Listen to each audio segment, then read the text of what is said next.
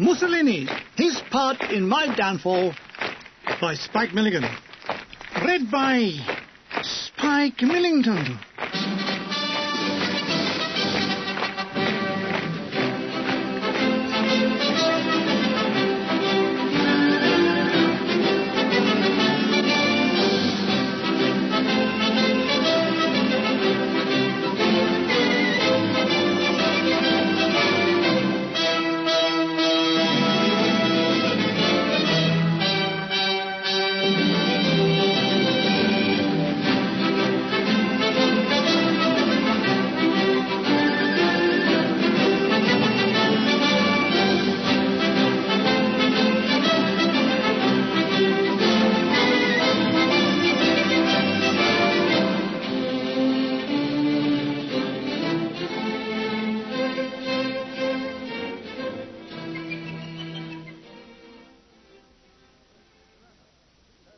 Salerno, Thursday, September the 23rd, 1943.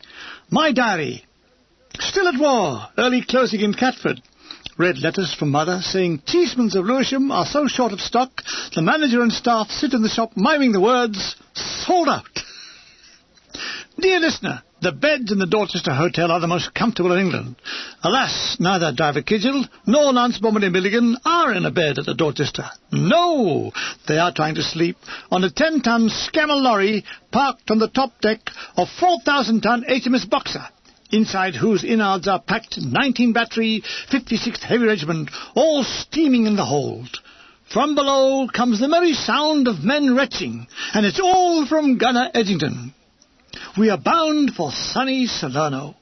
For 13 days since the Fifth Army landing, a ferocious battle has ensued on the beachhead. Even as we rode the waves, we knew not what to expect when our turn came. The dawn comes up like thunder. Thunder? Yes, that's thin thunder. Shh! We all shout. The chill morning air touches the khaki Sinamurists sleeping heroically for their king and country. We are awakened by Gunner Woods in the driving cab, who has fallen asleep on the motor horn. A puzzled ship's captain is wondering why he can hear the sound of a lorry at sea. Kidgel gives a great jaw-cracking yawn, and that's him finished for the day. He stretches himself, but he doesn't get any longer. Deep in his eyes I see the engraved word, tea. Wakey, wakey, he said, but didn't.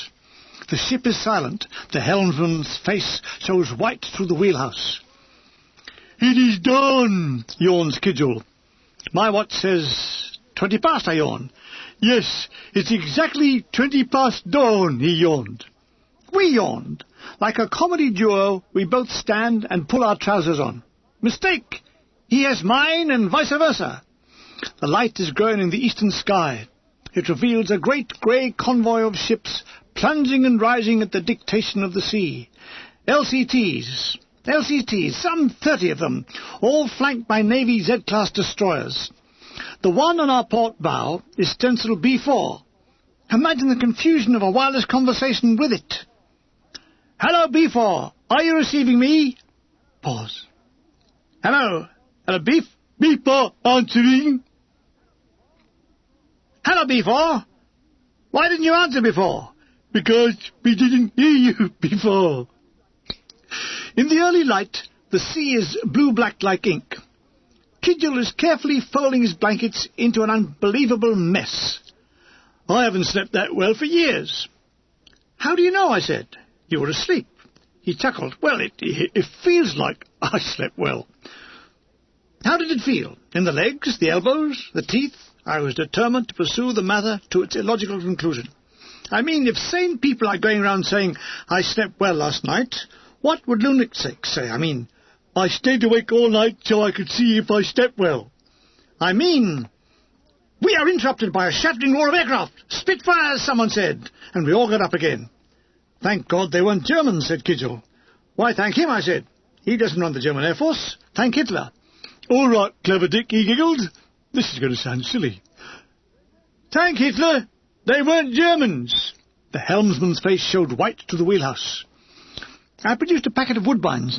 I offered one to Kidgel. I had to. He's got the matches. My watch says 12:20, That means it's about 7 o'clock. We stow our gear into a lorry full of sleeping gunners with variable pitch snoring. 3 of them are snoring the chord of C minor. We decide to walk forward. The Boxer makes a frothy swathe as her flat prow divides the waters. The sky is turning into post-dawn colours, scarlet, pink, lemon. It looked like the ending of a treacly MGM film where John Wayne joins the Ghost Riders in the sky. Personally, I can't wait for him to. It's chilly. We wear overcoats with the collars up. Kidgel looks pensively out towards Italy. I was wondering about the landing. Don't worry about the landing, I said. I'll hoover it in the morning. He ignored me, but then everybody did. I've been thinking. Thinking, I said? This could mean promotion. I was thinking, supposing they land us in 6 foot of water. Then everyone 5'11" 3/4 will drown. Well, that's the end for me, then. I thought you were a champion swimmer, I said. You can't swim in army boots, you're right. There's not enough room. What are you talking about? I'm talking about 10 words a minute. What are you talking about? A merry Matelot approaches with a huge brown kettle.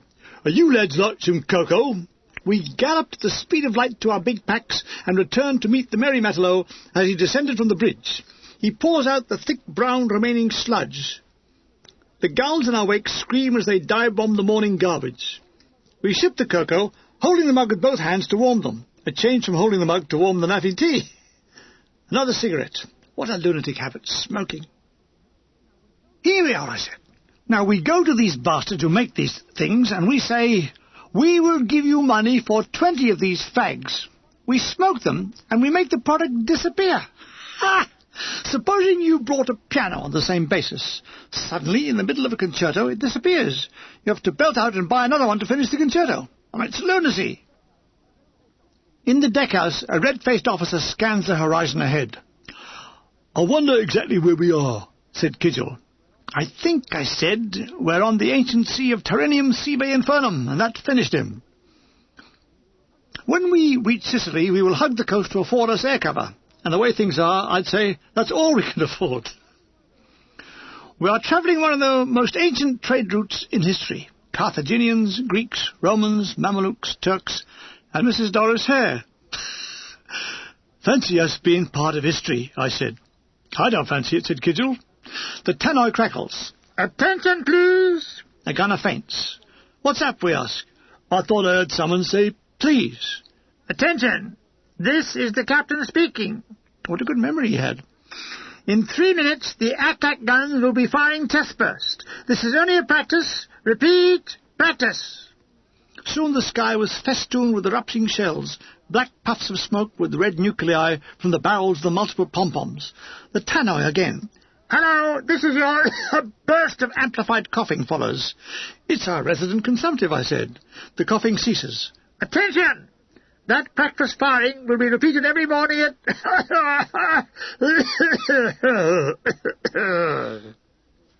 The helmsman's face showed white through the wheelhouse. I feel a sudden attack of roll call coming on, I said. I was right. Sergeant King lines us up on the deck. We answer our names and anyone that isn't even there. Even if they call Rasputin, a voice said, Sir! Milligan, Sir! Divine, Sir! Eddington, Eddington! From the deck below comes a weak voice, Sir! Followed by retching, Britannia rules the waves, but in this case he waves the rules. A roar of engines, the Spitfires return. We all get up again. They repeat, roaring back and forth throughout the day. We get used to it. We get so used to it that when a Focke-Wulf shoots us up, we're all standing up, aren't we? Breakfast is happening in the galley. I have been a slave to breakfast all my life, but breakfast and a galley stave never, said Kidgel. We lined up head-on to a trio of navy cooks who doled out spam fritters, bread, marge, jam and tea, and avoided looking at it when they did. We ate on top deck, enjoying the sea breeze, the pleasant weather. Were we really going to a war, or were we on our way to Southend for the day? As Kidgel is licking his mess tins clean, the klaxons go. Submarine scare! Immediately the destroyers start circling. Gun crews scramble to their mounts, the barrels train down. A false alarm! Curses! I wanted to see the greedy wake as the missile raced from the U-boat, a sneer on the German captain's lip. "Take that, Englander!" On the bridge of the HMS Dauntless, Lieutenant Winfred Behrman Plague turned his trim little craft toward the black periscope. "Full speed ahead!" The words came through clenched teeth and fists. Too late, the Germans suddenly seized the bows of the British destroyer, sliced through the conning tower, splitting the Kaiser's picture into 1,000 fragments. "We didn't even get a depth charge," said Kidgel. "My God," I said, "isn't a charge on depth now?" A long, green, groaning thing is approaching. The identity tags say, Edgington, 393271 C of E. "Was that a Jerry sub?" he said. "No, it was a false alarm," I said. "Oh dear," he moaned, "I wanted something to cheer me up." He managed a wry smile, opened a tin marked Emergency Chocolate Ration, and took out a cigarette. Never a stingy one, he offered them around. The fact that there was only one left in the tin left much to be desired. I desired it, so I took it. "You sod," he said. We shared it. "You feeling any better?" I asked. He groaned. I'm no bloody good at sea." But you've always been at sea, Harry." "I missed my bloody breakfast." "We've just had breakfast, and believe me, you haven't missed anything," I said. Edgington's empty stomach rumbles loudly. "Spitfire!" shouted Kitchell. We all get up again. "What was for breakfast?" said Edgington. "We don't know," I said. "There's a court of inquiry this afternoon." Midday. The sun is out. It's the perfect temperature. Not hot, not cold, rather like navvy tea. September the 23rd, evening. My diary. Sighted northwest tip of Sicily. If my geographical recollections were right, that would be Cap St. Vito. It wasn't. In the evening light, inland mountains seemed made of purple mist. On the sea was a green-grey sea fret. To the primitive mariner, it must have given birth to legends. To gun a little, it gave forth to, "I wonder what for dinner." He watches a destroyer's evasive zigzag course. "That driver must be pissed," he said. Ha ha ha. He'd been a regular for 11 years and had risen to the rank of private. He was sweating on being downgraded. I don't think he could be. From where he was, the only way was up. He had 2 great bunions on his feet. Mind you, he didn't think they were great. They had promised to downgrade him to 2B. I approached him, struck a Hamlet-like pose, and I said, "2B or not 2B?" He tried to throw me overboard. "It'll be my luck to get killed, and next day it'll come through downgraded to B2. You wait and see," he said. "That would be terrible," I said. "Being killed is bad enough, but being a corpse and 2B as well, that's too much." The cocoa pot Matelot introduces himself. He was Eddie Hackshaw, and from what I hear, still is. A short, squat London lad with a cheery smile. He had taken a fancy to me. He gave me a silver Arab ring for luck. He troops Kidgel, Edgington, and myself down to the engine room. We meet the engineers. They were embalmed in oil and grease, all Liverpudlians. "These are the whackers who do the engines," he said. "Ah, the famous do-wackadoos!" Groans. They'd been working long hours since D-Day and looked desperately tired. "It were bloody murder. 2 of our lads were killed on deck by Jerry artillery." We sat at their mess table, which was now a complete mess. "We haven't had time to scrub it since we did the landings." We sat and talked. They gave us tea, grub, and handfuls of fags. A big Liverpudlian, as I remember his name was Paul, said, "Do yous know the anagram of Salerno was Nassau?" I thought it was the other way round, I said. The face of the helmsman showed white to the wheelhouse. Lunch was a mangled stew, lumps of gristle floating on the surface. Edgington said if you held your ear to it, you could hear an old lady shouting, "Help, help, the stew." The curtain of night is falling as we pass Argonaut-like in the shadow of Sicily. The sun, like a scarlet communion host, dips into a horizon that is gossamer with mist. The wave-tops catch the last pink fading light and reflect like millions of flashing indicators. The night comes. We heard the tannoy. "Hello, attention. This is the captain speaking. There will be no naked lights, matches or cigarettes during hours of darkness. We are travelling through a known U-boat area. Will all officers ensure that this order is carried out? Dinner was lunch 4 hours later and several degrees colder. I went below and Hackshaw scrams me a bottle of beer. Where you been? Said Kidgel. In the galley. He leaps up, grabs his mess tins. Is there more grub then? Is there more grub, he said, saliva pouring down his chin like Pavlov's dogs. It may be an illusion, but night seemed to make the sea sound louder and lovelier. It even made Kidgel sound louder and lovelier. It wasn't long before he was humming a little tune and preparing his bed. Standing on top of his lorry made him look taller. It was the only thing that did. I had once asked him, were all his family short, and he said yes. And I said, why? And he said, because they're frightened of heights. We watched the destroyer sending a Morse lamp signal. Do you know, I said, Gunner Little thinks that Ash Wednesday is a 4th Division football team? We laughed. We were the only ones.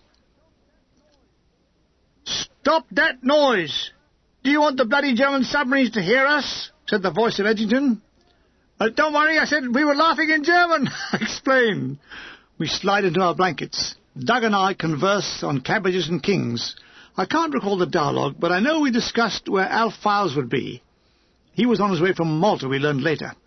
We also discussed our fears about Salerno. Like an omen as we spoke came the first distant boom of gunfire. You hear that? Said Doug. Yes, I heard it. Gradually, silences between exchanges became longer. I thought of home. Would I see them all again? It all seemed so bloody mixed up. How did we ever let this happen? Had we challenged Hitler when he occupied the Saar, it would have been a pushover. Too late now, chap. September the 24th, 1943. Ta-da! I awake at first light, and I heard gunfire. I sat bolt upright. We were down to about 3 knots, very slow, or granny knots, should we say. We were pulling into the Bay of Salerno. Oh, dear. All the beaches looked remarkably peaceful. Good.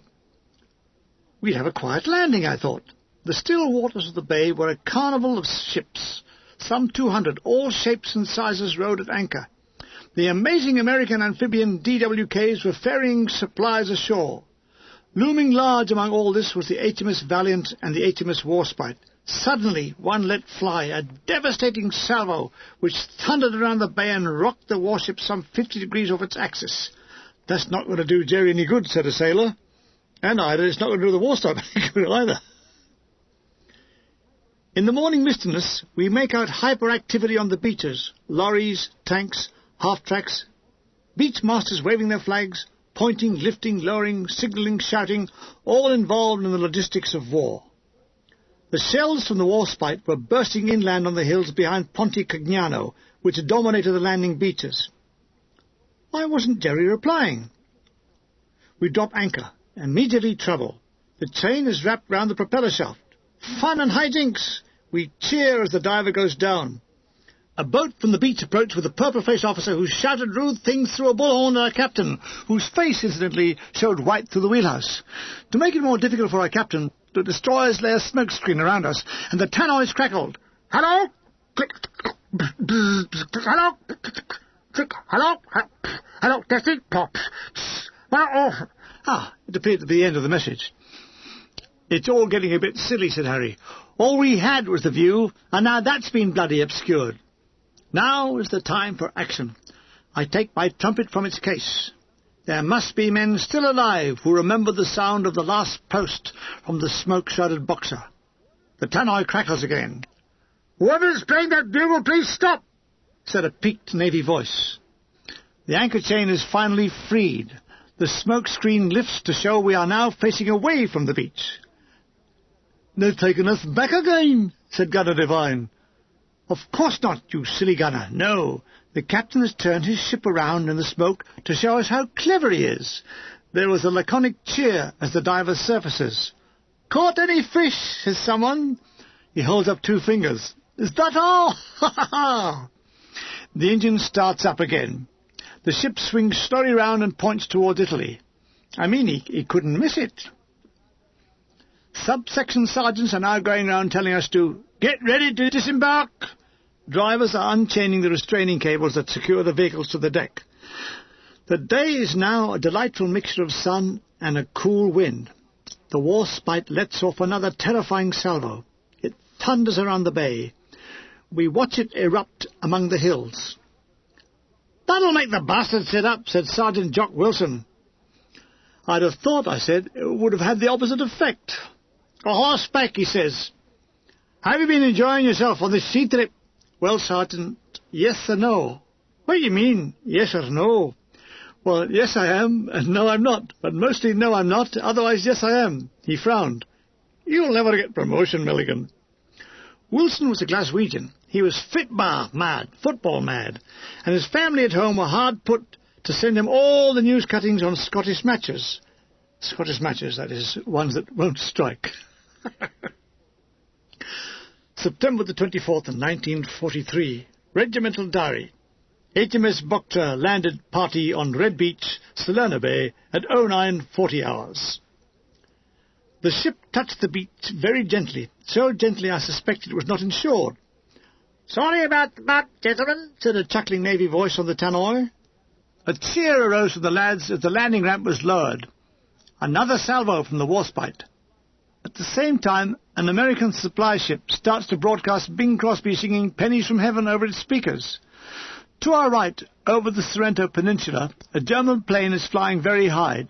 Pinpoints of high bursting ack-ack shells trace his path.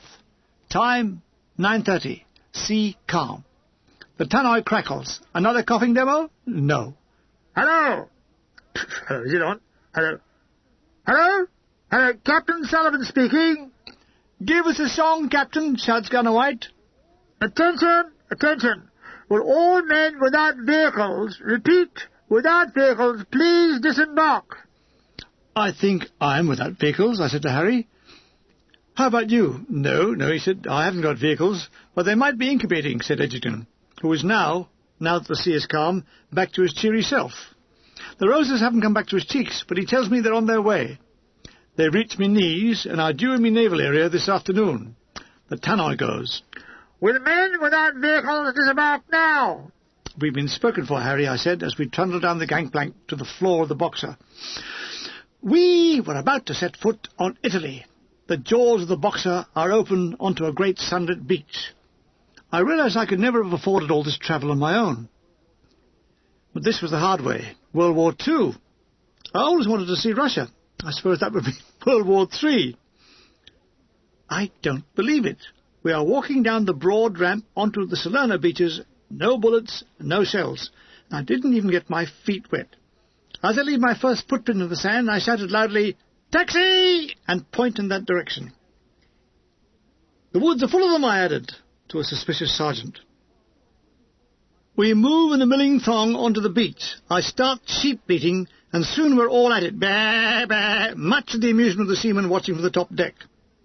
The Scenery, by Lance Bombardier Milligan. The beaches are a mixture of volcanic ash and sand, the colour of milky coffee. It stretches left and right as far as the eyes can see. Strewn along the beaches is the debris of a battle that has raged here before. An occasional German long-range shell explodes in the bay. There are no hits. The beaches vary from 20 to 30 yards deep. Back from this is a mixture of pine scrub, walnut trees and sand hillocks mounted with tufa grass. Bulldozers have made clearways flanked by white ribbons denoting mine-free areas. There is activity the length and breadth of the shores. Great ammo dumps are, as we watch, getting higher and bigger. Just inland, Spitfires are refueling and about to take off from a makeshift airstrip. American Aerocobras are revving their engines, turning into the wind and taking off in the direction of Naples. We congregated by the sand hillocks and dumped our small kit and started to explore the area. Hard by was an American Lightning plane that had crash-landed half in the sea. A glimpse inside showed a blood-saturated cockpit. "He must be very anemic by now," said Sherwood. There are slit trenches everywhere, water bottles, helmets, empty ammo boxes, and spent cartridge cases by the hundreds. "Oh, this must have been a hot spot," said Bombardier Fuller. At the bottom of a trench I spot a Scots Guards cap badge several pieces of human skull with hair attached, and a curling snapshot of 2 girls with an address somewhere in Streatham. I put it in my pay book, intending to forward it to the address. We come across 30 or so hurried graves with makeshift wooden markers. Private Edwards E, a number, and that was all. 14 days ago he was alive, thinking, feeling, hoping. If war was a game of cards, I'd say someone was cheating. We pause now for Gunner Edgington's recollections of the landing, which go like this. Stand well back. The scene as it met our eyes as we came up on deck, very early that morning, with the ponderous old HMS Boxer leading the convoy, and still some way off, the distant coast. It was barely dawn, mighty early. It was to be a fine day, though a touch of unaccustomed chilliness in the air. We had, after all, just come from North Africa. The sea calm, the elements indeed almost holding their breath. Overhead the sky was fairly clear, but there, dead ahead of us, was an awesome curtains-up setting of Salerno, a name which meant nothing to us at that juncture. It did to me, folks. I listened to the radio. An hour later, the sun having fought its way into its kingdom, my God, he's waxing lyrical, the incredible sight of a beautiful flat, broad, sandy beach, fringed some way back by tall grass over low dunes. Behind that, a great half-moon of meadowland with here and there large wooden areas, a spot that in other times might have been a secluded, quiet paradise of nature, and yet here raged war. For as far as the eyes could see along the beautiful coastline, a veritable armada of ships stood hull to hull, their prows to the beaches, disgorging soldiers and endless waves of sophisticated war-making machines. The activity that swarmed in unbelievably unhurried fashion, reminiscent of Hampstead Heath and the fairgrounds at Easter, had as its musical accompaniment the roar of great guns, the incessant racket of powerful vehicles, and the cheerful shouts of men with megaphones yelling leisurely instructions to us all. As the Boxer's great jaws opened slowly to the wondering gaze of us all standing within, we saw to our left a Spitfire, brewing up, flaming and smoking hideously, and past it on a grassy fringe a very tall, slim flagpole, from its very top almost to its base a broad strip of red cloth fluttering. Red Beach! Well done, Harry.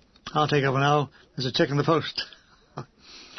We all stand well back and far away from any work, and watch the confusion of unloading the vehicles. Officers and sergeants are weaving back and forth, saluting and shouting. "What are they doing?" said Edgington. "I think they're trying to win the war," I said. "Why?" he said. "I'm satisfied with it as it is." Kidgel's Scammer lorry is emerging from HMS Boxer. I ponder the logic that gives a driver 5 foot 5 inches, a giant lorry to drive, that necessitates him putting an orange box on the seat before he can see out. Gunner Devine has taken his boots and socks off and is paddling in the sea. An irate officer shouts at him, "Hey, you! What do you think you're doing?" "I think I'm paddling, sir," was the reply. "Paddling? This isn't bloody Blackpool." "I know that, sir. Blackpool's in England." "Get dressed at once and report to me." The officer stormed off. Well, almost. In turning, he hurt his ankle. Next thing, the khaki god of authority is hopping up and down, holding the injured limb, his face contorted with pain. He sees before him a sea of smiling gunners. "You're all in a charge!" he screamed. "I think that's a fair ending," said Edgington, grinning at the departing cripple. My God, Edgington was holding a mug of tea. How did he do it? He pointed to a tin brewing over a derb fire. Sergeant Mick Ryan comes across. He's dripping with sweat. Was it fear or work? "Come on, you bloody signallers!" He points to a Scammell and a jackknife 7.2 gun well down in the sand. We take the drag ropes and pull. The rest of the morning is a repetition of this. Heave! Steady! Heave! Steady! Heave! A naval officer in virgin white uniform motors past in a jeep. He is tall, suntanned. He has the eyes of a man used to searching distant horizons, a handsome, intelligent face, and strong jaw, and a mouth with the suggestion of a smile. The medals on his jacket told of his past heroisms. He was, how could I describe him? A pain in the arse. Nice Lieutenant Button is approaching. "Hands up, all the men who want to go to war." There was a massive negative response. He points to me. You, Milligan. This was victimization. There must be some mistake, sir. I'm 86 and a cripple.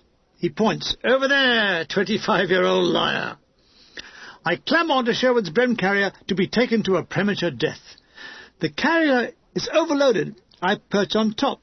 Budden sits in the passenger seat looking at the maps. We roll across the sandhills. It's not easy for me to stay on, so with consummate skill, I fall off. Wow! Stop being silly now, Milligan, said Mr. Budden. I remount. This time I jam myself between two kit bags. We reach a secondary road, and here comes the bonus. We pass the temple of Neptune and Serene at Paestium, both looking beautiful in the sunlight. Strung from the Doric columns are lines of soldiers washing. At last they had been put to practical use. If only the ancient Greeks had known! What the ancient Greeks didn't know was that I, Lance Bombardier Milligan, had fallen off again. I got back on. This time I removed the kit bags. I climbed into the hole, and they lowered the kit bags on top of me, leaving my head and shoulders free. I appealed to Sherwood to drive slowly past the temples. What temples? You'll never get another chance to see them close at hand, I said. You're right, he said. You'll never get another chance to see them again. And he drove on. Mr. Budden had heard all this. Bombardier Sherwood is not of a scholastic mind, Milligan. He is the son of the soccer field. Had you said, slow down, Reading are playing the Mussolini Rovers, I'm sure it would have touched part of his English soul that is forever football. We had cleared the sand dunes, the minor roads, and had turned left onto the Battipaglia highway going north. We wait to allow some of the vehicles to catch up with us. There's no sign. I suppose they've stopped to see the temples, grinned Sherwood. The houses that lined the road were 2-story square whitewashed. Hanging on the walls were strings of tomatoes. People sit outside on simple wood and rush chairs. The women were mostly bare-legged, wearing black clothes and wooden-soled sandals. Some pretty-faced girls looked from the upper windows. A short, fat, middle-aged balding man runs across the road and gives us a bunch of purple grapes. He smiles, shakes his hand in a friendly gesture. Viva Inglesi! Viva Inglesi! He says. I chew grapes and spit the pips at the neck of Sherwood. 20 minutes later, our little convoy is complete. We are to establish an OP somewhere up there. Budden pointed to the mountainous countryside ahead. I hated OPs. When they were quiet, they were quiet. But when the shit was flying, it was a dicey place. We passed several burnt-out tanks, mostly ours, and that was the trouble. Jerry had better tanks. We were trying to get away with superiority in numbers. Very unfair on our tank crews. We never had any armour to match the Tiger or the Yag Panther.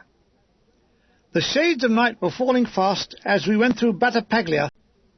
September the 24th, 1400 hours. My diary. Travelling up narrow mountain road, frequent stops to let farm cattle go past. Mountains each side, towering over us like Dormio's drawings in Dante's Paradise Lost. Not only is Dante's Paradise lost, but we are bloody lost. Lieutenant Budden is looking studiously at his map. The wrong way up. It's upside down, sir. I know that! I turned it upside down for a reason. Sorry, sir. I was only trying to help. Well, if you want to help, Milligan, act like a Basenji. Basenji? Basenji? He got me. What was Basenji? A platoon of battle-weary soldiers are filtering past us to the rear. Their shoulder flashes read, Queens. September the 24th, evening. My diary. Owing to the non-arrival of number 19 and 21 wireless sets, no battery OP can be established. Ordered to stand down. Now to let you have the boredom of the official history of the regiment. Their 19 battery position lay at the foot of Monte Mango and was approached by means of roads little better than mountain tracks, worse indeed than those encountered in Africa. Yet by evening, after a day of feverish activity and some quite unprincipled borrowing of equipment, cigarettes, chocolate, etc., they were in action, and were immediately given the attention of Stukers. Now, Gunner Edgerton recalls the first gun position. Action! Lights! Cameras! I recall travelling on one of the scammels as we went into action. We travelled 14 miles, I remember Bombardier Dean saying, yet we found out later the bridge there was only 2 miles in depth.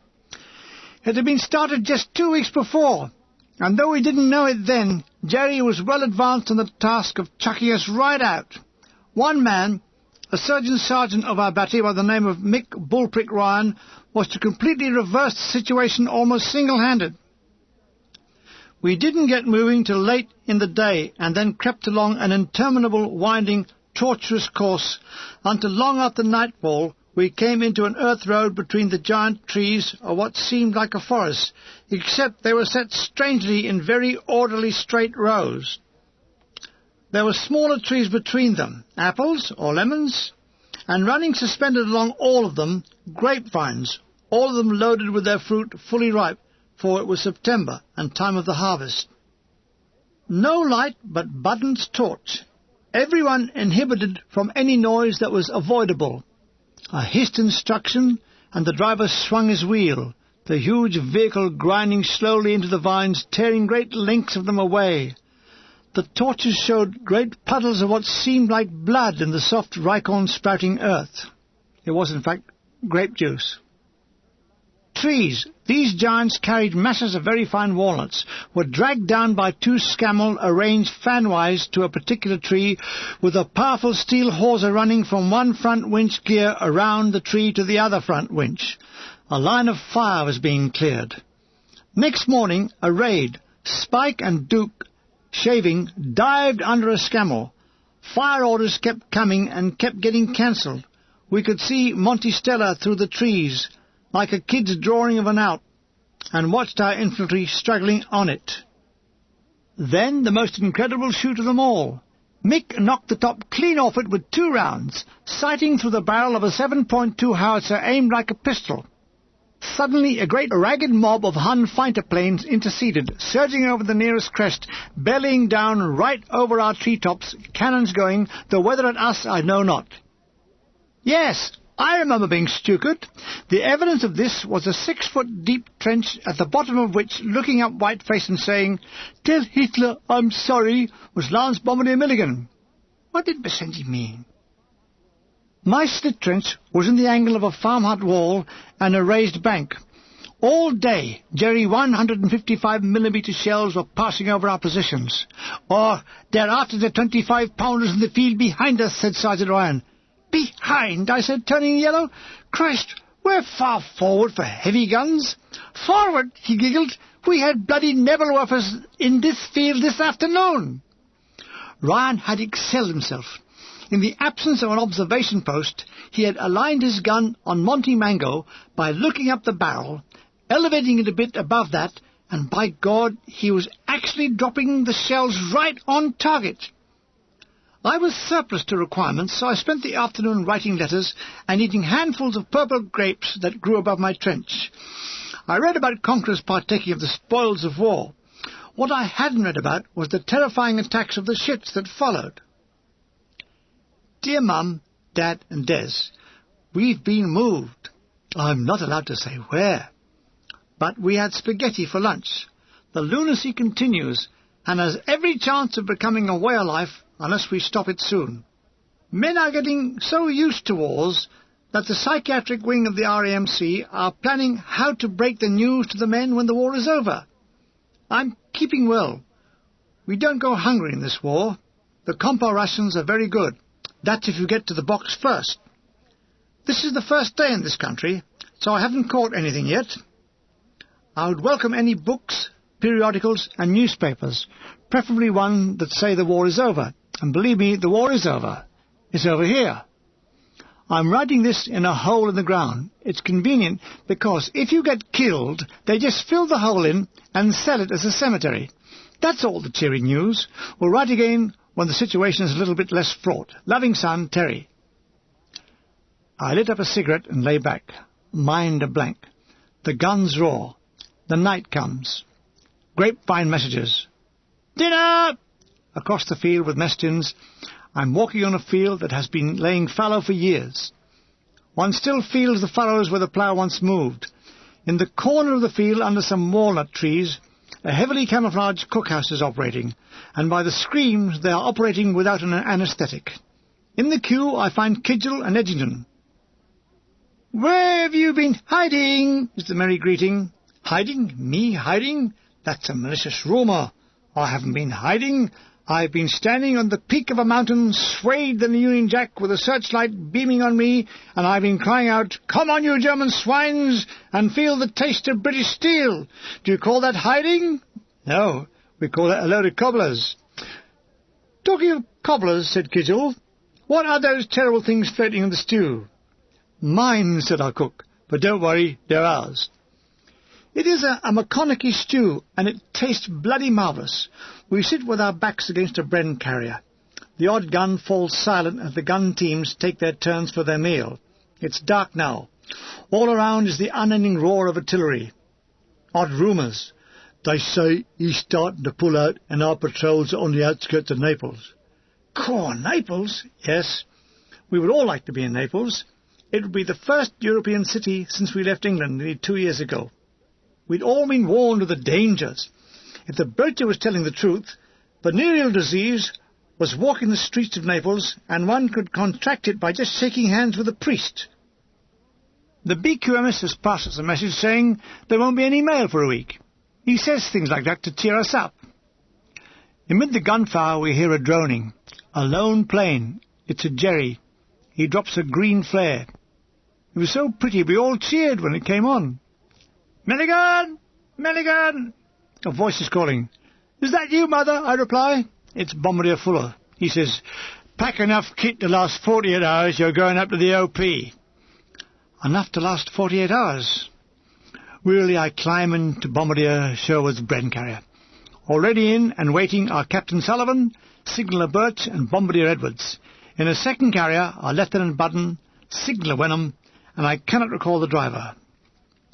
If I did, he wouldn't hear me now. My diary. Got onto a narrow road to Mango. Road jammed with vehicles. 2 trucks ahead stuck by Jerry mortars. Stuck for nearly 2 hours. Progress is slow. Road jammed with vehicles. Very dark now. Ahead is a glow of a large fire. Lieutenant Budden dismounts. He's coming towards us with a face that says Confusion Unlimited, and he appears to be the managing director. "That's the mountain up there." He points to a mountain that is big enough it doesn't need pointing to. Still, I take his point. "We've got to get up there." "We'll need a ladder, sir." "How are we going to get a Bren carrier up there?" says Birch. "We post it," I said. He tried to hit me. "I'll miss him," I said. "Ooh," said Birch, a helmsman whose face showed white through the wheelhouse. It's really dark. We can hear the small arms fire ahead. The crump of mortars is endless. What was Basenji? There is now a nose-to-tail traffic jam along the narrow-walled lane. The red glow ahead is getting larger and now owns the sky. Some walking wounded are squeezing past. "What's happening?" I said to one of them. "Jerry mortars. They set fire to an ammo truck. Any minute now, it'll all go up." He had hardly said it when there was an explosion, and random fireworks of the ammo going off showered the sky with sparks. It was great fun, and costing us a fortune.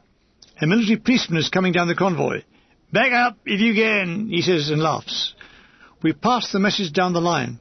Half an hour later, we start to move backwards. A dispatch rider is riding up from down behind and calling out, "Any 19 battery here? Any 19 battery here?" Bert says, "Yes." Silly sod! Never answer anything in the army. It's too late now. It's Don R. Lawrence. He tells us we have to take the Bren carrier and go back to pick up a wireless set which has just arrived from the beach, and Captain Sullivan on another truck is going to go to the OP, so we breathe a sigh of relief. We start extricating the Bren carrier from the congestion. Marvellous! When we've almost got it out, the bloody thing breaks down. We struggle and manage to push it onto the side to allow the traffic through.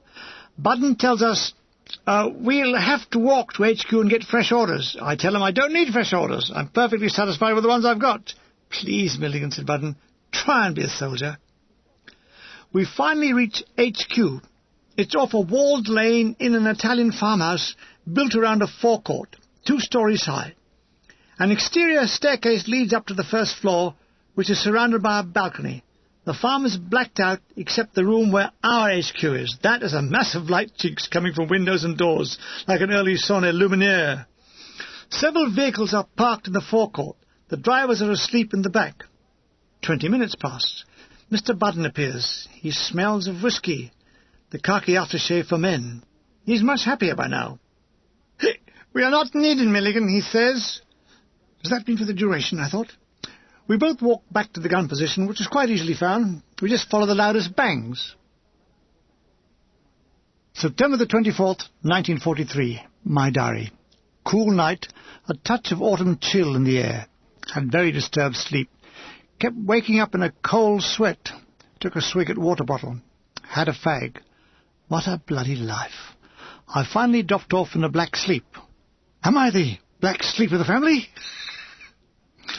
September the 25th, 1943. I awoke at first light. I sat up and yawned. I felt as tired as though I had not slept. A morning mist is rapidly disappearing. It swirls around the head of Monty Mango. I start the ritual of folding my blankets. A voice calls, "Hey, Terry! Terry!" Terry? I hadn't been called that since I became khaki. It was Reg Lake, a captain in the Queen's Regiment. He'd been sleeping about 30 yards away. Reg was the pre-war manager of the New Era Rhythm Boys, one of the best semi-pro bands in London. He was the one who gave me my first break as a crooner. The last time I'd seen him was on a 137 bus going from Brockley to Victoria. "My God, Terry, what are you doing in this godforsaken place?" "I'm helping England win the war." What a bloody silly question. "Reg," I said, or do I call you sir? "Look," he said, "how long have you been here?" he said. "I came yesterday. I thought it was a day trip." "I was here on the landings. You missed all the fun." "Oh," I said, I'll try and make up for it." It was difficult to make conversation. I couldn't say, "Where's the band playing this week?" I asked what had happened to the boys in the band. "Oh, all split up," he said. "That must be painful." "Most of them are in the services. Do you remember Tom, the tenor player with only one lung? Well, they took him." "Oh, well, they took me, and I've only got two." He was called away by a sergeant. I never saw him again. I've no idea if he survived the war. If he reads this book, I hope he gets in touch. A voice is calling across the land. "Bombardier Milligan! Bombardier Milligan! Bombardier Milligan is dead," I called in a disguised voice. The voice replied, "Then he's going to miss breakfast. Good God, it's nearly 9. I just get to the cookhouse in time to have the remains of powdered egg, bacon and tea that appears to have been all cooked together." "You slept late," said Edgington. "Yes," I said, "I'm training for sleeping sickness." We are now gathered around the water truck doing our ablutions. Edgington is the lather stage, peering into a mirror the size of a half-crown propped in a mudguard. He was moving his face clockwise as he shaved. I had stripped to the waist, which brought cries of, "Where are you?" I had my head under the tap, enjoying the refreshing cascade of chlorinated water, at which time 12 FW-109s are enjoying roaring out of the sun, guns hammering. There's a god-awful scramble. We all meet under a lorry. I caught a glimpse of the planes as they launched their bombs on the 25-pounder regiment behind us. "Look out!" warns Edgington when the planes were halfway back to Germany. He'd hurled himself face down. Suddenly it was all over. We stand up. Edgington presented a face half lather, dust and squashed grapes. What was I laughing at? One moment I was well. Next moment I was on my knees vomiting. It was unbelievable. I became giddy. Kept seeing stars and the Virgin Mary upside down. "Oh, report 6, said Bombardier Fuller. "Oh, you're so kind," I said. They took me to the doc, who said I had a temperature of 103. "What have you been doing?" he said. I was washing, sir." He didn't believe me. Having a temperature of 103 allowed you to stop fighting. No, but seriously, folks, I was ill. Oh, I was ill. The war would have to go on without me. In the Bren carrier, they took me shivering with ague to the forward dressing station. It was a small, tented area off a rough track. A lance corporal, tall, thin, with spectacles, took my details and tied a label on me, and I think it said, "This way up." "That stretcher there," he said. So they were going to stretch me. I felt a bit of a fraud. I forget which bit I felt. Around me were seriously wounded men. Some were moaning softly. A chubby Catholic priest, about 45, red-faced, blonde hair, going grey, walked among us. "And what's wrong with you, son?" "I got fever." "Fever?" "Yes, sir. Disappointed, Father." He grinned, but it didn't wipe the sadness off his face. He told me they were waiting for the arrival of some badly wounded men from the Queen's. They were trying to take that. He nodded towards Monte Stella. 3 jeeps arrived with stretcher cases. Among them is a German, his face almost off. Poor bastard. There was a trickle of wounded all afternoon. Some walking, some on stretchers, some dead. The priest went among them carrying out the last rites. Was this the way Christ wanted them to go? The most depressing picture of the war was for me the blanket-covered bodies on stretchers, those boots protruding from the end. For my part, I kept falling into delirious sleep where I told General Montgomery to sing God Save America with his trousers down. When I awoke, it was evening. I'd been laying there for about 4 hours. "Are they going to take me?" I asked an orderly. "Yes, you're next, Corporal," he comforted. "We had a lot of badly wounded. We had to send them off first. Understand?" And I understood. With the sun setting and the tent sides turning pink in the light, I was loaded aboard an ambulance into the top bunk. The top bunk! It all came back to me. The top bunk. That's the one my parents always put me in during those long train journeys across India on the old GIP railway. It was all so long ago. The ambulance bumped and jolted through the narrow mountain roads.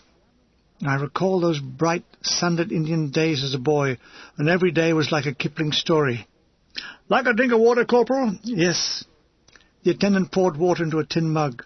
I gulped it down in 2. It tasted like nectar. It was 4 stretchers to an ambulance. In between, with his back to the driving cab, sat an orderly. The inside was painted white. The vehicle smelt new. A blood plasma bottle was attached to the soldier on the lower bunk, his chest swathed in bandages. The orderly constantly checked the flow of the blood plasma. The German kept groaning. It all seemed to be coming to me through a heat-charged mist. I was hovering twixt delirium and reality. Finally, I dozed off. The ambulance stops. Nearby artillery are banging away. The doors open. It's dark. A voice mixed with gunfire. I'm being unloaded. I'm on the ground. From there, a large municipal building with a flat roof is silhouetted against the sky. Covered with ivy, it looks like the setting for Gormenghast. I'm carried upstairs, along corridors, more stairs, and finally into a dim-lit ward of about 30 beds, all with mozzie nets down. I'm placed on the floor. "Can you undress yourself?" said an overworked orderly. Yes, I can." "The pyjamas under the pillow." He points to a bed. My God, it looked good. Already turned down. White sheets and pillows. 2 pillows. Being ill was paying dividends. I pulled on the standard blue pyjamas. "Where's the Kazi?" I said weakly. He pointed out the door. "It's dead opposite." I wasn't quite dead, but I went opposite. That journey over, I pulled my body under the seats. I was desperately tired and feverish, but stayed awake to enjoy the luxury of sheets. Another orderly. They all wear gym shoes, so you don't hear them coming. He took my pulse, temperature, entered them on a board that hung on the foot of the bed. "You like some tea?" He spoke Yorkshire. "Aye," I said in Yorkshire. "Anything to eat?" "Yes, anything." He came back with a plate of tomato soup and bread. On the tray were 4 white tablets. "Take these when you're done. They help bring the temperature down." "I don't want it down," I said. "I want it up for the duration." I gulped the soup down and took the tablets and brought them all up. Who said... September the 26th, 1943, 0600 hours. Awakened by a nurse. A female nurse, all pink and scrubbed in spotless uniform, smelling of pear soap. "Darling, I love you. Marry me," I said. "Good morning," she said, threw back the mozzie net, and before I could answer it, had stuffed a thermometer in my gob. "It's down," she said. "What's down?" I said. "They're only 100. She bent over the next bed and showed 2 shapely legs. Oh, one would have been enough. Oh, I felt my temperature going up, up, up, up, up again. I really was ill. I fell asleep and orderly woke me up with breakfast. The ward was coming to life, but I wasn't. Orderlies were taking on the last of the blackouts. Those patients who could were putting the mozzie nets up, trailing out to the ablutions, and others were swallowing medicines. "Here comes mine. 4 white tablets. What are they?" The orderly doesn't know. "I don't know. I don't have to," he says. "Then if you die, it's not my fault." Cheerful bugger. For the first 2 days my temperature goes up and down, and so that I'm not alone, I go with it. At night it was worse, with delirium and terrible dreams. However, gradually I start to recover. The nurse, I wish I could remember her name, tells me of an incident. In the officers' section there was a colonel from the RAOC. He's due for a hernia operation. The matron has been given the job of shaving him. She knocks on the door. "Come in," says the colonel. The matron comes in, throws back the bedclothes, lathers all around his willy and shaves him and starts to leave. The colonel says, "Oh, pardon me, matron, but why did you bother to knock?" In the next bed is the Marine Commando, Jamie Nottam. He's in with our old friend Shellshock, received during the landings around Marina. He was 41, a bit old for a Marine Commando. "I used to be a gentleman's gentleman," he said, speaking with a broad Scots accent. Jamie is sitting on the edge of his bed. He is in his battle dress, his boots highly polished, a hangover from his gentleman days. His bed was immaculate. His eating irons and mess tins shine like silver. He basically wanted to do things properly. If he folded a newspaper, it was always perfectly square, but there the creation stopped. He could never make anything. It was always do, but what he did was perfect. He must have been an ideal servant. It's 11 o'clock of the morning. Outside the sun shone that autumnal light more silver than gold. It beamed to the windows of our ward, favouring the beds who were on that side. In the centre of the ward are 3 trestle tables loaded with books, periodicals and newspapers. On one is an old Italian wireless set plugged up to a ceiling light. From it issues music from Allied Forces Network in Algiers. It's mostly dance band music and singers like Crosby, Sinatra, Dick Hames, Vera Lynn, Anne Shelton and Evelyn Doll. Who? The ward is big, high ceiling, plenty of light. All the bedside lockers have a water jug and glass. If you wished, you could have orange or lemon juice flavouring. In the locker were those tortuous pieces of porcelain, the bedpan and the pea bottle. The attempt to make the place look homely, small tins with a few wildflowers, was very much appreciated. Since my admission, the sounds of artillery had daily receded. It was now reasonably quiet, save for the sounds of planes passing overhead. Some of the patients sat up in bed, some writing letters, some reading newspapers with headlines like, "Ambassador Kennedy tells President Britain is finished." If he meant after the war, he was spot on. Some soldiers had donned their dressing gowns and were seated on other patients' beds, talking, smoking or playing cards. The sick ones lay still, some asleep, some staring at the ceiling. We aren't a casualty ward, so we don't have any blood or bandages. The lad in the bed on my right is very ill and in an oxygen tent. He has pneumonia and looks ghastly. My temperature was down to normal in the day, up to about 100 at night. Tell me, Jamie, how did you get into the commandos at the age of 41? I told them I was 30. Why didn't you say you were 13? You could have got out altogether. Oh, Spike, I wanted an adventure. You call this adventure? He shows me photographs of himself outside his master's manor house somewhere in Scotland. You left all this to come here? He nodded ruefully. I must have been bloody mad, he said. Well, he was now. He was interesting company, even though he was on tranquilizers and occasionally fell down. I sent him on errands like scrounging fags, getting my breakfast tray, bringing an extra cup of tea. He loved it. He was back in service again, so to speak, and I took advantage of it. So I'll give you a brute to clean, he'd say, and I would say yes. I felt well enough to write another letter to my parents. My dear Mum, Dad and Des, I am officially somewhere else. That somewhere else is where I am. I am not at liberty to say. The whole of this land we have arrived in is now top secret. In fact, no one is allowed to know where it is. Even the people who live in it are told to forget that they are here. However, the bloody Germans know where it is, and don't want to let us have it. Spaghetti. I've been here about a certain number of days, spaghetti, and we all arrived here by certain transport and landed at a certain place at a certain time. All these facts I'm dead certain about, spaghetti. We're allowed to mention the sky, so I'll say that we have in fact got one. It's directly overhead and high enough to allow us to stand up. The weather, well, it was nice and warm when we landed, but it's turning cool, as are the natives. And now there is rain every other day. I am not with the regiment at the moment, no. I've had an illness called sandfly fever. It's caused, the name suggests, by getting sand in your flies, which immediately send your temperature soaring. So despite the cold weather, I'm quite warm, thank you. In fact, my temperature got so high, walking patients used to sit around my bed at night to keep warm. Spaghetti. However, I'm better now. I've still got a temperature, but it's normal.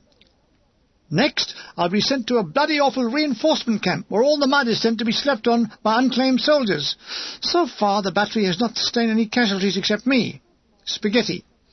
With the censorship as it is, it's pointless to write any more.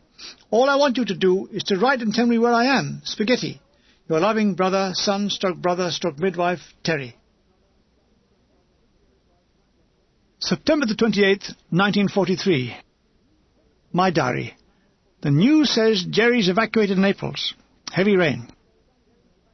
A Scottish, sandy-haired, freckle-faced doctor is at the foot of my bed. He looks down at me and smiles as he looks at my board. Temperature down, then. Is it, sir? It's 99. How do you feel? I feel about 99, sir. I slept most of that day, waking up for meals. It was all very pleasant. The service, the sound of the rain, the bloke in the next bed dying. That evening they took him out for some kind of an operation, and he never came back. I remember the name on his chart was Parkinson, ACC. He was a cook, age 45, and he'd snuffed it. Poor bugger. Still, he was an army cook, and killed quite a few in his time. What news? There's an Ensa concert party in the big hall this evening. What's Ensa? Said Jamie. I told him every night something awful. The hall was packed. There is a proper stage. On the curtains are the faint outlines of the fascist emblem, which have obviously been unravelled in a hurry. A sergeant is in the pit on a lone upright piano. He strikes up a merry medley of tunes. Bluebirds over the white cliffs of Dover. And why shouldn't they be white with all those bloody birds flying over them? The curtains part, and there are 3 men and 2 girls in evening dress. They look like the squares of all time, and they're all singing, "Here we are, here we are, here we are again," which was an outright bloody lie, as we'd never seen them before. We gave them a good hand. A short, red-faced male with a fierce haircut and popping eyes comes forward and starts to wrestle with the microphone to bring it down to his height. Thank you, he gusses. Well, as we say, here we are again." He tells a series of terrible jokes, and we roar with laughter. He announces the Something Twins. On come 2 girls dressed as Shirley Temples. They sing "On the Good Ship Lollipop," and we wish to Christ that they were. They do a very simple tap dance. Storms of applause. Next, a male about 50 sings "The Bowmen of England" as if their bowstrings were all slack. He finishes. Storms of applause. On come the 2 girls dressed as sailors, loud whistles. They all sing "All the Nice Girls Love a Sailor." The 3rd male comes on. He's everything a comic should be except funny. About 45, rotund, evening dress, a flat cap, a glove on one hand. And after each joke he transfers the glove to the other and says, "On the other hand," he ends up with a song that I forgot even as he sang it. He left an indelible blank on my mind. The pit pianist then plays the Stars and Stripes. Storms of cheers. What liars we are. So it goes on. It was a brave attempt to cheer the lads up, and we all appreciated it. It was well, though, we didn't have to pay. We wander back upstairs to our ward. It's night now. The blackouts are up. Dinner is on its way. "Spike, they're letting me out tomorrow," says Jamie. "You going back to your unit?" "No, I'm going before a medical board. They're going to downgrade me." "You lucky sod." "I don't think I'd like any more fighting. I should have stayed at home." And so ended Jamie Notham's dream of high adventure. I wonder what happened to him. I wonder what happened to me. Thursday, September the 30th, 1943. I'm up and about. I'm okay. I'm cure. I'm normal again. I feel fine. I'm ready to be killed again. He's fit. Send him back, yes, etc., etc. The Scotch doctor on his rounds. "So you're leaving, Milligan?" "Yes, sir," said Milligan. "How do you feel?" "Very ill, sir. I feel very ill." I smiled. "Well, Milligan, all the things come to an end, Milligan." "Well, was I the good thing?" "Help!" 2 new patients arrive and are dumped in the bed each side. Both are coughing like consumptives. What luck! If I hang around, I might catch it. Shall I kiss one? I wonder where the battery are and what they're doing. Going bang, I suppose. There's a barber among the patients, Rifleman Houseman. "Anyone want a haircut?" There's no reply. "Free," he adds, and he's knocked down in the rush. I let him loose on my head. When he showed me the result in the mirror, I nearly fainted. "How's that?" he said. "Out," I replied. My head looked like someone had set it on fire. "It was all for free," explained Rifleman Houseman. "Brilliant recovery from sandfly fever by humble Lance Bombardier." So the headline should have run. All I got was a Lance Corporal suffering from incurable stupidity who said, "Bombardier Mirrington." "Well, that's almost me," I said. "You ought to be discharged tomorrow, Mirrington." "I see. I understand that my name is now Millington, and I am to be discharged as fit. Yes, RTU. RTU? That baffled me. So I sang it to a novella tune. RTU again, let us bring home. No. He blinked and made me sign a piece of paper that in as many words said, "We have tried to kill this man, but failed. You will be ready by 0:30 hours and take the unexpired portion of your day's rations." Unexpired rations? The mind boggles. I started a series of farewells and looked deeply into the eyes of all nurses with a look that said quite positively, "You're lucky I never screwed you." And they looked back with a smile that said, "When you've been promoted to captain, knock 3 times. October the 1st, 1943. It's a mixed day, a souffle of sun and cloud. Outside the 76th General, a 3-tonner truck is waiting like a wagon at the knacker's yard. A short, squat driver with a squint in his left eye finds and calls our name out from a bit of tacky paper. "Lance Bomberton Milligan." "Yes, that's me. I'm Lance Bomberton Milligan," I said. He called up the names of several more soldiers of the King, who at the sight of them would have abdicated. I inquire where we are being taken to. "A Corps reinforcement camp." He pronounced the word corps as corpse. Was it an omen? We all climb over the back of the tailboard. There's no roof, only the supporting struts. So started a journey of much boredom. Come, let us start. I look at the vacant stares of my travelling companions, all infantrymen. They have my sympathy. We drove for half an hour, during which time they never said a word. "Like a fag," I said to one. "Duh," he says. That was half his vocabulary gone, I thought. He was Irish. The roads are tired and dusty. Tanks have ground away the surface. After half an hour we passed through Battapaglia. "We're going south," I said. Still no sign of animation from my companions. The buildings we pass are all much like I originally described. The colours usually white, pale blue, deep blue, sometimes a light pink. Clusters of shops, small one-man affairs, all looking pretty run down and shabby. There are goods for sale, but none luxury. There's bread, vegetable, seasonal fruit, apples, walnuts, figs, grapes. Casa di Scarpa, shoe shop, and they show a very poor variety of shoes looking very pre-1939. What was I talking about? My shoes were pre-1920. What was I doing in this war? It's only 3 years old. I'm older than the war. It's not fair. How can a 3-year-old war understand a man of 25? We are passing freshly painted army signs, base ordnance depot, town major, Remy workshops. And what's this? VD clinic? So soon? Isn't love a wonderful thing? What isn't a wonderful thing is sitting in this bloody lorry with 7 Australopitheci. British prisoners of war didn't give information when tortured by the Germans, simply because they didn't know how to talk. "That town was called Battapaglia," said the Irishman. The act of speaking 5 consecutive words so exhausted him he lay down and fell into a dead sleep. We passed Italian military policemen, looking scruffy and unshaved. They were performing helpful tasks like guarding German POWs, whose asses they kicked in revenge. But they were getting weary of repeated insults from Allied soldiers, giving fascist salutes with cries of Mussolini spaghetti added with raspberries. Suddenly the sky blackens. Great thunderclouds congregate. The temperature lowers. Spots of rainfall. The Irish soldier then made an incredible prediction. "I think it's going to rain," and fainted. Immediately a deluge started. "See," he triumphed. With no cover, we sat huddled in our greatcoats. "Are you all right in the back there?" came a voice from the cab. "Come on in, the water's lovely," I said. The journey seemed endless. Where in God's name are they taking us? "I think," said the Mick, "I think they are just querying us." As quick as it started, the rain stopped. The sun came out. Soon we were all steaming like wet laundry. At midday, the lorry arrives at a field of tents fronted by a farmhouse. There's a sign, Corps Reinforcement Unit. We are shown into the HQ. A corporal seated behind a desk. "Name, number, religion, regiment," he tells us. "You are here to await pick-up by a regiment." "How long will that take?" I said. He frowns. "I've broken the code." "Well, I don't exactly know. So far, no one has picked up anybody. We've only been here for a week, so it will take a while for him to find a location. There are tented lines, 2 men to a bivvy.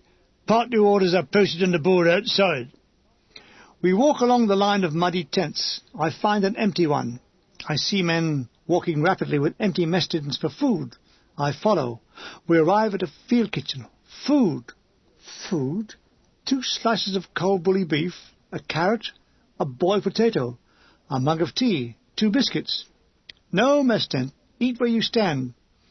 I see an intelligent face.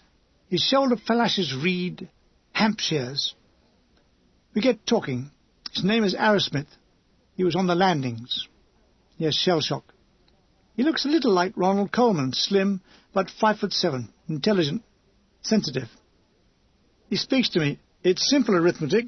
The longer you are alive in action, the nearer you are to getting your lot. You see, I think, I rationalise, and that way you see only too clearly your death approaching. If I go back to my mob, I'll never see Blighty again. I came ashore with B Company. At the end of 3 days, me, the sergeant, and 1 private were all that was left. We were given replacements. 2 days later, me and 2 of the new replacements were all that was left. I mean, it's on the cards. One night we were on patrol. We brushed for the Jerry patrol. A grenade explodes in a tree near my head. I don't remember anymore till I wake up in an ambulance. The quack says it's concussion and I'll soon be all right. All right? The cunt. He's talking about the outside. What about up in here? He taps his head with a spoon. It sounded hard-boiled. That's where it all happens, and inside me it says, no go. We go back to our tents. Can't sleep in these bloody things, said Arrowsmith, surveying his muddy bed. I suggest we look round for a dry place. Dry, you laugh, dry? Do you know what Basenji means, do you? What? Never mind, I said. We squat in our tents, we smoke and talk. At this camp, there was a morning roll call at 7 o'clock. Breakfast from 7:30 to 8:30, then prayed at 9. The rest of the day you did what you could with a muddy field and 200 tents. There was no transport, no entertainment, no money. The boredom was unbelievable. I mean, if a man sneezed, it was considered entertainment.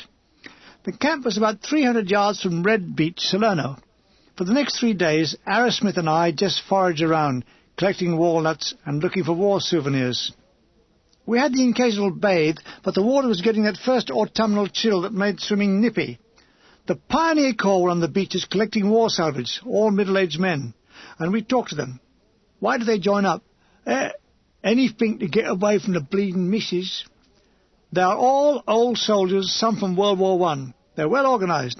At lunch they light a fire on the beach and are soon frying eggs and bacon. Like some grub? Said the sergeant.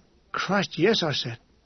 The sergeant is a Londoner. He's about 50, big, burly, and used to be a fish porter at Billingsgate. I was getting fed up, so I thought, have a go in the Pioneer Corps, why not? When they know that I've been a sergeant in World War I, they made me sergeant right away again. So straight on, I'm all right for lolly, eh? He tells us about the perks. The CO says, I go off and get some savage, so he takes a day's rations, bully beef and cheese and all that. We piss off somewhere and swap the bully and the cheese for either eggs or chickens. And we live like fighting cocks, but, he giggled, we don't do no fighting. For 2 days we met them on the beach and gave them a hand picking up empty ammo boxes, shell cases, and were rewarded with marvellous grub. The last day they brought 3 bottles of white Chianti. We got back to the camp that evening very, very merry. We had also solved sleeping in the mud. 300 yards east of our camp in the field, I spotted a small hut on legs. These are apparently farmhands' resting places during the hot harvesting season, made of straw with wooden slats for the supporting skeleton. It was lovely, dry and warm, and we slept very cosy that night. But all good things come to an end, in this case a cigarette end. We set fire to the place. The glow drew the attention of the enraged farmer, who came running across, and we had to grab our belongings and, wearing only our socks and shirts, ran like hell for the camp. We were stopped by the sentry, who had taken us to the guard room. The guard sergeant asked what we were doing, running around, half bloody naked. Our grass hut caught fire, explained Arrowsmith. I couldn't speak for suppressed laughter. What grass hut? Said the sergeant. We had to tell the story, and he put us on a charge for absenting ourselves from the camp. Next morning he forgot all about it. Well, not exactly. During the night he was convulsed with terrible pains in his side. He had a perforated appendix and was hurried to hospital. So next morning I presumed he'd forgotten us. The subsequent guard commander said, piss off. The boredom was getting me down. One grey morning I asked to see the OC. What for? said the corporal. "It's about Basenji." "Basenji? Wait here." He knocked on the door. A very crisp voice shouted, "Come in." Opening the door, the corporal said, "There's a dance, Brigadier Milligan, to see you, sir." I was ushered in. The O.C. was a major. He was a bright red. He wore a hat. Under a bulbous nose was a pepper and salt cavalry moustache. His chin was a mass of small broken veins. He blinked at twice the normal rate, and from time to time sniffed what was a running nose. He would be somewhere between 39 and 97. It was hard to tell. He was writing an aerograph, which, on my approach, he hurriedly covered with a blotter. Silly sod. What do you want?" he said curtly. "This will come as a surprise to you, sir, but what I want is a job." He looked at me, blinked and sniffed. "A job?" He stressed the word and said it again. "Job?" "Yes, sir. Being a soldier is a job." "Well, I want a job on top of that, sir." "What kind of a job?" "Any kind, sir. It's the boredom here. It's driving me mad." "You think you're alone?" "What's your army trade?" "It's a wireless operator." "Well, I'm sorry we don't have a wireless set for you to play on." "Any other job, sir. Otherwise I will desert." "Desert? Look here. Go to the Q stores, see Bombardier Logan, tell him the Major said you are to help him." I saluted and left him to his aerograph. As I closed the door behind me, I heard him give a gigantic sneeze and say, "Bugger!" Bombardier Logan turned out to be a Scot. He didn't have a face, just an area under his hat. His eyes, mouth and nose were all in conflict as to what should be in the centre. It turns out he was an ex-boxer. By the look of his face, every punch had got through. His ears were mangled fragments of gristle and skin. He was partially deaf, then he was only partially human. He was from Glasgow, and he spoke with an accent no one could understand, not even himself. He walked stooping forward, his arms hanging ape-like, a square head with real corners on it. From 8 in the morning to 8 at night, I worked. There was nothing else to do. If there had been, I'd have done it. He took pity on me and said, "You'll have some tea chest to make yourself a bed." Apparently he was saying you could have some tea chest to make yourself a bed. He permitted me to sleep in the same room. It was dry and had 3 hurricane lamps in, so at least one could read in bed. Having nothing to read didn't help. By day he talked to himself in Scottish guttural, interspersed with snatches of Scottish folk song. It nearly drove me insane. The Scots had taught the bagpipes to the Canadians, the Australians, the Indians, the Gurkhas, the South Africans, the Rhodesians, even the Chinese. My God, they had a lot to answer for. The bombardier couldn't even converse. Saying hello to him had him baffled. Every night he regaled me with stories of his boxing prowess. He'd had 200 fights. I asked him how many he'd won, and he said 7. He showed me a picture of his wife. She looked like she'd had 200 fights as well. She had, with him. What he really needed was a head transplant. Suddenly, with no warnings, we had to move. A back-breaking 24 hours loading stores onto lorries, again in the pouring rain. The Major, his name escaped me, but I think it was Castle, must have felt pity, for as the bombardier and I sat in the empty storeroom, soaked, he brought in a bottle of whisky and poured a liberal amount into our tea mugs. "You've worked very well, Milligan. I appreciate it. It's been bloody hard, boring time setting up this unit. We've had bugger all cooperation. All the stores, etc., have all been rushed up to the front lines. That's why the food's been so bloody awful. This place we're moving to, things will be much better." Well, that was nice. The first comforting words I'd had for weeks. Before he left, he said, "Before we leave tomorrow, any questions?" "Yes," I said. "What's Basenji?" He frowned, walked back a few paces, and then came back towards me. What's what?" "Basenji, sir. What's it mean?" "I've no idea." "Is it an Italian word?" "I don't know, sir." He stood a while, then turned and left in silence. The Scottish bombardier drained his mug. "It's an African dog," he said. "What is Basenji?" "An African dog. Can they bark?" My God, he knew what Basenji meant. How did he know? I was desperate to find out. I was once... October the 10th, 1943. We moved to a new depot. The new depot was at the north end of a coastal town called Castellamare di Stabia. We were to occupy a great railway repair depot, now deserted.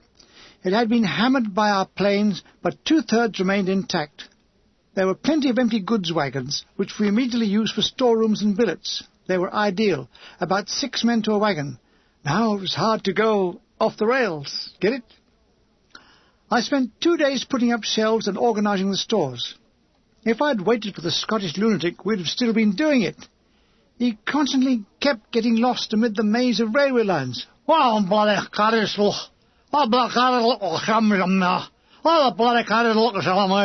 He was saying all these bloody carriages look the same to me. We had to draw a white cross on our wagon so he could find it.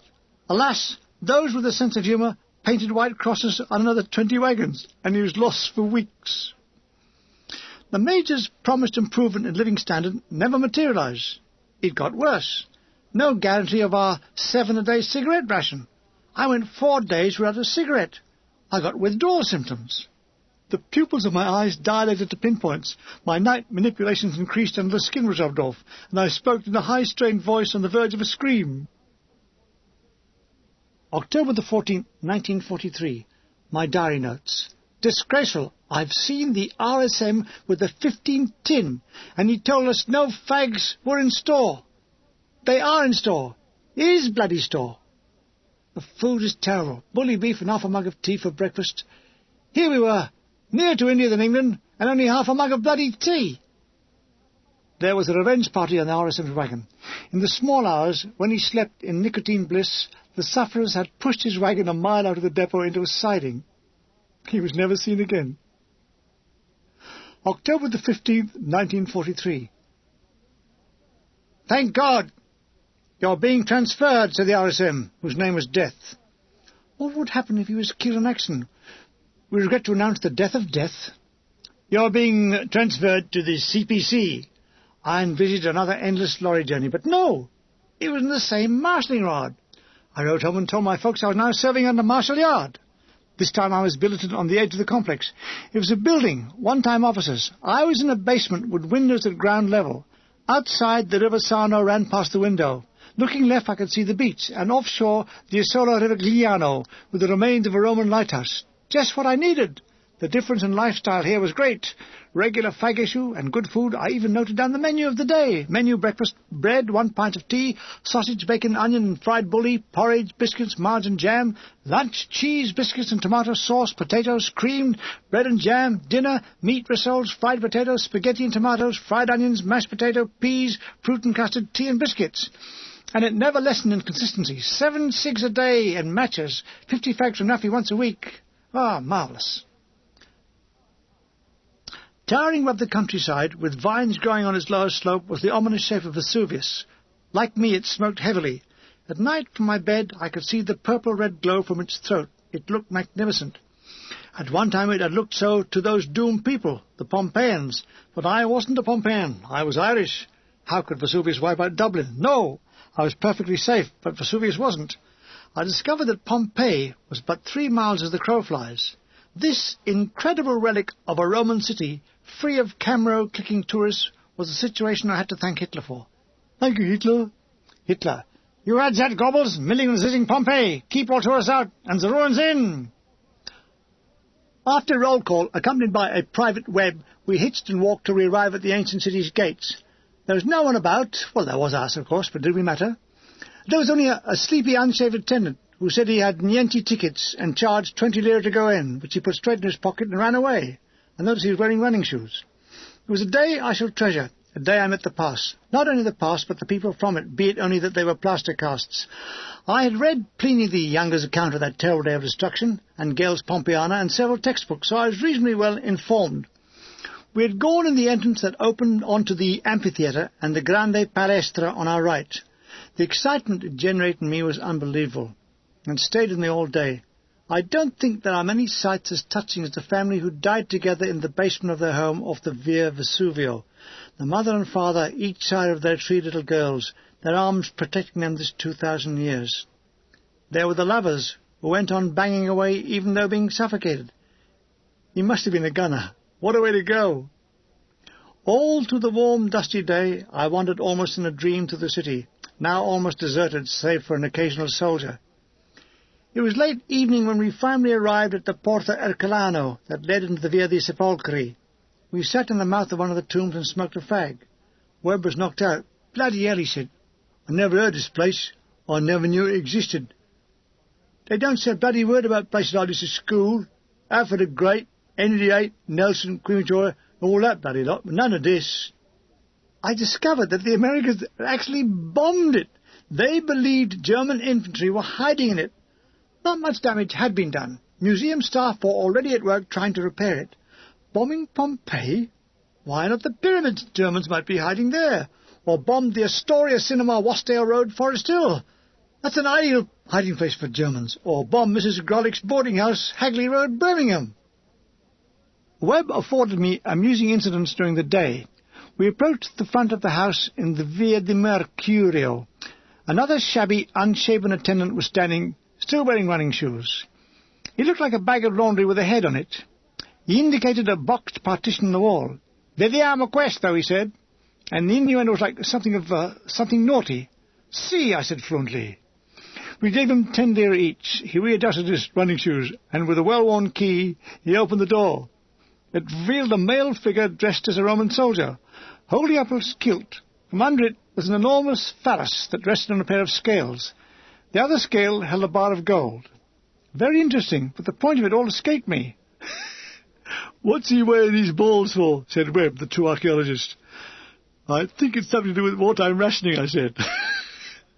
The Italian explains the message. The man is saying, "I'd rather have my prick than a bar of gold." Wait till he's 60, I thought.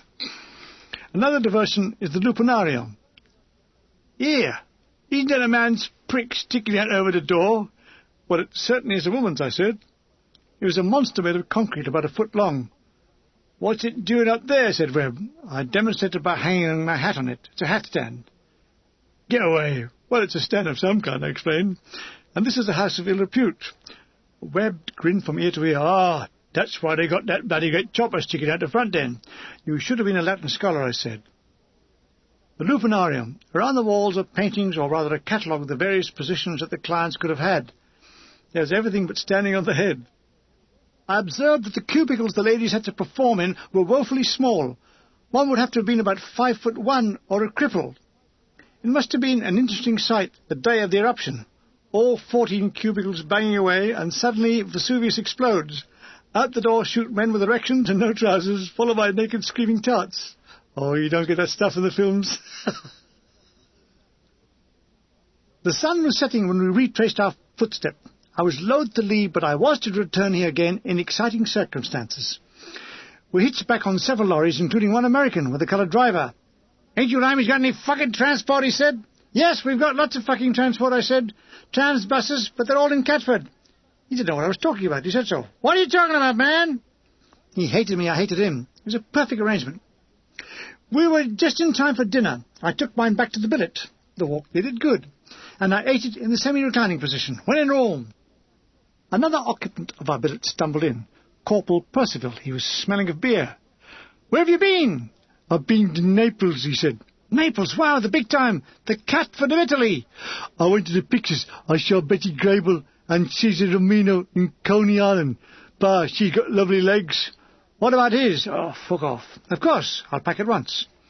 Percival was a North Country lad, all e-ba-gum. He doted on Gracie Fields. "Gracie Fields," I guffawed. "She's as funny as a steamroller going over a baby." "You must be bloody thick. She's a scream." "Yes, I scream every time I hear her sing." "Oh, who do you think is funny, then?" W.C. Fields, Marx Brothers. "Who?" You never heard of them. "I bet they're not as funny as Gracie.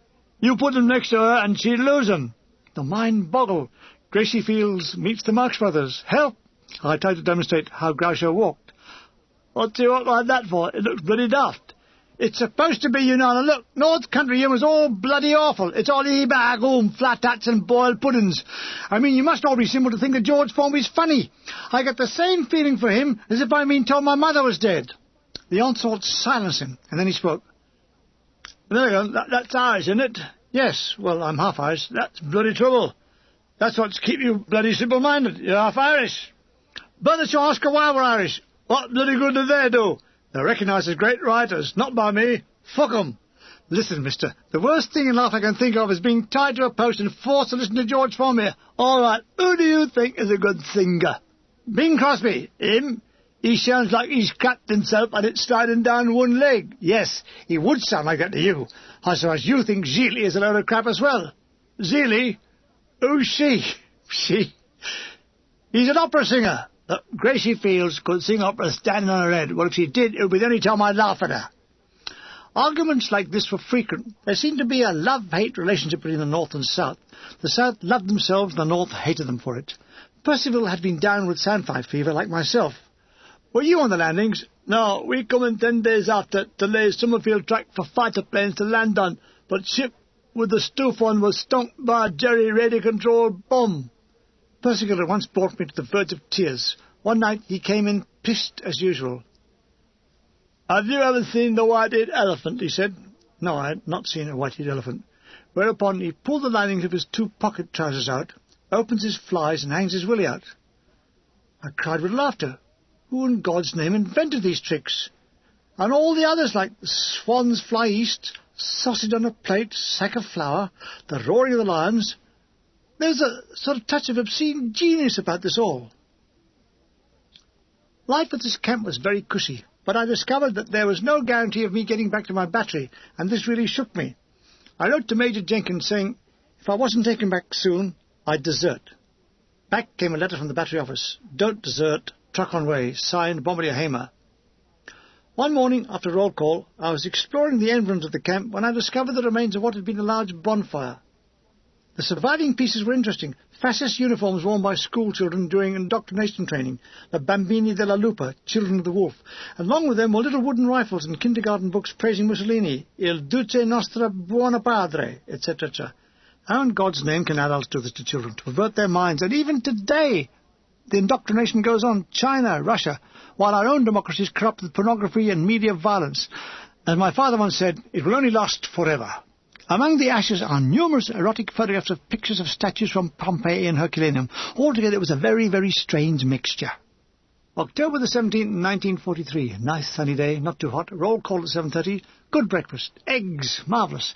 It was this day, Lance Corporal Percival says, I feel like a shag. I got in our dust of a safe place. Do you fancy a nibble? Not me, I said. I don't fancy a bird that half the Fifth Army have been through. It'll do you good, lad. Loosen your braces and stiffen your socks. I decline. Well, come and wait then. We can go for some grub in town afterwards. The walk in Castellamare is a dead straight road, dusty and flanked by unending walls, like walking down a corridor with no roof on it. Percival stops. Ah, this is the place, he said, looking at an address. It wasn't exactly a brothel. It was rather like a middle-class block of those bloody awful 1930s faceless flats. We go up polished stone steps to the 3rd floor. We ring a doorbell. It opens, revealing a fat, 50-ish woman. She wears a loose cotton dress to her knees, bare legs, and rope slip-on sandals. She has a typical brown southern Italian skin. Her black greying hair is pulled back behind her head in a bun. She is absolutely unattractive, but has magnificent, huge brown eyes. "Ah, vengo," she says with a broad smile, and ushers us in. I couldn't help notice Percival respectfully take his hat off, or was he starting to undress? She walked ahead, rattling off a stream of Italian Neapolitan dialect. She took us to what looks like a dentist's waiting room. Before we had time to sit down, another door opened, and in came a young girl, about 19, very plain, bob-blacked hair, short denim skirt, a white blouse, bare legs, and high-heel cork-sole shoes. She was a little on the Juno-esque side. She smiled and nodded her head in the direction she came. Percival left his hat on the chair, went all soppy, and followed her out of the room. The door closed, and I heard the key turn in the lock. The fat lady, I now noticed, had her left hand and wrist bandaged. "Tedesco! Boom, boom," she said, and made like a pistol.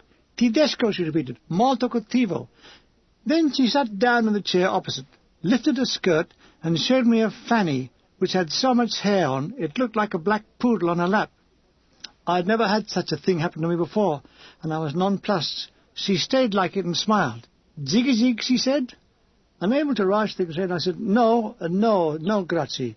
Me no jig-a-jig, io Roman Cattolica." She burst into laughter and pulled her frock down and left the room laughing, with one hand over her mouth. She came back again, lifted her skirt up. I thought she was proud of it. Non costa niente, she was telling me. It would cost me nothing. So I told her that may be so, but it would cost her 10,000 lira. She had a good sense of humour. With her figure and face, she needed it, and she laughed heartily as she realised she wasn't going to get it. She left me. I picked up a paper from the centre table, Corriere della Sera, a dramatic front-page drawing of Italian paratroops attacking La Armata Inglese in Tunisia. It was full of such heroic drawings. Why didn't our papers have something like that? Valiant British troops eating bully beef. Heroic British troops shaving outdoors. It's all over. Percival comes into the room, much redder than I've ever seen him before. The girl's demeanour hasn't changed. She indicated that I was next. I said, "No grazie. Io molto stanco." I might just as well have had it away with her, because Percival now borrows 100 lire off me to pay her. "Is this still your North Country bloody humour?" I said. He grinned. "I'll pay thee back. Right, now I'm bloody hungry." That's you, isn't it? The 3 Fs. 3 Fs, yes. Fucking, food and fags. We set off, and as we leave, the fat lady gives my arms one last squeeze. "Per niente," she whispered. "After the war," I said. We approached the town proper, a modest seaside resort, a Blackpool of Italy, but more elegant. We trudge around the streets looking for a reasonable cafe. We find one on a wide, one-time populous street, now rather run down. On it is a Trattoria Toscana. Allied soldiers welcomes.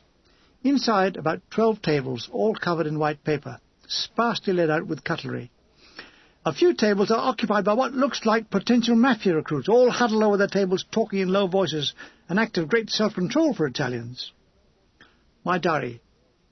Had the following: spaghetti, fish and chips, meat and veg, wine and grapes, all for 50 lira, about 2/6. Absolute bargain. How do they make a profit? During the meal, an old Italian in shabby clothes and a greasy felt hat shuffled in, and sat at a chair just inside the door. He had a guitar by his side wrapped in cloth. He smiled, a sad, tired smile. He tuned the guitar with his ear on one side of the instrument, then launched into O Sole Mio.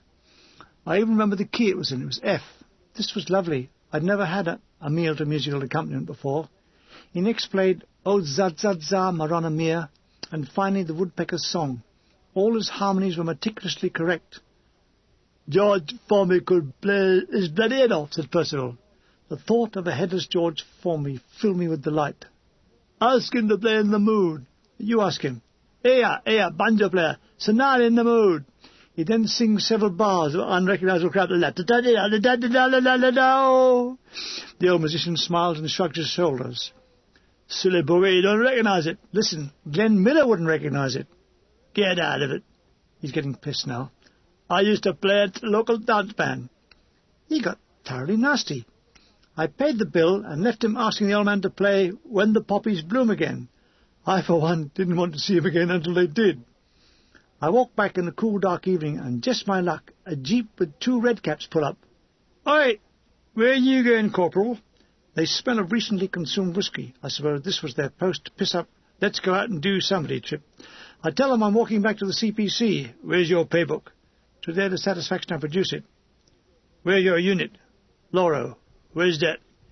"Italy." "Don't be funny with us, sonny," said the second one, who had to angle his head back at 45 degrees to see out from under his peaked cap. The first one smiled with triumph. "You haven't signed your will," he beams. "How silly me," I said. "Sign it at once." I wrote my name painstakingly across the will, Corporal Hugh Jampton. They roar away, breaking the speed limit. It was a delightful surprise to reach the billet to find their jeep in the ditch upside down and an ambulance loading on the 2 redcaps. I find the billet empty save for Webb. "Where have all the lads gone?" "A lorry arrived this morning and took them away. Some kind of draft." I slept well that night. As I blew out my little oil lamp, it started to rain. It poured, it deluged, and lightning played around the crown of Vesuvius. October the 19th, 1943. I was getting twitchy. Doing nothing positive for so long, I had started to talk to myself, and I wasn't satisfied with the answers. I had rearranged my billet so many times that my bed had been placed in every position except the ceiling, and I was working on that. There were days when I'd try and see if I could get both legs into one trouser leg and both feet into one sock. I was carrying out these exercises when Percival comes in. "There's a bloke in the truck outside waiting for you." "Is he wearing a white coat?" I said. It looks bloody daft, so it must have been for your mob. I couldn't believe it. I packed up my humble belongings and dashed outside. There was my Cinderella's coat in the shape of a 1,500-weight truck. The driver is Ted Wright, a short, very dark, good-looking lad with very large brown eyes and eyebrows so perfectly arched they looked as though Jean Harlow had drawn them on him. "I've come to take you home," he said with a grin. In sheer delight I gave him 5 cigarettes. "What's this for?" "That's for picking me up, Ted." "I must pick you up again." "You saved me from going bloody mad." He put the truck in gear and off we drove. It was an overcast day with an occasional peep through by the sun. We were driving along the narrow coastal road. It takes us through small towns, Torre Annunziata, Torre del Greco, Redzina, Portici, all built on the new coastline formed by the earth-shaking disaster of AD 79, possibly by those people who fled Pompeii, Herculaneum, Oplontis and other dead cities not yet discovered. It was easy to imagine these short, swarthy inhabitants as their direct descendants. Wright gave me news of the mob. "We've had our first casualty." At once I prayed that it wasn't my mate Harry. "Who was it?" "Rumble. He was killed." "How?" "He was unlucky, really. Yes, it's very unlucky to be killed. He was writing a letter home when suddenly Jerry sent one lone shell over. It burst behind him and a piece went in the back of his head. He died at once." Poor bugger. Certainly I didn't feel that moved. Had it been peacetime when I'd been told he was killed by a tram, I'm sure I'd been desperately sad. Summer and wartime, all those feelings were reduced. It's strange. "Another thing, we've all been flooded out." "With a weak bladder?" "Shut up. I'll take you back. We're all dug in on a plain in front of a river. What's it called? The Volturno?" I said. "Yes, well, you know that bloody thunderstorm we had last night?" "Personally," I said. "Well, the bloody lot fell on us. The river flooded, and Christ, in 10 minutes all the dugouts were sunken baths." Coming down the road towards us are 2 tank transporters. The front one is carrying an almost intact fusilier of an FW-109, and the one behind a Mark IV tank with a neat hole drilled in the turret. "Wonder where they're taking them," said Wright. "I think they test them out for information, then they send them for exhibition in London. Christ, I wish they'd put me on exhibition in London." So we ride in silence. We go through the Salerno Gap and are soon nearing the outskirts of Naples. Oh, there are lots and lots of pretty girls. Soon we're in the thick of the Via Roma traffic. We move at a snail's pace. People are so thick, thick as flies, some even thicker. It takes us nearly an hour to get through the chaos. "You never think there was a war here, would you? All the shop full of stuff, all the Scottish barn niggers for their birds. Mind you, the prices are going up like lightning. It's the Yanks. They'd pay anything for the stuff. They're loaded with money." He stopped and said, "Go, I forgot." He started to feel in his map pocket. "Got some mail for you." Mail? Mail? I hadn't any for a month. It's like being 5 years old on Christmas morning.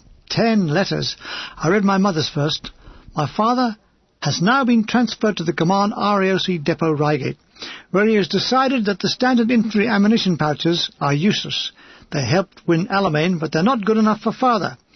He has designed some strange things that are strapped round the leg that my brother later told me made it impossible to walk or run. In other words, you could carry twice as much ammo, but you had to stand still all the time. Thank God he wasn't running the war like he wanted to." My mother was apparently doing little for the war effort, except pray for the death of Hitler. If he didn't die soon, her knees would be giving out. My brother had won the South London Poster Design Prize, for which he was given a certificate saying, "You have just won the South London Poster Design Prize." After 6 dusty hours, we arrive at an Italian farmhouse near the village of Cancello, just across the Volturno on the 46th Division front. It's dark, and I can't get a picture of the layout. Looming around are vehicles draped with camouflage nets, looking like strange, grotesque monsters. It started to drizzle. The wagon lines are billeted in various buildings, the central one being the farmhouse. I noted in my diary, "People living in and about look nervous and strained." I was very happy to be back with the lads, though my real pals were at the gun lines, where I would journey on the morrow. After dinner in a small room, I was brought up to date with the battery news by Bombardier Tibbles. He told me Gunner Rummel had died. Poor Rummel, killed twice apparently. The ominous sound of Jerry bombers directly overhead. "Making for Naples," said Tibbles. "Are you sure?" I said from under the table. We stood in the blackened courtyard of the farm and watched the spider's web of tracer shells etching the night sky. Behind them, the red tongue of Vesuvius. Inside the farm, an Italian baby was crying, and the mother was trying to calm it in a hysterical high-pitched shriek, which eventually outdid the child, so it packed it in. Then we heard the husband come in, and in a low voice try and soothe the wife, who answered in a highly pitched hysterical voice. Gradually his voice raised itself to a high, above hers, reawakening the baby, who joined in again with an even higher voice. "No wonder Mussolini's turned it in," said Tibbles. The row abated as we drank tea by the light of an oil lamp. The German bombers were returning, and the ack-ack reawoke the baby, and the whole mad trio was soon yelling at each other again. It sounded like a vegetable shopping list. "Tomato, pitarto, miniatroni, pato, patato, areto." I reflected as I lay in bed that I'd had a cushy few weeks behind the lines, but from the stories the war was not going to be a gentleman's one like we had in North Africa. Since those distant days I have actually met one of the German lads who was in the line opposite me in North Africa, Hans Tesk. In fact, I organised a small reunion at the Medusa restaurant in December 1976 for those who had been involved in the fighting in and around Steamroller Farm on February 26, 1943. An ex-officer present, Noah Burdett, hearing Tesk and me stating that we must have actually fired at each other that day, said, "Your survival indicates that you must be both bloody awful shots." Later, Hans Tesk dispelled the belief that Germans had no sense of humour by inscribing my menu, "Dear Spike, sorry I missed you on February the 26th, 1943. As I lay dreaming, an unbelievable experience happened. In the dark, a farm dog had got into our room. I heard him sniffing around. I made friendly noises, and in the dark, his collar... My diary, 0600 AM, driven from wagon lines to gun position. It was sunny, but everywhere wet, damp and muddy. Cancello is a small agricultural town on the great plain that lies on the north bank of the Volturno River. I am in a 3-tonner with driver Kit Masters. At 7 we arrive at the gun position. The guns have gone, and all that is left are the M-truck signallers who are there to reel in the D5 lines. "This is it," said driver Masters, pulling up in a morass of mud. I leapt from the vehicle and landed knee-deep in it. "It's all yours," said Masters, and speeds away like a priest from a brothel. Emerging from holes in the ground are mud-caked troglodytes. I recognised my friend Edgington. "Why, look, Samoki," he said in southern negro tones. "Welcome home, Massa Milligan. The young Massa am home. Praise the Lord and hide the silver." "Good God, Edgington, what are you wearing?" "Mud. It am all the rage." "I can't tell you how good it is to be back, mate," I said. "Oh, what a pity. Now we'll never know." I offered him a cigarette. "You must be mad. Why in God's name did you come back?" "I ran out of illness." "Get out. All you got to do is a pee against the Neapolitan-Kazi wall and you get crabs." "Where's the guns?" Edgington countenanced himself as a Red Indian. "White man gone. Take heap big fire stick and fuck off." More mud-draped figures are issuing from what had been the command post. I suddenly remembered, where's all my kit? "Oh, we had to auction it off. It started to smell."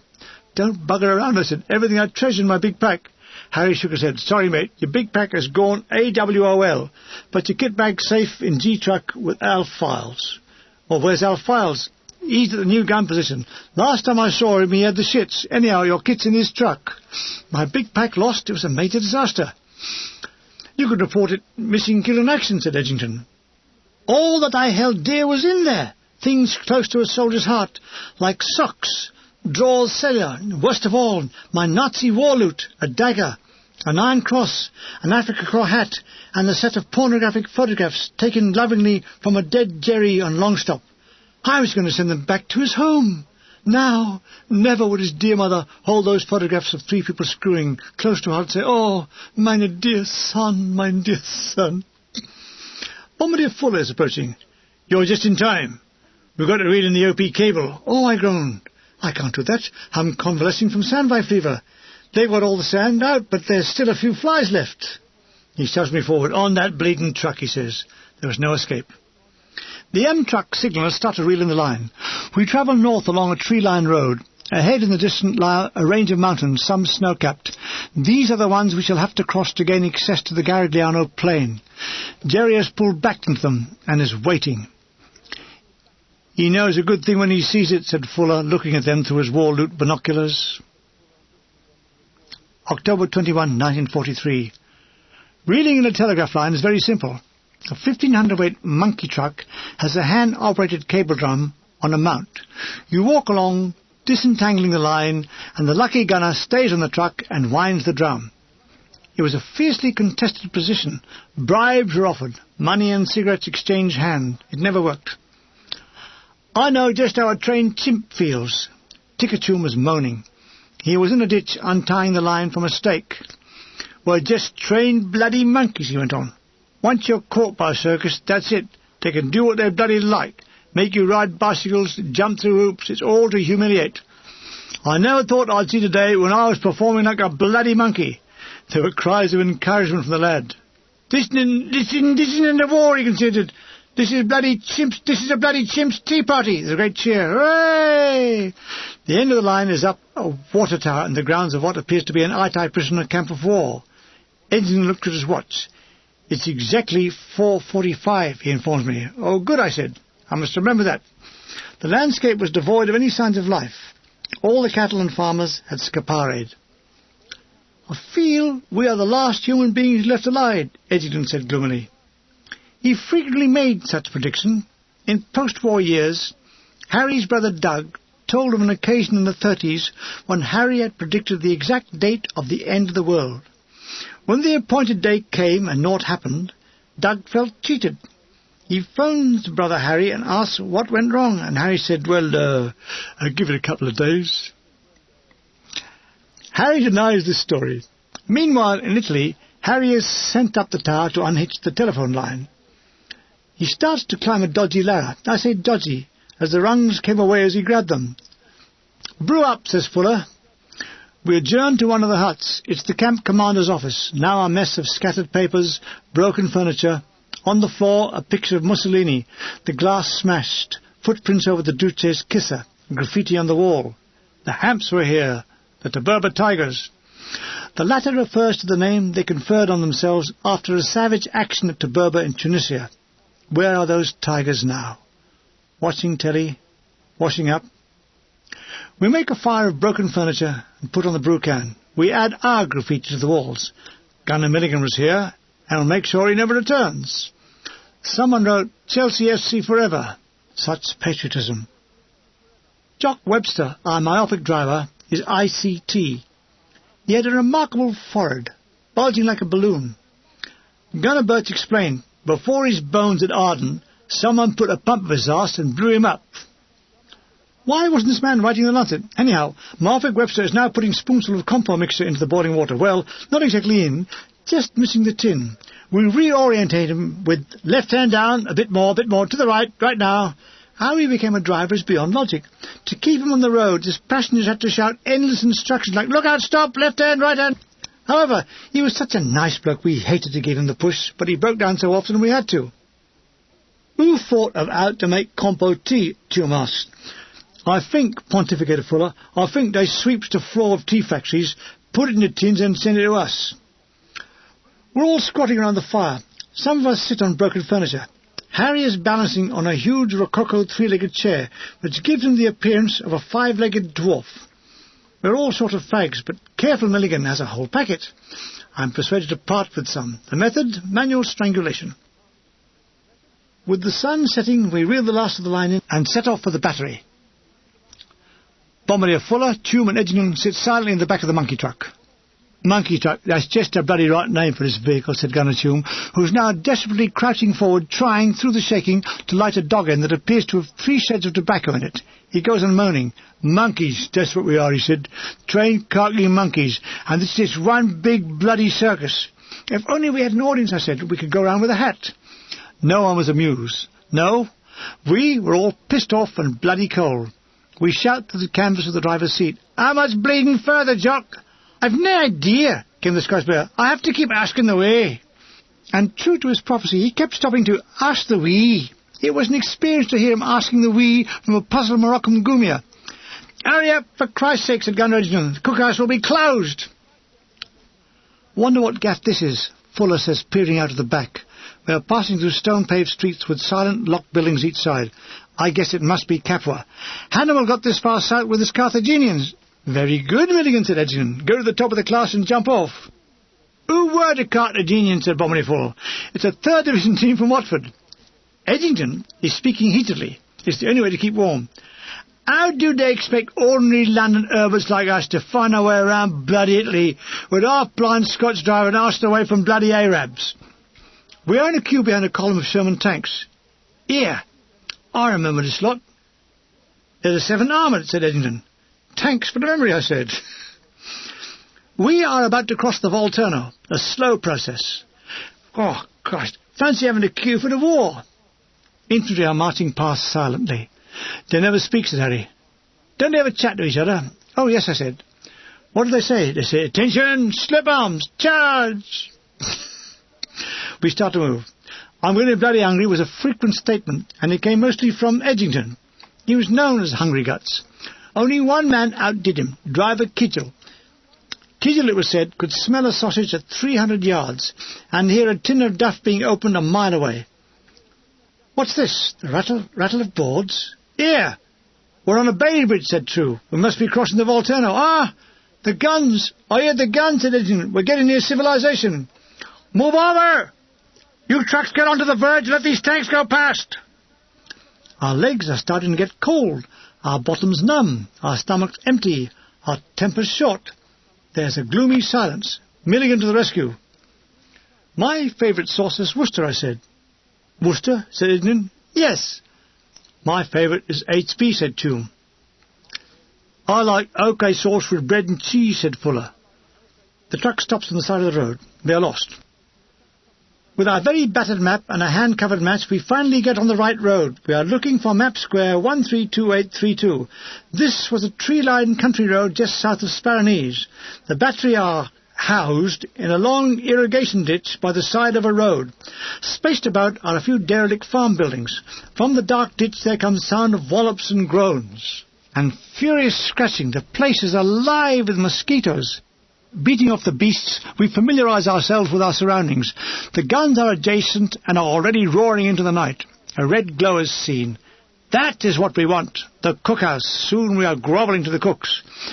"Where you bloody well been then?" said Ronnie May, who had been laying in his bivvy, dreaming of some grotty bird in Houndsditch. I had seen her photograph, and the best place to think of her was in a muddy field in Italy. "We've been reeling in a line," said Bombardier Fuller. "No one told us to keep any late dinners," said May, starting to wipe a diseased tin opener across his apron. "Good job I kept the oven in," he said. "You should always keep a few late dinners in, Ronnie," said Edgington. "Theatergoers, you know." We're all swiping left, right and centre to throw off the mosquitoes. "Let's all put on a fag and smoke 'em out." Hurriedly we lit up, and forming a circle facing outwards, started to envelop ourselves in clouds of smoke. Soon we were all coughing like consumptives. It alleviated the situation, but as soon as we stopped, the mozzies returned. To help them, Jerry starts lobbing odd shells. Running and eating, we dive into the muddy ditch. There, in the dank dark, we squat and eat mouthfuls of lovely hot stew mixed with dead mosquitoes. "What a terrible position," grumbled Edgington. "I've eaten many meals," he went on. Mosquito stew? Never." "Eat as many as you can," I said. "Better still, bite 'em." The rims of our ears were now a mass of red mosquito lumps. Edgington continues, "You never know. In France, these might be a delicacy like frog's leg." Ooh, splonk, whoosh, splonk, whoosh, splonk. Jerry is lobbing over 155mm shells that we've been told to avoid.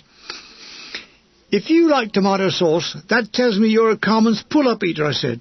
"What's wrong with a Carmen's pull-up?" said Toome. "I'll tell you," I said. "It's the tomato sauce.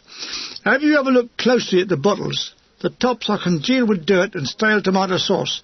They never wash the bottles out, they just squirt in fresh red crap." "How do you know that, clever Dick?" "I know, because I was on a tomato sauce round. We used to go around with a lorry, me and a bloke called Len Brockenbrow. We had great petrol tins full of this red crap and a kerosene oil funnel. We'd stick all the bottles on the deck. I'd hold the funnel. Len would pour out the goo, and we'd never once see the bottles clean. I tell you, there was stuff at the bottom of those bottles that was 20 years old. Len told me he once looked down the neck of a bottle and he saw an eye looking up at him." "Was it the manager?" said Edgington. "Anyways, there's one good sauce that puts on grub, and that's Worcester," I said. "Worcester? That burns the arse off you," said Fuller. "Good," I said. "I always wanted to get rid of mine."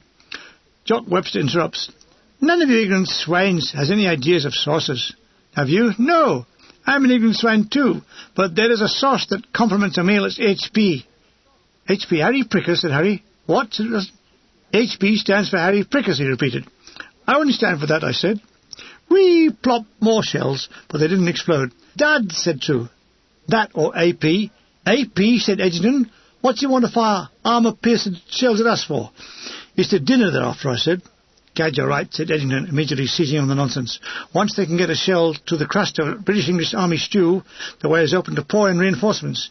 In no time they would be behind the back of our cookhouse, cutting off our supply of food and bringing the Army Catering Corps to its knees." "Imagine," I said, "imagine what fixed-line Spandos could do to Treacle Duff. No, we'd have to surrender. We'd have to haul up the white pudding cloth and hand over the entire plans of our treasured meat and vegetable stew. For England the war would be over." "Never," said Harry. "We could go to the colonies, Canada, Australia, and start making meat and veg stew with the new form in our hand." He was cut short by a very close wee splot, another shell. There was a silence broken on by a chorus of mosquitoes. "You all right, Harry?" I said. "Yes, I'm just feeling myself to see if that was a direct hit. No, there's no holes in me, so I'll continue in the service." "Milligan! Bombardier Milligan!" the voice of our new Akai Sergeant King. "It's no use you keeping silent. I'll find you. The smell will give you away." I give a weak "I'm here, Sarge," trying to throw my voice in another direction. "I want you to make out a roster for the command post for the next 24 hours. It's a long midnight. I'm not wanted for any duties, so I must find a place to kip.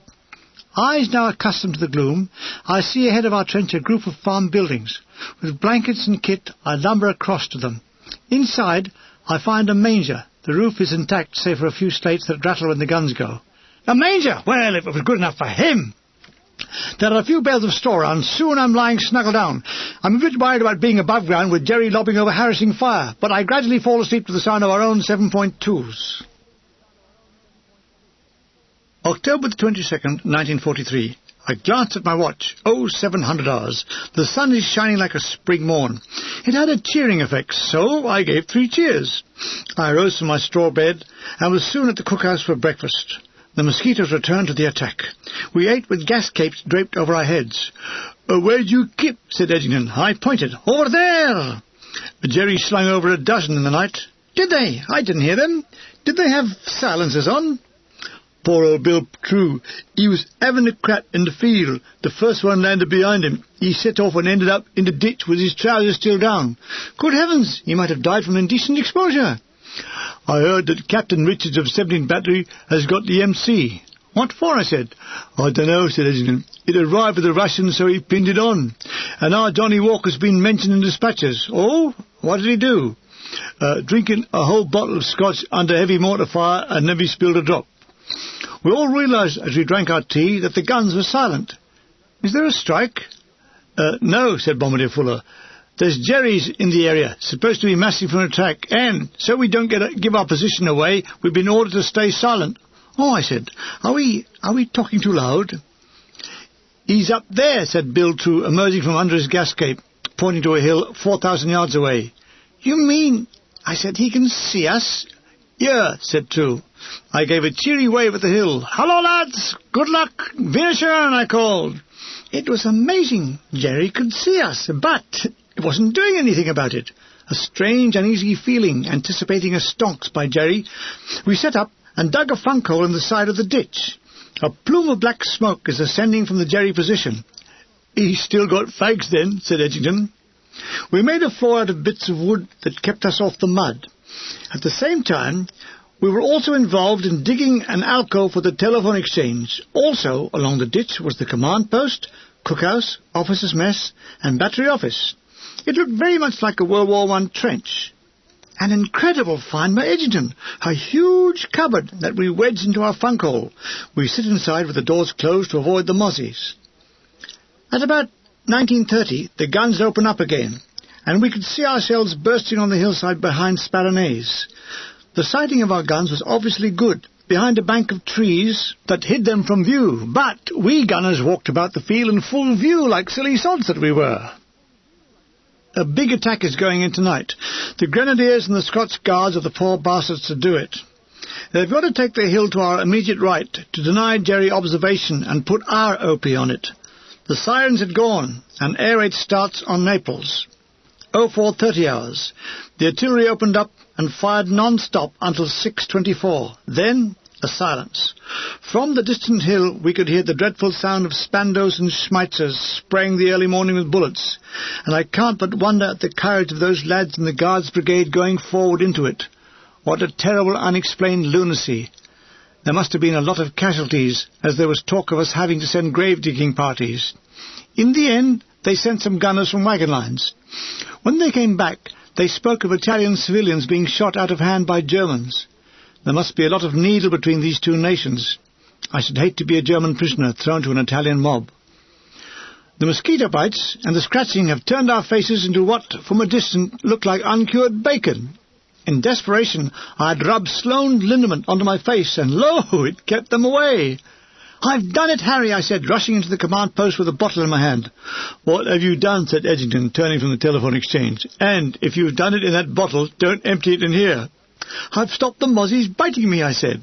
"How?" said the great man. "Sloane's liniment," I said. "How in God's name did you get him to drink it?" Even as he spoke, I regretted the new-found repellent. My face started to sting and then burn as though it was on fire. I had to plunge my head repeatedly into a bucket of cold water. It was hours before the singing stopped. Wasn't anybody on my side? During the day, there was a story that suddenly, on one of our wireless sets, a German had been heard asking for information. The signaller recognized the accent and said, "Fuck off, Fritz." The answer was instant. "All right, English bastards, piss off." Thank God! Naffy today, a tin of 50 fags. With trembling hands we pounced on them, and soon we were wreathed in lung cancer and smoke.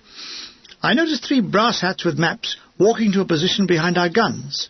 One carried a shooting stick. He was a tall, dignified man with lots of medal ribbons, or were they laundry marks? I watched as he placed his shooting stick behind him and sat down.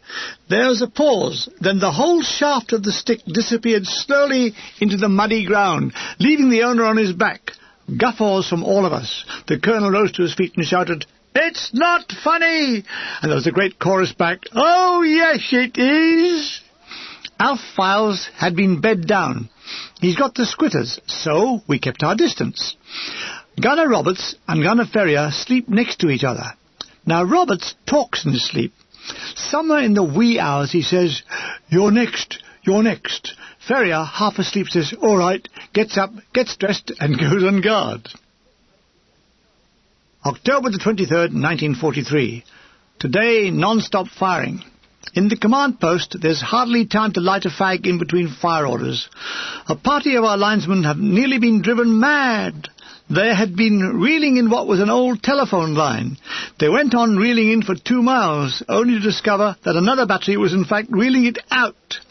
Harry came back in M-Truck and says, "We're all bloody mad. Fancy, 2 bloody miles of reeling line in, another soppy lot are laying it out. Good job we caught 'em, otherwise we'd been on the other side of the bloody Alps by now." The mosquitoes are so bad that an official complaint has been made to the MO, and now 3 engineers with spray guns are going around squirting the countryside and our dinners. It helped a little, but it was far too late. The mosquitoes had left. Why? "They couldn't find any space between the bites," says Fuller, whose face resembled a side of beef with scabs on. Some of the lads' scratches went septic, and they were daubed with some violet stuff that made them look like Red Indians in war paint. They came dancing from the MO's tent with war whoops. October the 23rd, 1943, night. Command post. I sat on a much-treasured wooden box. In front of me, a telephone, a message pad, and the panel control of the tannoy. This last mentioned connected up a loudspeaker to each gun. Through this you would pass on the command post orders. Me, "Take post." ASAP. ASAP answering. DSAP. DSAP answering. Me, "Anglo sight 92 degrees, range 15,000. The subsections would then all answer back the orders to acknowledge. The OP spotting fall of shot would phone back, "More 3 degrees or add 500 yards, and so on till you hit whatever it was you were after. On this particular shoot, we were trying to silent Nebelwerfers. 6 o'clock, we get the BBC News. The Russians have broken through between Dnipropetrovsk and Chemok. Large bridgehead created threatening Kiev. Oh, good ski! As we listen, the Naples sirens go. At once the ack-ack opens up.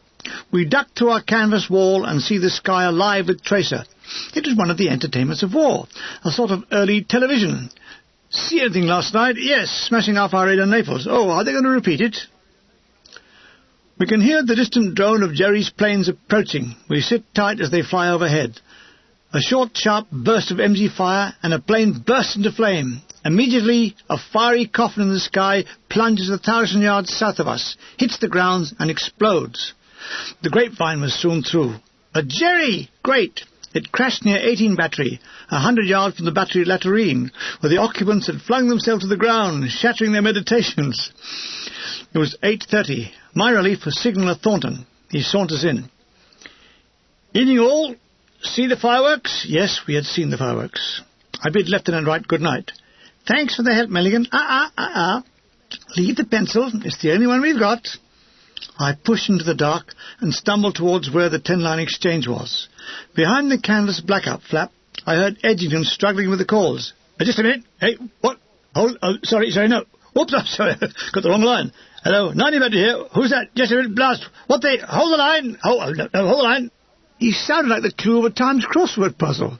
Having trouble, I stood from the outside. "Go away," he said. "Go a long, long way away." "Did you hear the plane come down?" "No, but they're all going to come down sometimes."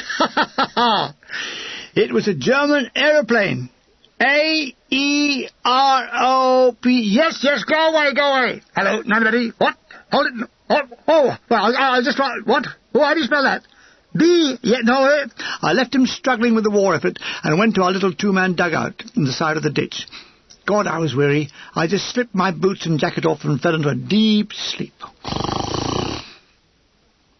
October the 24th, 1943. My diary. Feeling very nervous. Can't eat my food. As day came to an end, I felt really exhausted. What's wrong with me? Another Jerry raid on Naples.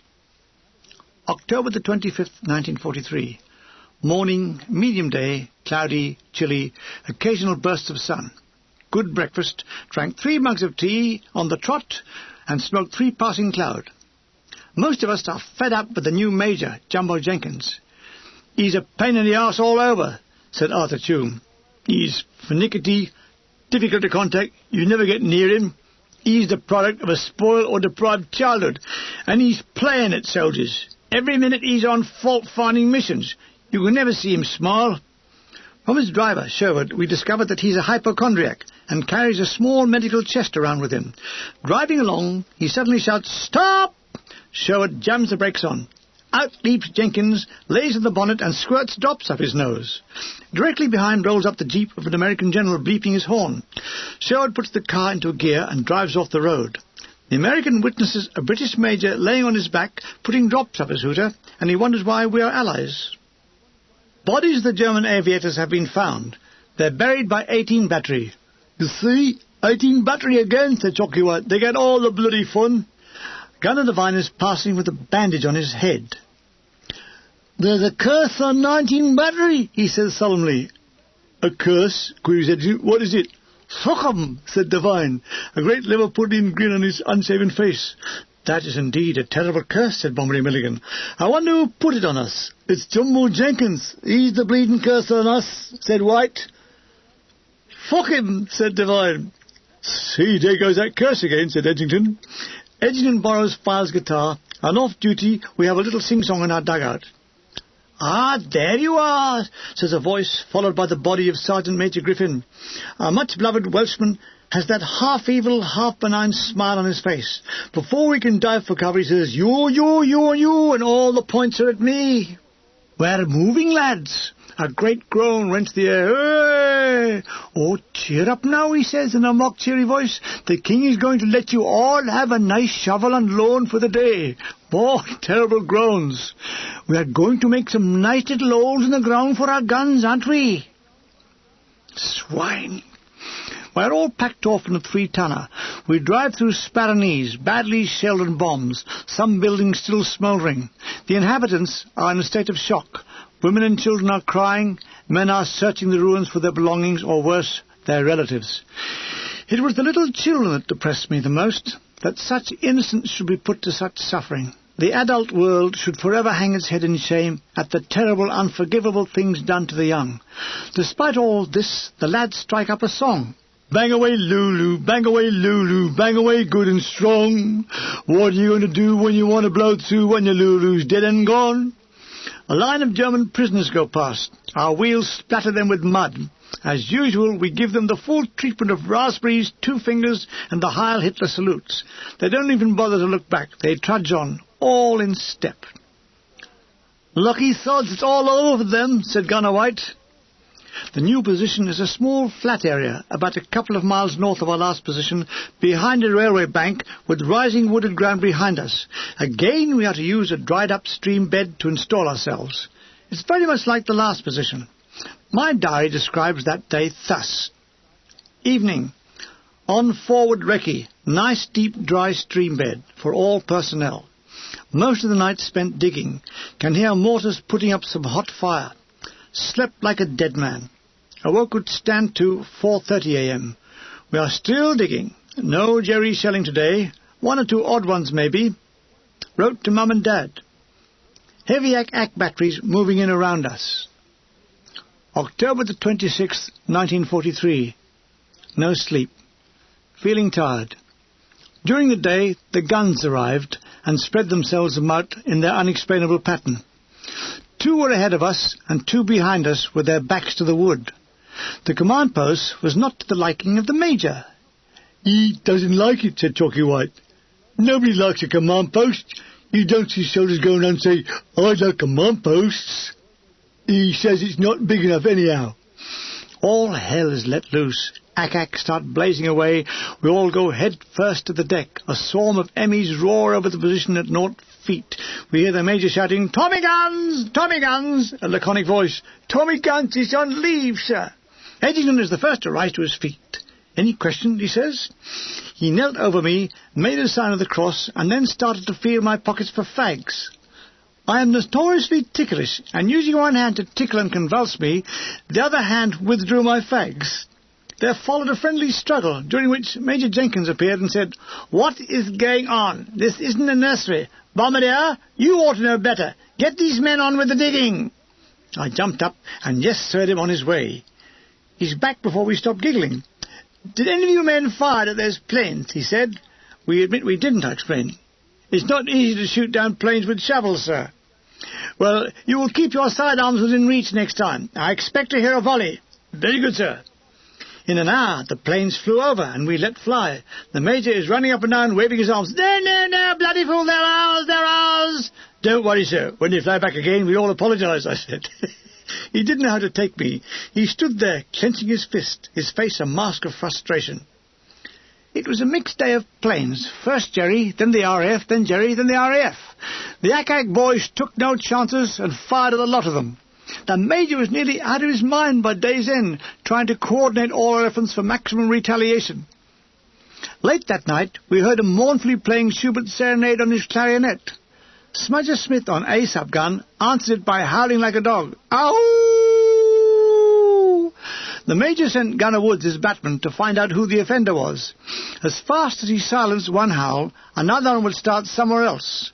The payoff was an actual farm dog behind us who took up the howling, and nobody could stop him. Oh, that night. Had we not learnt our lesson of not occupying empty stream beds, gullies, etc.? No, we hadn't. So, and lo, it reigneth. By morning we had all learnt our lessons of not occupying, etc., etc., and were mud-covered and ankle-deep in it. The Major, with memories of the Somme, ordered a mile of duckboards. Meanwhile, we attempt to scrape the mud off. We carved it off with jackknives like dough. Sergeant Donaldson dries the mud with a blowtorch and breaks it off with a hammer, but not before setting his trousers alight. The duckboards arrived. Good heavens, it's white pine wood, which stood out like a mark for all Jerry planes to bomb, and sure enough, the day after, there's a sudden roar of planes, Ack guns shooting everyone up the arse, Jerry machine gunning for all his worth, all of us running in all directions, down holes, up trees, behind walls, under lorries, all in split seconds. We looked like early Keystone Cop movies. Major Jenkins had emptied his Webley pistol at the raiders and dropped it in the mud. "Listen, all you lot," it's Sergeant King talking in his clipped nasal cockney voice. "These duckboards have been adjudged as too conspicuous. Therefore, we must go a-trampling on them until they match the rest of Italy." The rest of the day we spent stamping in the mud and then stomping it onto the duckboards. What fun! If my mother knew I was doing this, she'd go and shoot Churchill. How? Said Gunner White, looking down at the brown sea. How can we get out of this before we all go stark, raving, bloody mad? He looked up to heaven and said, God, save us from all this fucking around. The position became known as the Wembley Exhibition. I've got a culinary surprise, lads, said Bombardier Spike Deans. He had just come off command post duty. The hour is 0600. None of us are pleased by the awakening. Why, in God's name, do we, the innocent of this parish, have to be aroused at this unearthly bloody hour? Deans taps the sides of his nose with his finger, but nothing falls out. He gives a sly wink. It's to the lucky one's advantage. Tonight, in Funko number 3, I'll be preparing a repast that I am willing to offer at 5 fags a go. There is a general stirring at this announcement. What's the grub, says Bleary-eyed Edgington. Never mind what it is. It'll be better than what the cookhouse gives you. It'll be served at 2000 hours. There's enough for 5 portions, and so saying, he exited. 5 fags is a lot to swap for dinner, I said. Yeah, said Bert. Suppose we don't like the grub. Do we get the fags back? A guffaw from Chalky White follows. You're joking. If I know Deans, he's only doing this because he's short of snouts. I've had enough of compo grub. I'll chance it, says Edgington, arising from his mud-encrusted blankets. Me too, said Bombardier Milligan. I'm trying to cut down on fags and build up on food. I'll help you cut down on fags, said Gunner White, who was pulling on a pair of underpants so perforated they looked like piano rolls. I'll smoke yours for you. Throughout the day, we got that which the farmers in Sahara were dying for. It poured, it trickled through every aperture. The rim of my tin hat was a hanging ring of pear-shaped watery pearls. A merry game. Turn your head, see if you can make them run around the rim without letting any drop off.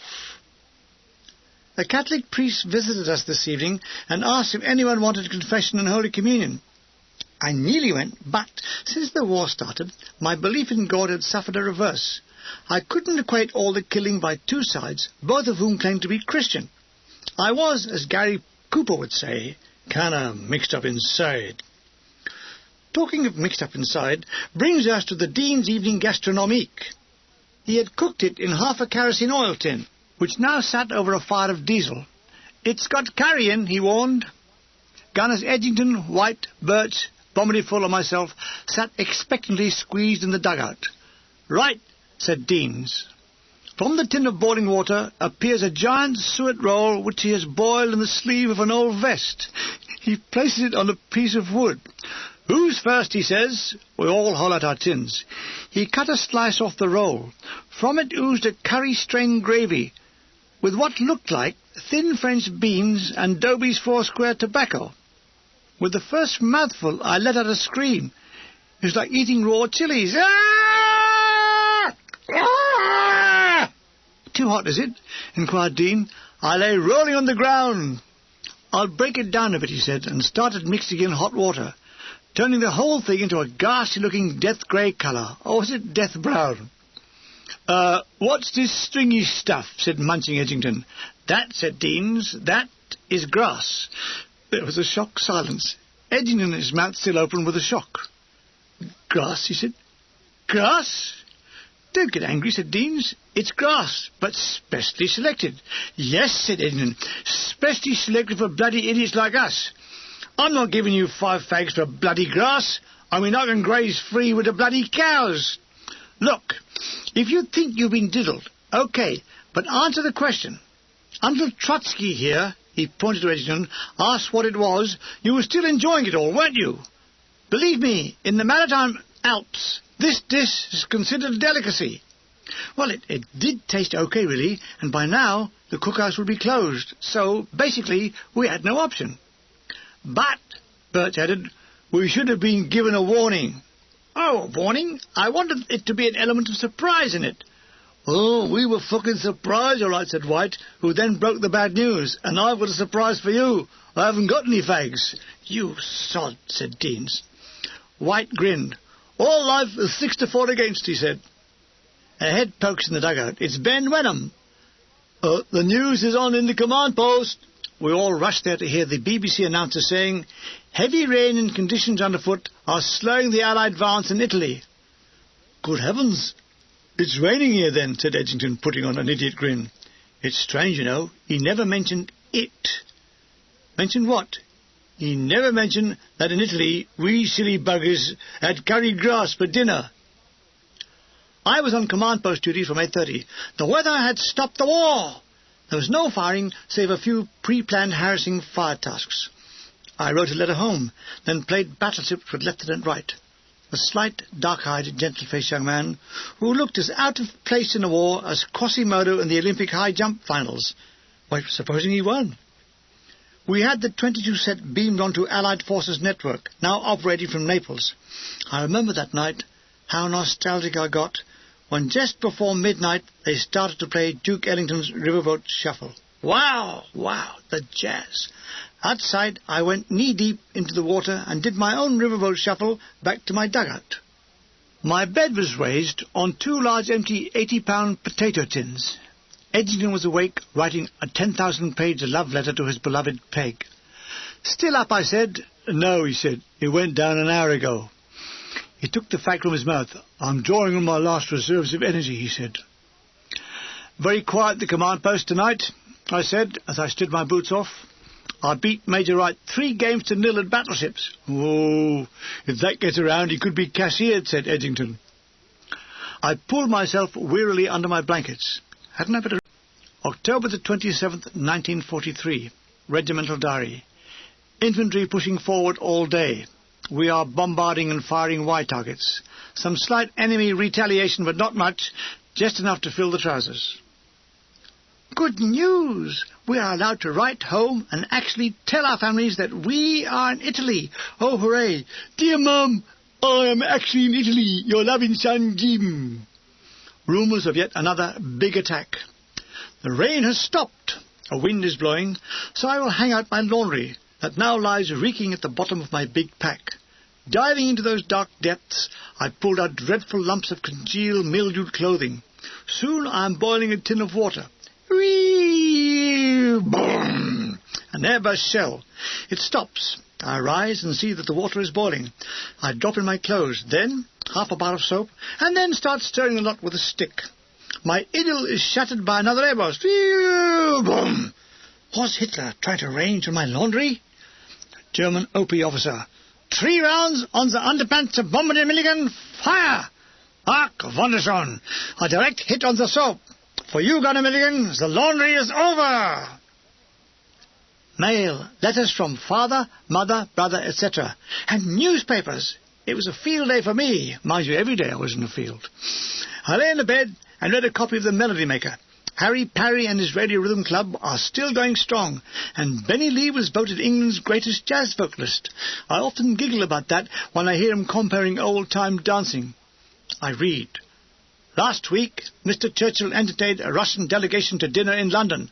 There was served venison that had been shot in the Scottish Highlands. Isn't it bloody marvellous? Russians eating Scots venison in London, and us eating curried Italian grass. You see, Winston is trying to impress the Russians. The Ruskies will go back to Stalin and report the English are eating royal deersky. But it's natural for Churchill to show that the English still have an upper class. That's cobblers, said Edgington. It's like this. Churchill likes his grub, but if he's caught eating venison on his Todd, the Daily Mirror would be in an uproar. Churchill eats raw deer while our lads eat curried Italian grass.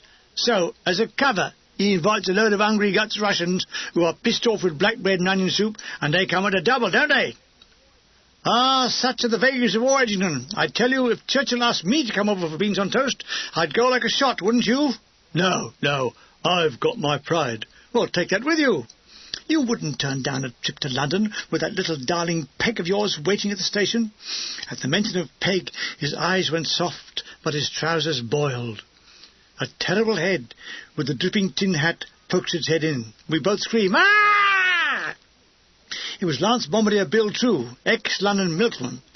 He curdled milk just by looking at it. I heard you got some newspapers. Oh, yes, Bill, but it's all cultured stuff. The Times, the Manchester Guardian. Don't make any difference, he said. I only want to wipe my arse on them. True is looking at my tea mug. Oh, give us a sip, he says. True sipped the tea and told us he'd heard there was a rumour that we were, wait for it, we all joined in as he concluded, going back to England. That was the permanent rumour. They even said it when we were in England. We're never going back to England, Edgingham said. Never, never, never. The war was a lifesaver for the Conservatives. It solved the unemployment problem, didn't it? And American banks have agreed to prop up the British economy. So, they're going to keep this bloody war going as long as they can. They're even trying to get Turkey to join us by the end of the year. Ha! Turkey for Christmas, I said. It had always puzzled me as to how you get a neutral country to go to war. I mean, what do you say? Come on in, the killing's lovely. I know people, ordinary blokes, who like war, said True, sipping more of my tea. Who? Said Edgingham, who's now unexplainably removing his trousers. Gun Little, that's who. But what about him? Well, he told me he likes the war. Did he give a reason? Yeah. He said in peacetime he was so skint he had to wear his brother's left-off clothes. In fact, his battle dress was the first bit of new clothing he'd ever had. Until he joined the Cape, he'd never even been put in charge of a job. That job being shithouse orderly. Oh, he's in charge of the job all right, said Edgingham, who was now scrutinising the inside of his trousers. He's in charge of every job that we do. True sipped more of my tea. What are you doing, Edgingham? I said. I think I've got a flea in me trousers, or something that bites. Something that bites, I said, sitting up. Could it be a tiger? True sipped more of my tea. Tar, he said, and handed me back an empty mug. Now, whenever there's a reunion, I walk straight up to him and say, give us a sip. I take his beer, drain to the bottom, and say, remember Italy. I don't think he does. Something strange. The dates, October 28, 2030, my diary, are all blank, save an oblique line drawn across them with the words, you've had it. What was it I had, I cannot recall. I've looked up letters and diaries, and the only document that exists of those 3 days is this unfinished letter. My dear Beryl, a few hasty lines to let you know how much I'm enjoying this bloody awful war. I'm really browned off. The girl Beryl was a mixture of singer, sweetheart and friend. She had sung with Carl Barretto's band before and during the war. The letter seems to suggest that I was fed up. Well, I can't remember, so I must have been fed up. Of course, I might have been fed down, or I might have been fed sideways, or fed intravenously. No one will ever know. Why I never finished that letter to Beryl is likewise a mystery. A bigger mystery is why did I keep it all these years? Did I intend to finish it? Yes, of course. I'll write at the bottom. That's all for now, darling. Love, Spike. Another wartime mystery solved, folks. Age Gunner finds lost love letter in old army socks. Thanks to that sock, says 159-year-old ex-gunner Milligan, I have discovered my lost love. Now we shall be married and live happily ever after until tomorrow. October the 31st, 1943. My diary. Lovely day. Padre held church service. Alf Files' diary. Lazy day. Fry-ups. Dean's coffee. November the 1st, 1943. Regimental diary. I can't resist reporting this entry. Had orders to move from 083857 by 1000 hours as X-Corps want to come into the area. The orders from 2 Agra were vague, and they were unable to indicate any hide area for us to go to. They could not tell us where the enemy were. They could not tell us whether we were to go into action that day or not. So we aren't doing anything, are we? Any questions, folks? Ted Lawrence, our dispatch rider, comes up and says, Jerry's retreating. He ought to know. He's just stamped his bare foot on a dog end and come hot foot from HQ. We've all got to be ready to move at a moment's notice. A mad rush as we start hurling our crappy clobber into big pack, small pack, kit bag, cardboard boxes, brown paper parcels, all held together by miles of knotted string and bits of bent wire. It was really terrible to see what a once immaculate battery looked like. No longer did we appear as conquerors, no. We looked like families of impoverished Armenian refugees fleeing the Turkish slaughter. Bundles of canvas, tea chests and waterproof sheeting were piled on the roof, obliterating the outline of the lorry, which in silhouette appeared to be an extinct dinosaur. So, from our Wembley exhibition site, we all started to slither and slide to the main road. My God, what a mess. Vehicles were everywhere, all pointing the wrong way. The giant scammer lorries with guns in tow had all jackknifed. Red-faced sergeants were yelling abuse at the drivers, who in turn yelled abuse at the gunners, who pointed accusingly back at the sergeants. The signallers, us, are all okay. We are sitting in our trucks and have managed to get to the main road, known as Route 6, facing the right way. We have brewed up. Great steaming mugs of tea are jamming the roadway. American trucks with coloured drivers are racing past shouting, "Out of the way, limey white trash!" And we shout back, "Fuck Joe Louis!" We drink tea till our bladders are crippled and the tannic acid showed red through our skin, by which time the great guns had finally been extricated from the mud. By 11 o'clock we are in convoy again, looking like council dustcarts on the move. "Oh!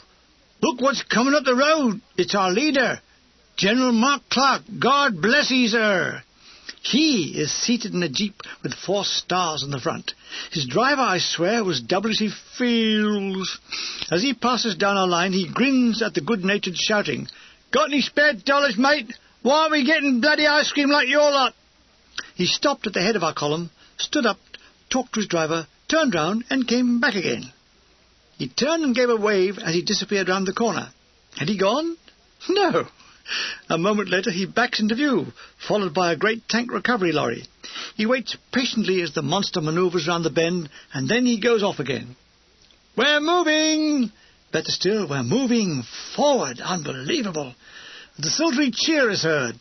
Our destination is map reference 018908. What will that be? "All these bloody numbers," said Islington. "Everything is numbers. I'm a number. Your number. The truck's a number. The World War is number 2. The pills they give us, what are they, Reginald? Number 9.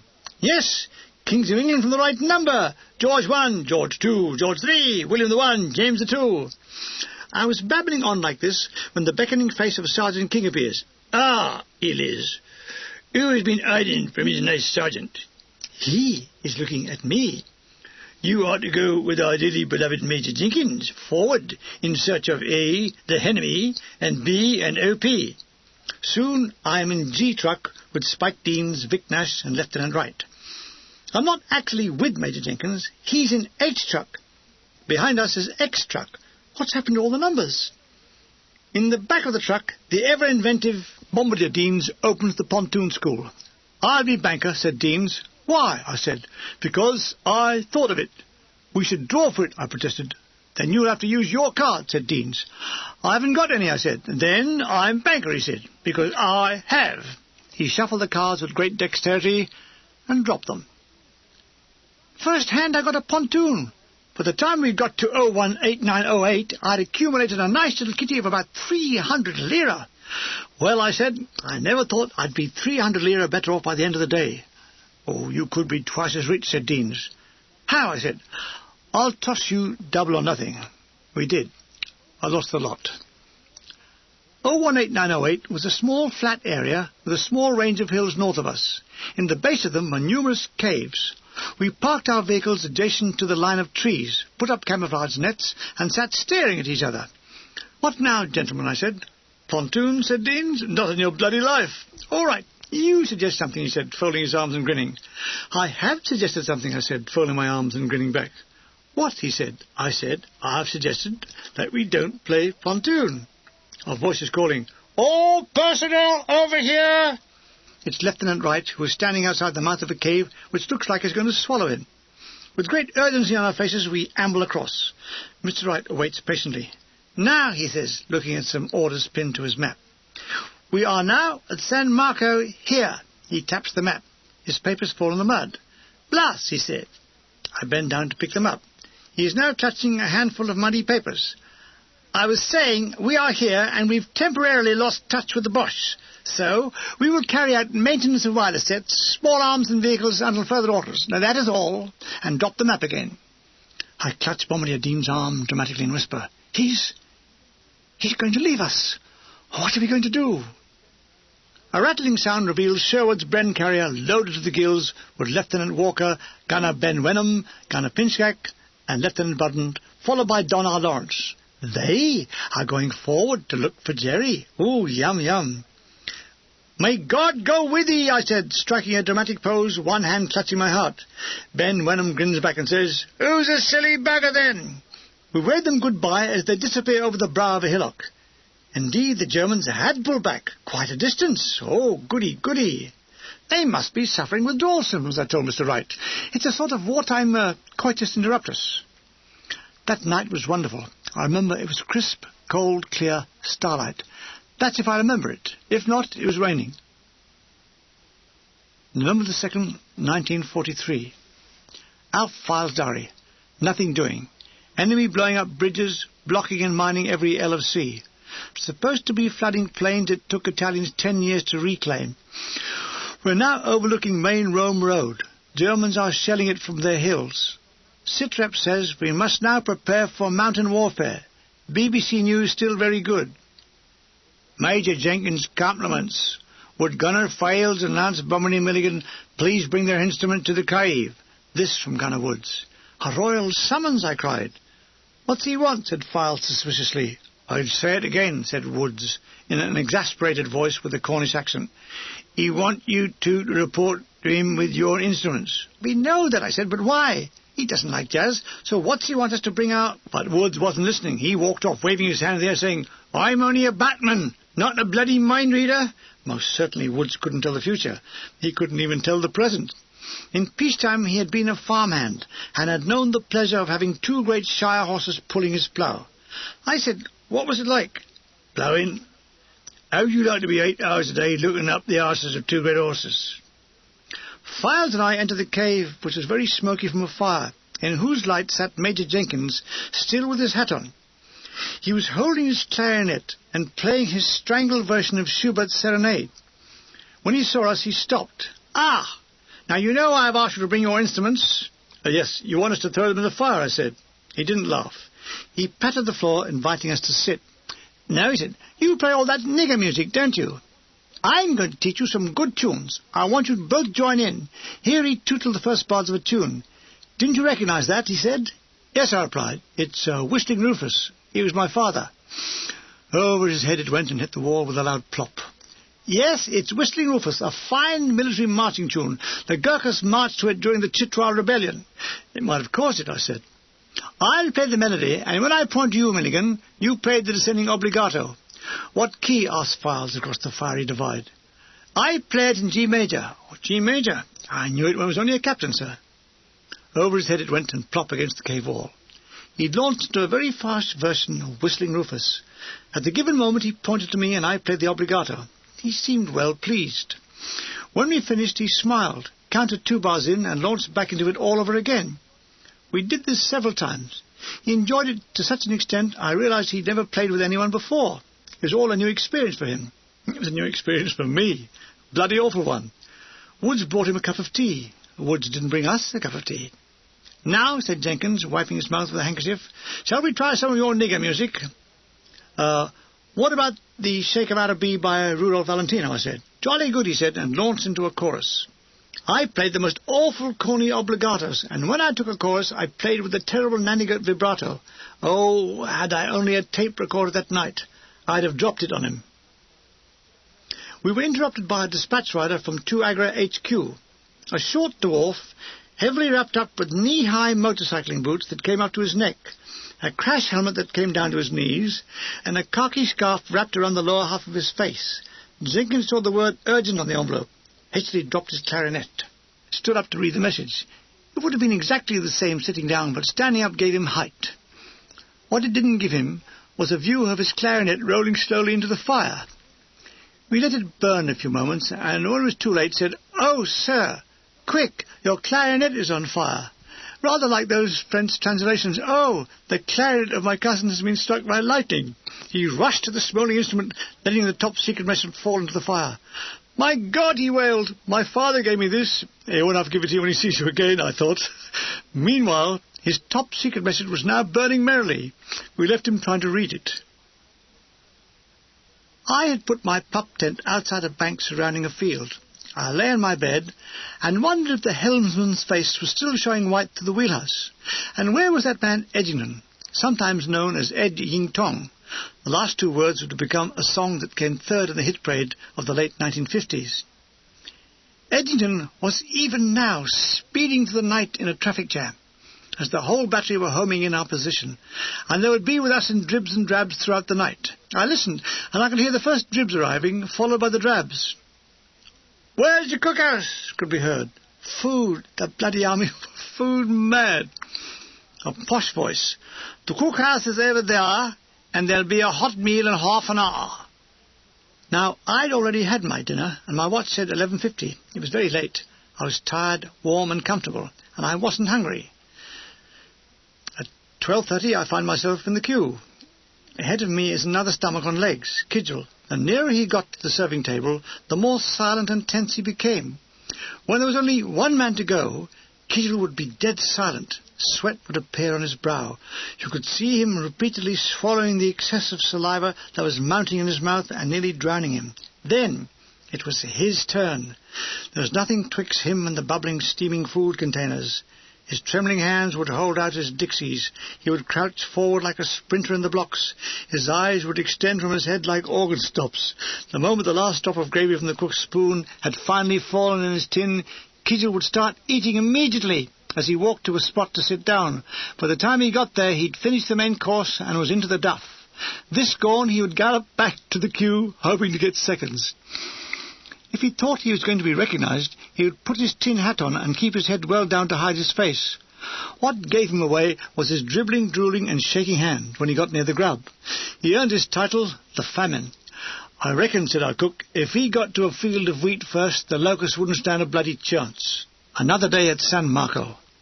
"Gandhi's legs," Edgington reads aloud from a soggy Daily Mirror, rapidly becoming an antique. "What about Gandhi's legs?" I said. Out here in Italy, there had been no news of Gandhi's legs since we landed. "It says here," Edgington continues, "Gandhi's legs are the thinnest political legs in the world." "Rubbish," I said. "My mother has the thinnest legs in the world. She has legs like old pipe cleaners." "Ah," he said, "but she has non-political thin legs. We're talking about political thin legs."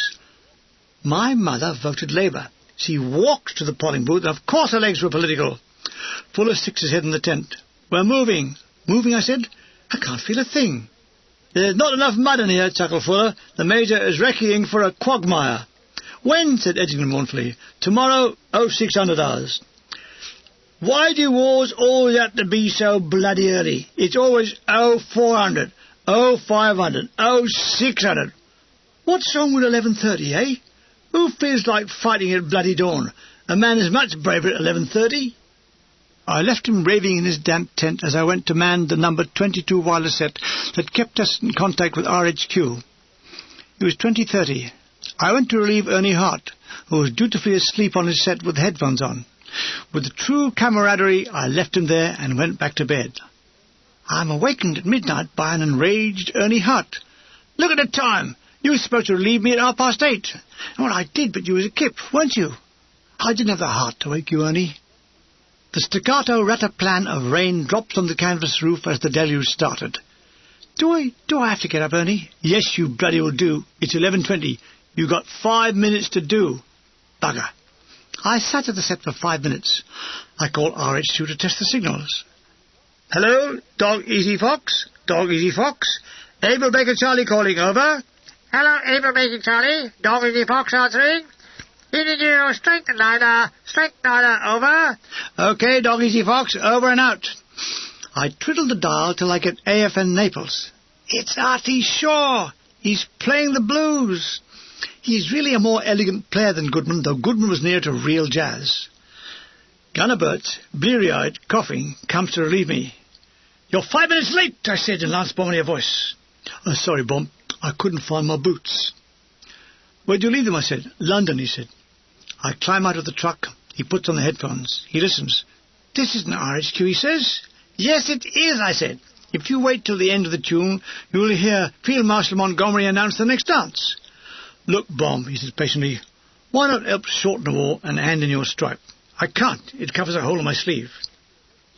As I walk back in the drenching rain, I see a red glow in the northern sky. It gets brighter and brighter, then darkness, followed by a low rumbling of a distant explosion. Some poor swine must have been killed in that, I thought. And then I thought, fuck him, and went to bed. My blankets are all damp and cold. I don't know how we didn't all die of pulmonary ailments. Perhaps I was dead. Perhaps we were all dead. And this was hell. Of course, that's it. We're all dead. I shouted in the night, good news! We're all dead! We're all dead! I'd asked my father for player cigarettes, but no. I get passing clouds. Why? Because he's a snob. At his officer's mess, he has made it clear that he would never drink inferior wine and smoke inferior tobacco. The reason was simple. He was skint. Gunner White thought their flat Turkish shape was due to pressure in transit, and proceeded to roll them until they were round. I'm smoking in the dark. The roar of the rain is wonderful. It drowns out all sounds except a ghastly yawn from Edgington's tent. Harry, that you? Just a minute. I'm putting my jaw back. You still awake? Just. I wonder what it's like in London. Don't make me homesick. I bet all the nightclubs are open. Some of the big bands will be still playing there. Remember? Ambrose, Bluestone, all that lot. They go on till 3 in the morning. You ever been to a nightclub? There's no reply. He was unconscious. I must hurry and catch him up. Saturday, November the 6th, 1943. Very cold. We must be high up, Edgington was announcing. Why must we be high up, I inquire? Because we are sitting down. The rations. That's why, the rations. The Russians? What about the Russians? Rations, you silly gunner. Rations. Have you noticed that in addition to our rations, we now get little round vitamin pills? I thought they were concentrated plum puddings to save shipping space. For the millionth time, we are in a backer of lorry, lumbering through a muddy, cold landscape. Winter-black trees line our route like dying sentinels. I trace our position as we progress. The town we are passing through is Tiano. Tiano. I tell Edgington, this is where Garibaldi invented those spotted biscuits with dead flies in and reunited Italy for King Emmanuel the Umpteenth. Oh, I am thrilled, said Edgington. I couldn't have got to the day without that information. It was Garibaldi that caused the Bourbons to flee over the Rocky Alps. Ah, thereby hangs the phrase, a Bourbon on the rocks. Ha ha ha! Groans. We have halted. Look what I've rescued. Vic Nash has come to the tailboard of a lorry. He holds a small, wriggling black puppy. This was to be christened Tiano, and was to become part of the battery. We stroked him, petted him, gave him a bit of cheese, and handed him back. Hide him from Gunner Kitchell, won't you? I said. Why? Because he'll eat him. Vic Nash giggled. The pup is furiously licking his face, so he can't have long to live. Get mounted, calls an important voice from up front. Get stuffed, comes the reply. We move off in fits and starts. The lorry starts and we have fits. Climbing continuously on a secondary road between Tiano and Roccamanfina, about 1,000 feet up, we sing a ditty oft-sung in boring circumstances. The good old Duke of York, he had 10,000 men. We marched him up to the top of the hill and we marched him down again. Oh, when they were up, they were up. When they were down, they were down. And when they were only halfway up, they were buggered. Good evening, friends. Ching! We honour a mountain road with a gradient of 1 in 4. We all halt. Dismount! We climb out. On the right side of the road is a church, semi-Gothic style. Just behind it is the vicarage. The road opposite flanks a high bank with several footpaths leading up to a cave set in a sort of browny red sandstone. That's it, said Bombardier Fuller, riding up on his motorbike. That cave. Get all the command post stuff into that cave. We struggled and strained with all the bloody stuff we'd carried so many times before.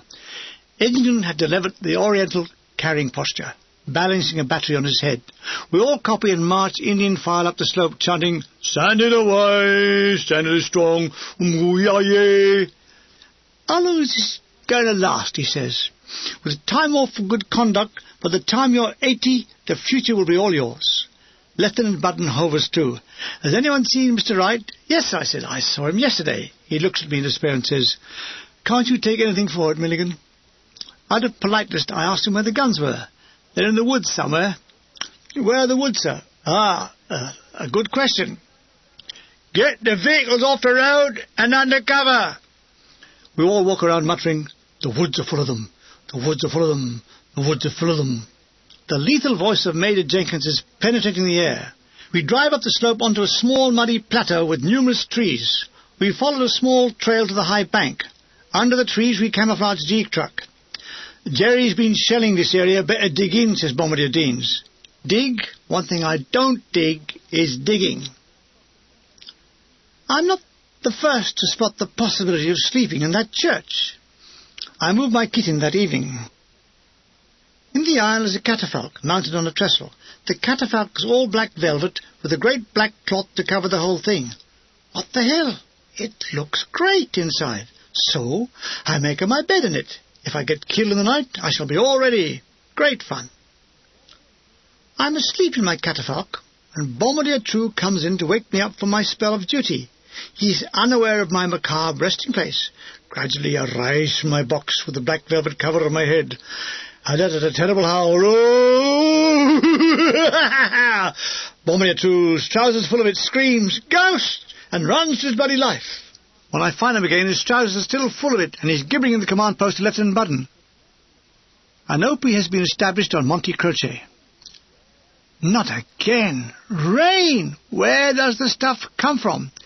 There's to be a big attack on Monte Camino. The 201 Guards are ready to do the dirty work. I can't lie here. I must do something to help the war effort. I do. I go to the cookhouse for dinner. What's this I hear? That hungry bugger Kidgel. He's been having one dinner here, then running across to the American battery next to us and scrounging another. He must have hollow legs.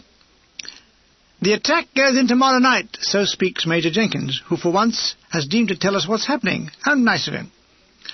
I'm on command post duty up till 11:30. Mr. Wright is duty officer. In between firing, he reads the Daily Express. At 1100 hours, the thing called Edgington comes in. It carries a mug ahead of it. "Good news," he says. He looks very merry. He should be.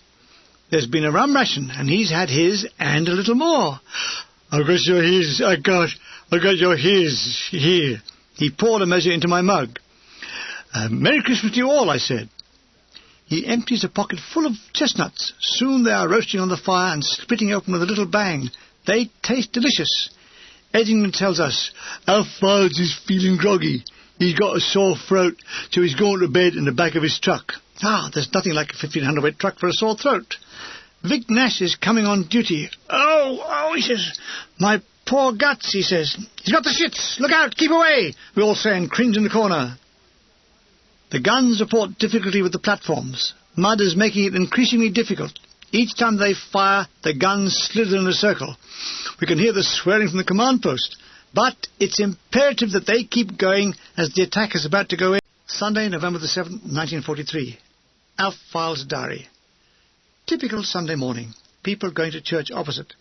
Plenty of firing last night, and church has lost a few windows. After breakfast, a dozen MEs came over and made trouble but left us alone. They made for the main road. Now before the first mass can happen, we have to hide our beds.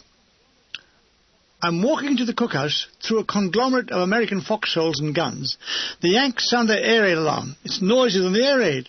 Americans started running in all directions. I didn't. It was highly unlikely the planes could spot us in this heavily wooded position. They roar over the top of us, and later we hear them machine gunning and bombing somewhere down the Roccamanfina Road. Along with Edgington, we explore the church annex and find a piano in the vestry.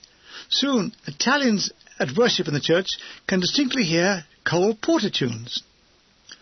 A priest appears. He's not hostile and stays to listen. I think his name was Father Alborghetti. He took over the piano and then sang arias from La Boheme and Tosca in a quivery ecclesiastical voice. We were all having fun. "Aren't you glad we liberated you?" I said to the priests. Edgington explained. "Aren't vous excited we've liberated vous?" he said. He nearly got it right. I do an all-night stint in the command post in promise of all day off. It's bloody cold, and in between fire orders we crouch over the brazier. The 6 o'clock news from the BBC is good. Kiev in Russian hands after a terrific advance. I'm so broke I could do with an advance myself. We're playing pontoon for matchsticks. There's a rumour that a gunner's rest camp has been established somewhere on the Sorrento Peninsula. Is it true? Guns continue to fire through the night. The fight for Monte Camino continues. It's a bloody affair. In boredom I write some letters home. Dear Dad, nothing much to report except World War II. Is it still going on where you are? It's winter here, lots of mud, very cold, especially in the mornings. So the balaclava and the gloves Mum sent me are very useful. Writing this in a cave, so we haven't come far from Neanderthal man, have we? There's always rumours of going home. One looks at this mop and you realise that we're all going home. Thanks for the 3 Life magazines. One reads and rereads them over and over again, and they are usually passed through every gunner in the battery. I'm desperately trying to think of any news, and there isn't any. I read Beachcomb in the Express. He explains it all. I'm here, and you're there, and every day is much the same as the previous one. The conversations are food, sex, and after the war. Sometimes it's war, food, and after the sex. I'll have to close, as we're about to start sending deliveries of steel to the gentlemen of the Third Reich. Love to all, your loving son, Terry. P.S. The Major tells us we must win the war because we're British. Tuesday, November the 9th, 1943. What's this? Edgington has made an incredible find. A free-range harmonium. It's in the vicarage, and the priest says we can use it. So, the morning is spent playing jazz. As a mark of respect for the church, I play my trumpet muted. Alf plays guitar, and the priest and his lady cleaner sit and listen. A bit amazed they are. Jazz and the Mussolini has been banned as decadent.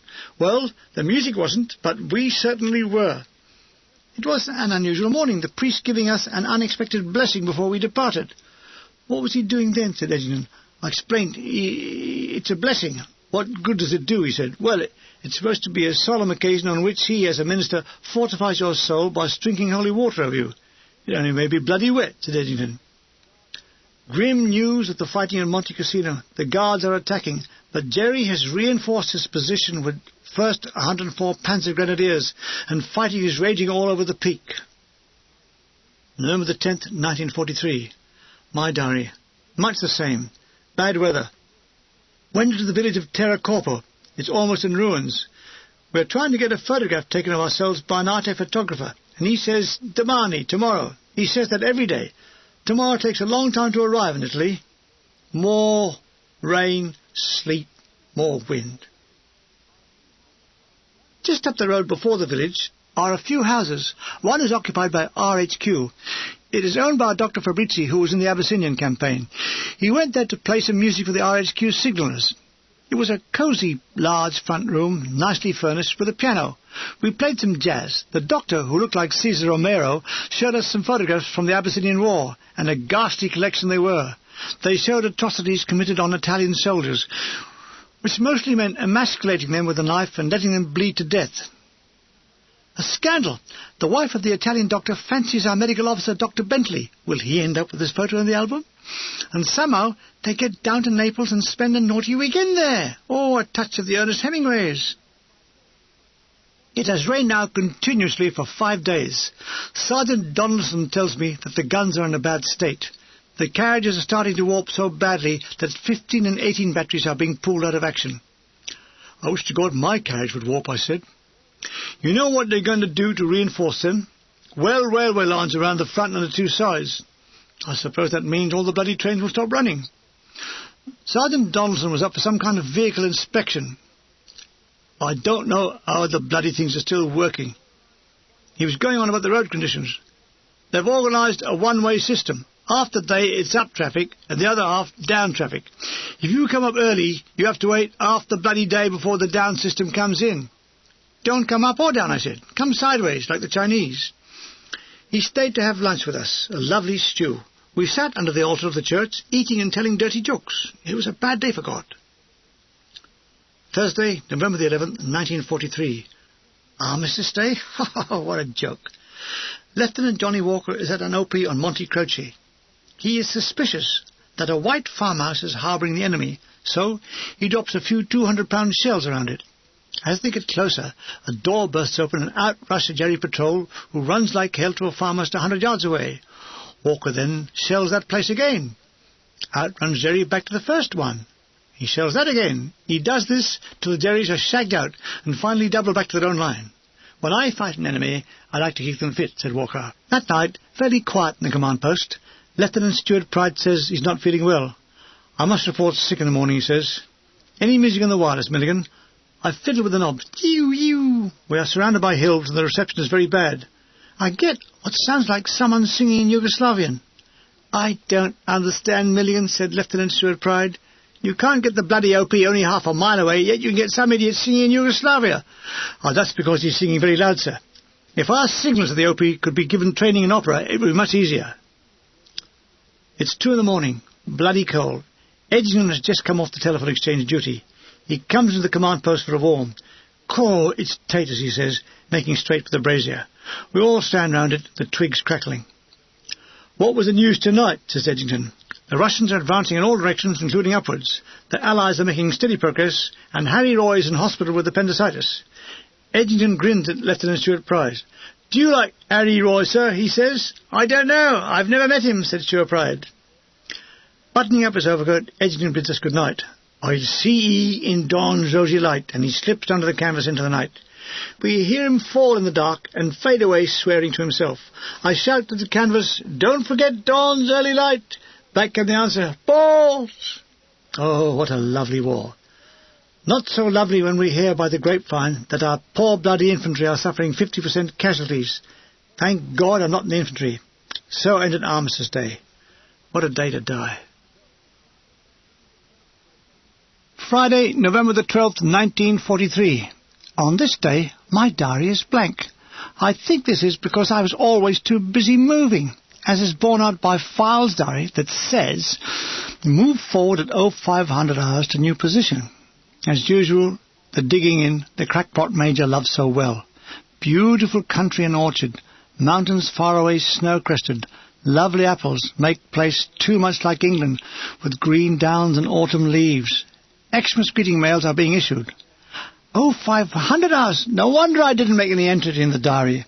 However, I have this excerpt from a letter I wrote home on the 13th, and in it I say, today is like an English summer's day. Birds sing their repetitive little phrases. The village overlooking the field I'm in looks like a drawing from Hans Andersen's fairy story. Excuse the writing, but I'm laying down. So, where were we? The map references were 999003, and that indicates a place called Monte Santa Maria. I never knew that Maria was saint number 999003. Edgington's recollections. Well, it was a bit of a blur, except for the orchard itself, which is very clear in my memory, plus the view from the corner of it, of not-so-distant peaks, snow-capped in the chilly autumn morning, and rose-tinted in the early dawn light. The very first time I had ever seen, and I suspect a few other English city-dwellers like me, such a magnificent natural phenomenon. If I can take a guess at the orientation and say the long axis of the raggedly oval-shaped orchard, maybe 68 feet in length, was east-west, roughly, and those unearthly beautiful peaks were lying about south-east, as we peered southward over the thick hedge that completely surrounded the orchard. The altitude was accentuated by the fact that peaks seemed to be at about the same level as us across the deep valley and to the east. Of the apples in the orchard, we identified at least 6 familiar types, though I'm not sure there were considerably more trees than that. Russets, Granny Smiths, big Canadian Reds, Cox's Orange, Pippins were among those I can still recall, while one tree had produced what Alf and I concluded must have been a cross between an apple and a pear, rather small, delicious to eat, and having a quite marked perfume or scent in the bargain. I recall that under each tree there was a veritable carpet of apples, windfalls, and the scene under the big Canadian tree was something to marvel at. The dark, reddish, highly polished skins glistening with diamonds like drops of moisture, all catching the fitful shafts of sunlight just breaking through the foliage. Only half an hour later, or maybe less, we found ourselves being nearly suffocated by the onset of a large patch of very dense mountain mist, the minute droplets of water vapour being concentrated as to bring visibility down to almost nil and clog our breathing alarmingly. It only lasted a few minutes, but we really got panicky in that time. Thank you for that, Gunner Edgington. Edgington and I are off duty. To shelter from the unending rain, we hole up in the back of someone's 3-tonner. We chat about anything. We sing songs together. We like doing vocal arrangements. I play the trumpet part and Harry does the bass accompaniment. We scrounge tea from spiked beans. Lieutenant Joe Mostyn is passing by. I could see his Jewish soul burning with loathing of the war, not so much against the Germans, but the fact that he was only on a second lieutenant's pay, when he really wanted to be in his schmutter shop in Whitechapel, doing mass-produced suits that all the spibs would buy off the peg at £5 a go cash. I could see his gaze, a long way from this muddy pit we were in. He was in the workshop, watching the girls and their machines, and fancying the one with the big boobs who was doing the padding in the shoulders. At times he had said to me, "Whoever designed the battle dress was a schmuck. The first thing to do when you dress a soldier is to make him look or think he looks like attracted to the opposite sex. But look at this." He would indicate my battle dress. "No wonder the Yanks get all the women. What do you look like? A cripple. We all look like cripples. When we march past the saluting base, the natives think we're all going to a home for the deformed." Yet, although he was never very good at gunnery, or as we called it, goonery, he was still the man who kept the officers' mess topped up with little luxuries. I remember Lieutenant Walker coming to the command post, his eyes shining with orange sauce. Where in God's name did he get duck in this wilderness? At the apple orchards, Mostyn detailed 3 gunners to spend all day collecting sacks of apples. He got the cookhouse to stew them, and for several weeks there was apple puree on the table. It was marvellous. Mind you, he was suffering. His family were all kosher, and he had started off following the kosher diet. But as the war entered its second year, he gradually became Christianized. The great temptation was upon him. At the rest camp at Amalfi, he was offered a plate of shellfish. Strained to breaking point, he said, according to Lieutenant Walker, "Why should I go on being hated by Hitler for being Jewish? I'm going to take the pressure off." So saying, he plunged into the shellfish, beating his breast and shouting, "Mother, forgive me! But eat, Joe, eat!" Yes, Joe Mostyn was an unforgettable character. I last saw him in the foyer of the Cumberland Hotel at Marble Arch in 1952. He was a bit offish with me and seemed loath to talk, but he did impart the information that he was teaching the Israeli army gunnery. If so, but for him, the 6-day war would have been over in 2. The war is gradually having an ill effect on the officers. Bombardier Sherwood is at the foot of a hill on which our OP is sighted. He is in his little bivvy by his Bren carrier when the link phone buzzes. In Sherwood's own words, this is what transpired. Sherwood: "OP link answering." Lieutenant Button: Sherwood? Yes, sir. I'm bored, very bored. See, sir. What do you want me to do, sir, then? There was a pause, and there was a slight breathing, and then... Sing. Sing something. For God's sake, sing something. Sherwood: "Yes, sir." "Lead that pistol down, big, lead that pistol down. Pistol picking, mama, lead that pistol down." Thank you. Thank you very much, Sherman. Saturday, November the 13th, 1943. Because of the OP's field of view and 1,000 feet height added to the gun's range, the targets are never ending. Despite the cold, the gunners are actually sweating. A casualty. My boots are leaking. I examine them seated in the back of the G-truck. White passes by, sipping tea. He stops. "What's on?" "My boots are leaking." "Oh." "Outwards?" "Outwards my arse. The bloody water's getting in." Jerry's got the right idea. Jack boots, no lace holes. Great. "Have you tasted the apples here?" "Not yet. They're bloody marvellous. Better than English ones. Full of juice." Army conversations were unique. From leaking boots to apples in one line. I reported to the quartermaster Courtney for new boots. He makes me take mine off and examine them. "Like a jeweller's glass," I said sarcastically. "Well," he says, "we haven't got your size, see? You take an 8. We've only got 12s. 12s? 12s? Christ! Take it or leave it. A choice. Size 12s or bare feet." It was like wearing landing barges. I used to haul myself around in the mud, walking like Frankenstein's monster. My feet kept coming out of the bloody things, and I had to stand on one leg trying to tug the other monster boot on in the mud. It was impossible. I told the quarter bloke, and he relented. I'll send a truck to base depot and get a pair of 8s. The new size 8s arrive and are like iron. They've been in store since World War I. I had to attack them with a hammer to break them down. I cover them with great loads of dubbin, put them near the fire. I watched those boots absorb 2 pounds of dubbin with a noise of glug, glug, glug, glug. The bloody things were alive, said Gunner White, watching fascinated as the boots devoured the dubbin. After half an hour's battering with a tent-peg mallet, I tried them on. Great, they were soft as buckskin. We have news that 17 Battery had had a premature. No one killed, but 1 gunner injured. This was strange, as the gun had just come back from the workshops where it had been repaired for a previous premature. Oh dear, British workmanship. Sunday, November the 14th, 1943. Regimental Diary. Weather once again wet and windy and cold. That sounded like most of us. Alf Files' diary. Rain making things awkward. Bombardier Milligan's diary. Gave boots another good hammering. Lieutenant Button is a greeny-yellow colour when he enters the command post. You look off colour, sir. Yellow, to be precise, I said sympathetically. No, I feel jolly rotten. Jolly rotten, sir? I've come to collect my prismatic compass. He goes to a little ledge, picks up a few belongings. He looked dreadful.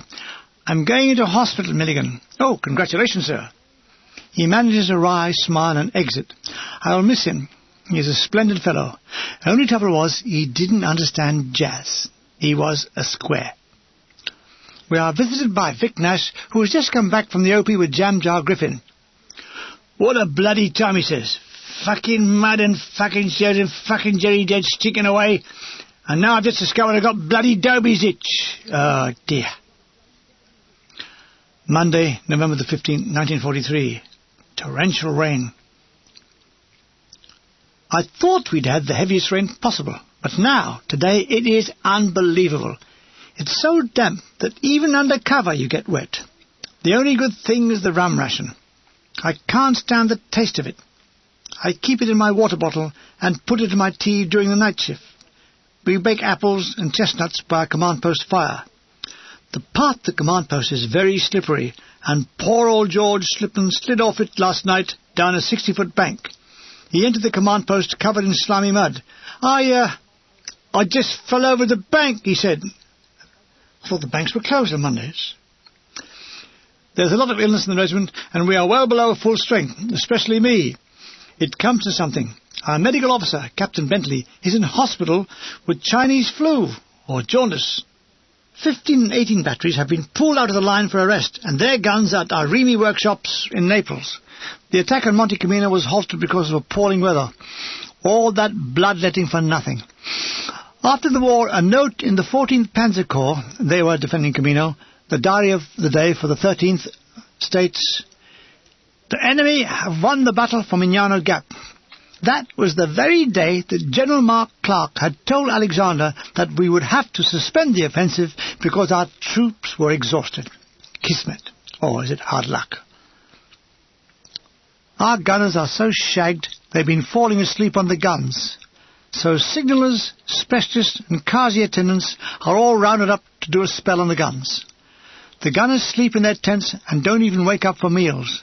The platforms of the guns are nothing more than pools of mud 3 foot deep.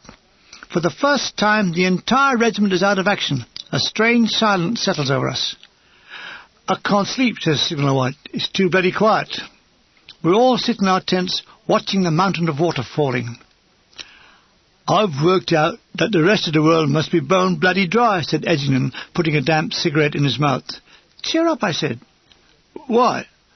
"I don't know why. Give me time, I'll think of a reason." Tuesday, November the 16th, 1943. We are both run across to the cookhouse with our gas capes over our heads. It's early morning, and what a treat. Someone has got us a fried egg each for breakfast. Oh, magnificent egg, I intoned. Oh, egg, egg, oh, egg, echoed Edgingham like a Shakespearean actor. I feel a powerful inspiration on the egg coming to me. He then launched into, "Oh, long live the fried egg, even though for it we have to beg. The fact that these eggs are Italian will have us all bound up like a..." I couldn't think of a rhyme. Then Edgingham said, "like a stallion." "Did you hear Jerry's long-range guns last night?" I said. "No, I wasn't on duty for once. I had a good kip." A period of eating and tea-sipping. "Yeah, last night I picked up some good jazz from Naples AFN. They had half an hour of Goodman with Charlie, Christian and guitar. It was bloody marvellous. Then about 10 minutes of Jimmy Lunsford. And they played that great sax arrangement of Sleepy Time Girl. It was great. I think Willie Smith was on first alto. What a great lead he is." "I wonder," says you, when we'll ever play again as a band." "Now, Alf's guitar strings are all going rusty. He's going to try to get some new ones when we get to a trip into Naples. Bombardier Fuller is calling for me. Despite my silence, he finds me.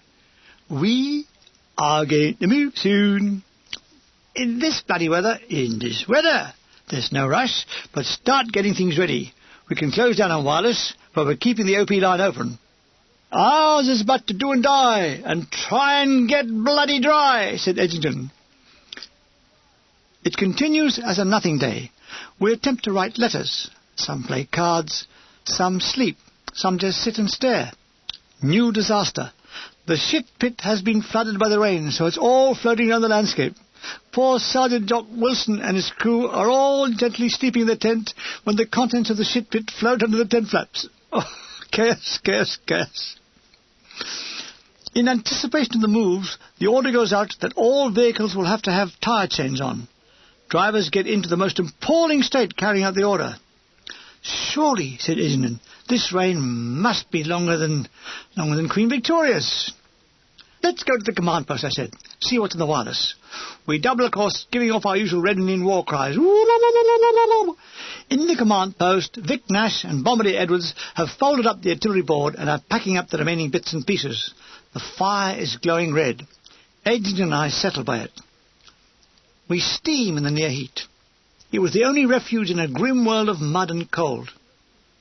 "I wonder what wondrous fairy tale they are taking us to," said Deans. He takes a cigarette from his tin. "Little Vikash, give us one. I'm clean out." Deans hand the tin across. "Fucking V cigarettes. These are a personal fucking insult," says Nash, but still takes one. "It will fucking well light." "You have to dry the bloody things first," advises Deans in a sage-like voice. "You know, I wrote to my MP in London about these bloody Vs, and I said it was a disgrace that we had to smoke the bloody things." "Did you get a reply?" "Yes. He said there was nothing that could be done because these fags are made in India, and it's easier to ship fags from India to Italy than from England. He put a packet of 20 players in the past and wished me good luck." "Well, we don't appear to have had any," said Edgington. "Have you seen this?" said Deans, and hands us a page torn from the Union Jack, the army newspaper. I was so smitten with what I read, I copied it out. "Corridors of Power, Mark 1. General, leaps tall buildings with a single bound. More powerful than a steam engine, faster than a speeding bullet, gives policy to God. Colonel, leaps short buildings with a single bound, more powerful than a shunting engine, is just as fast as a speeding bullet, walks on water if the sea is calm, talks with God. Lieutenant Colonel, leaps short buildings with a running start in favourable winds, is almost as powerful as a speeding bullet, walks on water in indoor swimming pools, talks with God if special request is approved. Major, barely clears a Nissen hut, loses tug-of-war with a steam engine, can fire a speeding bullet and swims well, is occasionally addressed by God. Captain, makes high marks while trying to leap tall buildings, is run over by trains, can sometimes handle a gun without inflicting self-injury, dog paddles, talks to animals. Lieutenant, runs into tall buildings, recognises trains 2 out of 3 times, is not issued with ammunition, can stay afloat if properly instructed in the use of a life jacket, talks to walls. Second lieutenant, falls over doorsteps while trying to enter building, says, "Look at choo-choo," is never issued with a gun or ammunition, plays in mud puddles, mumbles to himself.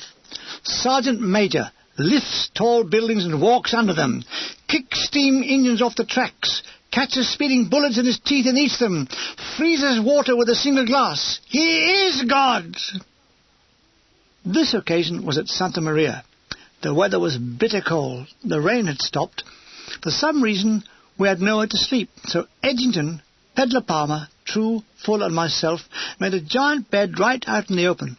First we laid down a huge canvas gun sheet. On that we all made our beds in a square, all feet towards the middle, That done, we laid over the top yet another giant canvas gun sheet. I'm still desperate to remember why we did it, so I ring up Edginton in New Zealand. He recalls the occasion, but again, the reason is unexplained. Me. Harry? Yes, is that you, mate? Yes, it's me, mate. Course, too. What's the time? It's 11:10 in the morning. Well, it's 10:10 at night here. Good night. Good morning. Harry, I'm on volume 4 of the war memoirs. Now, Roccamanfina and Terra Corpo, do you remember the occasion of the great bed? Core, yes. We did it right out in the open. We used gun covers. Good. Can you remember why we did it? Yes. Why? We're all bloody balmy. I know that. But was there any other reason? Were we short of tents? No, it's sanity. So there we have it. In that bed we slept like babes. Alas for Edginton, in the middle of the night, someone from the command post told us the line at the OP has broken. No one answered except the innocent Edginton. He gets up, and in his words, I don't know why no one else heard the call. Oh, I know. I got up, and for some reason didn't lace up my boots. I started to trace the line. I reached a stream that was so churned up by crossing motor traffic that the water was like porridge. I found a break, but had to cross the stream, which was about 3 foot deep. On my return, I took my boots into the command post, which had the brazier burning. I was too tired. I just threw my boots into the fire, and waiting for them to dry, I fell asleep sitting up. Next morning, I took my boots from the embers. They were snow white and as hard as iron. To soften them, I had to soak them in water again. End of Edginton bit. When the remaining giant bed sleepers awoke at dawn, the gun canvas was covered white with hoar frost. Yet I remember I had slept soundly and warmly. End of Milligan bit. I've been feeling a bit groggy all day. I could feel a cold coming on, so I dosed myself with hot tea and rum. The 16th ended like it had started, with thunderous deluge of cold rain. It numbed the mind, the body, and sapped the morale. My sleeping quarters, I had found a small embankment. In it I noticed a crevice that was about the length of a man laying down. It was recessed back about 5 feet, and from this I made a small, very dry little sleeping quarter. There was only room for the bed, a small pack, and an oil lamp. By astute placing of my gas cape and some acquired waterproof sheeting, I had made it rainproof. About 10 that rain-swept evening, I lifted up the flap of my den, climbed in, removed my soggy boots, trousers and jacket, and eased myself into the dank blankets. I left the oil lamp burning for a while to give a little cheer to the gloom. Thoughts tumbled through my head. Home, jazz, women, leave, money, women. Money, women, women, women, women, women, women. I take another swig from the rum ration in my water bottle. Ghastly. I take another swig from my rum ration. Ghastly. I take another swig from my rum ration. I take another swig from my ration. I rum the ration. I rum the ration. I risk the rummin. I rum the Wednesday, November the 17th, 1943. The BBC News. Heavy rain in Italy is slowing the Allied advance. Advance? What advance? Today was a crisis day. The drivers tell us of chaos on the road, flooding and cataclysmic subsidence has all but brought traffic to a halt. A recce party returned with the news that we have a new gun position at 966-976. Come to romantic 966-976 and take the waters. Wallow in health-giving mud baths. I'm saying all this from my den when Edginton's voice draws night. Hist! I hear a voice from yon catacomb. He pops his head under the gascape. Come on, I'm off to Brecker. The rain is running down the gascape he holds over his head. I still feel groggy, but I don my clothes, and together we slurp, slither towards the cookhouse. It's a large tent among the apple trees. At the serving table stands Ronnie May and Charlie Booth. They've been up since 6 making the grub. Again a fried egg, some spam stuff, bread, jam and tea. Slip, slop, slurp we go, sheltering the food under our capes. The command post fire is almost out. Wenham is inside, disconnecting the dags. I'm leaving 2 new ones, he said in his Sussex burr. Left and right comes in behind us. Oh dear. Who's let the fire out? We quickly add some more twigs. The twigs are very damp, but when they burn they have a lovely applewood smell. Still no firing. We call up the OP. Lieutenant Walker wants to speak to Lieutenant Wright. They pass pleasantries. He hands me back the phone. I speak to Bombardier Edwards. What's it like up there? Bloody wet. Jerry's very quiet. It's live and let live at the moment, though he did a bit of mortaring around us last night.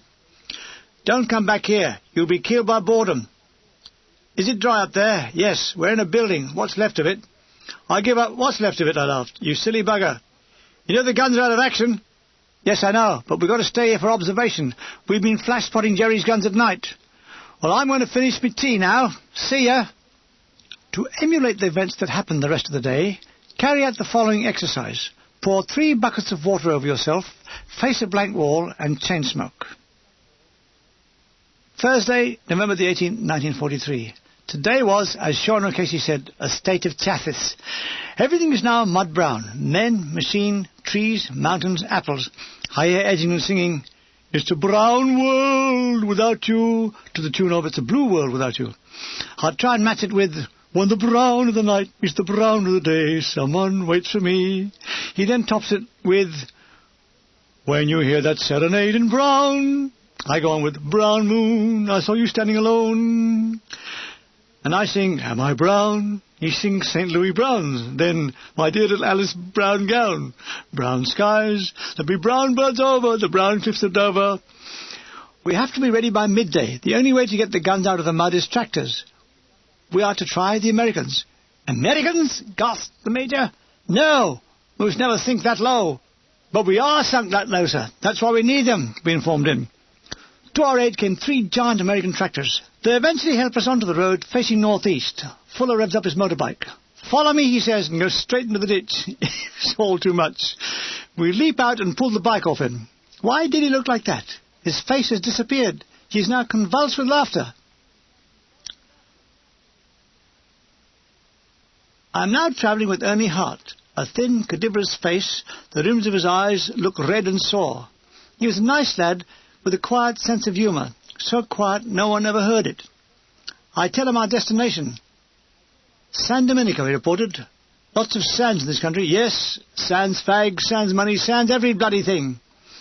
Behind us we can see Monkey One truck, Webster's face showing occasionally through the windscreen wipers.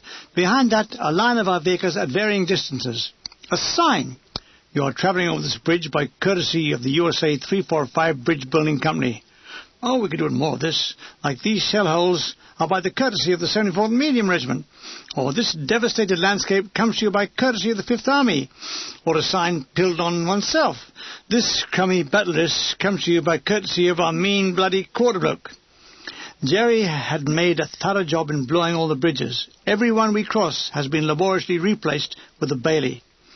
Total weight of a gun plus the scammer is nearly 25 tons. They have to slow up when crossing, and gradually the light trucks pull ahead of the gun convoy. The torrential rain forces us to pull down the back canvas of our truck. We have stopped. Big deal. We hear raised voices. A large lorry has slidden off the road. The driver's face covered in blood. He's being hauled up from below. Other mud-saturated figures are helping him in another truck. They all have to shout above the roar of the deluge. It's like a school for the deaf. We are off at a snail's pace. God knows how drivers can cope. "Can you see where you're going?" calls Hart through to poor driver masters. "No," comes the reply. "I'm driving in Braille." It's about midday, or if you go by the light, midnight. We have been halted on a road. To our right, looming over us, are Monte Santa Croce and Monte Mattoni, both over 600 to 1,000 feet.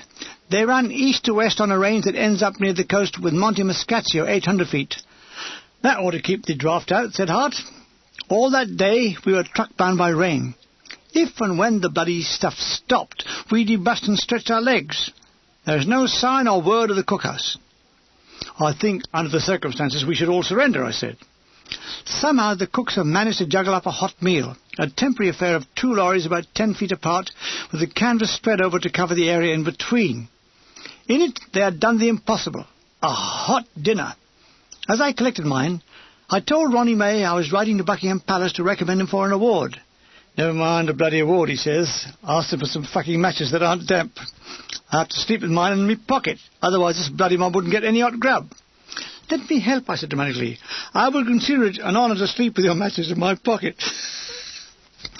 Bombardier Fuller explains, "When this bloody rain stops, we've got to dig the command post over there." He points to a small land area about 30 feet below us in the valley. We dig into that bank. The 10-9 exchange will go in the cave to the left. He indicates a small cave. And to the left of that, I think there's a cave big enough to take the monkey truck mob. Poor Fuller. He's up to his eyebrows in mud. Riding a motorbike in this weather is like going over the Niagara Falls in a gas stove. The rain stopped. I found a bank on the road, under the cover of a large tree.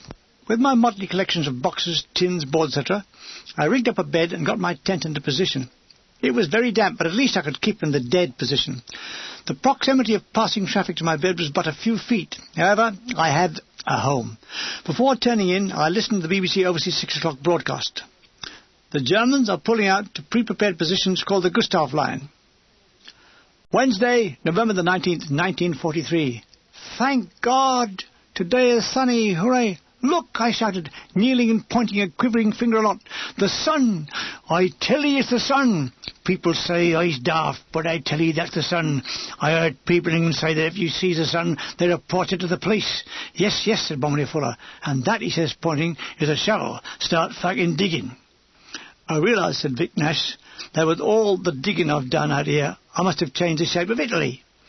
Vic is short, about 5'5", looks Jewish, but isn't. He was a pastry cook in the Old Kent Road before the war, but now he's digging command post. Why didn't they put me in the Army Catering Corps? Well, you should have asked, said Bombardier True. I did ask, said Nash, in a note of exasperation. I said, look, I'm a pastry cook by trade. Can I go in the Catering Corps? Nash pauses, lights a cigarette. The sergeant said, of course, you're lucky. They need cooks in the Royal Artillery. So I thought I was safe, but now, fuck it, look at this lot. He held up a shovel coagulated with mud. We freeze as the sound of a plane is heard overhead. Whose are they? Where are they? They loom into view from the south. Boston, said True. Their engines are labouring under the weight of bombs. Above them and to the right are a squadron of Kitty Hawks. Americans! For Christ's sake, don't move, warned Edgerton, or they'll have us all. They move majestically towards the Abruzzi Mountains, Jerry flak peppering the air around them. It's astounding that so few planes get hit, said Deans, peering at the conflict with his right hand shading his eyes. Well, I said, it's very difficult for a shell and the plane to be in the same place at the same time. By the law of averages, it can't happen too often. Ooh, hark at bloody Einstein, says Nash, tapping his head with his finger. I say this. The shell with your number on will get you no matter where you're standing. For all we know, there's one on its way right now to us. Understand? I cupped my hand to my ear and leaned forward. List! I think I can hear it now. No, wait. No. It's not for you. It's for Mrs. Ada Grolix of Brockley. Even as I spoke, a plume of smoke starts to trail from one of the Bostons. They've got one, shouted Ernie Hart enthusiastically. We all cheered. The Boston turned in a slow circle and started to head back to base. We watched as it jettisoned its bombs. The smoke was still trailing from its port engine as it passed into the distance in the direction of what must have been Foggia Aerodrome. I bet there's a few city underpants up there, said Edgerton grimly. Oh, and there's a lot of city underpants down here, said Nash, who hadn't been able to get a bath for nearly 10 days. The Boston gradually diminishes into the nothingness of the distance. Well, that made a nice little break, said Ernie Hart. It sounded heartless, but things like planes on fire were all the real entertainment we had. If a lorry crashed in a ditch, the men would come from all over to see it pulled out again. Anything to break the boredom. There's a fortune waiting for the man who can invent portable owls. Edgerton says this with a strained voice as he hurls a shovel of mud. There is a pause, and then I sing, owls, portable owls. They'd be useful to all the troops, including the Poles. Yes, we need owls, portable owls, and I'm stuck for words, so Edgerton continues. It'd save us all having to dig like bloody moles. He's stuck, I continue. Shoveling lumps of mud is very bad for me. When I started, I was 6'1", but now I'm 4'3". The flow of the muse is interrupted by the dreaded Major Evan Jenkins. He walks with his torso bent forward at a ears-me-nose-me-arse's following angle. He looks at the hole. Why aren't you digging under a camouflage net? He said, his little beady eyes boring into our souls. The answer came very simple. We haven't got one, sir. Send someone at once to Wagon Lines and draw one. Yes, sir, said Fuller, but the inflection sounded like, you bastard. Bombardier Hart, take Monkey Truck and collect a scrim net. Hart grins. He offs, and soon we watch Monkey Truck pull away from the road. Jenkins is still trouble hunting. Have you got a track plan? Yes, sir. Where is it? Hurriedly, I invented the track plan. We keep to the edge of the drop, and when we reach the road, we turn right under the tree, sir. That's all he said. A track plan was this. So as not to leave new trails all over the landscape, we all kept to one path to draw less attention from Jerry observation planes. As the entire landscape was one great churned-up mud bath, it didn't matter where you walked or drove, as the water and the mud washed away all traces of the track. But to keep peace, we pretended. We watched him as he dutifully walked along the edge of the drop, keeping to the track plan that didn't exist. He did stop and pause once and look back as though he didn't believe me. Then he walked on. Fuck him. We continued combined digging and moaning. By evening we have a large, dank command post ready. First thing, the fire. After the addition of twigs and a tin full of dirt, whoosh, it ignites and settles down to give us a friendly warmth. We hide inside for a while as Ben Wenham fixes up the lights. Lazy buggers, he said, seeing us all huddle around the fire. Lazy buggers, explodes Edgerton. Where were you when the shit hit the fan? Specialists are coming in with their gear. Signallers are setting up their number 22 wireless sets, connecting up the batteries. Mr. Wright is duty officer. He ducks under our blackout curtain and surveys our efforts. Very nice. 10 out of 10. Ernie Hart has just come in with extra firewood. And what nice gunner is going to help bring in the Yule log? He throws the firewood in the corner. Yule log? Of course, my God, it would soon be December. The first one away from home. Out of the bloody way, said Shapiro, who backs him with the drum of Don 5 cable. Behind him comes Pinchback. They've been laying a line from the OP and are well covered in muck. Wherever you like it, my lord, said Shapiro. I point to a spot by the wireless. Pinchback is bearing the two wires with his pliers, and with professional deftness connects the telephone and buzzes the OP. Shapiro watches, a cigarette between his lips. Pinchback buzzes again, a look of anxiousness on his face.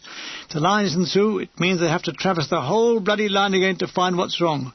Pinchback smiles. Hello, OP? Okay, yes. Fine here, what?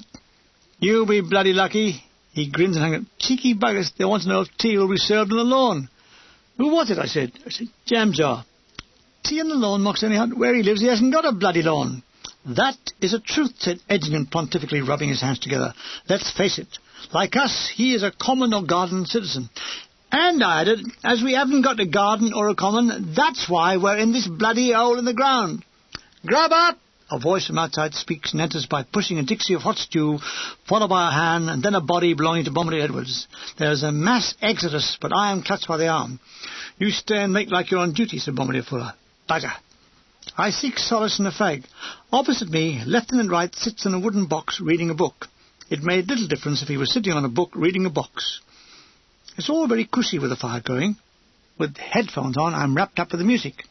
A tap on the shoulder. Turning, I see Ernie Hart. I've come to release you from your bondage. Oh, thank. What's for dinner? It's M&V again. They must run out of that one day. The batman and slave labour have built a very fine officers' mess come billet. They have laboured this long day to achieve it. Woody, that's Jenkins' batman, tells us, next we're going to build a bloody hotel without water. November the 20th, 1943. The morning of November the 20th burst cheerily on us with an exciting cold downpour. Oh, gad, it was good to be alive. The question was, were we? We are concluding the finishing touches on the command post.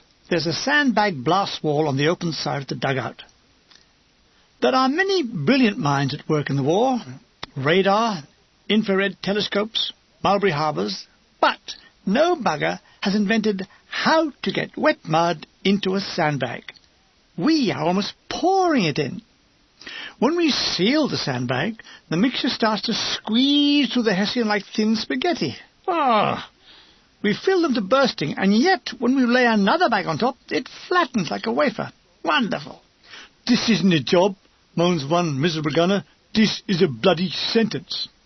17 battery tell us they have managed to fire 20 rounds in the afternoon.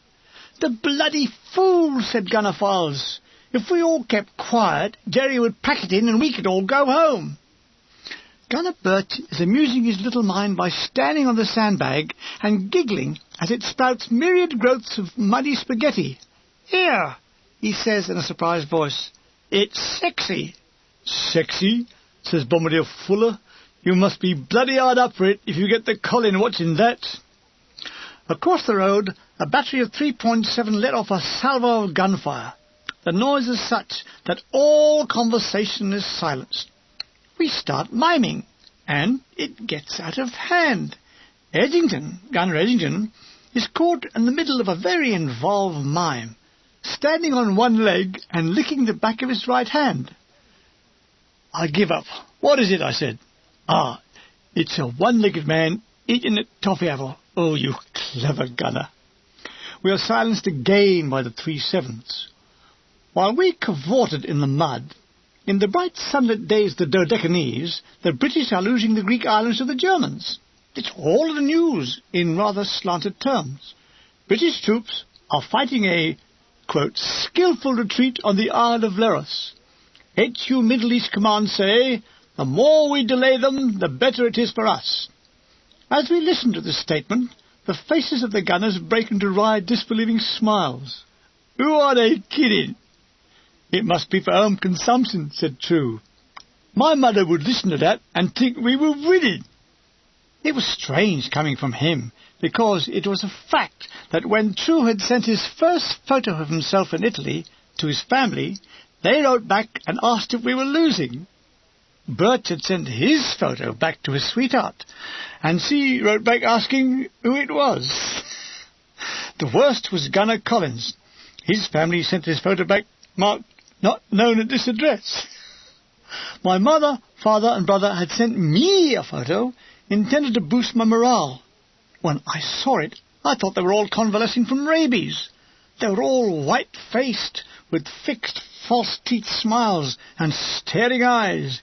The explanation was, it was taken by magnesium flash, badly printed, and the photographer, Mr. Wheel, had asked them to open your eyes wide to get a good expression. The result was dead people standing up. Dean's National Files have done a great job on their bivvy. It now has a fireplace, and so, in the evening, Harry and I go in for a warm. It was one evening, with the rain running in rivers, when we cooked up a tune, the Rockamanfina Rumba. From somewhere I had obtained an ocarina, and, with Edgington banging on a box of matches, we gradually bring alive a tune. It went like this. The rumba, Rockamanfina Rumba, a snappy little lumber, Rockamanfina Ray, oh, caramba, the natives say caramba, Rockamanfina Rumba, Rockamanfina way. It was in the battery charts for about 3 weeks, but it never became a hit. Jamjar Griffin comes in. He's heard the music. Is this where all the action is, he says, his bulk blocking the entrance. What a waistline. It came up to his armpits. It seemed wider than his shoulders, and when he jitterbugged, it appeared he was wearing a life belt under his jacket. Bloody Jerry officer at the OP. He said the war would last another 2 years. Well, I think he was right, I said. Oh, said Griffin. He's right, but it was the arrogant way he said it, as though he was personally making it last 2 years. I told him to bloody well where he got off. I said we could finish the war tomorrow. We just kept it going so we could kill off as many of you bastards as we can. That's no way to talk to an officer, I said. Under the Geneva Convention, he could report you for swearing at a prisoner of war, and you'd be fined 10 shillings a week to pay. Jamjar puffed up in anger. Swear at him? He's lucky I didn't fuck him. I understood his feelings. Being at the OP is no holiday. Being mortared and shelled, along with infantry attacks, it starts to build up a sort of a hate. Whenever I was at the OP and saw any of our dead or wounded, I really felt burned up with rage. Having lost many friends in the fighting, it's very hard to take a passive view. Gunner Forrest had just come in our tent and asked if anybody could read a letter to him. Edgington volunteered. The letter was addressed from his parents at home. Prepare yourself for a slight shock, said Edgington. From the borough of Ealing, rates overdue up to the month of July 1940, £3.18. If not paid within 20 days, proceeding will be taken. Forrest rode and snatched the letter. Fucking hell. A fucking rates demand in Italy. I don't believe it. Still no news of any firing. Rain, rain. Deans is in his cooking mood and about to hurl onto us a giant, long flour and water pudding with curried cabbage inside. It was christened the Mongoloid Monster. I think we're all bloody lucky. All this grub, steaming hot, tea, marmalade duff to follow, high-altitude chocolate. Edgington stops to poke some grub between his dinner manglers. Those poor bloody infantry lads up in the front. You're telling me, said Jamjar. The last OP, we could only get grub up by mules, and they were lucky not to be eaten. Oh, yeah, it's cushy back here. This, he looked around the humble interior. This, he said, this is fucking luxury. I was feeling in my pockets for a tin of mannequin shoots that my father had sent in advance of Christmas. With a great gesture, I took the brown tin, opened it, and let their eyes feast on it. Caw! Cigars! Edgington shouted, and then, putting on his cross-eyed Rich Brothers look, he took one with an old-worldly flourish, and with a new worldly flourish, he stuck it behind his ear-hole. The aroma after dinner was that of a London club after the port. We all felt relaxed, so we continued with our ocarina guitar and matchbox concert, this time others joining in on empty mugs and tins. We sang and yarned until 11 o'clock, mad midnight fools that we were. Harry Edgington is singing a song he wrote to his unborn child. Your mum and I, we spent a lifetime apart, and through the war years we knew our heartaches, but that's over now, and you make your bow to your mum and I. We were all very moved, but not the 3.7 gunners behind us, who let fly a shattering barrage. That wound up the concert. Good nights, good nights. In my damp roadside bed, with traffic a few feet from my head, I fell asleep and awoke with tar marks up my body. November the 21st, 1943. My diary. Sunny early morning, rush to hang blankets out to dry. Alf Files' diary. Began sunny, but developed into usual rain. Regimental diary. At midday, 19 battery reported 2 guns ready for action. Bombard fired. Little improvement in the weather. Mrs. Cronk of Lewisham's diary. Cat died. Cancelled milk. My watch points to the hour of... Oh, my God. My watch has stopped. Bombardier Sid Price. He knows about watches. Ah, you see, he said, mending it. You have to wind it up, you see, he said. How silly of me. Down in our little valley, there's a small stream where women of the village do laundry. I approached one, who was only too glad to accept my chocolate ration to do mine. Her name is Maria. Everybody in Italy is called Maria. The men, the dogs, the chickens, the lot. With 2 guns nearly ready for firing, we're all back on duty.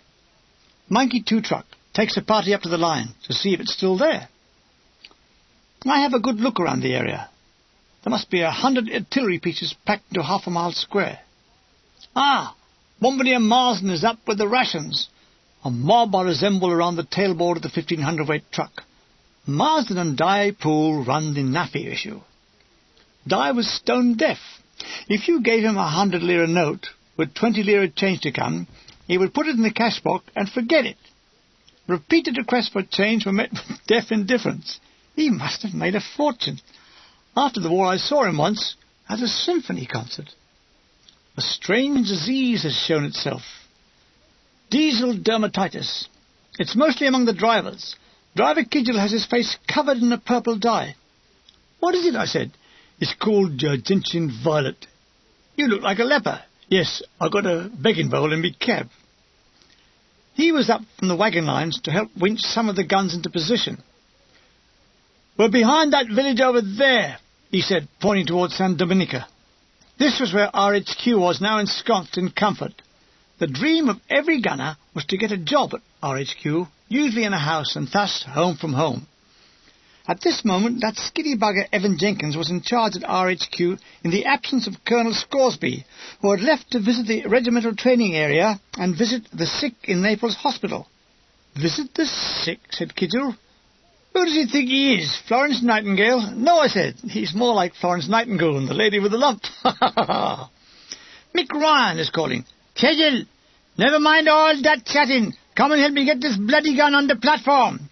Come inside, says Kidgel, and waddles, yes, waddles the short house away. Quack, quack, quack, I shout after him. He doesn't turn, but raises 2 fingers behind his back. I'm laughing when a lorry passes and speckles me with mud. What's this? I'm on duty starting 11:30 and through till 2:30, along with Birch. Loaded with my writing pad, old Life magazines, and 2 Mars bars for my nappy purchases, I set myself up in the command post. Lieutenant Pride is there. He has his boot off, trying to hammer down a nail with a stone. We start firing at 100, Bombardier, he said. On one leg, apparently, sir. If needs be, Milligan, yes. I would not stand in the way of a one-legged order, sir, I said. You know that. Bombardier Deans is doing various computations on the artillery board with a pencil that I swear is only 1/8 of an inch long. Who's at the OP? I asked. Lieutenant Walker, Nash, Griffin, and Bombardier Edwards. I'm afraid I don't know what the signals are. He cringes and said, "You won't report me for that, will he, young master?" Oh, dear.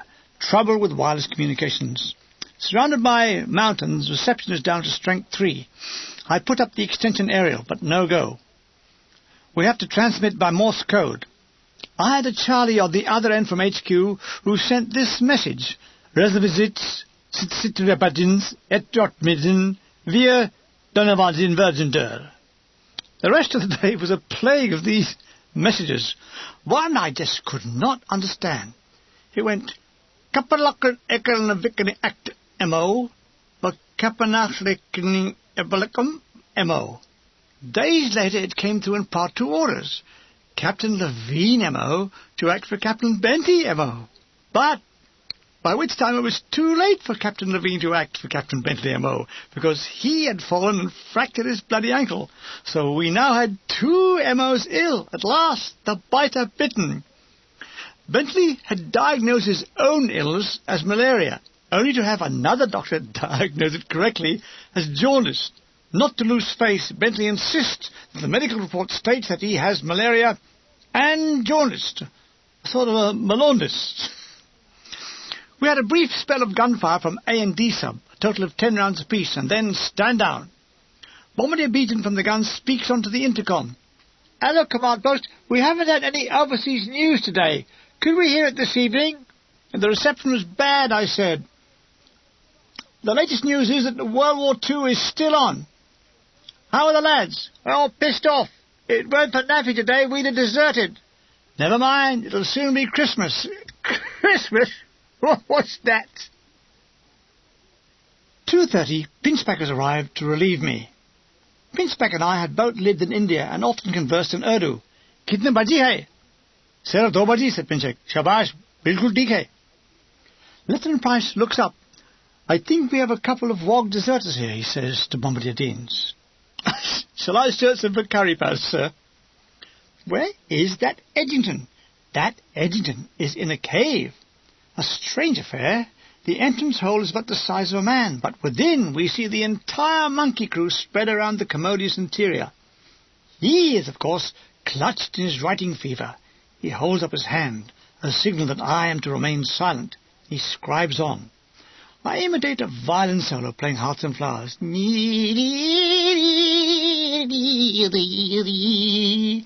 is not amused. He is apparently in a self-hypnotic trance, where he can almost feel the presence of his beloved sweetheart Peg. At the start of my music, he looks up with a strange sexual look, part Lochinvar, part Svengali, and part soldier. His lovely head bends to the letter as he finalizes it with a myriad kisses. Oh, Harry, you mustn't get yourself into these states, Gun Reginald. It's not good for you.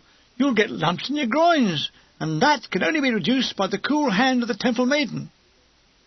Well, he finally deigns to speak. That's that. That is that, I agreed. And this, I point to my ear, is this. Also, I pointed to the fingers of my left hand. Those are those. He could not stay grim for long. He smiled. Ah, I said, there's a good boy, I said. Diddums is smiling. Diddums will give Mummy a nice little kick in the cobbles in a minute. Wait! He's a complete change of mood. Suddenly he says, I've got a new tune, mate. He hums the first chord to give me the key, then sings the melody, occasionally dropping in a few harmonic notes. Like all his tunes, it's beautifully melodic. The words, he mused, will be something like this. He sang, Remember how we kissed in the autumn, September turning green things into auburn. Didn't rhyme, did it? Never mind, he didn't care. It was World War II. I was never to hear the completed tune until the year 1956 at his home in Wood Green. I'm standing in the half-light of the cave, listening to Edgington singing his tune, when there enters one unromantic peddler palmer from Devon shores, a true Urslam. "Arr, mar," he said. Now, why a man wants to say "arr, arr" is beyond me. "Where has the great Swede basher who says 'arr, arr' been hiding?" I said.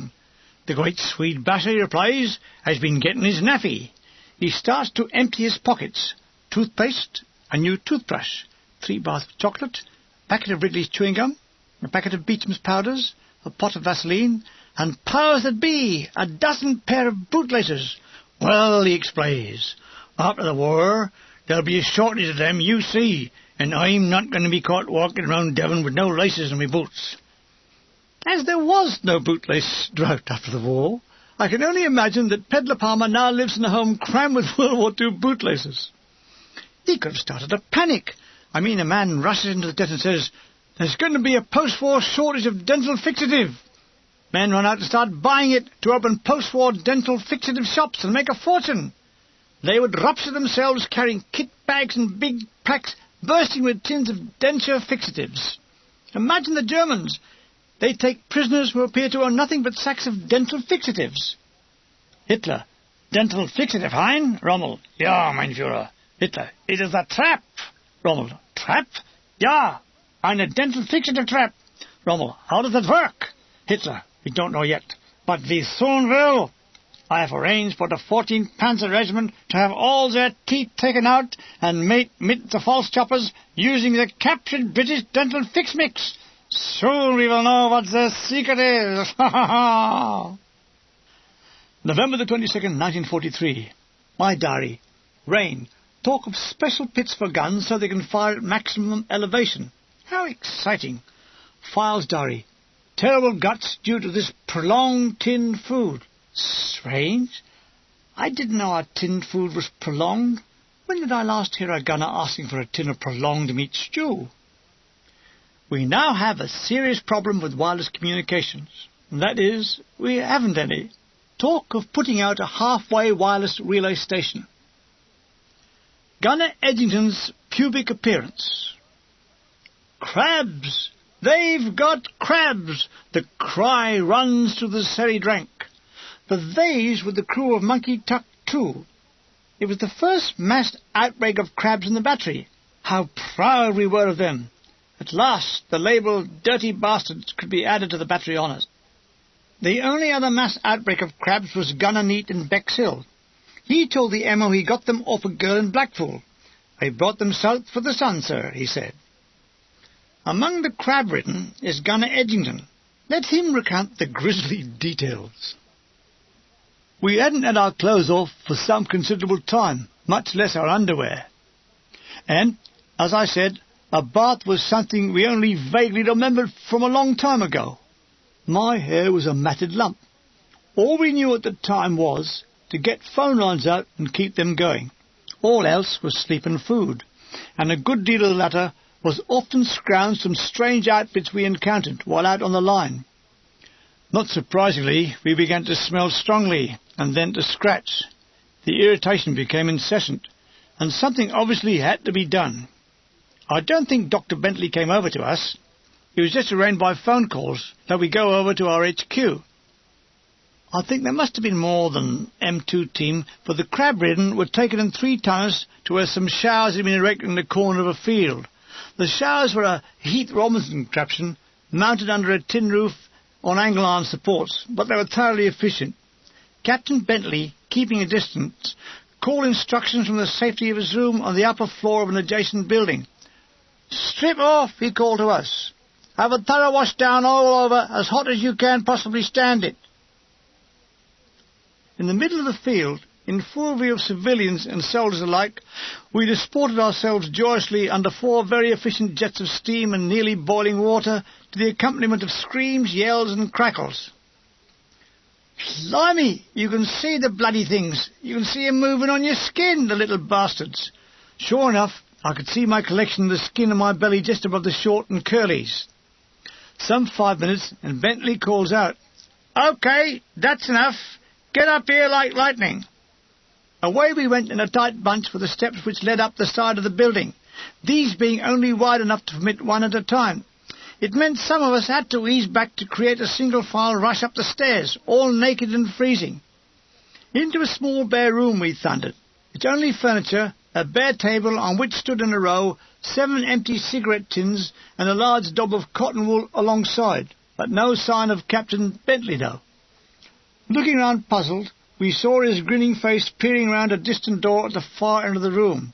He had no wish to get near us. The legends, crabs can jump 6 feet, still lingered on. Right, each man grab a tin and a blob of cotton wool. Dip the cotton wool in the tin and dab it generously all over the affected parts. Now, quickly! He slammed the door in case any escaped. Looking in my tin, I saw a clear mauve liquid.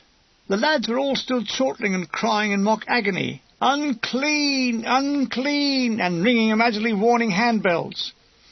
The fluid was liberally applied, back, balls and bellies as well, not one of us having guessed what it was. It took about 10 to 15 seconds to act, then everyone's balls caught fire. It was raw alcohol. The first "Go, mate!" was rapidly echoing all around, followed by a growl of "Oh, God, bloody!"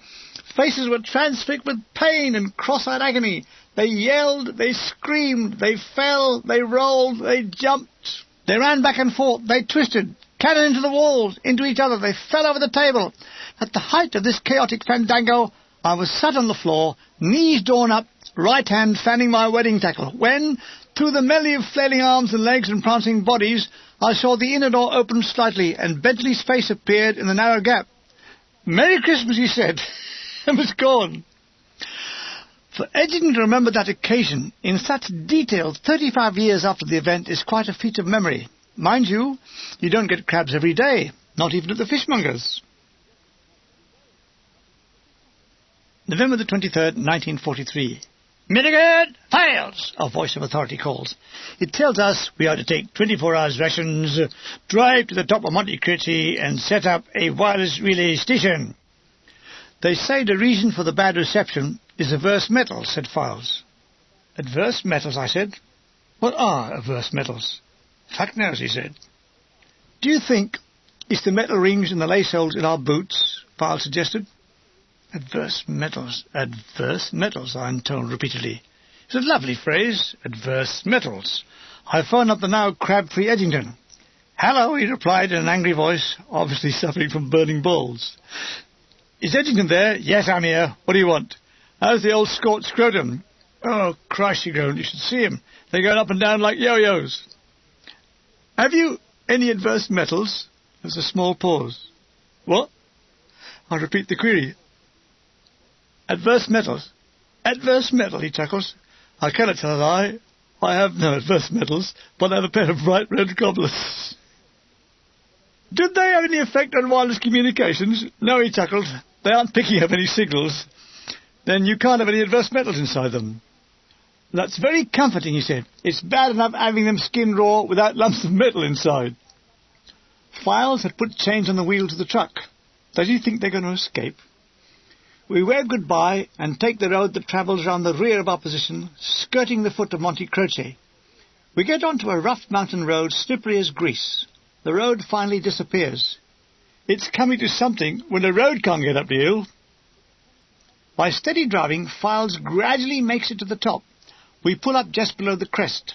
The slopes are slightly wooded with a scrubby grass floor. We look down into the valley at our gun positions behind.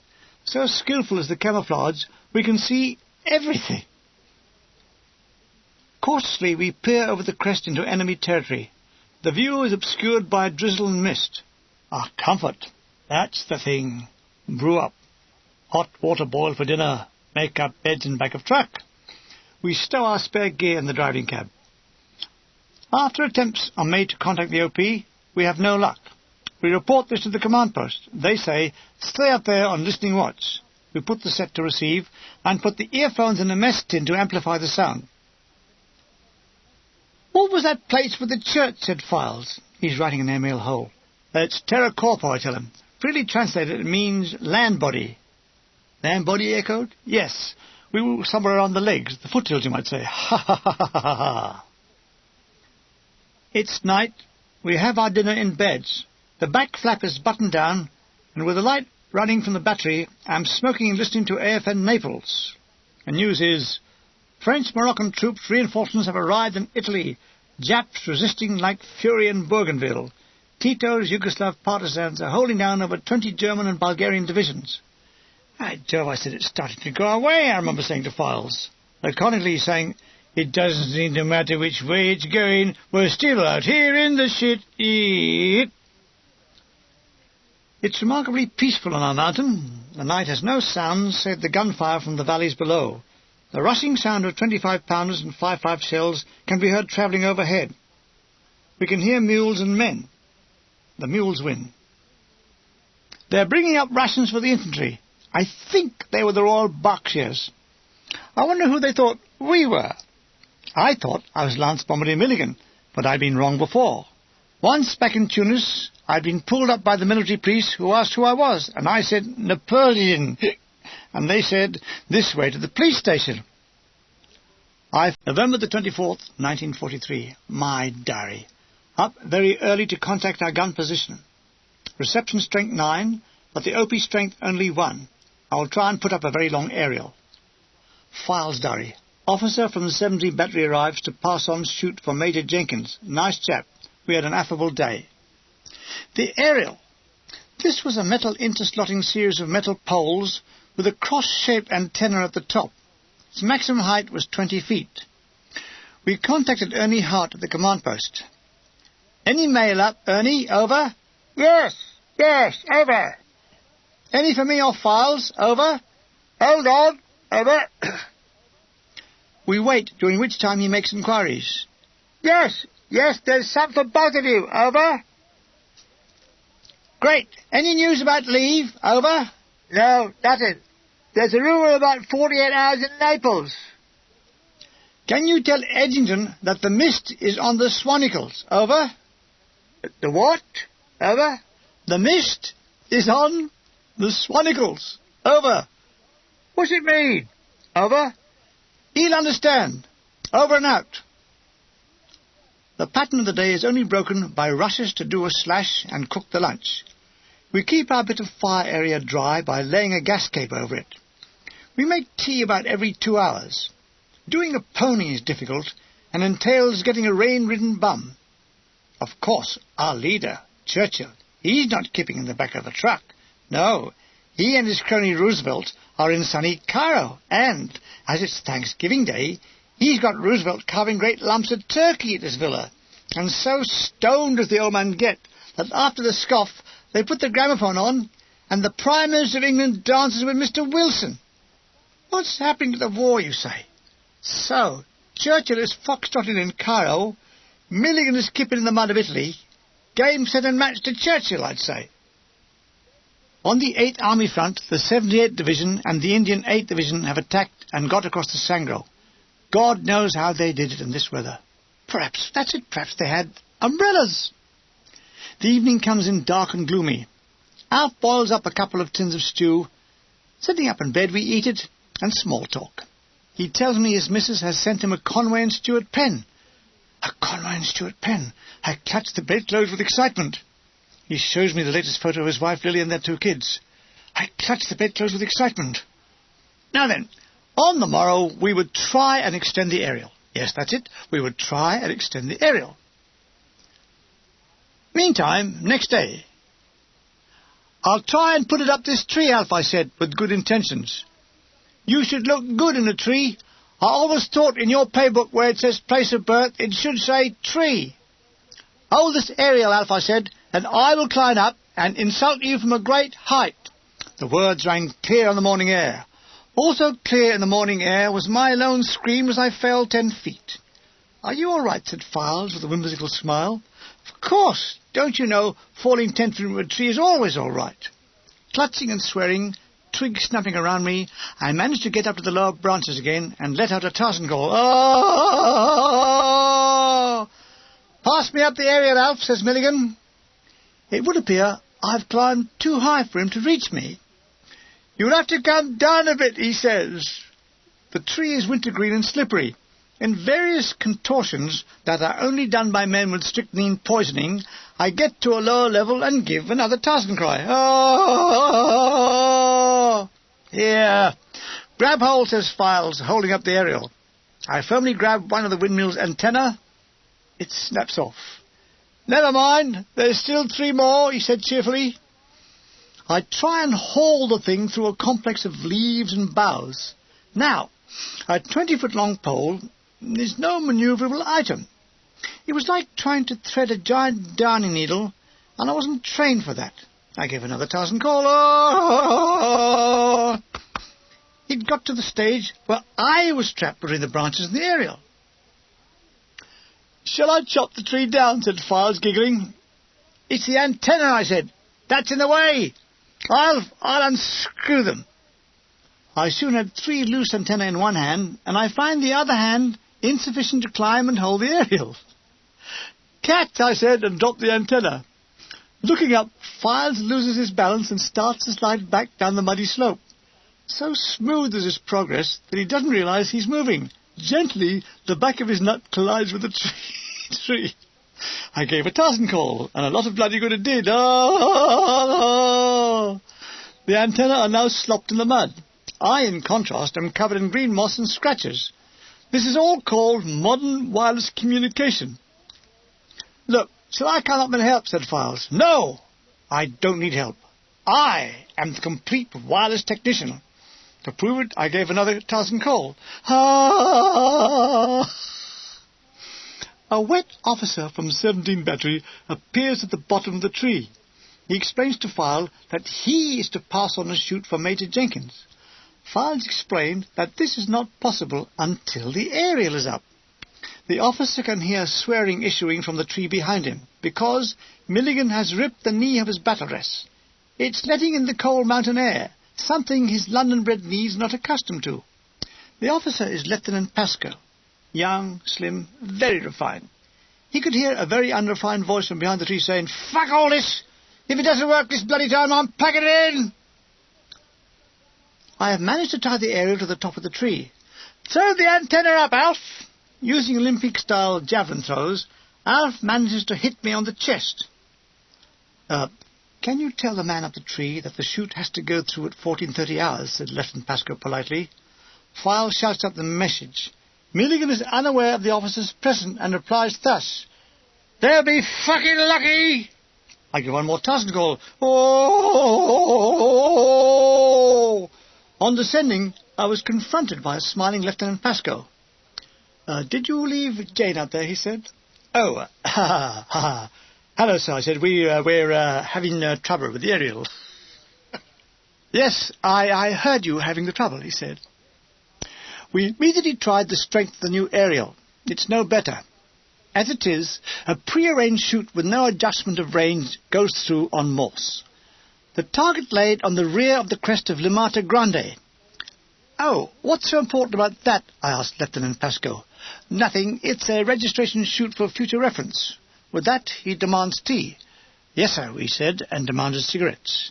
He gave us one each. Tea concluded, he took his leave, wandering off left towards where his transport was hidden. We hear a hello from further down the slope. Was this the spirit of Arcadia? There, amid the greenery, we see a clutch of muddy gunners in various stages of climbing. They are Bombardier Sid Price and his merry ration carriers. Come down here, he calls. Why? Because we can't get up there. Ah, if we come down there, where you can't get up from, we'll be all down there as well, not able to get back up here where we are now. It's your bloody rations. Take 'em or we leave 'em here. That's a desperate situation. Alf and I slither down the hillside. Rations are rations, and we'll do anything to get them. Along with them we find 2 bloody great batteries for the wireless set. We manage to get the rations up, but the weight of the batteries is too much, so we leave the things on the mountain. Sid Price puffs his pipe as he and his porters slither backwards down the mountain. Oi, listen! When are we going to be relieved? I ask as a parting question. Use a tree, he calls. We are alone again in our little heaven in the clouds. A small group of silent infantrymen are leaving their position. They pass in silence. We, for our point, have had a belly full of wireless. Let's pack it in, I said. As a matter of fact, I feel a bit feverish. So I bed down and Files prepares an evening meal. I'd fallen asleep before he served it. He didn't bother to wake me. Thursday, November the 25th, 1943. Our Files diary. Still up here on the hill, but rather enjoying it. My diary. Feel better this morning. Colossal downpour of rain. Everything damp and soggy, especially me. I awoke to the roar of rain on the canvas roof. 6 o'clock. What's the matter with me? It's this army habit of early it was catching, and now I had been affected. It will take years of post-war training in bed to get back to normal. I make the morning tea and awake Files, who is lying on his back, sucking in air through his open mouth. A great sight. He opens his bloodshot eyes for 10 seconds. The brain doesn't register. I hold up his chipped mug with the steaming tea. A soppy grin spreads across his face, and a clutching hand takes the tea. Oh, good luck, he says, and sips it, and screams as he burns his tongue. So, what'll we do today, he said. Nothing. Well, that's all we've bloody well done since we've been here. Yes, it's a cereal, I said. We roll up the back flap of the truck and sit looking out at the rain-drenched mountainside, which gradually disappears in the mist of the downpour. I haven't heard a sound this morning, said Files. He peers round the back of the truck. He liked a good peer. He's checking his patent water catchment. This is a hole with a piece of canvas placed in it. It's full, he said triumphantly. It seemed lunatic to be catching water in weather like this, but we need it to wash in, saving our jerry cans of clean water for drinking. Silently, a dripping soldier appears. 17 battery, he announced. We've come to relieve you. He pointed down the mountainside to a truck on its side. Oh, we can't get any further up, he said. Did you put chains on? No, he said. It's bad enough we're in battle arrest. It took us 2 hours to get the truck that far. Look, it's impossible for us to get our truck down, and you can't get up, so it's pointless you staying here. He nodded and agreed. Poor bugger collects his belongings from his truck and disappears down the hill with the driver. That night, out of sheer boredom, I read my army paybook. Interesting, said Files. Incredible, I said. I was born in a tree, it says here. We're off for the light and lie back smoking in the dark. The rain continues. Fancy, right now, Churchill will be sipping brandy, smoking a cigar, and dancing with a Mr. Wilson, the swine. November the 26th, 1943. It was like a spring morning. I don't believe it, said Files. The sun. It changed everything. Colours once brown were now green, green, green. Today I would shave. Today I would organise my life anew.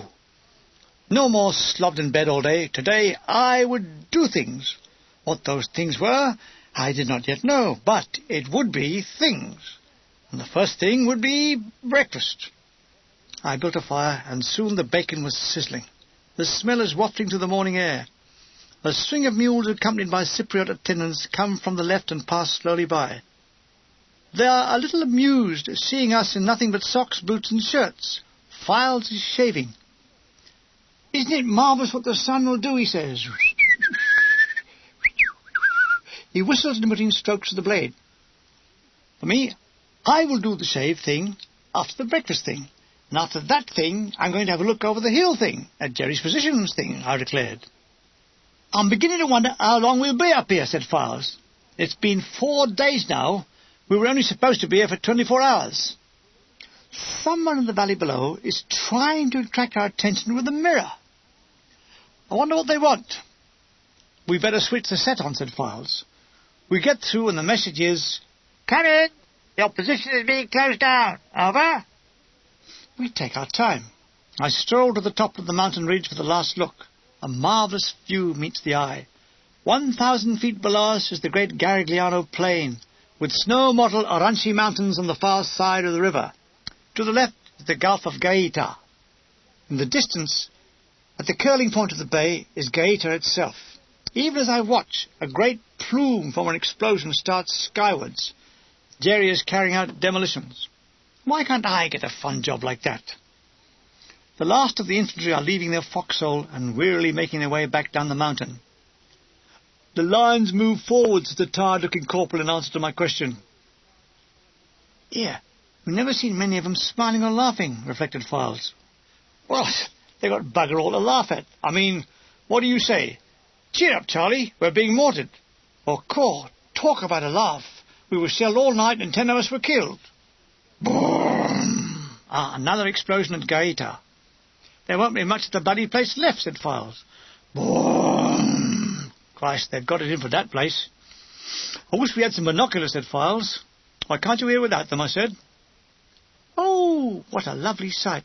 Spitfires with American markings. So, there was something of ours that they were using. Usually it was us borrowing from them. They fly in threes at about 10,000 feet, then suddenly go into a dive towards the foothills across the Garigliano. Soon they are shrouded in flak. We hear the Spitz cannons going, and then they shoot straight up from the dive, alternatively turning left and right from their target and then coming in for a second run. They repeat this 3 times, then turn away and race back for our lines, climbing as they do. We just sit and watch it, as though it were at the Palladium. Uncle, we shout, bravo, bravo! File starts back to the truck. Come on, Milligan. We don't want to get stuck here in the dark. While we were up here on this hill, there had been excitement in the valley. The officers' mess had caught fire. We couldn't stop laughing. Officers off duty were in bed when the conflagration started.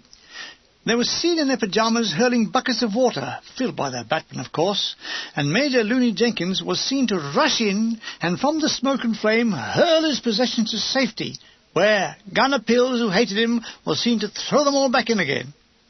What remained of Jenkins' kit was a sorry incinerated mess. His appearance on parade next morning was a joy to behold, in a charred hat, smoke-blackened battle dress, and his right arm in a sling from burns. He had the gall to enter in Part 2 orders, Injured in Action. I remember I penned an ode to this occasion in the style of the late William McGonigal. I didn't preserve it, but it went something like this. Oh, 'twas in the month of November, in 1943, that the officers' mess caught fire. Oh, dearie, dearie me.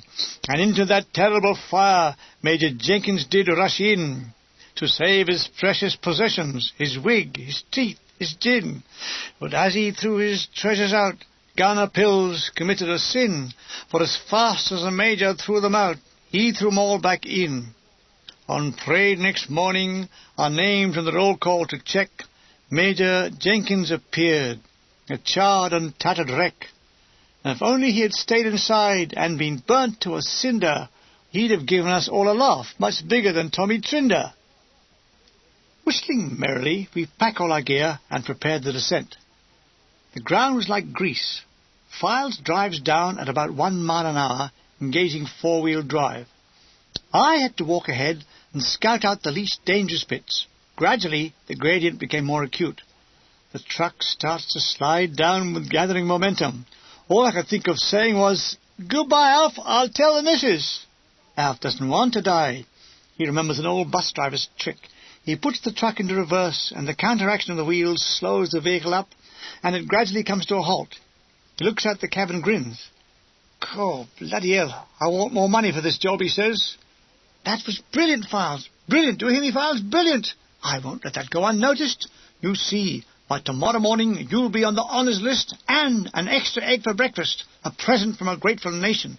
God bless you, young Alf. You and your see-through underwear. England isn't finished yet." It's finished. I looked at my watch. Tomorrow. Together we gradually slither down the hill, and with perfect timing arrive at Bombardier Dean's as he's making coffee. "It's the men from the hills," announces Nash. "Yes, we bring good tidings. Jerry is blowing up Gaeta." Files had raced up to the battery office and returned with mail. "You always get more than anyone else, Milligan." "Well, you unimaginative buggers, you write to 1 bird, I write to 10. You're paying the penalty for monogamy." I'm drinking Dean's coffee and luxuriating in my letters. Ah, romance. Darling, I love you, dearest, my darling. Darling Terry, darling, darling, I love you, darling. Good luck to them all, I say. Alf is depressed. One of his kids is ill with scarlet fever. Fancy being a child in this war. Shortages, fathers away, might get killed, bombs, and scarlet fever on top of that. They're only going to give us 48 hours leave in Naples. Jam Jar Griffin comes in with the news. There is a stunned silence. Did you hear that? Repeats Jam Jar, removing his tin hat, leaving the lining on his head. Leave! He starts to spell it out. Leave! L-E-A. All right, we heard, I said. Me and my friends are in a temporary state of shock. We are not used to such announcements. Naples, said Dean, looking up ecstatically. Files isn't enthusiastic. 48 hours? That's no bloody good. It'll take us half a day there and half a day back. All we get is an afternoon and a morning. What can you do in that time? I should imagine if you have the right addresses and you're quick, you could get in 10 shags, 3 litres of vino and a ton of spaghetti, said Nash. Shags? Jam Jar has a look of horror on his face. Don't you know Naples is the most syphilitic city in Italy? That's nothing. We'll make it the most syphilitic city in the world, said Nash with a sweep of his hand. Pervidious Albion, said Jam Jar. Vitreous China, I replied. Look, we're going to look a bloody scruffy lot. We need a change of clean clothing. Clothing, I mocks? We need a complete change of body. I smell like the inside of a guardsman's sock. So that I'll be nice and fresh for the journey, I've been put on command post duty from 2:30 in the morning till 5:30. Lieutenant Stuart Pride is on duty. No, he's not. He's got malaria. I peer into the officer's billet. I hope you feel better soon, sir. He looks up from his camp bed. Thank you, Milligan. And so saying, downs half a bottle of whiskey.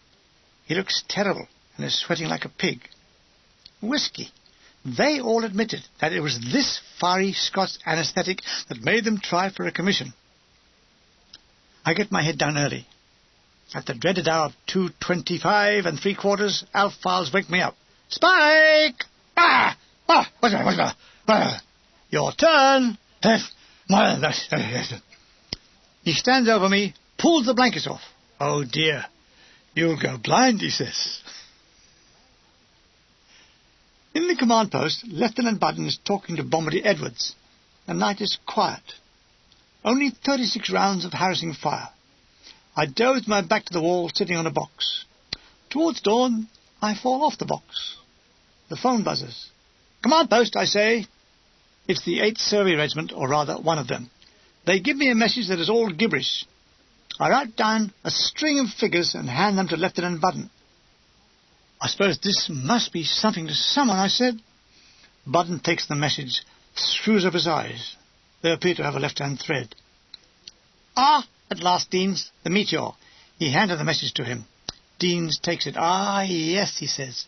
From it, they start doing sums and drawing lines with protractors and set squares. I return to the dozing, and I return to falling off the box a second time. This way I pass the long hours till dawn. It's now Saturday, November the 27th. I have to alert the cooks, so I take my mug. Gently I wake May, for he is a cook, and therefore God.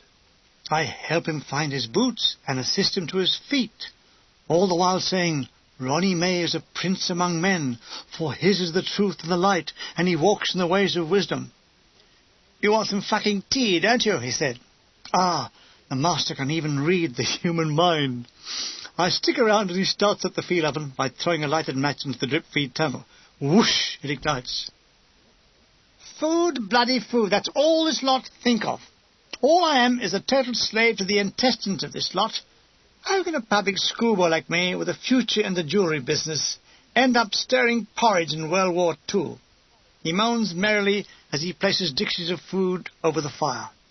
He unrolls the bacon from their gold-tinted compote tins and slops them into the dixie. I get the first breakfast of the day. G-Tuck is silent with the sleeping Files, Nash and Deans. The camp is stirring. Odd guns bark around in the morning area. Naples. I must try and make myself look respectable. I have a good shave in hot water and wash my hair. The removal of that dirt leaves me light-headed, and I have to sit down. God knows what will happen when I have a bath. It could mean a wheelchair. Basenji. Did it really mean a non-barking dog? The 3-tonners are warming up. We're all getting aboard. It's 80 miles to Naples, but on these roads it would appear to be 200. By 9 o'clock we are all packed in the back, waiting. By 9:30 we are still all packed in the back, waiting. Impatient swearing is emerging from the passengers. It gradually swells into a roar, and then the chorus of, "Why are we waiting? Waiting, fucking waiting. Why, oh, why are we waiting?" The ting was always under my musical direction. We all hit the last word, ting. Waiting! The word reverberates around the gun position. Cries from those left behind of, "Take the bastards away!" The lorry suddenly lurches forward. A great jeering cheer comes from the passengers, and it continues as we jerk and slither down the country roads. "Our king is sending us to Naples to get the Sif," cries Smudger Smith. "Hooray!" comes the mob's reply.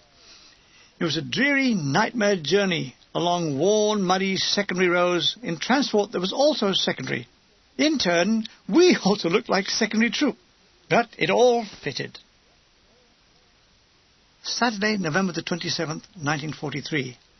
At midday we arrive at Naples. We pulled into the Piazza Dante, clogged with vehicles and people. Italians are screaming at each other.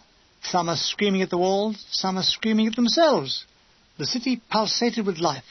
Some drunks were pulsating with death. The pavements were crammed with pedestrians who overflowed onto the street. Allied soldiers, civilians, all jostled together. There was that peculiar smell of Italian cigarettes permeating the air. As we jumped from the truck, several pretty girls are touting for restaurants. "Nice of food and wine," said one ravishing little beauty. As bait, she handed us a place of fish cakes. Oh, delicious. "Molto buono," I said. We followed her to a side street into a trattoria. "This bloody menu's in Italian," moaned Wenham. We put away a mountain of spaghetti. Some set about it with knife and fork. "This isn't a meal, it's a bloody puzzle," said Wenham. "You're supposed to swallow it along," I said, "or unlasso my guts." "How do the Archives manage to eat this day after day?" said Griffin. "Like I told you, with a fork." Alf Files has his head back at 45 degrees. It was something to do with the wine glass he was draining. Ah, lovely stuff. "Be forewarned, all you young Lochinvars," said Deems. "There's pox galore up there. One good screw and your prick will swell up like a marrow and your balls will drop off." Now, why doesn't Thomas Cook put that in his brochures? All that "See lovely Naples and Sorrento, cities of love and music" crap. He should be saying, "Round trip to Naples and back to an old English syphilis ward, £67 return." We window shopped. Such luxury goods, silk shirts, stockings, watches, suits, shoes. "I'll come back home. We got bleeding cardboard boots and suits made a gunny section in our shops, and the Ida's got all this stuff," said Files. "Ah, but we have better tanks, airplanes and guns," I said with a cheerful, inane grin. Files is looking at a magnificent lady's kimono. "What's seta pura mean?" "It means," I said, "pure seta." It was stockings and knickers. That seemed to be the main purchase. Thousands of parcels were sent in transit to wives and girlfriends, and some boyfriends. The basic reason was the sexual thrill the squaddy felt in buying them and waiting for the inevitable letter saying, "When you come home, you can put them on for me." Alas, by the time they got home, some bloody American had already taken them off. I bought a leather cigarette case for my leather cigarettes.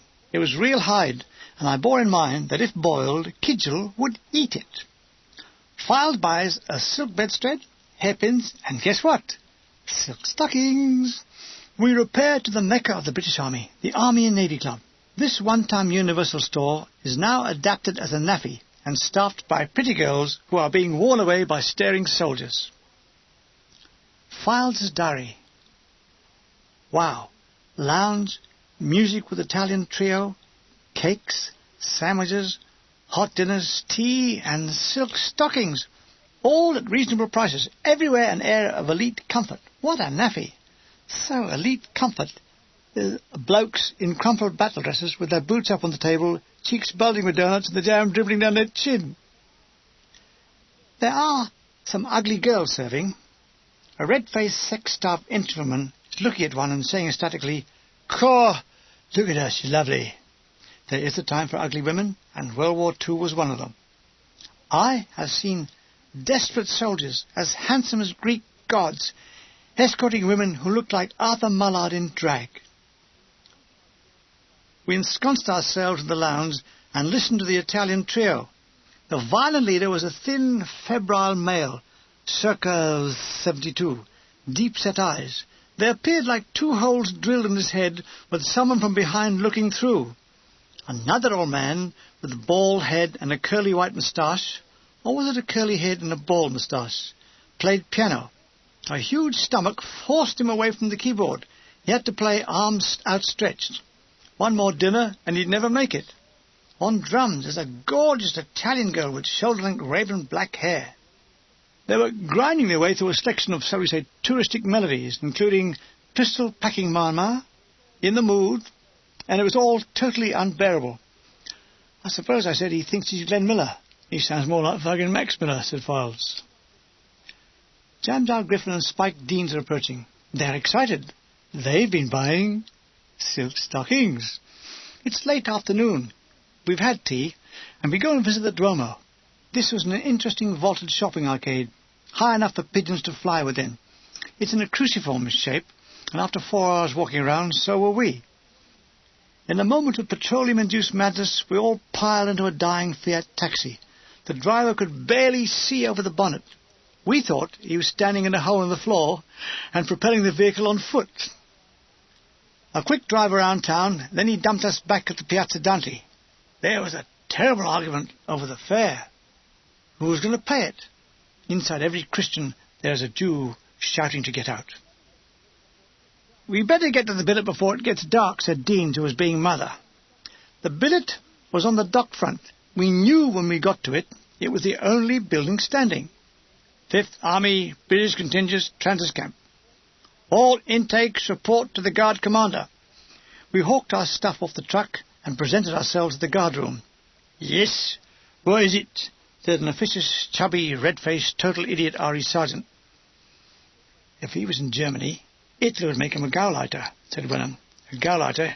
He couldn't even make a fucking cigarette lighter," said Jamjar. Words didn't count here. We produced our 48-hour passes.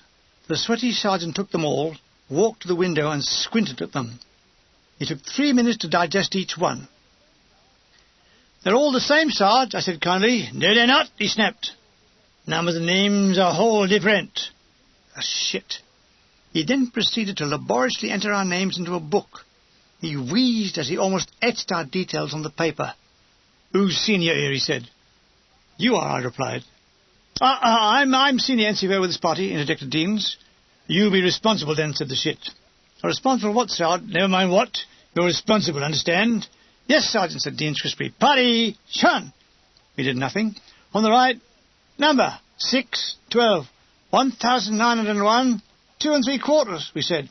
"Party, quick, march!" We all hibble-hobble out of step from the room before the startled gaze of the shit. A large warehouse with beds. "Aye," said a dopey room orderly. "We've not been open long. Your first thought we've had today." "What time's dinner?" we chorused. "Oh, 7 o'clock till 8. We tried the dinner from 7 to 8. It was bloody terrible. "Are you going out after this?" said Jamza. "I don't think so," said Fires. "I'm shagged out walking." "No, I'm shagged out eating that bloody food," said Griffin. "I think I'll have an early night." "Yes," I said. "Why don't you all try on your silk stockings?" The dopey room orderly is putting blackouts up at the windows. One miserable yellow bulb cast a depressing gloom around the room. We were all in bed when the air raid warning goes. We'll all sit up.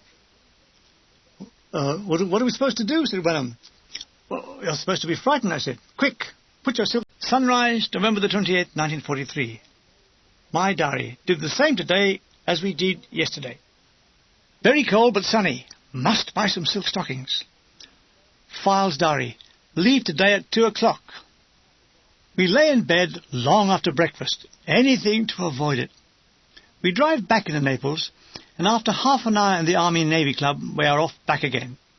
Driver Kit Master says we should be back about, I don't know when. 48 hours? We spent 14 of them at the transit camp, said Griffin. And how long do we spend in naughty Naples? 4 bloody hours. It's all balls. We had absolutely no time for perversions. Well, we can do some on the way back, I said kindly. On the cold, bumpy, muddy ride back, there were no perversions other than a jimmy riddle over the tailboard. We arrived at Tiano. There's an almighty hold-up. Long lines of trucks were ahead of us, the drivers outside stamping their feet and banging their hands on the sides to keep warm. Files's diary. We got out and picked oranges and looked at the appalling damage done to the town. An old man excreted in the street with no comment. I don't understand. Files? Picking oranges in midwinter? What had he been drinking? And what's about this crapping in the street with no comment? I mean, what was the old man supposed to say? Olé! Ah, we're off again. Soon the sound of the guns come wafting in. It's pitch black outside, but then it's pitch black inside. We have a choice of two. So, that was Naples, said Files. I can't believe it. All this switching from civilization back to war. It's hard to get it together. The luminous ends of our cigarettes are dancing in the dark at the back of the truck. One flies out the back as its life ends. Finally we arrive back home at 8 o'clock and shagged. We make for the cookhouse. After a mess tin of steaming M&V, we turn in. It's a bitter cold night, so I sleep in my battle dress. Outside comes the rat-a-clack squeak of tanks going north to battle.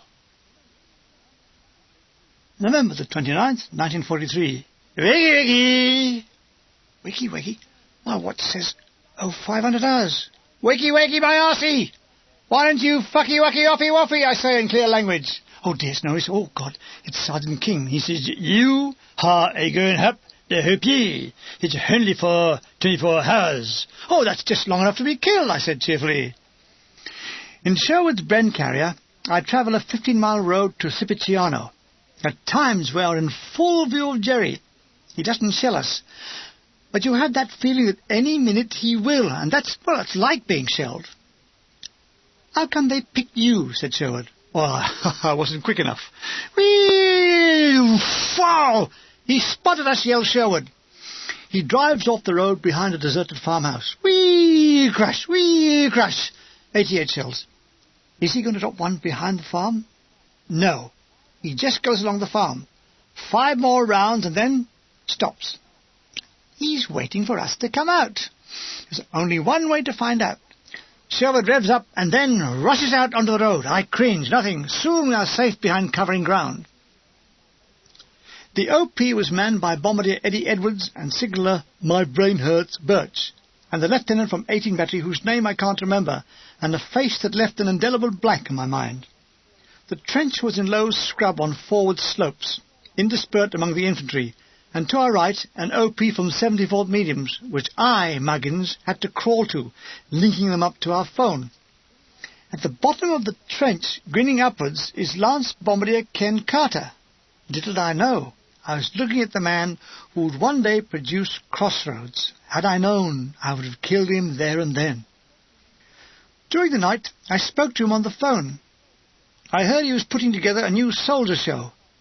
Yes, it's a pantomime, Alibaba. Is it the same cast as Stand Easy? Bigger, much better.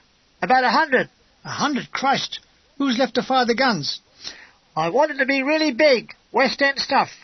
The lads must be fed up with all those skinny bloody 6-handed answer shows. You think you'll be allowed to do it? Yes, I've already spoken to Brigadier Rogers. Ah, but did he speak to you? Yes. Another class barrier has fallen. Headlines, Bombardier versus Brigadier and lives. Our hushed conversation was terminated by a cluster of German shells. Boom, bang, bing, bang, bing, boom, bang. I suppose it's to keep us awake, said Bombardier Edwards. Squatting in a trench for hours is hell. The pain at the back of the knees is exquisite. After dark we stand up to stretch our legs, but they don't get any longer. What we need are detachable legs Mark I, I said. A heater in the seat of the trousers, a lubrication point at the back of each knee, hollow rubber feet that can be filled with hot water, an electrified nose muff, and a collapsible PO. I agree with all that, Bombardier, said the lieutenant, save for the last mention. I think a PO would make a man lose that wild sense of freedom that he has as he sprays the furries of Italy with a deft hand and a flick of the wrist. The shelling is big stuff, Jerry 115 millimeters. It's falling about 200 yards to our right, where the infantry have some Vickers machine guns. The phone emits a buzz. I snatched up the handset. "O.P.," I whisper. "Come on, post here," said Peddler Palmer. "God's gift to ugly women. The line okay?" he says. "Yes, it's clear." "Anything happening up there?" "A bit of Jerry's shelling. That's okay. It's Edwards' breath and feet that's killing us." "You bastard," said Edwards. Palmer continues. "It's all quiet back here. Anything up your end?" "No, there's nothing at my end." "You dirty little bugger, you," he goes. The shelling stops. "Oh, the poor darlings must be tired," said the lieutenant. A burst of heavy dome machine gun fire. A Bren starts to answer back with its laboured chug, chug, chug, chug, chug. Why did the idiot fire back? He was only upsetting Jerry. Christmas was coming. We should be making paper chains and funny hats to hang on the officers. We open our vacuum tube tea. It's now very tannic and burns the tongue, but it's hot. The front goes quiet. A gossamer thin quilt of light starts to furnish the sky to our east. It grows almost imperceptibly. A lone, very strong, crowing cockerel shrills the air. "Silly cunt," said Birch. The soft, lush pink mounts the heavens, and I watch, overawed, as it turns almost crimson, then pales into the lucidity of daylight. Hello? Who's this approaching on his stomach? "Sorry I'm late," it says, as it slithers into the trench. "Ah! I recognise those brown teeth. It's Thornton, my relief. What a relief." "Sherwood's waiting back behind the hill to take you back in his little noddy car." I collect my small pack and crawl back, always conscious that a bloody German might spot me and riddle my arse with metal. But no! I'm safe and riding back in the Bren carrier. "It's dodgy along here," said Sherwood. "It's your own bloody fault for coming in daylight." "Couldn't ever," said Thornton was late seeing the M.O. "Excuses, bloody excuses. This bloody army is made up of excuses." "Keep moaning," said Sherwood. "It's the only way to promotion." Whee bam! Whee bam! It's the same bloody 88 from yesterday. Lucky he has only spotted us as we come round a hairpin bend and then go out of view.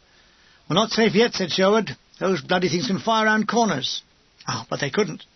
What they could do was wait for you to reappear. And when we did, he would be waiting. Whee bam! Whee bam! Oh, he was getting too close. We'd have to take evasive action." Sherwood pulls the carrier off the road down a very steep gradient. It takes us out of view, but it puts us at a very perilous angle. We wait, listening intently. We know what to do, but it's a terrible trick. You wait for some silly bastard going in the opposite direction, and while Jerry is plastering him, you scoot out the other way. This we did, and some poor bastard in a recce car came by and got the lot, and then, whoosh, the cocky cowards were gone. Back safe and sound. I collect my breakfast and join the G-truck bivvy. The fire was being rekindled by Vic Nash, fresh from his bed, and looking like the spirit of dawn in his shirt, boots, half a fag, and coughing his lungs up. "Oh, they didn't get you then," was his cheery greeting. "No, but you're glad to know they nearly did." "Well, you could go back again." No, they've stopped piecework." Ah!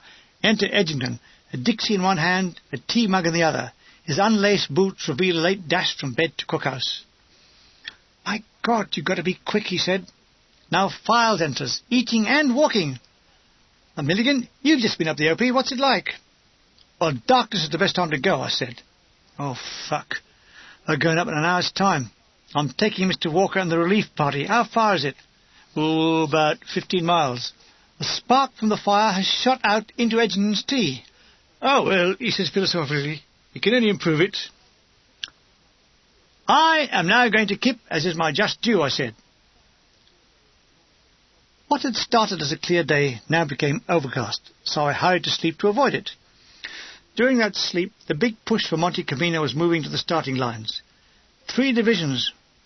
What's this on my bed? A piece of army form blank with a St. Andrew's cross on it. Was this an invitation to a game of Northern Crosses? No. There in a clear hand was the warning. The phantom arsehole strikes again. What had started as a promising day now grew black with clouds. I slept the clock round. That is, I went to sleep in November and woke up in December. December the 1st, 1943. Regimental Diary. Support fire continued throughout the night. Files Diary. The big do begins tonight. My diary. Rain, bloody rain.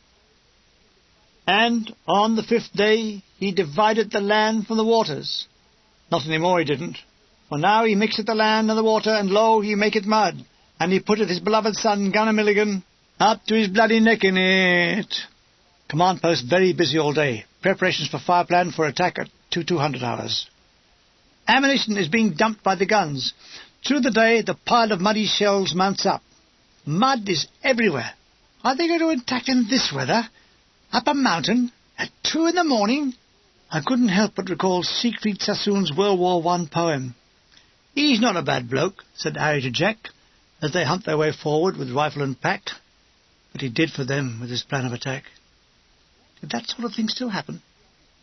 To add to our emotional confusion, we are issued with Christmas airway letter cards. They have no particular artistic merit, done by a run-of-the-mill artist. Most certainly, I wouldn't let him run my mill. Christmas. It didn't seem possible.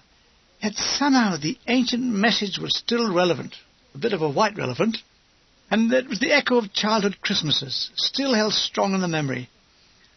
That distant happy time had strength. The call of family and close feeling remained indestructible. Hearts and flowers, please. Dee, dee, dee. The truck from Wagonlines has arrived with Christmas mail, smiles all round. A parcel from my dear mother. It's sewn up in a cloth wrapping, giving it the appearance of a mummified cat. With jackknife, army for the uses of, I unstitched the parcel. Fruitcake, Mars bars, holy medals, holy pictures, cigarettes, holy smoke. We have to double up on command post duties. One signal on the wireless set, one on the telephone, and the tannoys of the guns. Christ, no sleep for us tonight, said Ernie Hart. Ben Wenham is testing the batteries and topping them up with distilled water. Give him a little drinky-poos, he said, talking to himself. The OP party have left. Lieutenant Walker, Bombardier True, James R. Griffin, Pinchback. They've gone in our newly acquired Jeep with a cheese cutter on the bonnet. This was an upright metal bar that was introduced when Jerry Patrol started putting taut thin wires across the road after dark, decapitating the passengers. Long lines of supply mules are heading up the line, kicking, braying, biting their Cypriot handlers, forever leaping out of the way with shouts of "Ooshie, ooshie!" The weather has grounded all flying, and even grounded walking, though we do hear one lone plane that sounds like a Jerry. It is. He dropped some splinter bombs in a graveyard. I think he's losing his nerve, said Lieutenant Pride. Now all is ready for the big do, codenamed Conquer. A sub-gun lets off occasional harassing fire, so the pre-barrage silence is not too obvious. Edgington is out with line maintenance signals. Every half hour a check call comes through from them. Hello? Night maintenance here. Night okay? Yes, okay. Hey, fuck. 0200, the barrage starts. After preliminary fire orders are given to the guns, the fire plan takes over, and we just sit and wait for the targets from the OP. There are nearly 1,000 guns savaging the night. 0400, the attack goes in. Like a miracle, the rain stopped just before 0 hour. Is God on our side after all? Now a tale of Gunner Edgington. 'Twas a dark and stormy night, and the monkey truck signallers lay dead asleep. At the soul-shattering hour of 0100 hours, with the gale blowing and rain squalling the tempest-black night, a cry is hurled among the dormant bodies. The OP line is disconnected! Reacting like a Pavlov dog, Edgington rises, dons his boots, and plunges into the night. He follows the wire, falls into a 3-foot muddy stream, but mends the break. At dawn, while we are taking the first tea of the day, a spectre appears at the command post entrance. It's the same height as Edgington.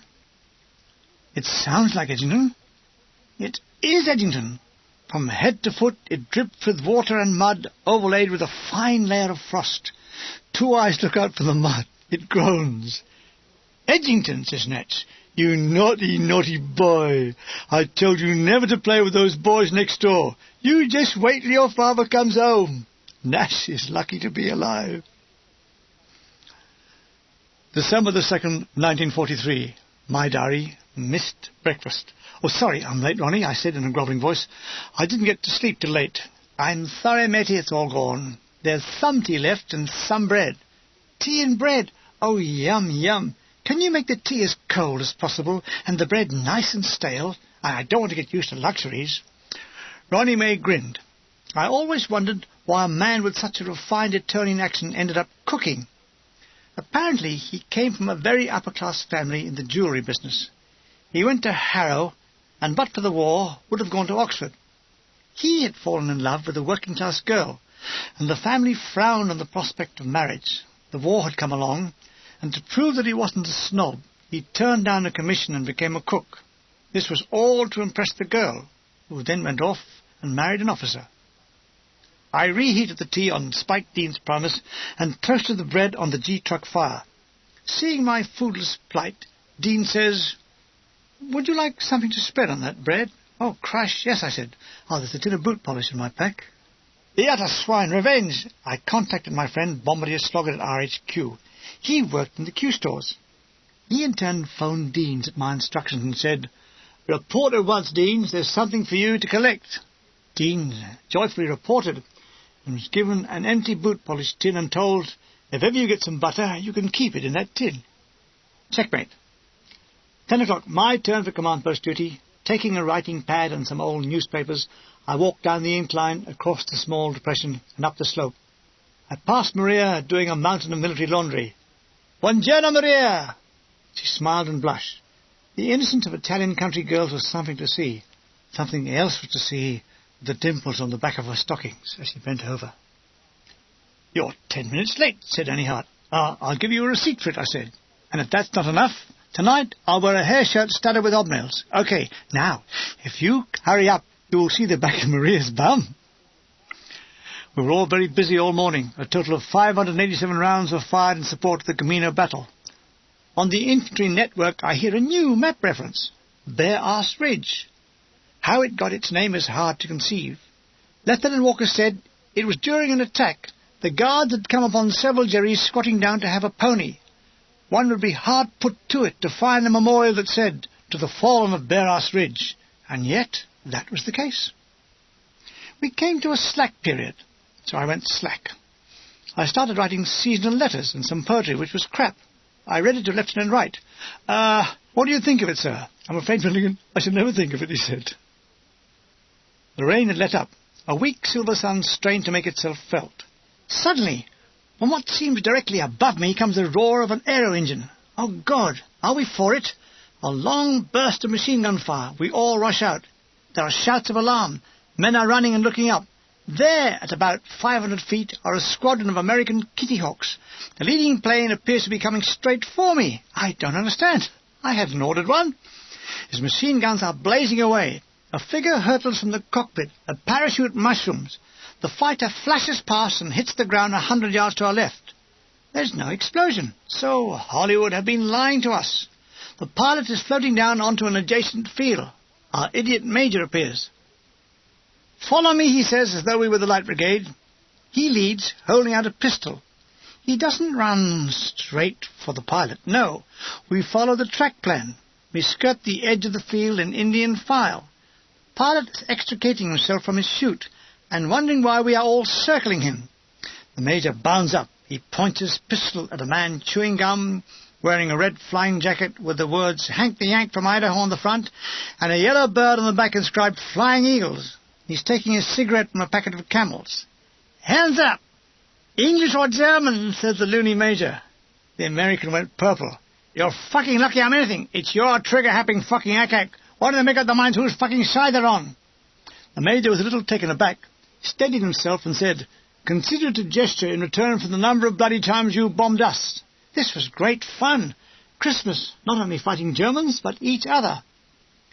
After being entertained at the officers' mess with a cup of tea, he was whisked away by a USAAF jeep driven by a coloured private wearing a white bowler. Don't ask me why. We waved him goodbye. "Come and crash on us again sometime," we called. Edgerton is stumbling from his cave. "What happened?" he said. "I was riding to Peg." I grabbed his arm dramatically. "Riding to Peg?" I echoed. "You missed the crash. Wait. I'll see if I can get him back." They all go across to the remains of the Kitty Hawk. The thieving bastards made towards the wreck with chisels, hacksaws, screwdrivers, and I call out, "Leave a bit for me!" Circling the wreck, Edgington had said, "I wonder if there's anyone underneath." White bends down and shouts, "Is there anyone underneath?" Friday, December the 3rd, 1943. My diary. Pouring rain. Dug a deep drainage ditch around my bivvy to divert the flow of water. G-truck now have logs on the fire. Very cosy. Unending brew-ups of tea and coffee. Back on command post duties. Must answer letters. A letter from my mother and father had said that my brother was to go into the RAF. As he ended up as a private in the Ulster Rifles, I was beginning to feel uneasy about my parents' sanity. My father's letters were getting to be a pain in the ass. He seemed obsessed with the idea that I didn't answer your mother's letters. Now, at the time, I thought he might be right, but on checking with my correspondence log, I note that I answered each and every letter. Since then, and down the years to his death, he continued to insist with accusations, so much so that I registered all my letters and stuck all the receipts in a book that I presented to him on his 70th birthday, with the message, "To dear Dad, a small token to prove that I answer all Mum's letters." He looked at it and said, "This is a fake, a fake. My memory is the real proof of your laxity in letter writing to your poor mother." He even wrote to all my relatives, asking them to write to me and pressurized me to answer his poor mother's letters. It was a true case of mania. He died saying, "Promise you'll write to your mother today." She was standing beside me at the time. My mother's letters were equally a mass of instructions.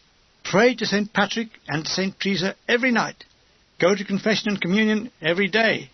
Say prayers morning, noon and night. Always wear your scapular medals. Don't swear. Keep your holy pictures in your pockets.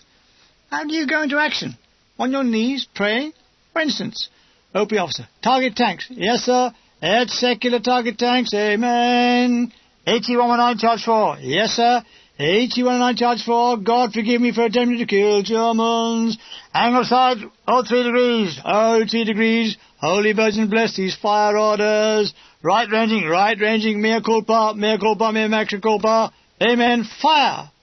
December the 5th, 1943. My diary. Rain, gunfire, boredom, homesick, lovesick.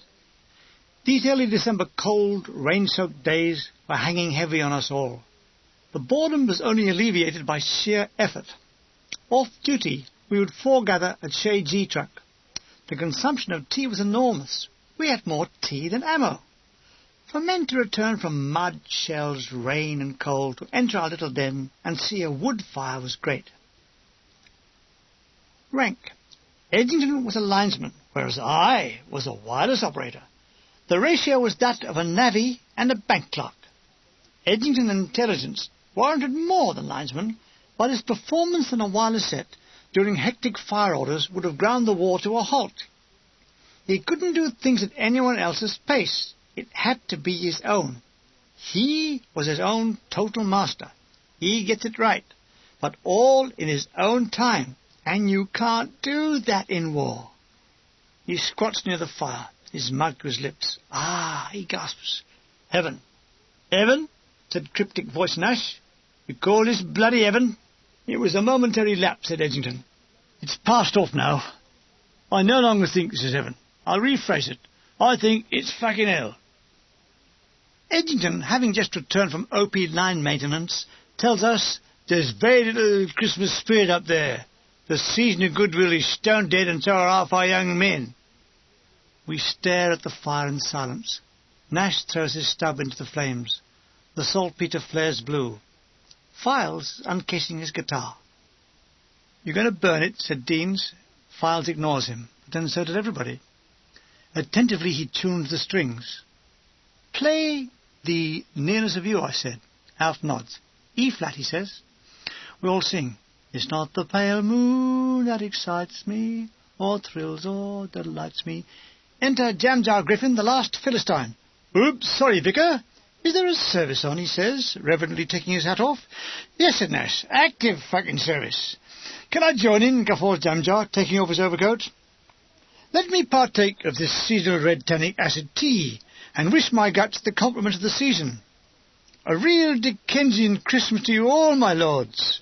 Alf Files laughs long at Jam-Jar's old-world posturing. "Ah," said Nash, cupping his hand to his ear in fairy-like gesture.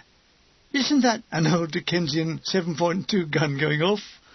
'Pon my word, I didn't know Christmas was so near. I must to the workhouse to put my Christmas pudding in place." Alf starts to play "I'm Dreaming of a White Christmas." All evening, Deans had been in a state of agitation. Finally, "It's no good," he said. "It's no good. I'll have to open it." "Open what?" "Ah, he has a bottle of masala. He's been waiting all night for us to depart, but couldn't wait any longer, and now we had to share it. He consoled himself with a mugful before letting us into it. Tasted like vinegar." "It's corked," I said. "Corked? It's fat," said Islington. "Let's think of something nice," said Deans. "Are you going anywhere for Christmas?" "Yes, sir," I said. "I'm going to spend a few days in my tent in Italy." "I think I'll take a stroll on my truck. You never know who you might meet," said Files. Bzzz. Our private phone is going. Deans raises it. "Hello, World War II. Say, G-Truck." He hands me the set. "It's for you."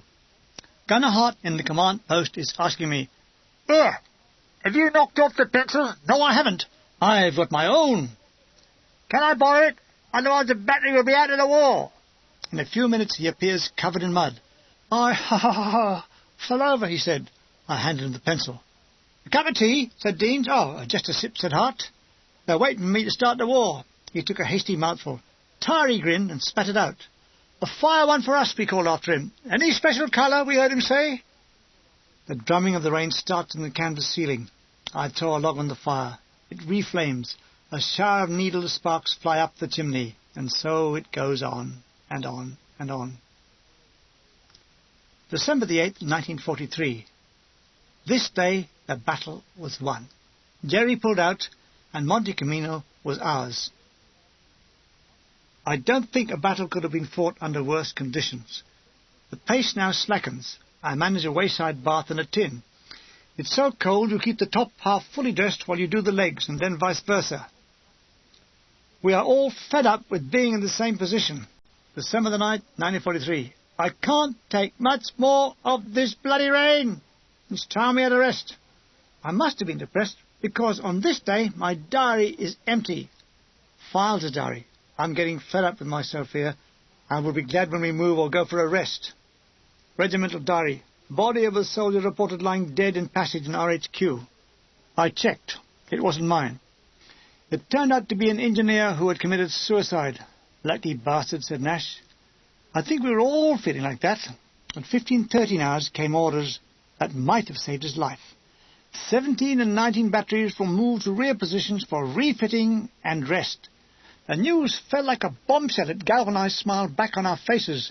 We were walking around and saying, like Mr. Barrett to Elizabeth, "You must rest, my dear."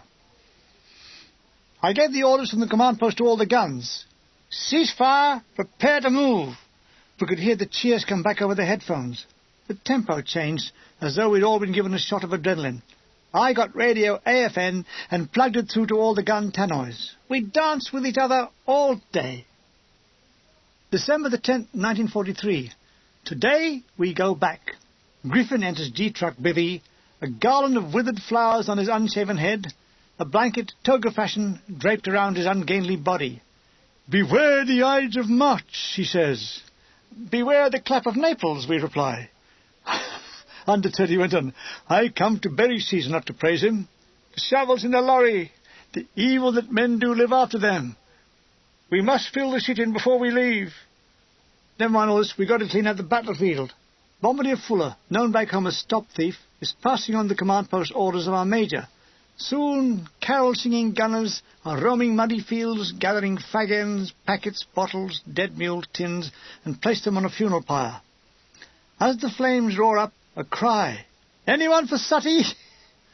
Other guns are firing, but not us. Wasn't it lovely? We stand and watch the sweating gunners on the 3-7s. When they loose off a round, we all cheer, and they tell us to piss off or they'll turn the guns on us.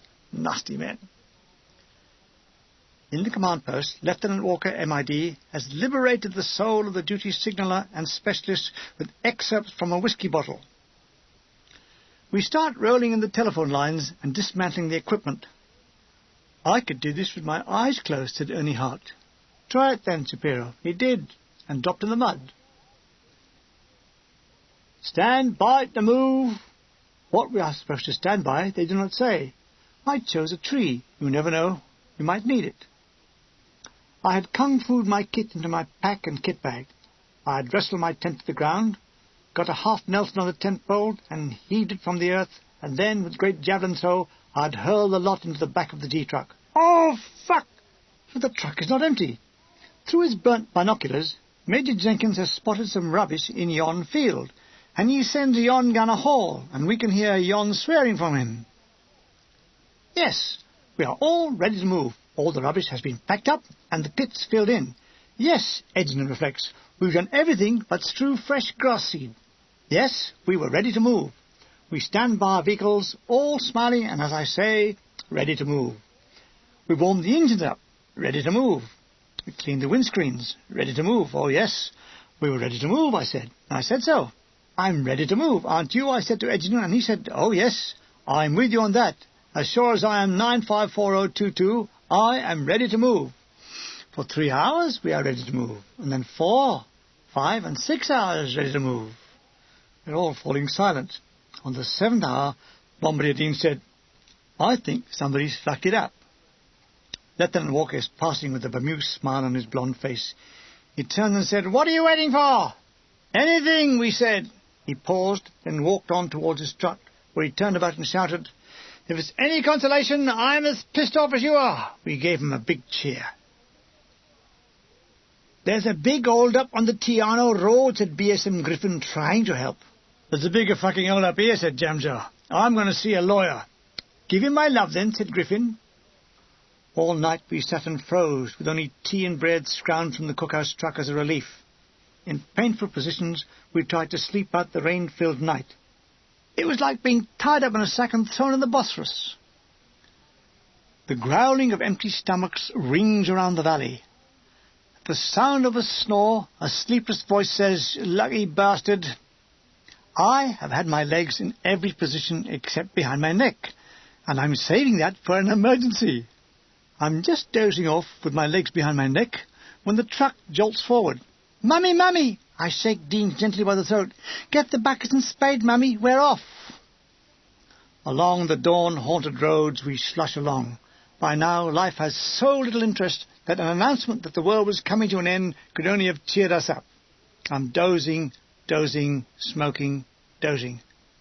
Isn't that Betty Grable I can see? Wake up! Wake up, we're all here! Deans is clambering out of the truck. Sleepily I follow, and where are we? It's a farm. We are in a large courtyard, flanked by a large 4-storied red-brick Victorian Gothic building with a circular Camelot-type tower, along with numerous other utility buildings. The courtyard was knee-deep in crap. We donned our wellies. We are all assigned a building. The specialists and signallers are given what is a shed being used as a coal bunker. You have to clear it up if you want to get comfortable, said Sergeant King. I dumped my kit on the coal dust-laden floor. Can't we burn it and start again, I said.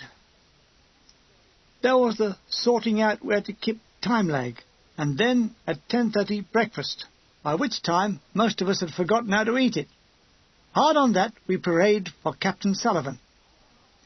As you can see, this yard has been crept in for the last 100 years by chickens, cows, and sheep, etc. Was he going to say, now it's our turn? If we've got to spend Christmas here, we don't want to spend it up to our neck in shit. So we've got to set to and clean it up, and the sooner the better. He then left us to clean up the shit, while he went away not to. The lads set to with shovels, but I could see that it was going to take days. I put the great Milligan brain to work, and I came up with the answer. Some large, squared-off timbers lay around, the thickness of tree trunks. They were about 12 feet long by about 4 foot square. To these we attached dragging ropes, and by pulling them along the yard and up a slope, we deposited the crap into an adjacent canal. Any chicken that tried to crap here now got a brick on the back of his nut. Clouds of black coal dust swirled in the air as we set about our shed. We got so black that soon the strains of a tune came. Old Man Reba, that old man Reba.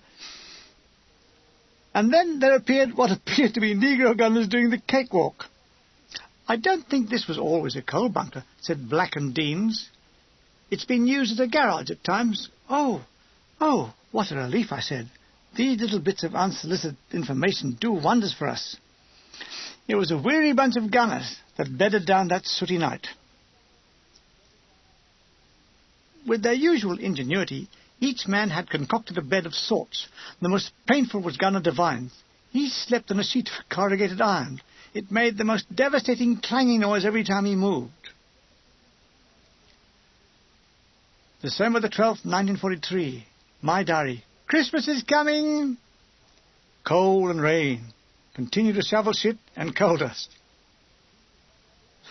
After the overnight rain, the courtyard had refilled with crap, and so we start all over again. The signallers and the specialists attacked the billet. They enlisted Ted Wright, who drove the water cart in and turned the taps on. There is nothing to report for the days that followed save the horses. The fallow fields and meadows around housed a collection of horses and a few donkeys. A ride wouldn't be a bad thing. With this in mind, the gunners Devine, Nash, White and Milligan strode manfully over the canal bridge and closed in on 3 shaggy-looking equines. At our approach, they looked up, ears cocked forward. With lots of outstretched hands and utterances, "Good boy, here, boy, whoa, and come here, you bastard," we managed to get one to stand still while Vic Nash prepared to mount. Had he ridden before? He thought so. Up he goes. He sat there for a few moments, savouring the height, being a short ass. This was all new to him. He lights a cigarette. "Never mind the bloody fag. Get the thing going," I said. Devine was anxious to see the display. White was somewhere chasing a brown filly that had almost taken him out of sight. We heard him shouting gentle implorations, but now he was down to slinging lumps of turf after the reluctant creature. Here, however, Nash was preparing. He threw his cigarette away, and then to the animal. "Come on, off we go." She didn't off we go. He tried several more. "Off we go." But she didn't off we go, but she went off for grazing. "Get her head up, will you?" he instructed us. This done, he tried a sudden use of the heels, and in doing so, it fell off. "Thought you said you could ride," said Devine. "I thought so too," insisted Nash.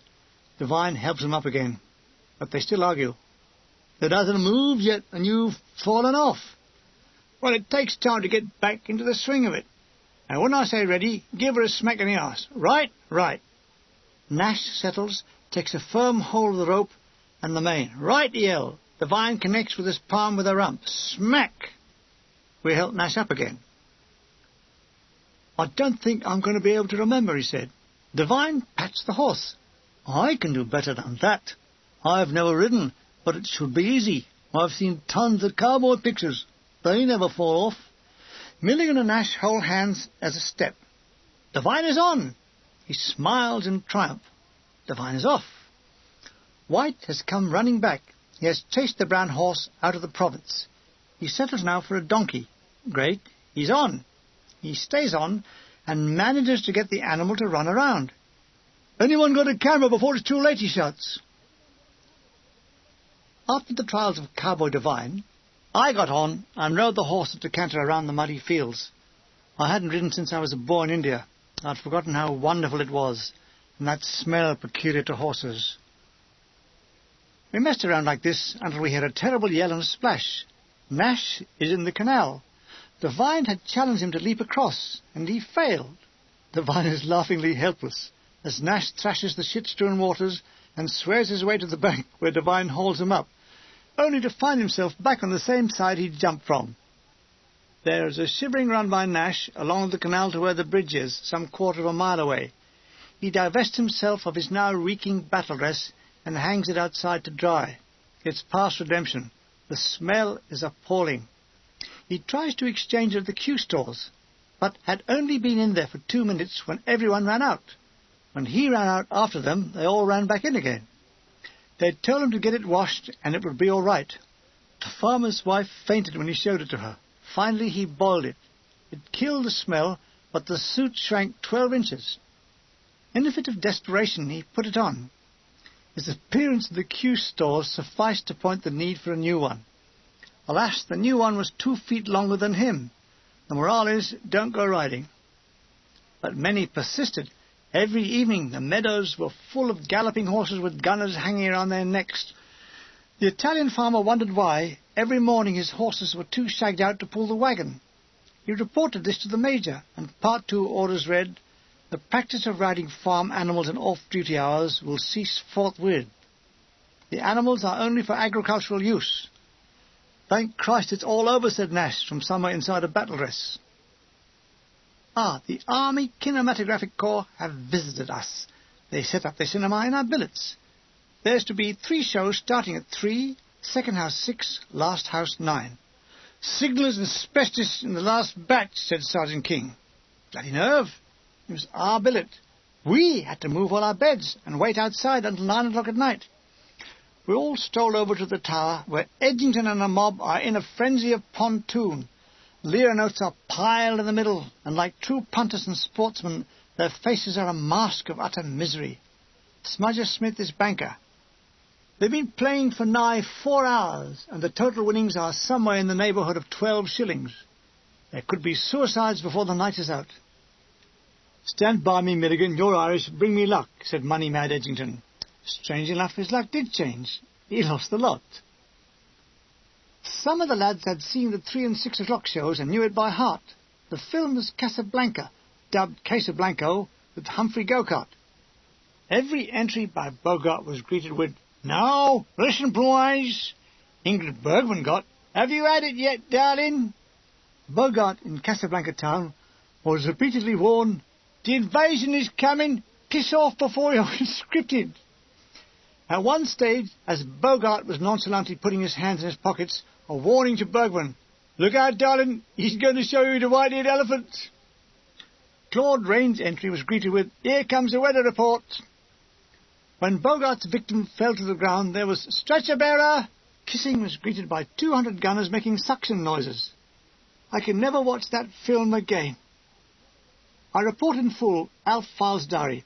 It gives an interesting insight as to what an ordinary soldier was thinking on that day 35 years ago. Cinema show in our garage, so we're out all day till it's our turn. Good film, Casablanca. Lots of barracking. Humphrey Bogart, Ingrid Bergman and Claude Rains. But maybe rather lovesick and homesick, nevertheless very entertaining. Most of the lads sweeping up muddy courtyards along with parades. Maintenance with Milligan leading mad moments of his latest invention called drooling.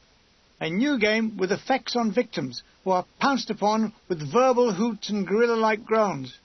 How mad we all are when there's a war on and no artificial pleasures. Jerry still holding his winter line cleverly with machine guns and mortars, but the Fifth Army gaining yard by yard. Tuesday, December the 14th, 1943. Mobile shower unit has arrived.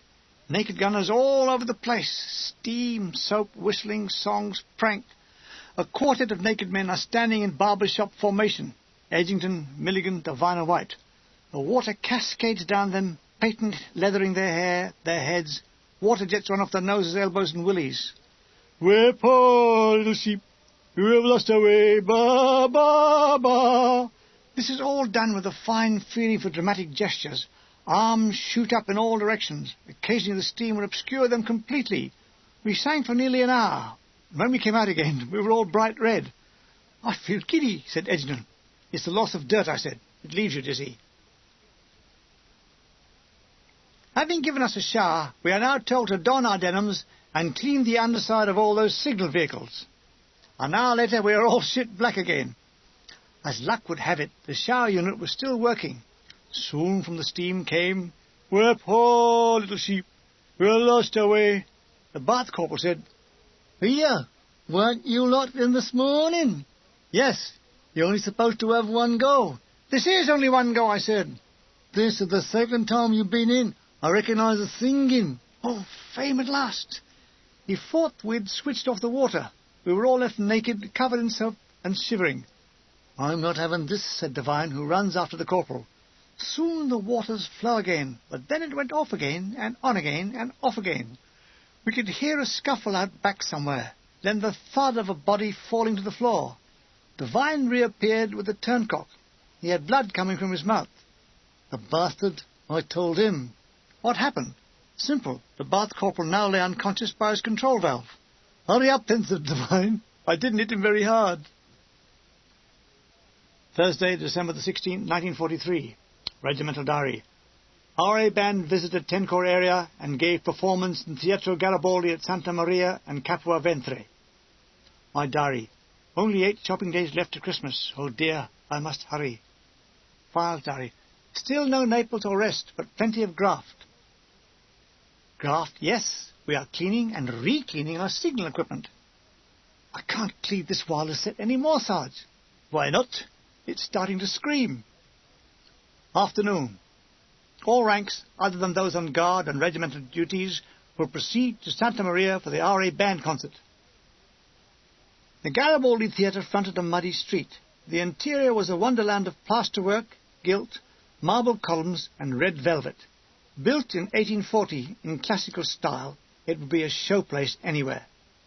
Right now, the RA Band are pumping out Colonel Bogey. We listened to a few Sousa marches and then off out. Ah, the American Red Cross Cinema. That was for us. Oh, it's full. Round the back to the rear of the stage. Files, White and I lay on our backs on the reverse side of the screen and watched George Brent and Mary Astor in a film I think called Yerevadix Jacobs, which the right way around meant Black Victory. When the titles come up, White says, "This must be the Joe Louis versus Max Schmeling fight. The Black Victory, see?" I wish it had been. The film bored me to death.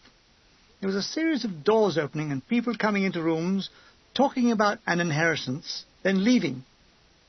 After door number 50 opened, I fell asleep. I was woken up by Files. "Stop that bleating snorry." I can't imagine what people on the other side of the screen thought as this inexplicable snorry was heard issuing from the film, where the will was being read. Home to dinner. We lay awake a long time, yarning about Christmas from yesteryear. Deans asked what the film was like. It was, I said, a film where suddenly nothing happened all the time. Friday, December the 17th, 1943. Today was like Tuesday the 14th without the baths. We have a new MO, a Captain Duggan from the RAMC. He was a pink-looking Irishman with freckles, about 6 foot and tall with it, thin, and a hat that seemed to be loose on his head. He walked about a bit like Jacques Tati. At the sick parade, all men felt worse after seeing him. He'd come from Kerry and been a small-town doctor, mostly farmers. Gunner Bailey went sick with a twisted and swollen ankle. He was given aspirins. Gunner Muscle White went in with dermatitis and got castor oil. Jock Wilson went in with a boil on his nose and was told to run it under the cold tap. "It stands to reason," said Bailey. "If you went in with appendicitis, he'd give you a holy picture and tell you to pray." A sticker for fresh air, Captain Duggan slept with the windows open. A week later, he was taken from us with bronchitis. As his stretcher was slid into the ambulance, a Scotch voice was heard to cry, "Don't forget, run him under the cold tap." It's mid-morning. There's lots of work everywhere, but nobody doing it. And where are we hiding? A small shed among some trees behind the big tower block. From it come low voices and palls of cigarette smoke. This is the hideaway. The inside reeked with gunners making tea and smoking. They are ignoring distant voices of sergeants calling, "Where are you, you bastards?" The game is to make occasional appearances. We always left a skeleton staff on maintenance, while the bulk of the layabouts hid. It was Crown and Anchor with Di Poole. He brought the board up with the rations. He doled out our cigarette allowance. 1 hour later, he had won them all back again. I think today he has a villa on Malta and lung cancer. Saturday, December the 18th, 1943. Zounds! Great grundles of Gazolican! It's happened. I fear this day for many a month. There, in black and white, in clear language on Part 2 orders. Guard Commander, Lance Bombardier Milligan S 95424. So, Milligan was trapped. There was one privilege. You got the afternoon off to prepare your kit. One could never place a brush to a boot without the remark, "After another bloody strike, are we?" I blanketed my webbing, polished all my brass, then wrote a letter home. Major Evan Jenkins is driving his Batman Woody insane. He wants his battle dress hung up to attention. His boots angle out at 45 degrees. Mustn't put his hat upside down. It's an insult to the gun and a cap badge.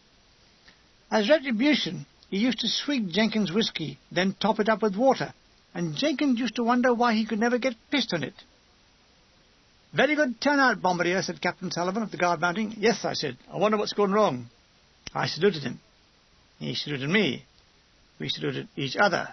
"Dismiss the men, Bombardier." I saluted. He saluted. We saluted. I saluted him. He saluted me. We saluted. They saluted. I turned smartly. "Oh, guard, officer Breed, dismiss. New guard to the guardroom, dismiss." Boots thumped on the cobbles, and the men trooped into the guardroom, leaving Driver Alf Files on first stag picking his nose. I saw his nose, and I could have picked a better one. Like a good guard commander, I slept smartly to attention. I awoke once when Gunner Jock Hall knocked the tea bucket over. I leapt to my feet and saluted it.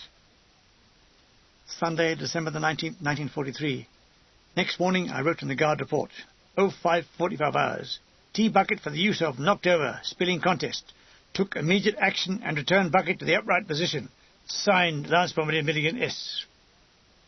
The dawn was clear. Stars were still lingering in the morning sky. Underfoot, a hard white frost. The billet was still and quiet. Sleeping forms locked in their dreams. What better than to cheer them up this Christmas tide? Crash, clang! I dropped from my webby and said, "God rest ye, merry gentlemen, may nothing ye dismay." "Oh, dear, why are you so dismayed?" Here I was, awakening them so they would not be late on parade for the king. And what do I get? But wait, what is Gunner White saying to me? His hands around my throat. "You bastard. Today is Sunday. Is it Sunday? Today, say after me, today is Sunday. No gods on Sunday, are they? No gods on Sunday." The more religious had gone to Mass at RHQ. I didn't. I was a bad Catholic, and I didn't want to spoil my fine record. I wanted to be like my father. All his life he totally ignored his religion, but when he's told he's dying, suddenly, "It's good Catholic time. Call a priest," he says. No, wait, no. Call a bishop. I want the best." In those moments before death, he was rebaptized 7 times, went to confession 12, and took communion 6 times. He used to say, "What's the use of being a good Catholic for 70 years? All you need is 1 confession before you die, and that makes up for all of it. And look at the time and money you've saved." The Sunday was all letter-writing, yarning, darning holes in clothes, reading, and fishing in the canal. I spent an hour feeding worms to the fish and gave it up. Gunner Miller of 18 Betty has a real line and is catching roach and dab, etc. He gave me 2. Ronnie May grilled them, and I gave one to Edgington. He complained bitterly. "It's full of bloody bones." "Of course it is," I said. "Everybody is. You fall down without them." December the 20th, 1943. "You're looking forward to Christmas, Harry?" Edgington looks up from his mess tin. "I'm not sure, mate." "In one way, yes. In another, no. The no part is spending it away from home. You can't help feeling homesick, and it's worst at Christmas." "Yes," I said, "there's no place to be at Christmas except home." I thought of the Christmases I'd remembered from boyhood days in Poona. I remembered the little room I slept in at the back of the house in 5 Clymer Road. The indescribable excitement of waking at 4 in the morning, the world of adults all silent, finding the pillowcases full of boxes and toys, and the magic as you unwrapped each one. I remember waking up at that very moment my mother and grandmother were putting the pillowcase at the bottom of my bed, explaining how Father Christmas has just gone. And when I asked which way he went, they pointed to the window. As it was covered with chicken wire, I worked out that he was magic and had got through the hole and was now a jigsaw puzzle. All that and more was moving in the memory bank of my past, and I too knew that Christmas on a farm in Italy could never be the real thing.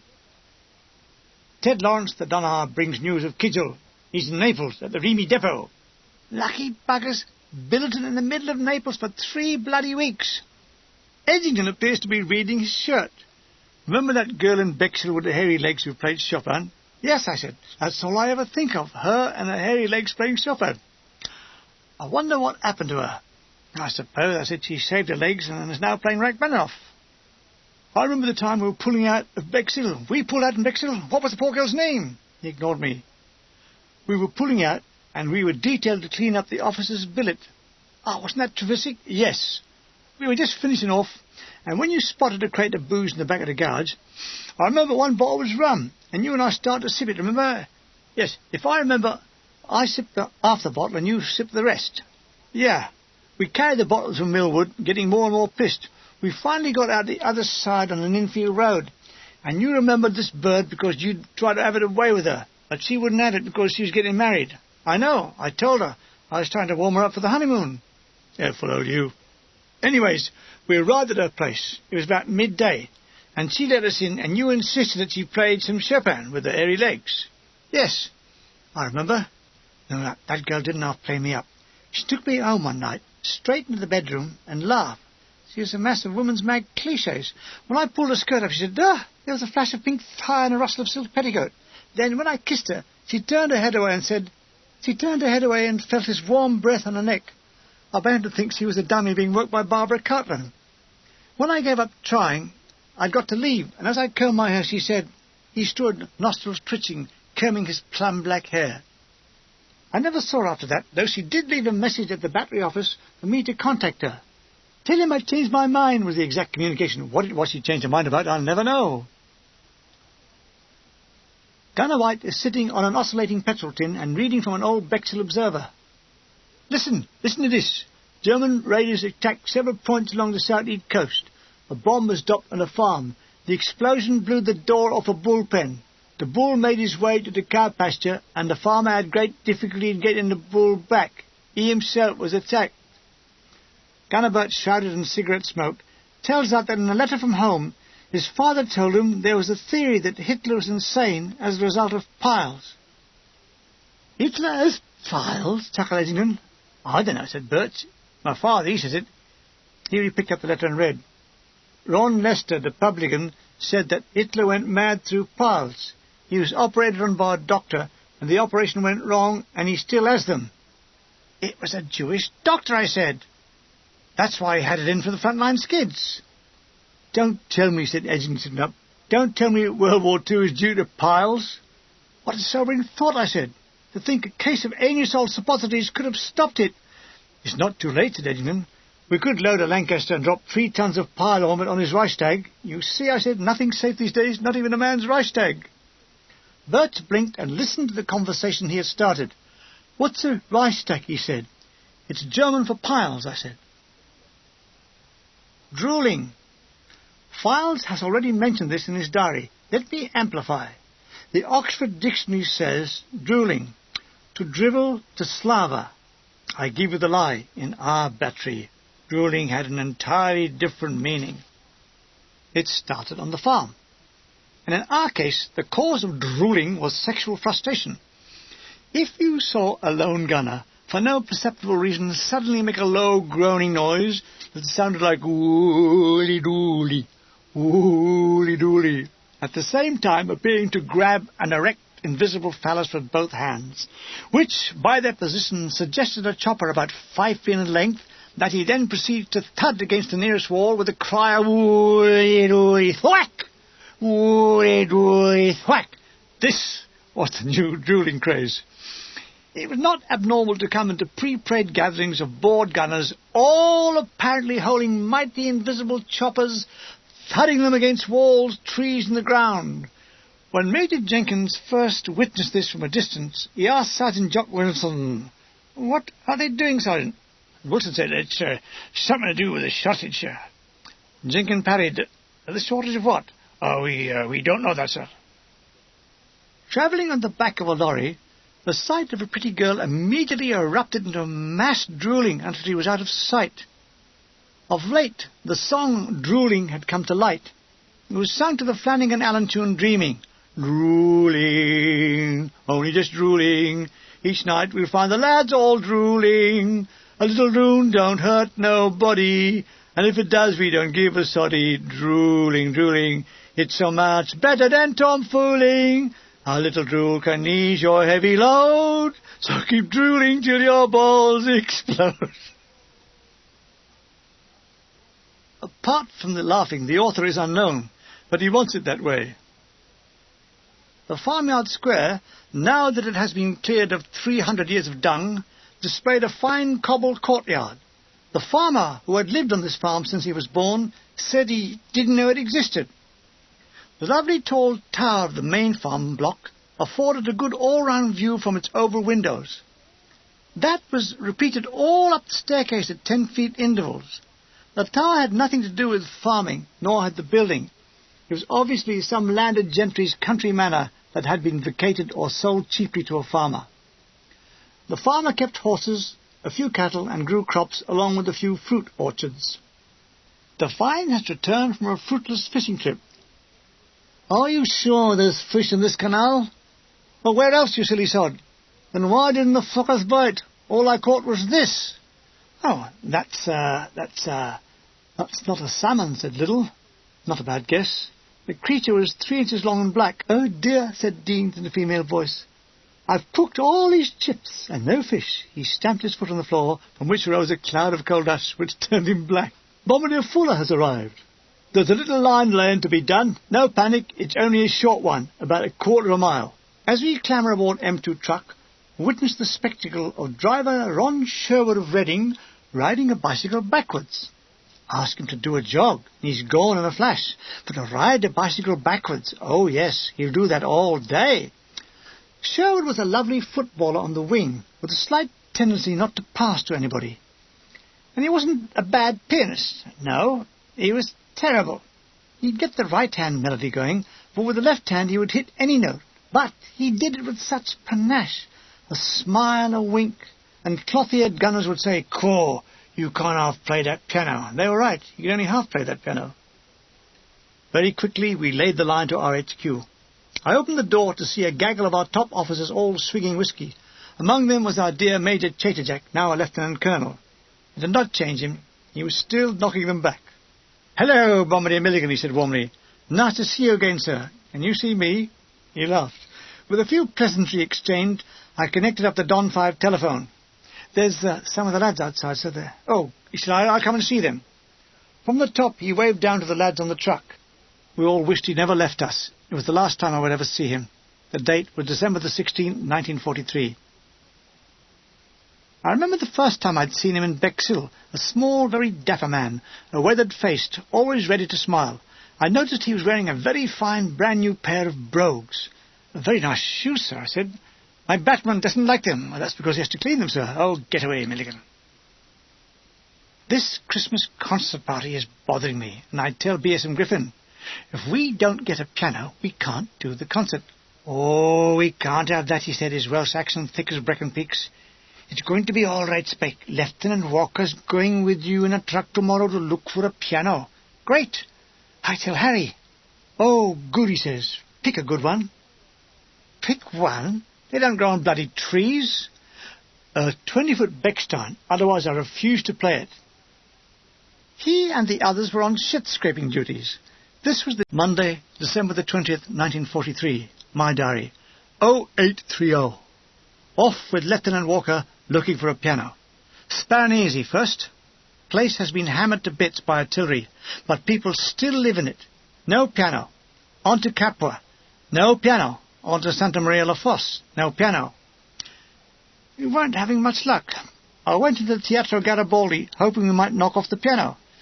As I entered, I heard someone playing a splendid rendering of the Liszt's Concerto No. 2 in B minor. The pianist was a young American sergeant. Outside again, I walked around the street markets, and, so my diary says, for some unknown reason, I bought an aluminium washing basin. On the off chance, I asked the old vendor if he knew where I could get a piano. Immediately he said, Sì, vengo qui domani, alla mezzogiorno. I tell Lieutenant Walker, but he has already had a success, and he too was to go to an address at 2 o'clock tomorrow. So we repaired to a restaurant. Strange the memories that exist for me of those days. The cities of the Campagna seemed grey and dank, the streets permanently wet or muddy. The Italians looked drab. A sort of melancholia lay upon the land. Mind you, it was winter. But it didn't affect me, as I was by nature hypothyroid and mindlessly happy, ha ha ha! But I remember those atmospheres as though it were but yesterday. Meantime, back at the farm, we hear tales of Mussolini holding out in northern Italy. "Oh, what can he do?" says Gunner White. "I mean, he's what, 60s? He's screwing this bird, what's her name, Clara Petitri. He's got a few anti-urbits in black shirts on two-stroke motorbikes, waving daggers on parades outside ruined Roman arches. What do you think it's going to lead to? Hitler must have been off his bloody nut to have him rescued." Well, said Tume philosophically, "Musso might have owed him money." There was a long pause, and then the surprised voice of Jack Shapiro chimes in. "Here, I never thought of Hitler having money. I mean, does he have to go into a shop and say, 10 woodbines, and have you got change of a quid? And can I have a few shillings for the gas meter?" White says, "Well, maybe not, but he has to have his barnet cut, and the barber can't do it for nothing. Someone has to sack out for Hitler's haircuts." "Well, the German people pay for it," said Bombardier Deans. "The German people?" Edgin laughed. "Haircuts only cost a couple of bob. How do you divide 2 bob between 95 million krauts?" "Oh, they don't," continued Dean. "They take it in turns to pay." "Oh, I wonder whose turn it is this week," said White. "You never know," said Shapiro. "It's a reign of terror. They never know who's next to pay for Hitler's haircut." Here he stood and dramatised. Suddenly, in the middle of the night, boom, boom, there's a knock on the door. And that's a lot. The haircut payment squad there. "Oh, well, I suppose all the Jews left in Germany pray for Hitler to go balding," said one gunner. At 2 o'clock in the afternoon, we arrive at a house. Lieutenant Walker straightened his hat, and the reason why was soon revealed. A very pretty girl answered the door. From the truck I heard him speaking in broken, shattered Italian. He was full of smarmy smiling and head-waggling, pulling out all the stops. Concluding, she bid him farewell, and he lingered till the last viewer was obscured by the door. "Very interesting, sir," I said as he returned. But the piano." "Ah, yes, the piano. We have to collect that tomorrow," he said, looking dreamily ahead. Dirty little devil. Tuesday, December the 21st, 1943. My diary. The page is blank. Why? Who knows? I usually made up my diary last thing at night. I'm almost sure what stopped me entering it was an outbreak of drooling by Spike Deans. I remember it was late at night. We were in the garage billet. We had got our brazier going, 2 in fact, and several of us were seated around them, drinking our own brew-ups and smoking. Some of the lads were already in bed. Among the leaders was Gunner White. He was sitting up, smoking a dog end and clutching his brown mug. The calm was broken by the entrance of Lance Bombardier Deans and Gunner Jamjar Griffin, and a few more piss artists. "What's this?" said Deans. He removed his hat and very carefully aimed it at a distant point. Then he threw it. It landed anywhere. So we all wondered what we had watched it for. "Where were you aiming, you cunt?" said White. "I was not aiming at anything," said Deans. "It was just a display of joie de vivre." "Joie de fucking vivre," said "What's that?" "It means, my dearest heart, joy of living." "There's no fucking joy in living," was the immediate reply. Dean sat at the foot of Gunner White's bed. "Darling," he said, have you missed me?" Then grabbing White's feet through the blanket said, "Whose little feety-poos are these, eh?" White squirmed uneasily. "Get off," he said, "get off." Deans, still holding his white feet to the blanket, knelt. "Oh, dearest is upset. Has someone upset my dearest, whose little feet I'm holding through this valuable counterpane?" Bugger off, giggled White. Deans moved his hand up to White's shins. "And whose little leggy-poos are these?" "Ah, they the ones my dearest has been dancing on all day on fields of daisies." Deans moved his hands up to White's thighs. Go on, bugger off, giggled White, who moved uneasily, but not enough to spill his tea. And at this, Deans knew he had White trapped. Nothing will make a gunner spill his char.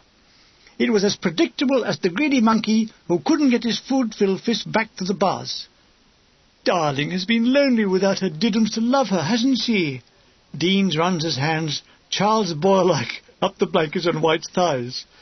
A small group of interested spectators have gathered around the scene. Dean starts to massage White's thighs, with White himself laughing, saying, Someone get the bugger off! Get the bugger off! Bugger off, darling? You want your darling who brings you romance on an Italian farm to bugger off? Then, with a lightning move of his hand, Deans grabs White's cobblers. Ow! A great yell from White, who tries to escape, and the whole bed collapses sideways to the floor, exposing White naked from the waist downward. Deans let out a horrified gasp, "Whoa!" and lunges forward, his quivering finger pointing at White's wedding tackle. "What's this?" he said, lifting it up. "Oh, while I was away, my darling has been unfaithful to me." There was a round of applause, and there ended the romantic interlude. I might say life wasn't all gaiety. Our files diary at the time's mentioned. Boy, am I browned off with this God-forsaken army. We've been here a week and still no recreation or trips to Naples. I've had 4 hours in Naples while others have had days. Doug Kidgel is there with the Scammels and some chaps for the guns, lucky devils. I suppose money won't last long among those thieving bloody Italians who are still charging 4 times the value of the goods. I'm sick and tired of this dragging war and dictatorship within this lousy tin god-ridden army. Give me peace or I'll go mad. And what does the army do to try and tear us up while the Yanks live in luxury at the base, keeping themselves there winning the war and sitting pretty? The whole system stinks. Well, there you have it. I wonder if Churchill knew all this. Wednesday, December the 22nd, 1943. Battery orders. The following men have been chosen for GOC's parade, Santa Maria la Fosse. Breakfast 06:30, parade 07:30, and bus 07:45, arrive 08:15, parade 08:30, march past. Best battle dress, lanyards will be worn, all webbing to be blancoed, full FSMO, less small and big pack. Rifles will not be carried. As each one saw his name on the roll, he gave a groan and slumped away like a broken man. The one word that destroyed them was blanco. It struck terror into us all. In a disbelieving voice, Sergeant King reads, concert party, excuse God in lieu of rehearsals. Morning parade has gaps in its ranks. It's the concert party, sir, comforts BSM Griffin. There's 60 men missing, said Major Jenkins. What are they putting on, Aida? We have sent for driver Kidgel in Naples. The guns and the Scammels are at the workshop being overhauled. He's not being overhauled, no. He and his oily bloody mates are sitting on their fat asses saying phew as they exhaust themselves playing pontoon and only move for meals and selling petrol. Half of them are freezing to death as they've sold their blankets. Some of them are already in the mafia.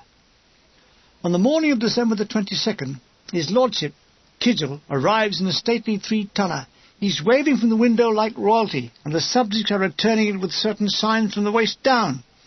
He drives up to Edgington and I, who are trying to make 1 cigarette do the job of 20. Short-out Kidgel is preparing to leap from the cabin. For this he really needs a parachute. It's an insult, he said. Why didn't they send the rolls? Rolls? Rolls? Are you still bloody hungry? I said. Let me take the royal big pack and count the royal cigarettes. He'd done all right for fags in Naples. I bought them on the black market, he said, as I unearthed 10 packets. Edgington is walking behind, holding up Kidgel's overcoat like an ermine cape.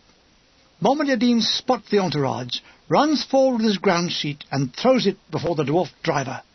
"'Tis the Virgin Queen," he chortles.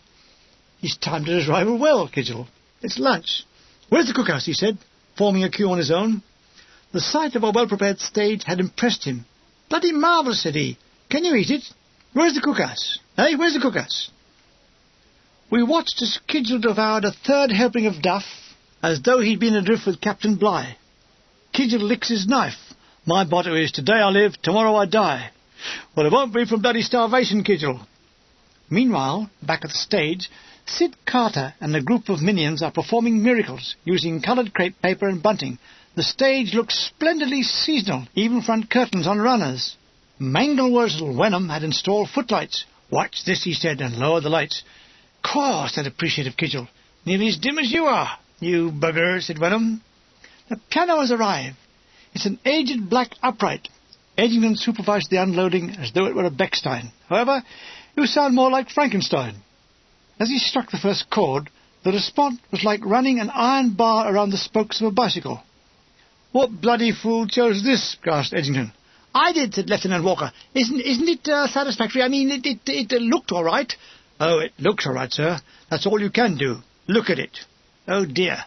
Lieutenant Walker was obviously distressed. After all, he was an officer, and here he was being told he was a musical ignoramus.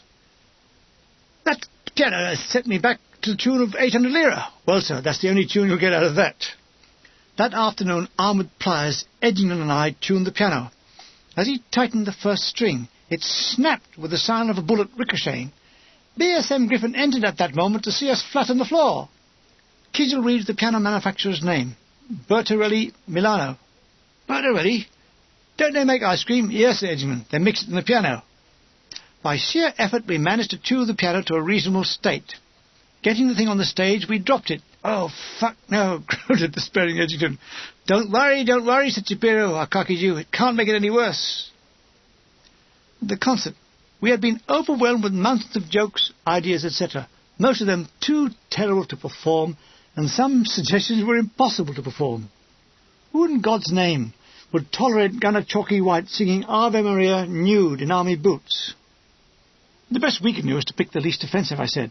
"They're all bloody offensive," said Jamal Griffin, who was manager of the company. Gunner White gives a soppy grin and says, "General Alexander said we must be on the offensive at all times. Ha ha ha! You can't sing Ave Maria in the nude. Some of the Arte farmers and their wives have been invited." "Well, I've got a good voice," said White. "Well, you've got a big prick as well," I said. "They don't have to look at it. How can they miss it? Ite's like good singing, not with your prick hanging out." Edgington Files and I have written a reasonably funny hillbilly act. We set about making beards by unravelling rope and brushing it into shape. We used boot polish to blacken them. "Behold," said Jamjar Griffin, holding up 4 ragged shirts. It was just what we wanted for hillbilly costumes. "Where do you get them?" "I pinched them off a washing line. Keep your eyes open for 4 eyes, naked from the waist up." Using miles of adhesive tape, Edgington and Files are affixing megaphones to the muzzles of our rifles to give them the appearance of blunderbusses. Sergeant Donaldson prepares blank ammunition by pulling the bullets from the cartridges like teeth. No, be careful how you point. These will give a flash 10 foot long." "Don't worry. That bastard Jink will be in the front row. We'll point them all at him. Ha ha ha," said Jamgar. "A 10-foot-long flash could make an old woman very happy," said Gunner White. Jamdar Griffin is organising the traditional army seating. Brass hats in front, rabble at the back. We had the battery office working overtime, typing and duplicating programs. The pre-Christmas spirit was starting to pervade, and everyone seemed full of bonhomie or alcohol. After lunch, a truck is going to Capua, and some of us hitch a ride. There, driver Sears parks his truck off the road, immobilises it. That is, he leaves it without a driver. Capua? Of course. Hannibal and his Ares had knocked the shit out of the Romans just outside here. He'd gone, but the Romans were now in cafes selling coffee in cups that looked suspiciously like thimbles with handles on. "Ought to bring our own bleeding mug," said Sears. 30 lira a bleeding cup. "It costed 30 lira. Because it is real Brazilian coffee," said the proprietor, and he should have added, "stolen from our beloved allies." However, it was worth it to see the pretty girls seated around. Those eyes. Itai girls must have the biggest in the world. To get a smile from one changed the shape of the day. It certainly changed the shape of your body. Help! The evening ended with a gunner's beauty contest. The first entrant was Bombardier Milligan, wearing a towel and a bra made from army socks. Deans announced me as Miss Brockley of 1904, winner of last year's Never Been Shagged contest. I'm followed by Gunner Devine, draped in a blanket. He is Miss Various Veins in Liverpool and other areas. Devine turned to reveal a bare bum. Miss Various Veins is wearing a peekaboo skirt with a view of Oscar Wilde. Close behind comes lovely Gunner White in a gas cape. Miss Conduct of Battersea is wearing the plunging knee line. White opens the gas cape. He's naked, save for an army sock tied down his willy. He wins. Remarks and shouts come in profusion from the spectators. Went on till lights out. As I lay in bed, I wondered if we were really going on the bend. December the 24th, 1943. Christmas Eve parade. The night before Christmas Eve, after tea, we had all, as was our custom, traipsed across to the battery office, comfortably ensconced on the top floor of a farm building. to read Part 2 orders. Oh, no, says Gunner White. Oh, no, no, no. He backs away as though he'd seen Dracula. We are all to parade on the morrow to be inspected by the GOC 10 Corps. Who's he? Said Gunner Forrest. He, I explained, will either be David Niven or someone else. Who's David Niven? David Niven, I explained further, is someone else. Edgington is reading further from Part 2 orders. Oh, Christ, listen to this. Not only an inspection, but we will march past him. That is a total waste of energy. Why doesn't he march past us? Perhaps his legs are rheimy, suggests Edgington, doing a Ritz Brothers face and doing a ridiculous sideways walk. Come, men, he says, to la belle balle de Blanco. He leaps a clumsy jetty, sending up muddy sprays. The morning of Christmas Eve, we awoke to find the dawn blowing, but sunny. Caw, it's Parky. Tired men coming off guard, they rest their rifles against the wall, yawn and fall on their beds. The guard commander, Sid Price, enters, his pipe wafting morning smoke signals. He hurls his webbing onto the floor. Down, you buggers! Then, a change of tone as he sees us all abed. Come on, you lazy buggers! It's Christmas Eve. Father Christmas is on his way with boxes of blanket for all you good little gunnerkins. A wave of rude remarks. He chuckles. You are all rude, nasty little gunners, and I'm never going to play mothers and fathers with you again. Sensational news. Eggs for breakfast. A mighty unshaven rush. I race across the courtyard, Edgington close behind me. Trying to break the 4-minute mile? Yes, I'll soon be trying to break the 6-minute boiled egg. It's amazing, this spirit of Christmas. Everyone is cheery. There are smiles on the faces of even miserable buggers. In a sing-song voice, Gunner White recites, Christmas comes but once a year, and when it comes it brings good cheer. Wrong, says Gunner Dirty Bugger Brady. It's Father Christmas comes but once a year. And when he does, his wife has Christmas Pudding Club fear. 9 o'clock. We are all on our transport heading towards Santa Maria la Fosse, and we all sing, Good King Wenceslas looked out on the feast of Stephen, when the snow lay all about, deep and crisp and even. Brightly shone the moon at night, though the frost was cruel, when the poor man came inside, playing with his tool. We are dumped on a raised muddy road without the environs of Santa Maria la Fosse. There are gunners everywhere. We line up next to 74 mediums. We spot Ken Carter and Reg Bennett, who wave and point to their white lanyards. Frost, shouts Bennett. Stop all that talking, shouts the sergeant. It's the only language we know, I said. Can we do some mime, pipes up a voice. Silence, says the sergeant. The DOC walks along the ranks, stopping every now and then and starting now and then. He stops now and then in front of me. I'm trying to stifle a laugh. What's your name, Bombardier? I think it's Milligan, sir. He walked on till he was quite a way away from me. For God's sake, whispered a North Country voice in the ranks behind me, don't upset him. He could send us back to the front. What do you mean back to front? Make up your bloody mind. Ah, the Royal Artillery Band are striking up. Boom, bang, crash, hurrah, bam. The bass drummer is so short we can't see his head above the drum. Just a pair of legs hanging underneath. 19 battery, attention, right turn, quick march.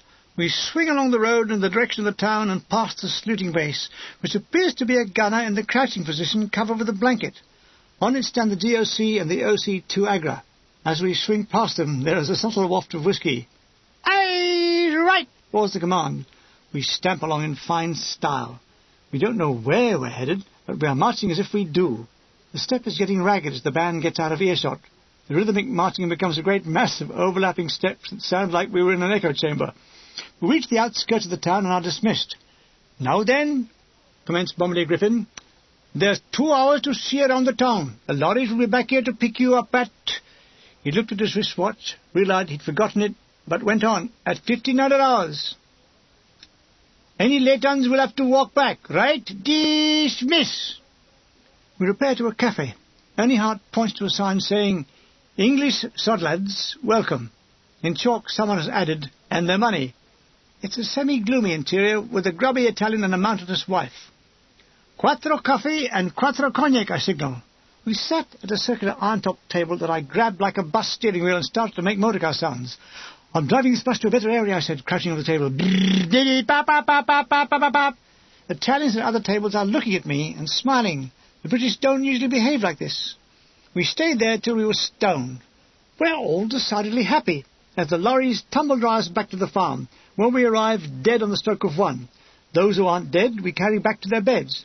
By 6 o'clock, after plenty of tea, we were sobering up. All talkers of Christmas. Those who've had parcels from home are feeling them, smelling them, tearing little holes and peeking in.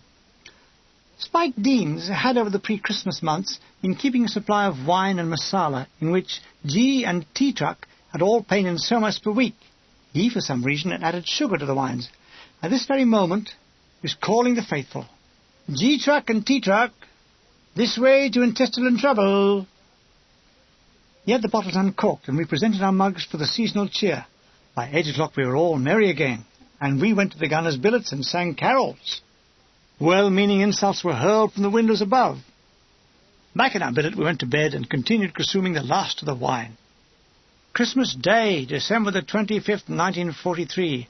Alf Files' diary. Sergeant Major Griffin and Sergeant wake us up with tea and rum and we're off. My diary. Late Ravalli. Don't have to get up. Beeston and Sergeants bring us tea and rum in bed. It was all too much. Give us a kiss, Sarge, I said to Mick Ryan as he filled my battered tea mug. You'll kiss my arse, he said. An unbearable thought. All around, smiling gunners are sitting up like old ladies in geriatric wards and grinning, Merry Christmas, they say to each other. We all linger over the rum-laden tea. There's a carol service at RHQ at 1100 if anybody wants to go. Ah, why not? It's Christmas, the season of goodwill. Nobody went.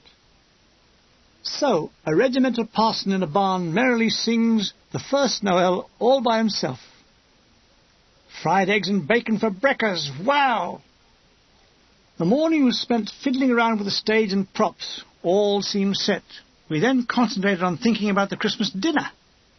I will eat mine very, very slowly. I want it to last as long as possible, said Gunner Hume. They say there's tinned turkey on the menu, I said. How do you know, said Kidgel, his stomach revolving at the thought of it. I heard a rumour. Look, mate, said Kidgel, I don't want a rumour of turkey. I want real bloody one. Parson's nose and all. So saying, he ran off to practice eating. A detail of layabouts had been rounded up, who erected a long makeshift table laid out in the adjacent barn. It consisted of long planks resting on trestles, with blankets for tablecloths. Someone with a soul had stuck thorn leaves and some tin to resemble holly. BSM Griffin's voice rings out in the air. All right now, come and get it! We all take off like sprinters and collide as we try to squeeze through the door. Thundering ahead is Kidgel, his legs barely touching the ground. Pounding behind him is Gunner White, his tongue dragging along the floor. The cry goes up, For God's sake, stop Kidgel before he gets there, or we'll get bugger all! Like a jigsaw puzzle, we all fit into place around the table. We sat on an assortment of chairs, stools, tins, logs. We're served, as is the tradition of the Royal Artillery, by the officers and sergeants. Lieutenant Walker is the wine waiter, himself having partaken of several pre-lunch drinks. He is missing glasses by a substantial amount. Gunner Musselwhite has a lap full of white Chianti, and Gunner Bailing is getting red wine among the greens. The sergeants are lading out tinned turkey, pork, beef, roasted potatoes, sprouts, carrots and gravy. None of our waiters are quite sober, and there is an overlap at the end of the dinner when Sergeant Ryan goes around pouring custard over the turkey. As the wine takes effect, the chatter and the laughter increase. For duff, we had Christmas puddings and custard. Hurry up, you buggers, said Sergeant Daddy Wilson. We're waiting to have ours. There seemed endless helpings and unlimited supplies of red and white wine, but it was a long way from the Dickensian Christmas around a log fire in a parlour with Grandma and Grandpa present. However, when you're pissed, all that nostalgia goes out the window. Gunner Smudger stands on his chair and sings a seasonal lament. Oh, bang away, Zulu, bang away, bang away, good and strong. What are you going to do when you want to blow through and you lose, dead and gone? Merry Christmas, we all shout. The sergeants and officers are returning, carrying makeshift trays laden with bottles of beer, oranges and nuts. Smudger calls for a toast to the officers and sergeants. There follows more toast to the regiment, the king, and in fact, anybody. I distinctly heard, gentlemen, the toast is anybody. We gave the sergeants and officers a cheer, and in that order. We left the table looking like Genghis Khan's horsemen had galloped over it. I felt as though they'd galloped over me. There was aught but sleep it all off. We washed our mess tins in those 3 separate troughs: wash, rinse, disinfect. For those interested in details, these were from oil drums sawn in half and filled with the requisite liquid. In fact, there was to be a quickie in the concert where Brutus stabs Julius Caesar and then proceeds to wash, rinse and disinfect the murder weapon. Those who had thoughts of getting into Naples were frustrated, as the city was declared out of bounds due to typhus. Merry typhus, some of them were saying. The great moment is drawing nigh, the concert. The audience are arriving early, most of them with bottles of beer stuffed in their coats. The programmes they are reading were as below. Programme concert. Introduction, Spike Milligan the Herbs, session number 1. 2, Joe Slater, vocalist tenor, as time goes by. 3, Sergeant King, normally known as Ross King, the green eye of the little yellow god. 4, the Royal Horse Hillbillies, otherwise Milligan, Edgerton, Files, Kidgel and White. 5, George Shipman, baritone, Shipmates of Mine. 6, Jock Webster, Scotland Forever. The greatest item of all in scrapped, is number 7. Man Mountain Deans, 142 pounds, including tin hat and small arms, versus the Barnsley Basher, Rollicking Robinson, 156.5 pounds, including truck, less tools. Referee, the young Griff. 8, Community Singing, all the old favourites led by Spike. 9, BSM Griffin, the ancient Griff, the great mystery. 10, Doug Kidgel, songs you all know and hate. 11, Reg Griffin, assisted by Ken Deans.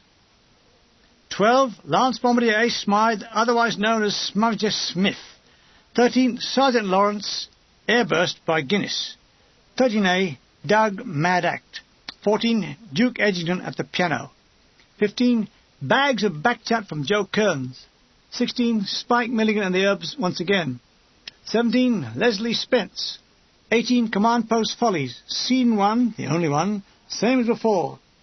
In the field, cast in order of appearance: Gunner and Overwork Act, Lieutenant Walker, Sergeant Gunner Nash, First Subaltern, Lance Bombardier Milligan, Second Subaltern, Bombardier Deans, Battery Captain, Gunner Edgington, Battery Commander, Lance Bombardier Griffin, 2 Signallers, Gunner White, Gunner Kearns. Finale, the whole shower, jogging along to the regimental gallop, tune of Whistling Rufus. Finished. Note: blokes attending concert will be searched at the door for hand grenades, bad fruit or packets of V's.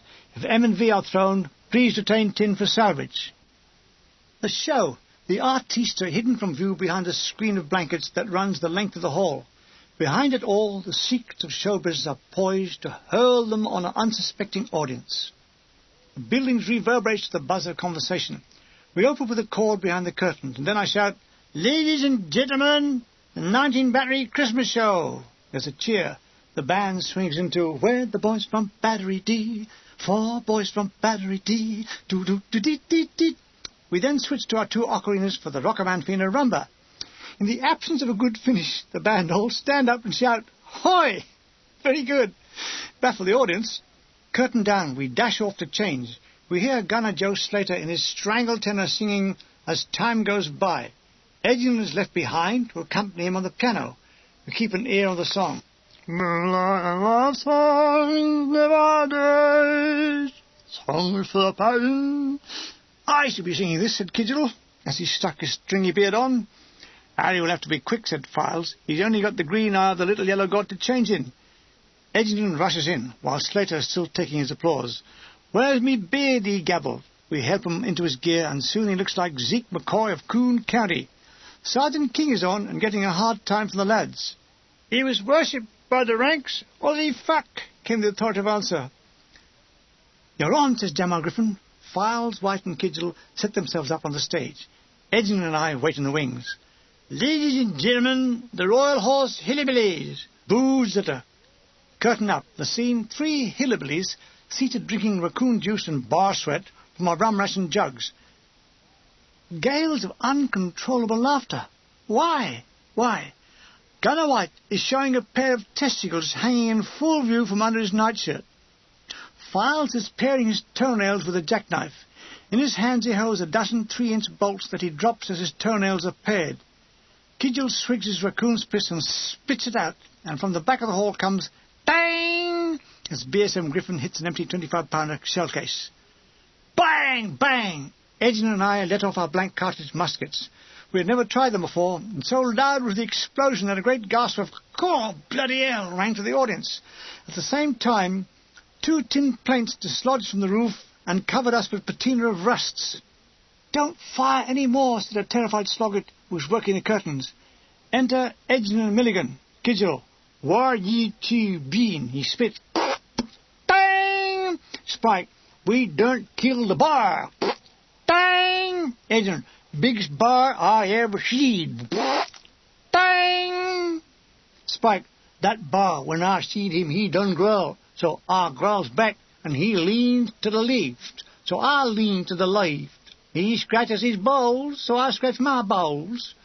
Then that bar, he done a shit. And I said, 'Bar, you got me there. I done that when I first seed you.'" A few more gags like that, and then we all sing, "I like mountain music, I like mountain played by the Healy Beely Band." Files and guitar, me and Edgerton on ocarinas, Kidgel on the raccoon pissed jar. The music was interspersed with rhythmic spits and distant dangs in tempo, and we went off a treat. "Gonna shipment when I sing ship rates of mine," announces Jam Jar. "He never seen a bleeding ship," echoes a voice. The curtain goes back to reveal Edgin at the piano in bare feet, dressed as a hillbilly. Shipman has a pleasant baritone voice, inaudible in the lower register. He insists on walking about as he sings, causing numerous clinks and clanks and groans from the stage. His song is frequently interrupted by hissed whispers from the wings. "Keep still." He stops in mid-song to ask the voice what it's saying. "Keep still, the floor's squeaking when you walk about." He then continues, except that his last position was on the extreme right of the stage.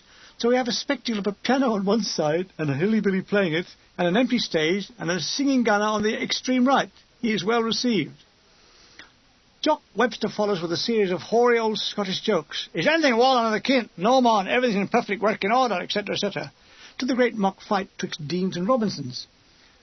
They appeared to be in long johns and plimsolls. They had been rehearsing this mock fight for a week, but it was all pointless, as in the first moment Deans took a right-hander to the chin that had him groggy, and from then on Robinson had to nurse him along. The crowd barracks, "Kill him! Call a priest! Send him home!" The fight went the whole distance, and they were given an ovation, especially Deans, when there was blood running from his chin. His party remark were, "You wanted blood, you bastards, when you got it." Next, I and the mob in community singing. American officers were baffled by songs like, "I painted her, up the belly and down the back in every hole and every crack. I painted her, I painted her old tomato, over and over again." It's BFM Griffin's turn now, and he's had quite a skinful, and does a conjuring act that to this day neither I nor anyone else understands. He doesn't even remember it. He sat hidden under a blanket, pushing cards out through the slit and asking, "What is it? What is it?" A member of the audience would identify it. "Ace of spades." He would then take it back inside the blanket and from the obscurity say, "So it is, so it is." I think he got booed off, and he seemed well pleased with it. Kidgel next, his old favourite, the sweet mystery of life, Drigo's Serenade. He has a very good voice. "You ought to have it trained," said Edgington. "To run errands," said Files. Kidgel had announced himself, "I will sing songs you all know and love." Voice of horror from the back, "Oh no!" When Doug had finished, the same voice said, "I didn't love or know any of them." Behind the stage, Sid Carter has opened a few bottles of wine to celebrate the show going well. "We should wait till the end, really," he said, "but with this mob there might not be any bloody end." Edgington is at the piano playing his own tunes with that grim, bloody look on his face, as if he expected a shot to ring out from the distance. One of the notes went dead on him, and he brought forth laughter. Whenever he came to the missing note, he stood up and sang the note himself. La! Next, from Liverpool, we have a real scouse, Joe Kearns. He tells lots of Liverpoolian jokes like, "My old man got a glass eye. One night he swallowed it. We went to the doctor, and the doctor said, 'Drop him, bend down.' And he sees this glass eye looking at him at the back, and he says, 'What's the matter, don't you trust me?'"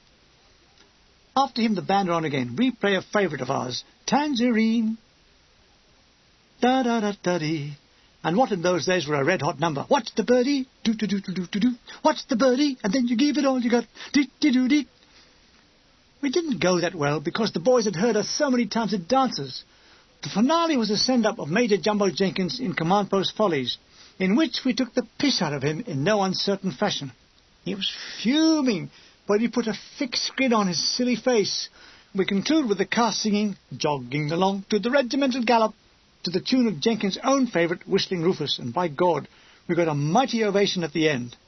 The officers came backstage to congratulate us, and with consummate skill drank all our grog. We all got pretty tanked up. Long after everyone... News of Amalfi, Boxing Day, December the 26th, 1943. As if Christmas had not been wonderful enough.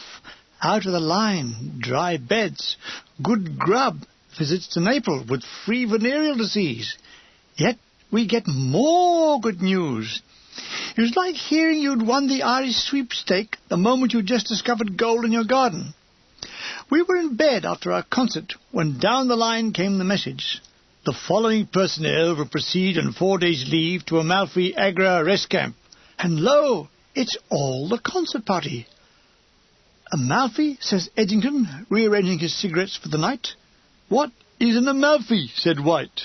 It sounds like a high-powered I-Time motor car, says Edgington. But I know all well-educated Milligan tell them.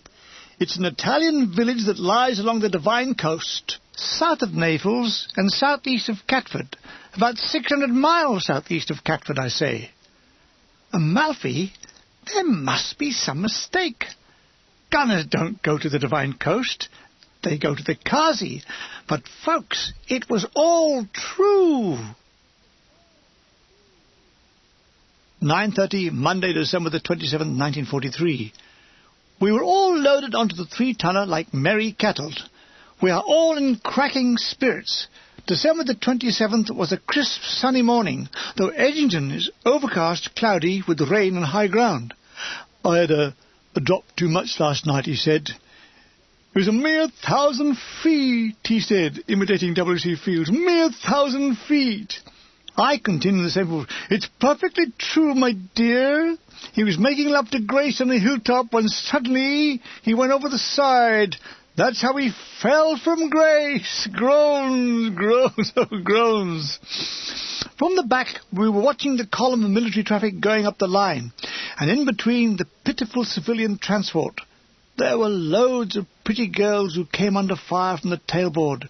They ranged from cries like, I can do you a power of good, my dear, to the less poetic, me give you 10 inches of pork sword, darling.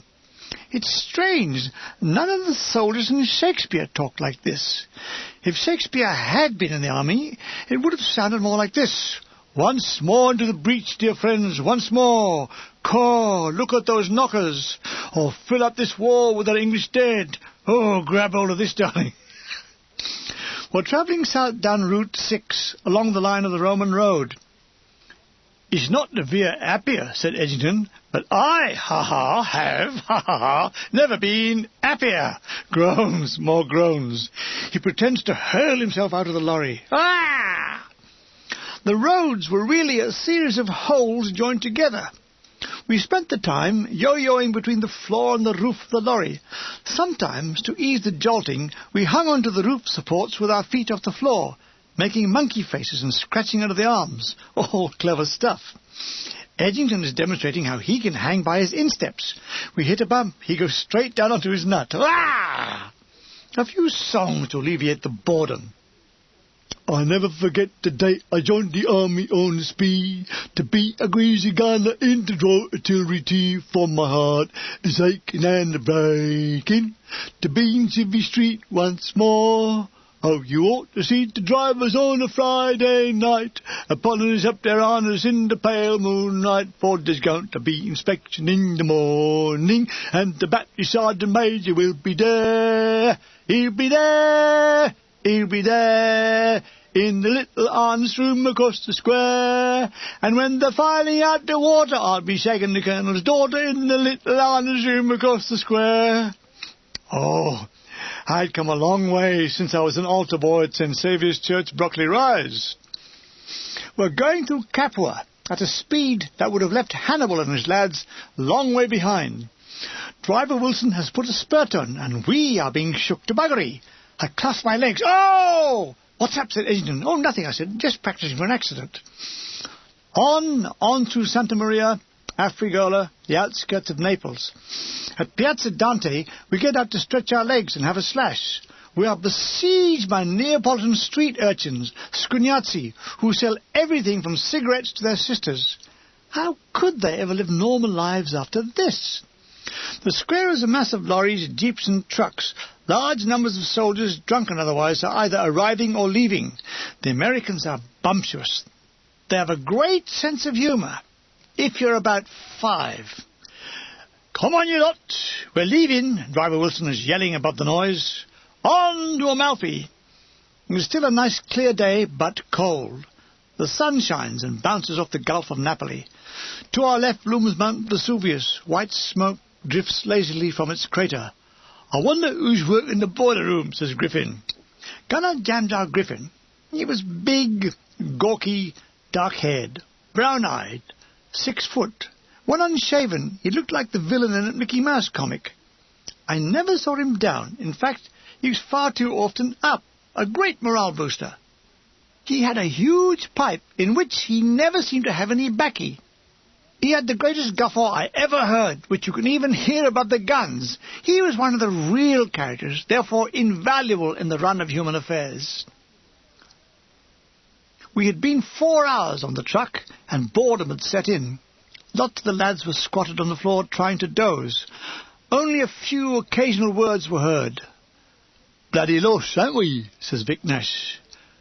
"Are we lost?" he shouts to the canvas of the driver. "No, we're not bloody lost," is the reply. "Stop moaning or I'll go in reverse."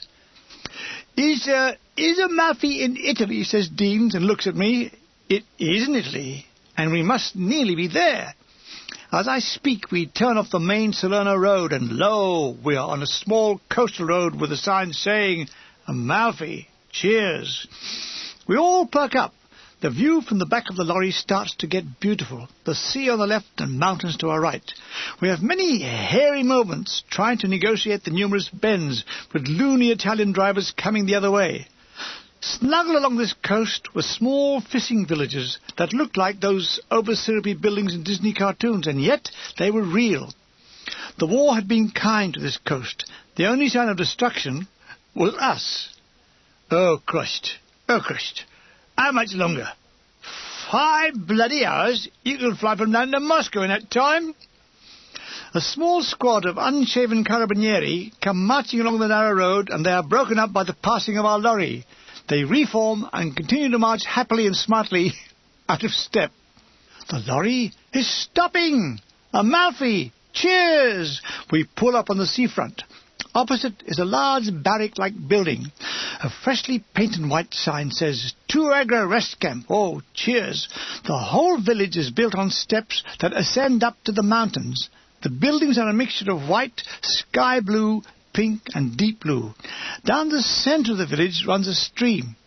I could see the odd lady doing her laundry in it, and several small boys doing other things in it.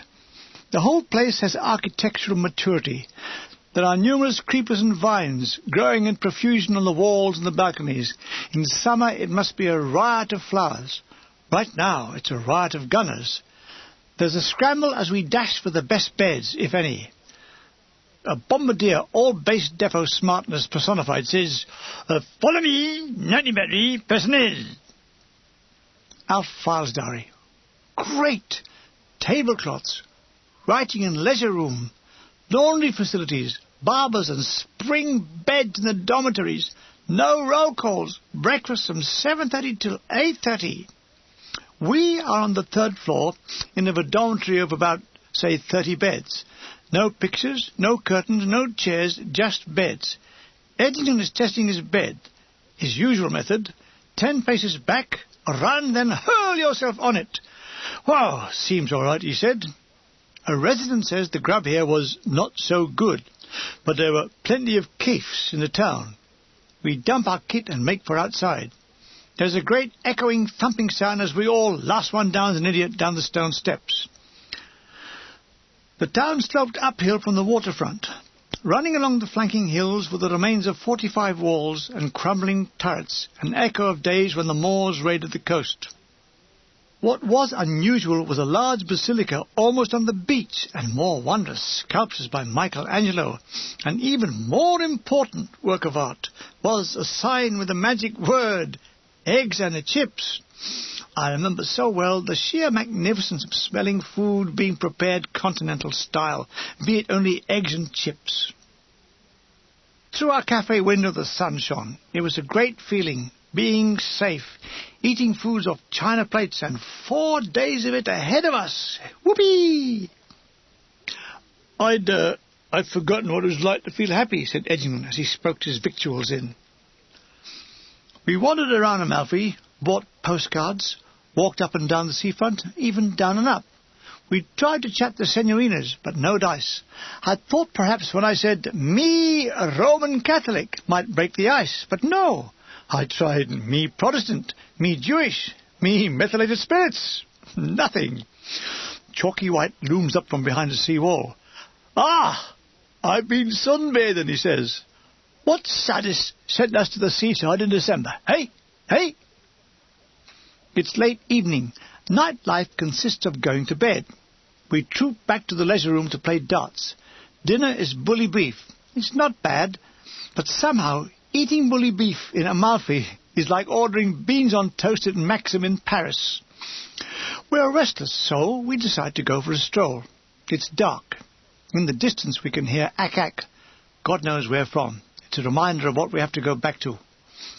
We walked up the steps that ran alongside the stream and ascended slowly until we reached a cafe. We entered a small room full of soldiers drinking. Alf and I sat down and ordered a couple of brandies. The room was blue with cigarette smoke. A fat-bottomed girl was carrying the drinks to the table, and those who were bum-brushed seemed well favoured. One drunk was singing self-indulgent songs. It's my birthday today, or some such crap. Ah, the fat bottom is approaching us. She has a lovely, plump, smiling face with brown eyes as large as walnuts and glistening like oiled olives. She smiles, places our glasses before us. Signori, she utters. Caw, we replied. I'm tired. Let's go, said Alf. We picked our way down the steps, no sound save the cascading water running down to the sea. Most of the lads were in bed, except Edgington. He's writing Peg one of his letters. That could mean a 3-hour stint ending with swollen balls. I just fell into the bed. Springs! Oh, it was marvellous. Blackout. Zzz. December the 28th, 1943. I am aroused in the early hours. Bitten to death. My bed is alive with bugs. I'm worried about getting typhus. I reported to the duty bombardier. He's nonplussed. Oh, why you and no one else, he says. Yes, why me and no one else, I said.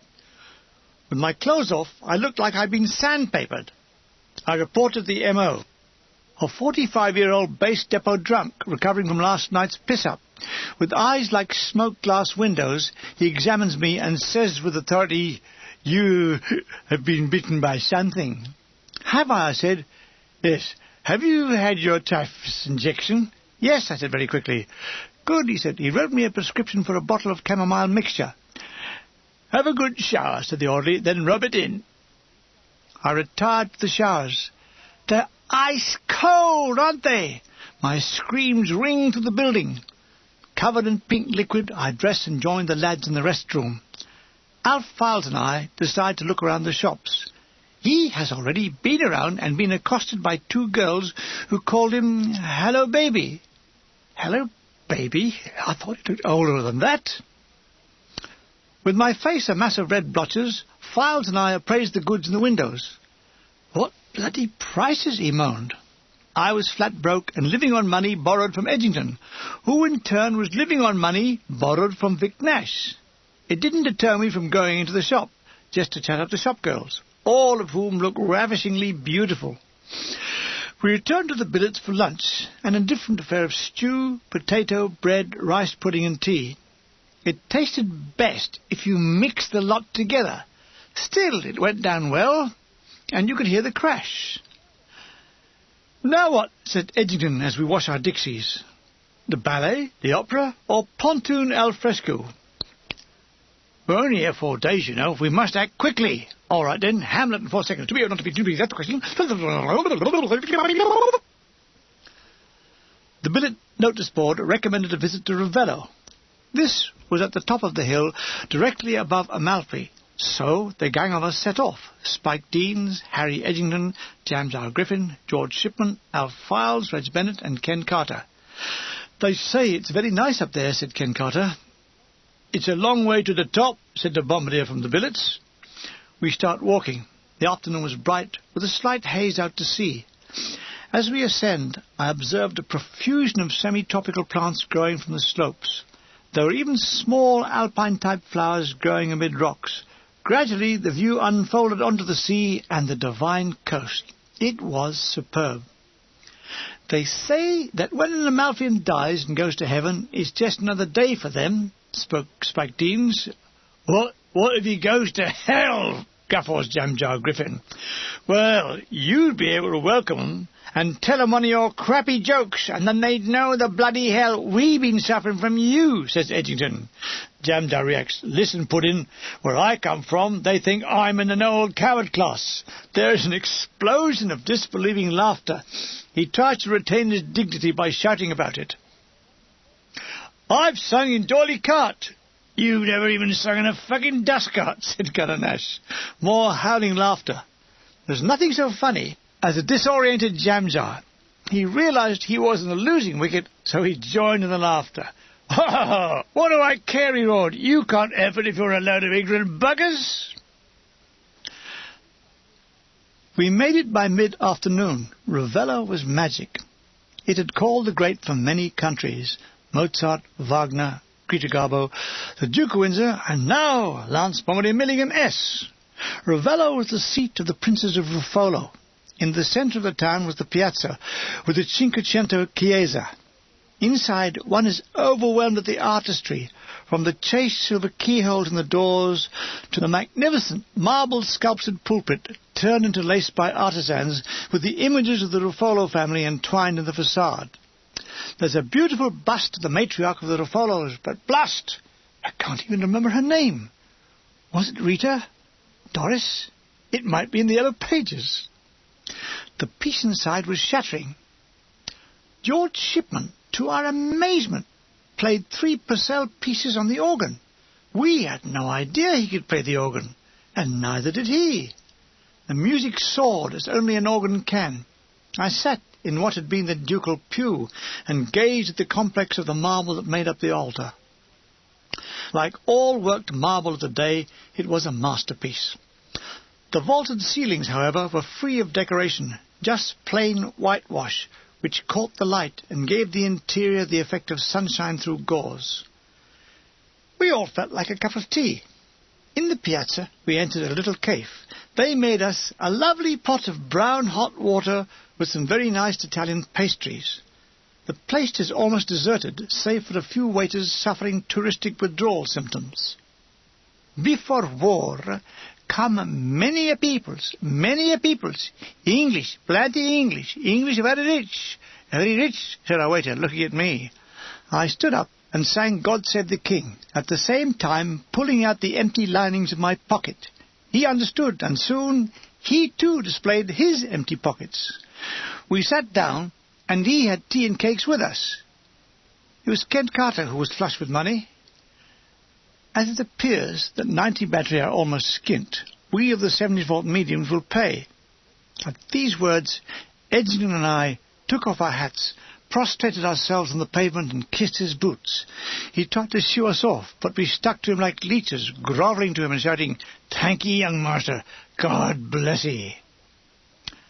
Now what? The place to see, apparently, was the gardens of the palace, listed as the Belvedere del Cimbrone. Even though it wasn't the flowering season, the gardens were a sheer delight to the eye. Scrubs, bushes, trees, all placed with the uttermost precision to create an atmosphere of relaxation and tranquility. A central ornate marble fountain played watery tunes from its moulded lead faucets surmounted by stone cherubim. It was so planned as to avoid any view of the sea until one arrived at the tiled terrace, which was reached through a small replica of a triumphal arch, alas, now stripped of its marble. "See, we're not the only ones who've lost our marbles," said Edgington. It was sunset.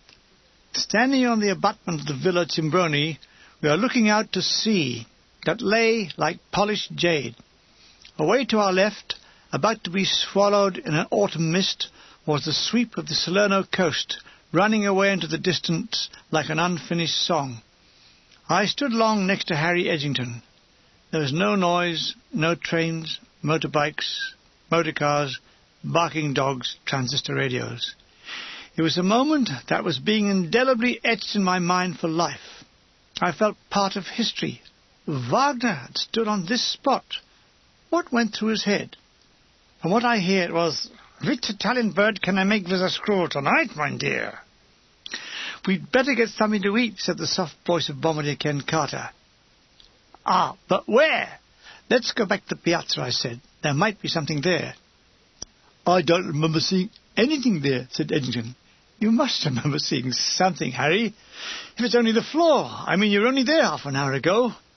"Your power to bend words," he said, "will one day end you in the nick, the nut house, or graveyard." We reached the piazza as twilight was touching the adjacent hills. "You lads looking for something?" A wavery female Cockney voice. Standing by the gate of a whitewashed wall was a small skinny lady of about 50, or 1,000. "She's speaking Cockney," whispered Edgington from the corner of his mouth. "Perhaps she's lost," I said. "We're looking for some mangiare," I said, and automatically did the sign of eating. "No need to make signs for me, darling," said the amazing Cockney voice. "I lived in London for 40 years. With the Romans, I thought. She then told us the good news that was to lead to an unforgettable night. "Come on in. We can fix you up with eggs and chips and some wine. That'll do you, won't it?" she said, and gave that forced Cockney laugh of embarrassment. We followed her to a terrace that had a sensational view down a precipitous mountain that concluded with the sea. In a small, plain, wine-coloured room, adorned with a few religious pictures and a mixture of stern-faced Neapolitan grandfathers, grandmothers, and children in communion white, we sat around a central table with a tablecloth that looked suspiciously like a bedsheet. I hope I wasn't at the feet end. Chattering, she plonked down 2 large carafes of red wine. "There, that'll keep you going till din-dins." She disappeared into the back room, where she reverted to broad Neapolitan and shouting. She was answered by a male voice that appeared to have a sandpaper lining to his throat. That or his appliance had slipped.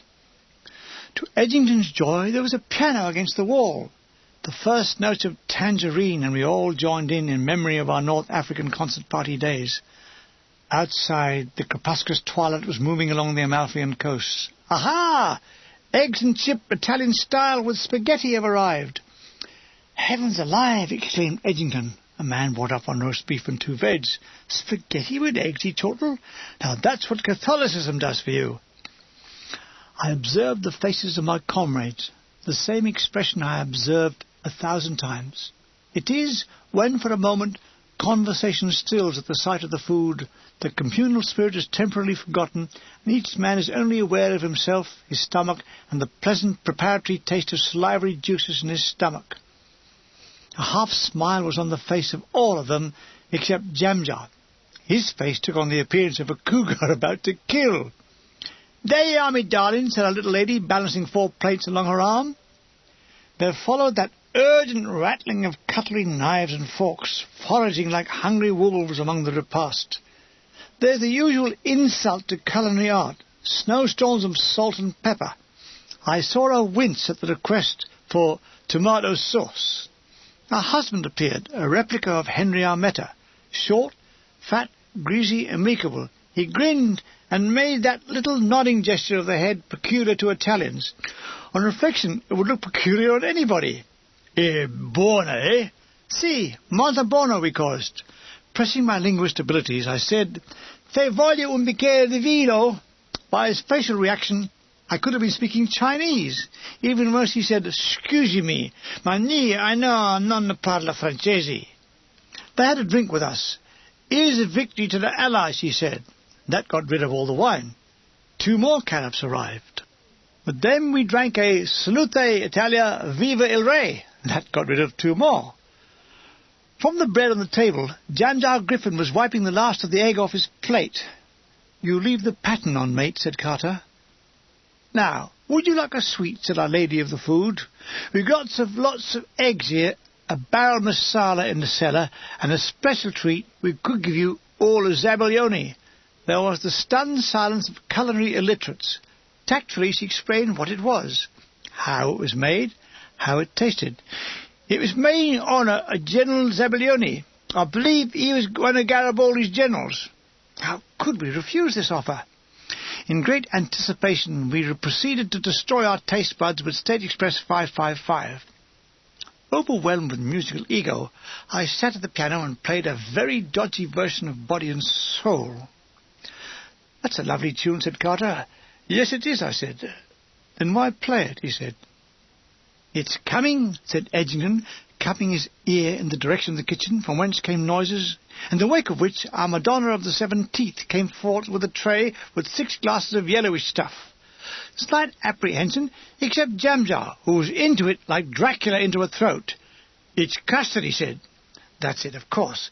Zabaione is Italian for custard." It was the turn of Lance Bombardier Carter to play the piano. "They laughed when I sat down to play the piano," he said, "but when I played, they became hysterical." We all giggled and laughed. Mind you, at this stage, we would have giggled and laughed if we'd been told we had only a week to live. He played his own composition called Candlelight. I still, to this day, sometimes find myself humming it. Strange, when I was writing about this particular incident, I phoned Kent and asked him if he could remember the words. He said, "Yes, I've got them somewhere. I'll dig them out and let you have them." That night, Ken died in his sleep. Outside, night had fallen along the Malfian coast. With Ken still playing those incredibly romantic tunes of the 40s, Harry and I went and looked at the view outside. It was a vast, velvety panorama. The moon lit the whole scene. The clarity was startling, like sunlight through blue-tinted glass. I could hear distant singing drifting upwards from the sea. I noticed boats with tiny yellow lamps like fairy lanterns on the water, and a rhythmic beating of course, it was the pescatories attracting the fish. It was all like a magic painting. I'm including now Harry Edgington's recollections of that evening written in 1977. But to the memories of that evening of that day, which, as I've already said, are not continuous or consecutive in their order. How we got to that establishment, virtually on the brink of 2,000 feet high coastline, I haven't a clue. Whether it was a private house or a cafe, I couldn't tell you. I can recall that we sat out on the stone-flagged terrace, with disconcertingly thin wrought iron railings.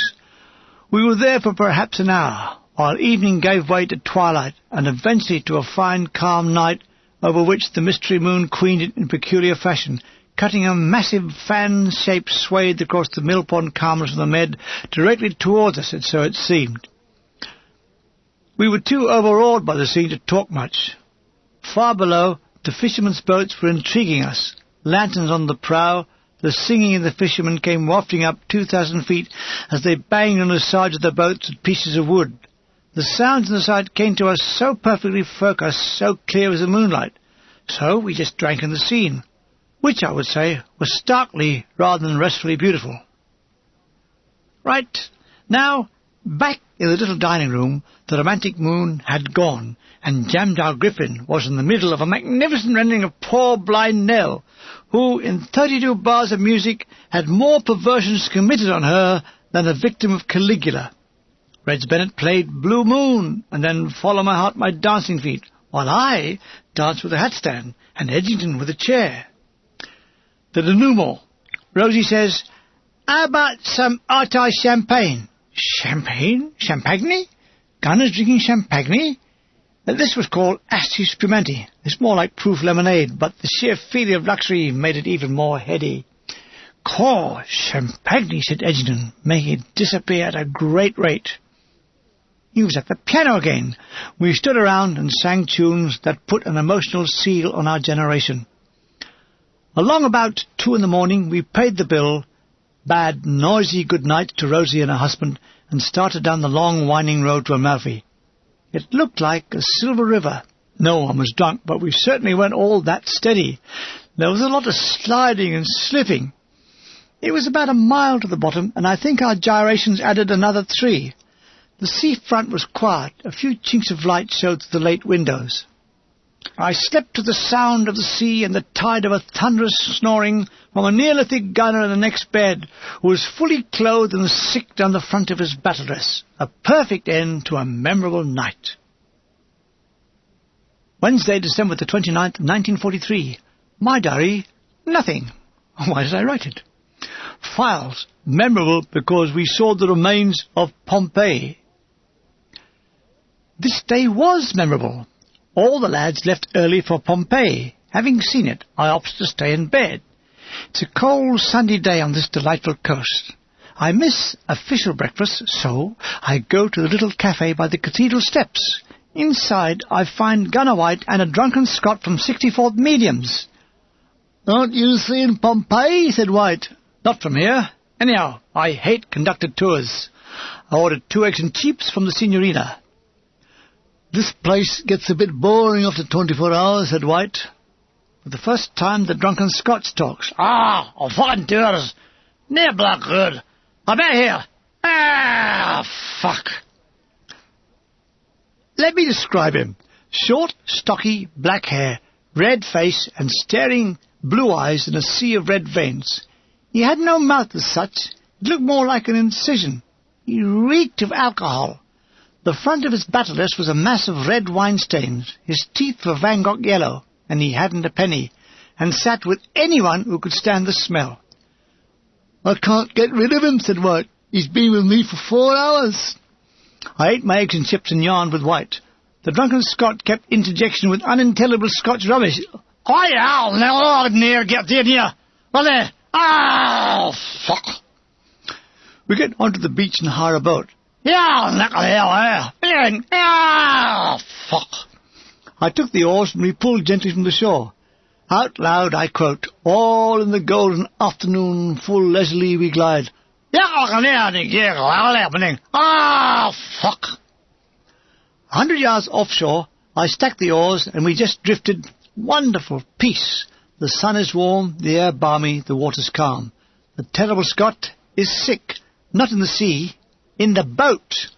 We rowed back hurriedly with him downwind.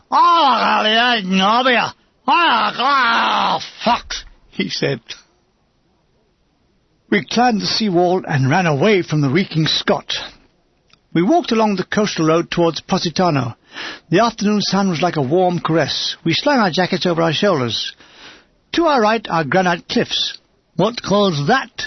White points to a great cleavage in a hill. "That's a fault." "Fault? Whose bloody fault?" Carefully I explained its geological origins. Oh, he said. It was a waste of bloody time. If I'd have answered Mussolini's fault, he'd have been just as satisfied. Fuck! He'd caught up with us again. We watched men catching octopus along the shore. To kill them, they pulled them inside out. It was obscenely cruel, but then man is. "Do they eat those bloody things?" "Yes." "White said, "Oh, it's like eating bloody worms." The Anglo-Saxon will devour stale, hard bread, bully beef, hard rolls, food boiled to death, obliterated with artificial seasoning. Yet, delightfully cooked octopus and garlic, oh no. You are what you eat, and that's why we all look so bloody ugly. Back to the billets, we see that the showers are hot. Yes, but oh God, the news has got around. Crowds of steaming red naked men cram in the bathrooms. There's 5 men to a shower. It's every man for his bloody self. So saying, White and I charge our way in. The bodies are so compressed, I'm sure someone else washed my legs by mistake. Fuck. The Scot. He's under the shower with us, but he's still in his underwear. All clean and glowing, smelling of Wright's coal tar soap, we are ready for the evening. We are nearly skint, so we have to eat the army grub. We needed every penny to get pissed. Let's look for someone new. White is looking up the steps that run up the centre of Amalfi. Thank fuck we got rid of that bloody jock. It's evening now. Above, I spot Hesperides. I didn't mention this to White, who was already baffled enough by the geographical fault. All the way up the stairs, at intervals, are little trattorias. We ascend halfway up the town. A pretty girl is standing, inviting us inside a house. "You want a drink, baby?" White needs no second invitation. We go inside. It's a one-woman brothel. Now, let me explain. These weren't regular whores, but working-class girls who had fallen on hard times, are doing it just for the duration. Inside is a square whitewashed room, with a charcoal burner in the middle. There are simple wooden chairs around the walls. Several simple soldiers are drinking red wine from a large bottle on the central table. A large middle-aged lady in a black dress and another young girl of about 15 pour us some wine. The girl from outside has come in and points to one of the soldiers. They go into the next room, and I hear the lock go in the door. I then hear the springs go in the bed.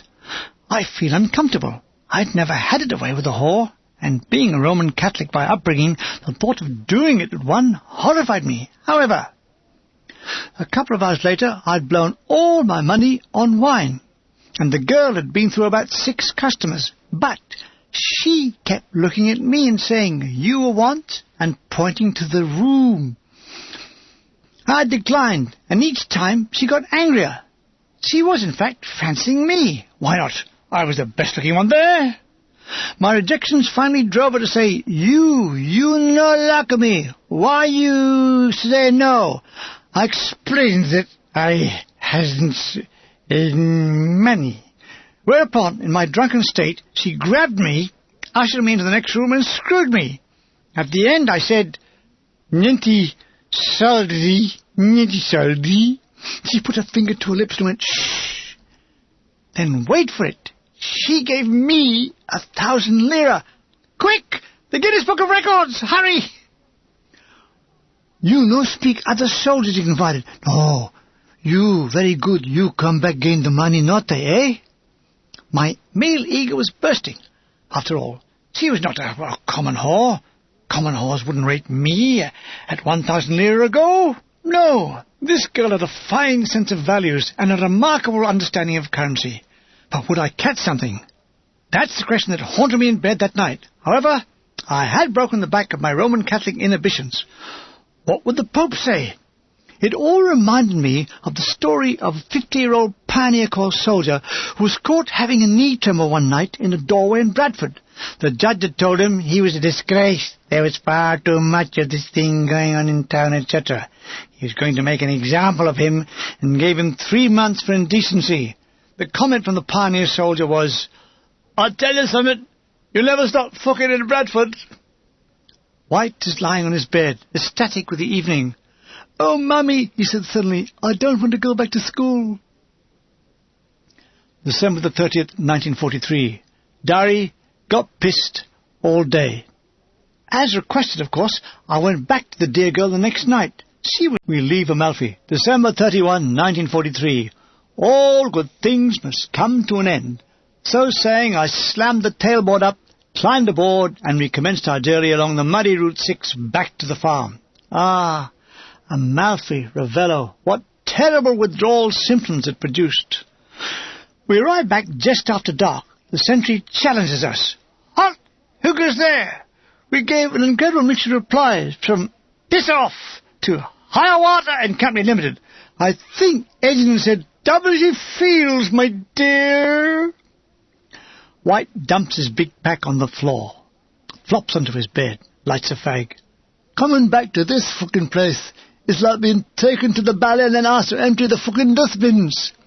Harry starts to sing, "Cuore Napolitano non sai di più," the song we had heard in Amalfi. It all had been memorable. January the 1st, Happy New Year, 1944. A muddy field, a rectangular pitch. At each end, goals from a bric-a-brac of telephone poles, logs and branches of trees, freshly painted with whitewash. Around the touchlines are foregathered men of 19 Battery. They have come to see 19 Battery wipe the bloody floor with a team from RHQ. "We teach him to live in dry bloody billets," said Daipool as he took the field to captain our team. Great cries of encouragement as against the boos that greeted RHQ. The referee is Sergeant Donaldson, the two linesmen, Jock Hall and Bombardier Marsden. So biased is the referee that just the entry of the RHQ team is greeted with a blast on the whistle and a cry of "Offside!" The game didn't seem to bear much relationship to football. It was rather some foot mud ball. At times, the ball was buried a foot under the surface, and after 10 minutes, both sides looked identical. Thereafter, all players ran around the field identifying themselves by shouting, "19 battery! Over here, RHQ!" It sounded like a lunatic Eastern bazaar. All attempts at positional play were abandoned in favour of a mass concentration wherever the ball was. I swear to God, the first goal for 19 battery was scored by the referee, and when the ball came where the touchline might have been, several spectators joined in the dribbling. The interval was resplendent with 2 huge containers of tea and a seasonal gift of rum. The spectators went to it first, and the players got bugger all. The game was about to be resumed, but stopped when 3 19 battery players were found hiding among the RHQ team. The game ended in a 2-0 win for us. Our second goal was unique. The RHQ goalie stopped a shot and was standing, holding the ball on the goal line, when Gunnar Devine shoved him in. There was a hell of an argument, but the goal was allowed. Some say only after the referee had promised the goalie 50 lira. But that night we had news from the front.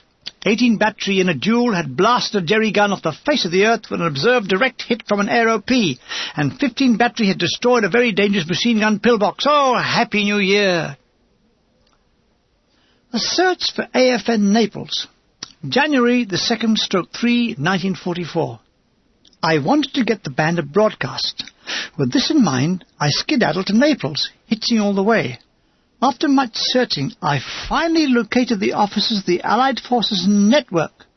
They were located on the first floor of the San Carlo Opera House. I passed along a corridor of Baroque signs.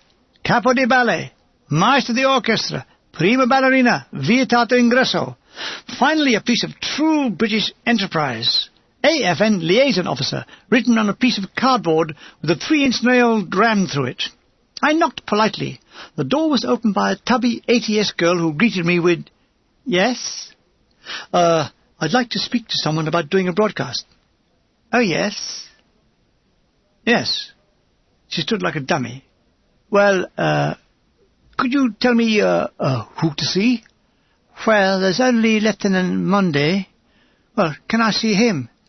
"Does he know you're coming?" "No, unless he's got extrasensory perception."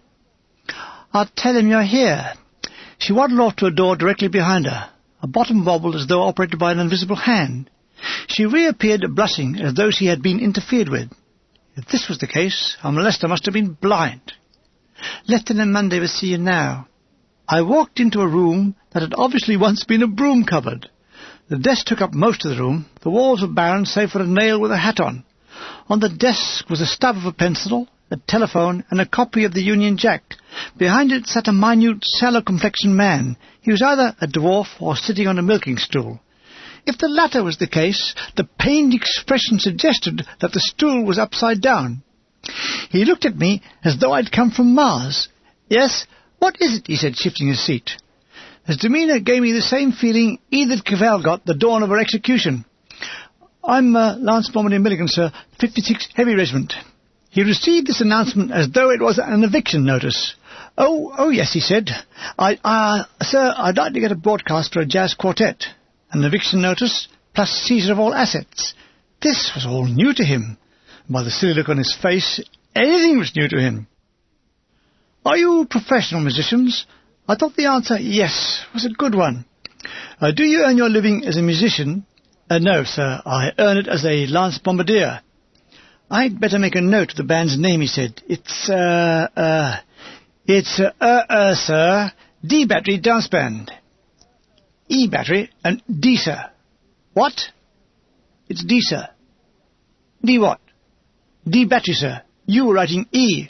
"Oh." He scribbled out the E and wrote D. "There," he said, as though he climbed Mount Everest. "Now." He placed his pencil tidily on the desk. Anything else? Anything else? What was he talking about? Yes, sir. When? Oh, when what?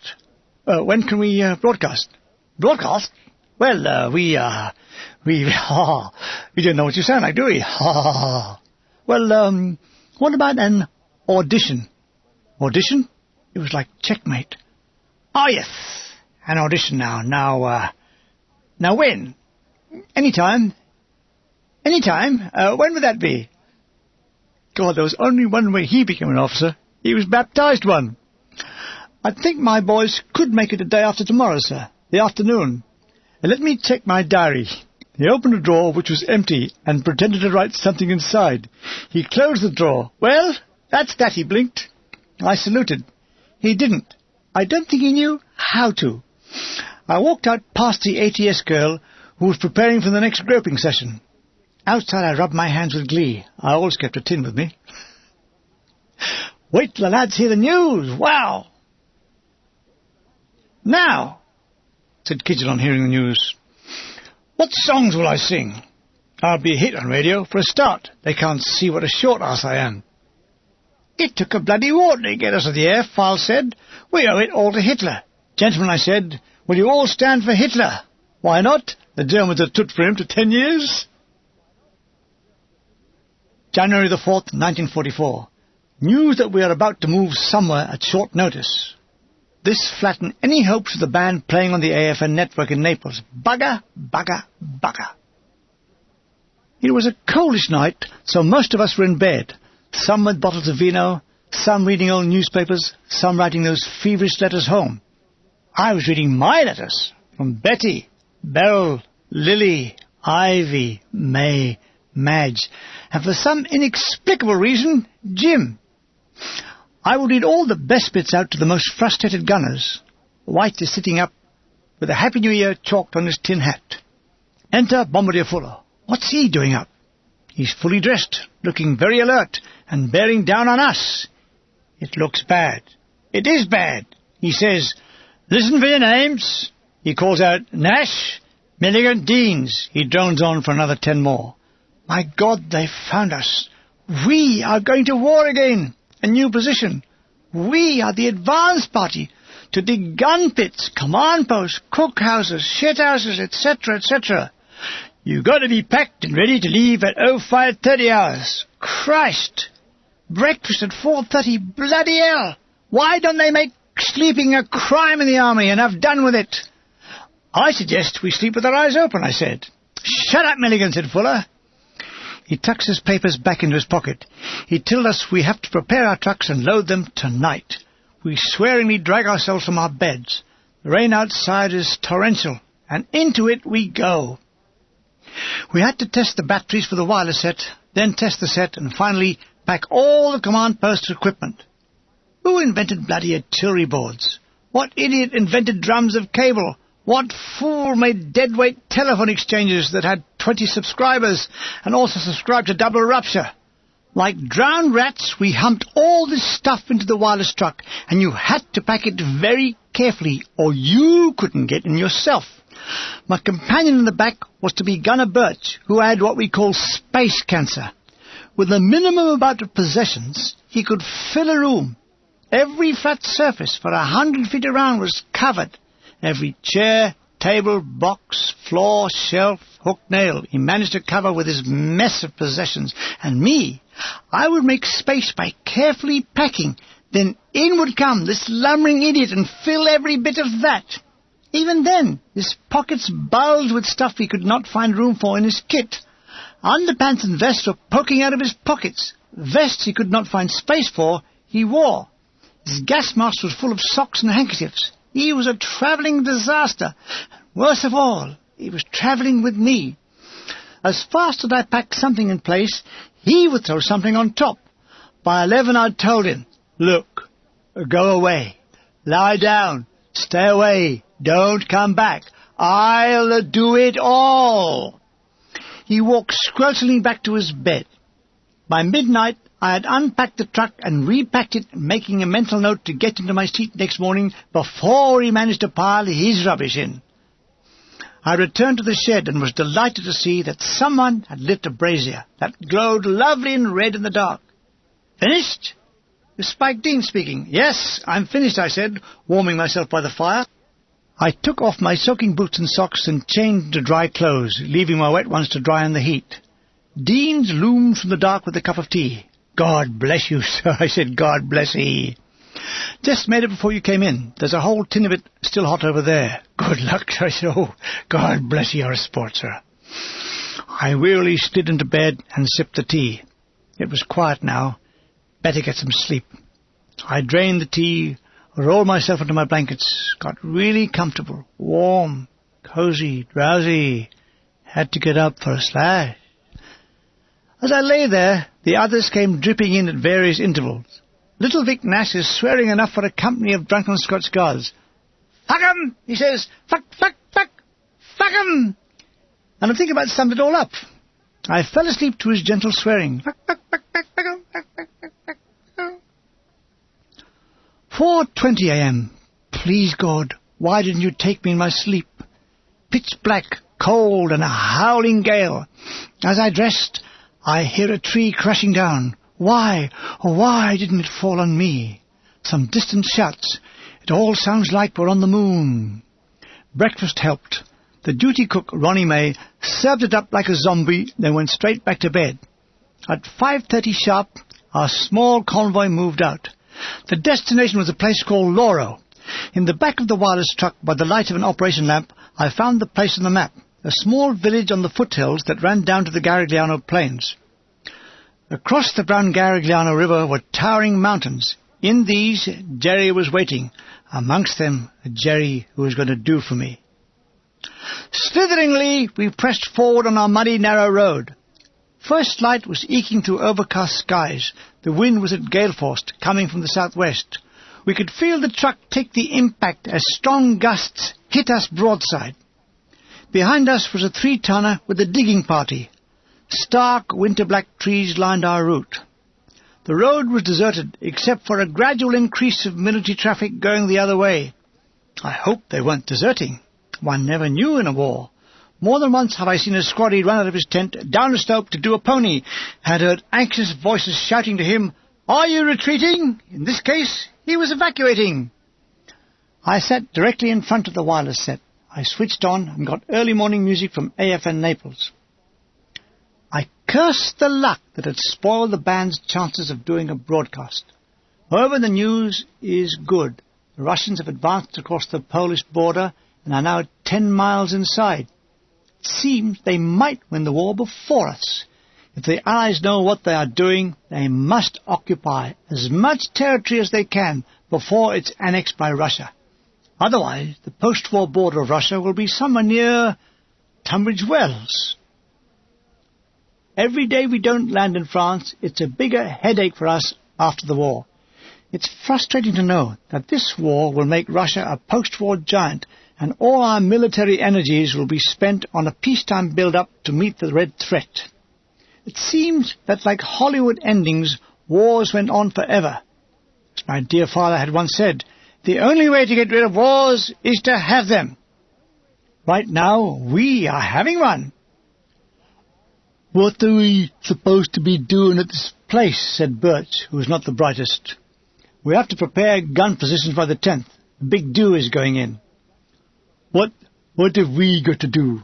"What, you and me?" "Yeah." "We do what the rest of them are doing, digging bloody great holes in the ground for bloody great guns."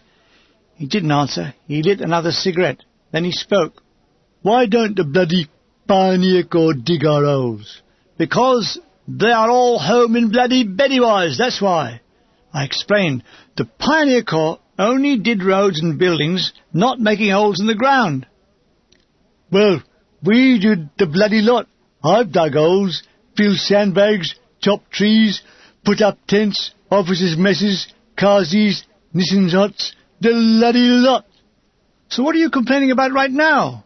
You could be with the poor bloody infantry, being shelled, mortared and machine-gunned, and here you are safe and sound in a luxury wireless truck that would be much more luxurious if it weren't for your bloody packing. You loaded this truck like it was a bloody dust cart. No, Birch, you have nothing to grumble about, but everyone has a right to grumble about you. What were you before the war? Happy, he said, the standard funny answer to that question. You see, you steaming nit, you can't even think of an original reply. What were you really before the war? I was a trainee sluice operator at a sewage farm. And you call that happy? You must be a pervert. Pervert? What's pervert? He said, his dull eyes blinking. A pervert, I said, is a trainee sluice operator on a sewage farm. By 11, we arrive at the hill village of Lauro. Through it ran the road to the Fifth Army front. January the 5th, 1944. The roads in Lauro are all the same. Built and paved about 1870, they had remained the same width ever since. A Sherman tank filled the whole road. The only way to let it pass you was to let it run over you. In the main street of Lauro was the police station. At the most, it could hold about 10 prisoners in 2 separate cells. Off the central room, which we entered from the road, were 3 other rooms. 2 as bedrooms for policemen on night duty, 1 room for cooking, all on 1 floor. The morning when we arrived, the place was pretty hairy. In the central room, at a table, sat an intelligence corps corporal, who must have got there by reason of his speaking the language. As we entered, there were angry shouts, babies screaming and women crying. Both cells were crammed with civilians, so much so we named it the Black Hole of Calcutta. They were civilians who had crossed through our lines to avoid the fighting, but all had to be screened in case spies were among them. The corporal was talking to an old Italian man who wore bandaged leggings around his trousers and goatskin shoes. He could have walked out of the 18th century. The smell inside the prison was hell. The prisoners had no facilities, and they had to defecate in the cells. Why this situation was allowed to exist can only be put down to the wonderful "I'm all right, Jack" attitude of the British. We are not cruel, but sometimes we come very close to it. The man in charge was the Commandante of the Carabinieri, a man in his 50s, grey wavy hair, wearing a crumpled grey-blue uniform. He was an out-and-out fascisti, and made it very clear by his surly attitude. He unlocked a room which was to be our billet. It was large enough for 12 to 15 beds. He grunted, "Qui." We all trooped in and chose our positions, mine near the window. I always did this in case of a direct hit blocking the door. But silly, supposing one hit the window. I was immediately made room orderly for the day by me. Vic Nash has started up a cookhouse in one of the adjacent rooms. Alongside an Italian lady cook, one Portenza, a middle-aged lady, all very willing and smiling, and amused at seeing a man doing the cooking. She cheerfully helped Vic Nash and was quick to learn the benefits of making tea, and the rewards to be had in the shape of cigarettes and bars of chocolate. She seemed to be eternally on duty, from dawn till 1 in the morning. When I think of some of those soppy females of today who get a charlady to clean their flat of 3 rooms while they phone their friends and eat chocolates, I realize the change in the quality of ladies' working lives. Howling gales continued, blotting out any sounds of gunfire. It was a gorgeous, easy day. I was able to renovate my kit, sewing up socks, putting buttons on my trousers that had been held up with knotted string and signal wire. Any message for my trousers today? At 11 o'clock, Portenza brought me a mug of tea. I lay back on my bed, sipping it, and reading from an anthology of English poets I had bought in a shop at Castellamare. I read the love sonnets of Henry Howard, Earl of Surrey, who apparently imitated Petrarch. I love trouble imitating Al Johnson. Somewhere outside, the gunners were digging in heavy mud and a howling gale. When they returned that evening, soaked, muddy, tired, I just didn't have the heart to tell them I'd been reading "With sweet season that bud and bloom forth brings, with green hat clad the hill and eke the vale." Soon the room filled with cigarette smoke, swearing, moaning, and an occasional snatch of song. After a hot meal, there was aught to do but get into bed. A last gesture of sociability. I went outside to the wireless truck, listened to the BBC News, jotted down the main details, and from my bed read it out to the lads. The best received news was the unstoppable grinding advance of the Russian army, who were well inside the Polish border, the announcement of which brought a small, tired cheer. Birch was sitting up in his bed, his arms folded, and an unlit cigarette embedded in his face. "I'm too bloody tired to smoke," he said. Well, try steaming, I said. It's easier. Bombardier Harry Homer chips in. It's all right with Sam Milligan sitting in her house all day playing that bugle. What? I swear on the Pope's legs, I have not touched the bugle all day. I slept very soundly that night. Isn't that Betty Grable I can see? Thursday, January the 6th, 1944. On the job at 8:15. Bitter cold. Through the bushes masking our position, we can see the snow on the hills across the Garigliano. We are supposed to dig a command post, but no. We find a super cave right near the gun positions. So, instead, now we have to dig a cookhouse. This took most of the day. We dug into a bank under the supervision of Vic Nash. There is nothing so invigorating as an ex-Old Kent Road pastry cook telling you how to dig a hole. Hands and feet are freezing. The only way to get them warm is to dig. By 5 o'clock, it was too dark to see. We returned to the billet and luxuriated in the warmth inside, provided by an old Italian device. A large stone, the size of a millstone, with a countersunk hole in the middle, filled with charcoal that burnt brightly with a minimum of smoke. It was all very quiet here, but at night we could hear how close our infantry were by the exchange of machine gun fire, just over the brow of a hillock behind us. We could also hear the grumble of vehicles bringing up supplies for the new build-up, and a sound that always made me feel ill. Infantrymen coming up the line, the unending trudge of what sounded like hollow boots, and the occasional clank or clink of some metal equipment, and most distinctive, that ring of an empty metal tea mug. I used to wonder how in God's name the High Command could keep the movement of 250,000 men secret. I always had the feeling that Hitler knew exactly where I was all the time. On this, the coldest day of the year, we hear that bitter fighting is going on for Vittori. We are now only 5 miles from Cassino, around which would rage the worst fighting of World War II. The days that follows were all the same. Digging. To speed up the process, more gunners arrive to dig, wait for it at night. Mail is slow coming up here, owing to traffic congestion and the one-way road system. Friday, January the 7th, 1944. What's this mess approaching at dawn? It's a fully shagged-out gunner, answering to the name of Edgington. He collapses into our billet. What a bloody caper! Up at 4 o'bleeding clock, half a mug of cold tea, a spoonful of egg powder, and now this bleeding craphole. He drops his kit. Welcome home, young mass, I say. The plantation ain't been the same without you. Oh, he groaned as he fossicked in his pockets for fags. Seeing him nigh to death, my heart was sore afraid, so I scrounged him an extra mug of tea, then sat him down on his big pack. Now, tell Mummy, was there a rude boy at school today? I refuse to be cheered up, he said. There'll be no smiling eye till about midday. No? Let me help you keep that way. There's bloody great holes in the ground to be dug, and you have to dig 'em in the cripple position, otherwise Jerry can see you. He is soon with shovel, and the wind whistleth through the seams in his underpants, and he liketh it not. A young Italian boy from the village came up and did some digging for us. As a mark of appreciation, we gave him a few V cigarettes that would stunt his growth. We got a visit from the village barber in an immaculate white jacket. He cut the hair of the entire mob. He's very thorough, snipping hairs in the ears and nose. He went away, his pockets bulging.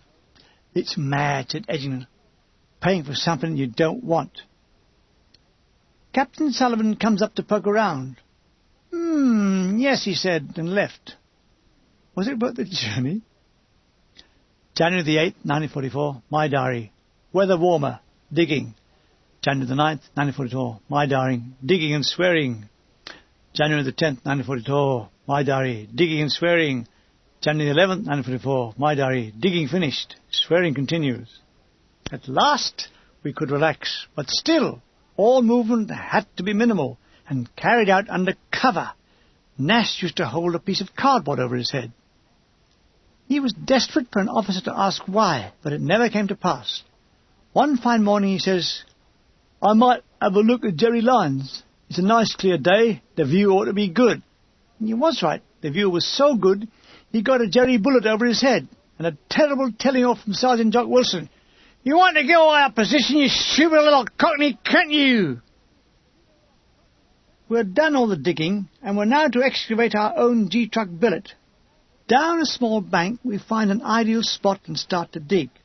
We make it almost a room-sized excavation. We roof it with corrugated iron, prop it up with poles, some canvas to waterproof it, a camouflage net on top, along with some dressings of bushes and branches.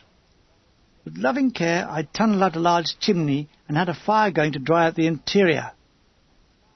What I needed for my bed was a good piece of wood.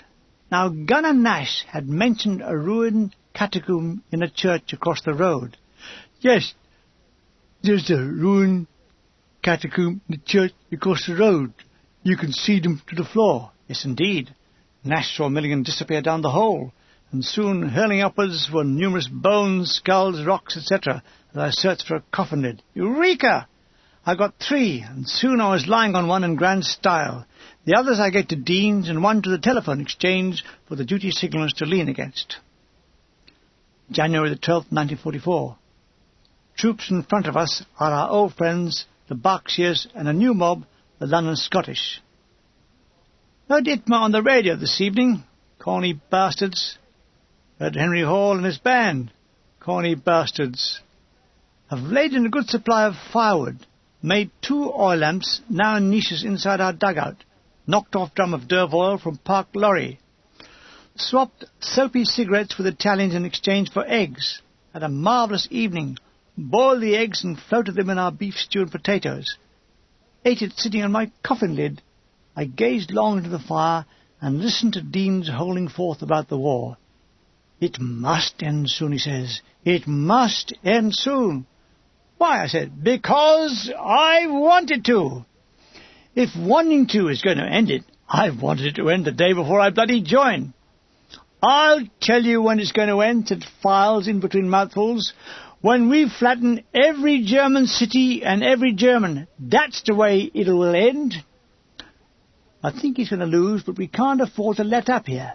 He knows he's going to go on retreating, but the bastard only wants revenge in the form of our blood. The blokes running their war would rather burn Germany to the ground than surrender. They'll only surrender when they have to, and that goes for the little yellow fucking creeps of Japs. "Oh, Christ," said Dean, "I've forgotten about them. It'll be just our bloody luck. When we finish off Jerry, we'll be shipped off to the bloody jungles. It's never going to end."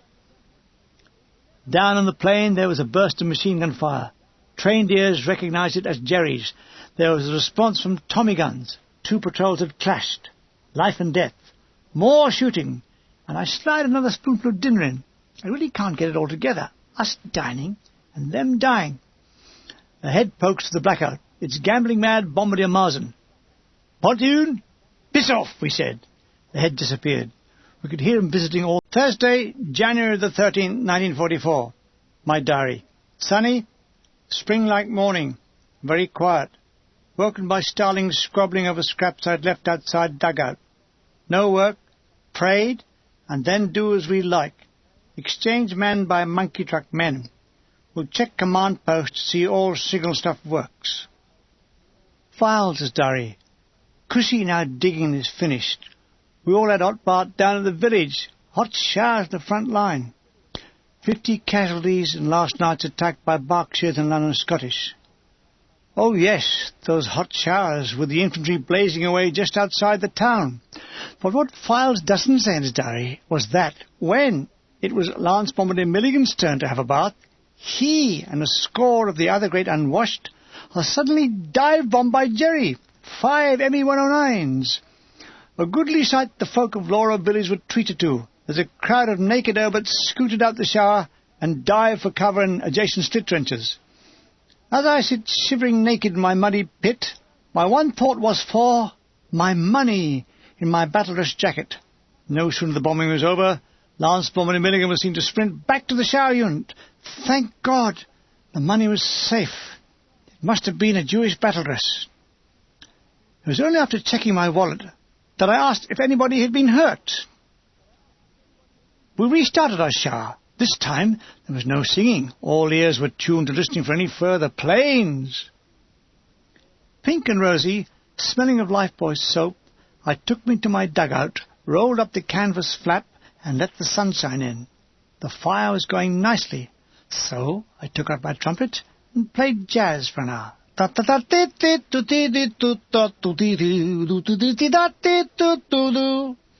Hello, hello! What's this then? Through the sandbag portal steps Gunner Edgingham, the plastic flower of manhood. I heard the tune of a fairy piper. I couldn't stop her dancing. Then in an even more ridiculous voice, I danced all the way here, me dear. We yarn nostalgically about our gigs. All that happy playing together, now all stopped. It's not the same without people dancing, he said. Dance music needs dancers. I brew up some tea, and he talks about tunes he's got going in his head. He had the great gift of writing a tune that you almost immediately remembered, and he still does. It's a waste of great talent that he doesn't try to sell them. I'm privileged to be, I suppose, the only one who hears them. It's like having your own pet composer. He whistles a new theme. It's called The Angels Cried. I had it in mind when you first told me that you loved this girl, Lily Dumford, and she'd gone off with some other twit. I think I've just about got the tune right. I'm honoured. The song about my love affair. Wow!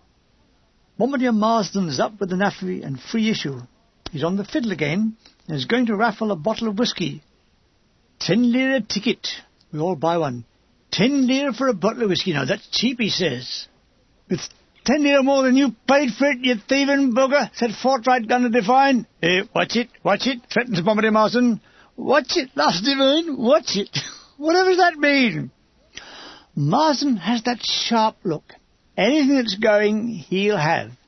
His type always seem to get into the Q stores, something to do with rations, carry a housey kit and a crown and anchor ball up their shirt.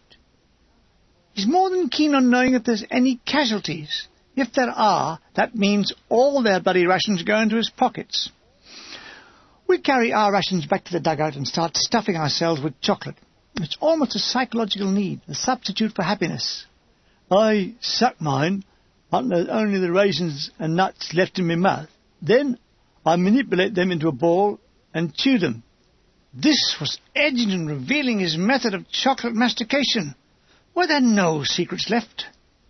He groaned at the call of his name. Bloody exchange duty. When will it all bloody end? When? With hands raised in heavenly appeal, he leaves.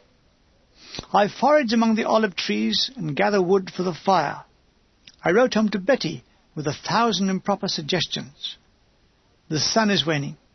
I light the oil lamps in the dugout, and I thumb through a book of British poetry, some of Wilfred Owen's. They are woefully sad. Saturday, January the 15th, 1944. I woke up with a feeling of foreboding. In the darkness, men, machines and guns are moving, and the occasional mule brays out a protest. This luxury is not afforded the infantry. It's uncanny how we hear no utterance from them. It's as though they are struck dumb. To add to the depressing atmosphere, a lone piper wails in the rain-filled dark. The sky boat song. Dee-doo-doo, dee-dee-doo-doo-doo. It's the London Scottish, they're burying their dead, said Bombardier Fuller, who'd come into the command post to replace the batteries on the telephone. Poor bastards. Bury them in the bloody rain. Graves are full of bloody water. The air above the gun position is an overlay of Jerry shells travelling overhead. They're after something behind us, said somebody. We hear the shells explode behind us, and I wonder if they're on target. Grapevine says no. 0350 hours. More fire orders. No one sleeps tonight.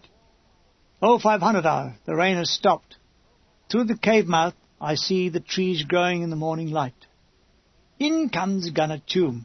Oh, here we bloody go again. He puts his mug of tea down. No time to drink. More fire orders. I leave the cave. Outside it's guns. There's a frost. I feel it crunch underfoot. I descend the ladder to our dugout. Deans is asleep. The fire is alive. I throw a handful of wood on it. The noise wakens him. Hello, he yawns. What's the time? It's just gone 5, and it's bloody cold. I automatically prepare my bed. I then go off to collect grub. I wobble across the hard ground, balancing my Dixies, powdered egg and mashed potatoes.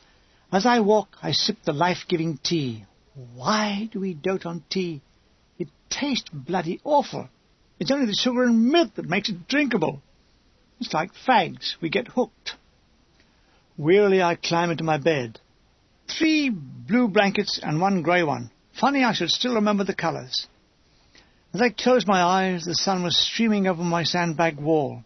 It cut a golden swathe into our dugout, illuminating Dean's legs. He was shaving into a metal mirror and humming a tune. Sorry, mate, says Sergeant King. He's peering down at me. We're fresh out of signallers. You'll have to come back to the command post at 8. Oh, what time is it now? 6:40. OK, Sarge, I'll keep till then. You wake me, won't you? No, he won't. I sleep fitfully, casting glances at my watch. I'm back in London. No, I'm not. I'm in Italy. My mother is making banana sandwiches. I'm off to work. No, I'm not. I'm in Italy at 5 to 8, and I'm washing in Spike Dean's dirty water. A fag. I'm back in the command post. Lieutenant Stuart Pride as duty officer. Christ, I'm tired. I'll get you a relief at midday, said Bombardier Fuller. The bugger looked clean-shaven fresh. He's been getting lots of sleep. A moment of cheer. Edgington just off exchange duty comes in. Some mailers up, mate. Indeed, a moment of cheer.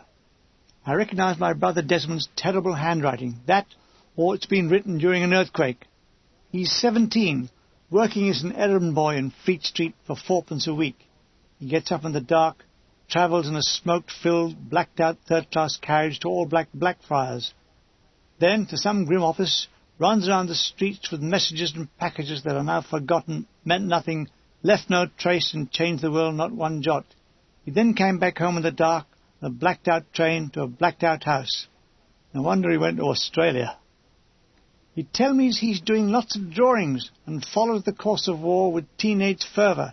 He has a paste-up book and numerous drawings. He sends me one of German bombers over Rizzolin Road, SE-23. Shall I send him one back of German bombers over my Shah in Italy? Sunday, January the 16th, 1944. I have no entry in my diary, but in a small pocket book I have written this. On road to OP. It's going to be a big do. Everything's secret.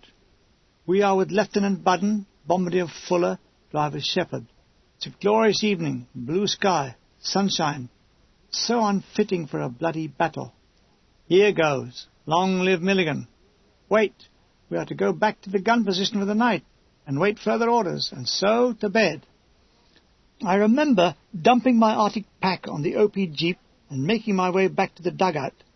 Spike Deans was still awake. He was scribing to some bedworthy female on Anglo-Saxon shores. If only she was on the bloody phone, it would save all this burning of midnight oil.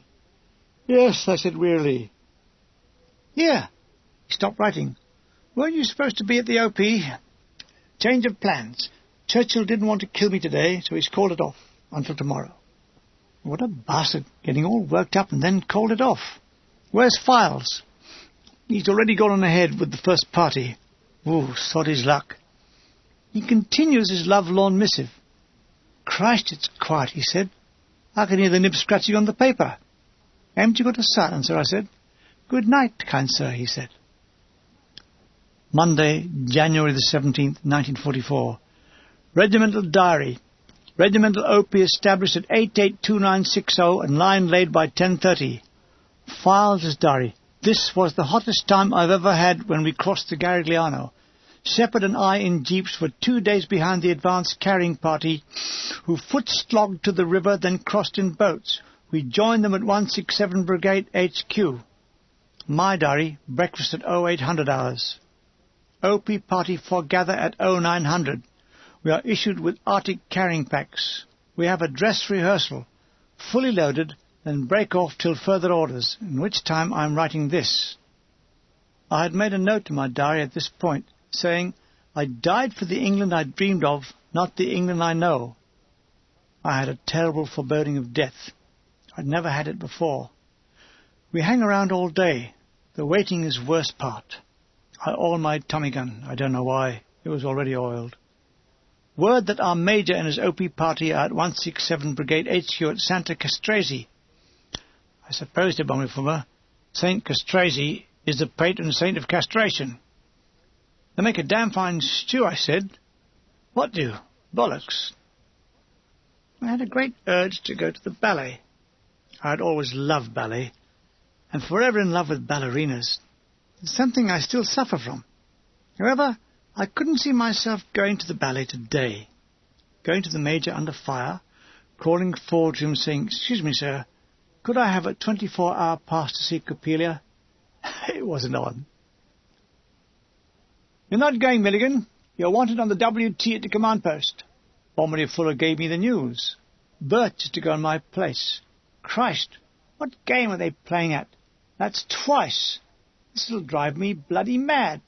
Still, I was going to be safe for a while. Why am I grumbling? It's still evening, it's sunny, and it's good to be alive. "Christ, you back again," said Dean. "Yes, is it bothering you?" "No," he said. "Well, it's bothering me." I flopped in my bed and dumped my small pack down. 5 o'clock. Time for command post. I've got a sore bottom. The dreaded piles! The evening in the command post was enlivened by some coon-type singing. Lieutenant Stuart Pride, Edgerton Deans and I were given to spirituals. Our program was "Swing Low, Sweet Chariot." And then I looked over Jordan, and what did I see? Old Man River. At 8 o'clock, I flopped onto my bed. I knew there was a barrage going over at 2100 hours, and I didn't want to miss it. So I read a collection of titbits and tattlers. I must have dozed off, but I was awakened by the boof, boof, boof, boof of Beaufort's blaving away about 400 yards from my dugout. In my diary I write, "Barrage not very intense. Beaufort's using 1 in 5 tracer. I think it's more a marking barrage for the infantry. I better get my head down. I'm on at 0500. Piles giving me hell." January the 18th, 1944. Somewhere, in the small hours, I hear explosions in that distant sleep-ridden way. I hear Spike Dean say in a sing-song voice like Jiminy Cricket, "Oh, Spike, we're being shelled." I remember my reply, "Fuck 'em," and dozed off. But then my diary tells a story. 02:20 hours. Awakened by someone screaming coming from the guns. Pulled back the blackout and could see the glare of a large fire. At the same time, a voice in pain was shouting, "Command post! For God's sake, somebody, where's the command post?" It was someone with his hair on fire coming up the path. He was beating it out with his hands. I jumped from my bed, sans trousers, and I ran towards him. He was Bombardier Begent. I helped him beat the flames out. His face and hands were badly burnt. I helped him up the ladder to the command post, and I blurted out to those within, "There's been a direct hit on the guns." Whereas then I was late with the news. Wounded gunners were already being attended to. Everybody looked very tense. Behind me, flames were leaping 20 feet high in the air. I rushed back to my dugout, dressed in a flash. I took my blankets back to the command post to help cover the wounded. I then joined the rest of the battery, who were all pulling red-hot and burning charge cases away from those not yet affected. They were too hot to pull by hand, so we used pickaxe handles wedged in the handles. Lieutenant Stuart Pride was heaping earth on one of them with his hands. I think he was going for the MC. Gunner Devine seemed to be enjoying it. He was grinning and shouting, "This is the first time I've been warm today." It never occurred to me that some of those boxes were that hot that they might still contain unexploded cordite charges. Fortunately, they didn't go off, and that's why I'm able to write this diary today. It was a terrible night. 4 gunners died and 6 were wounded. All suffered burns in varying degrees.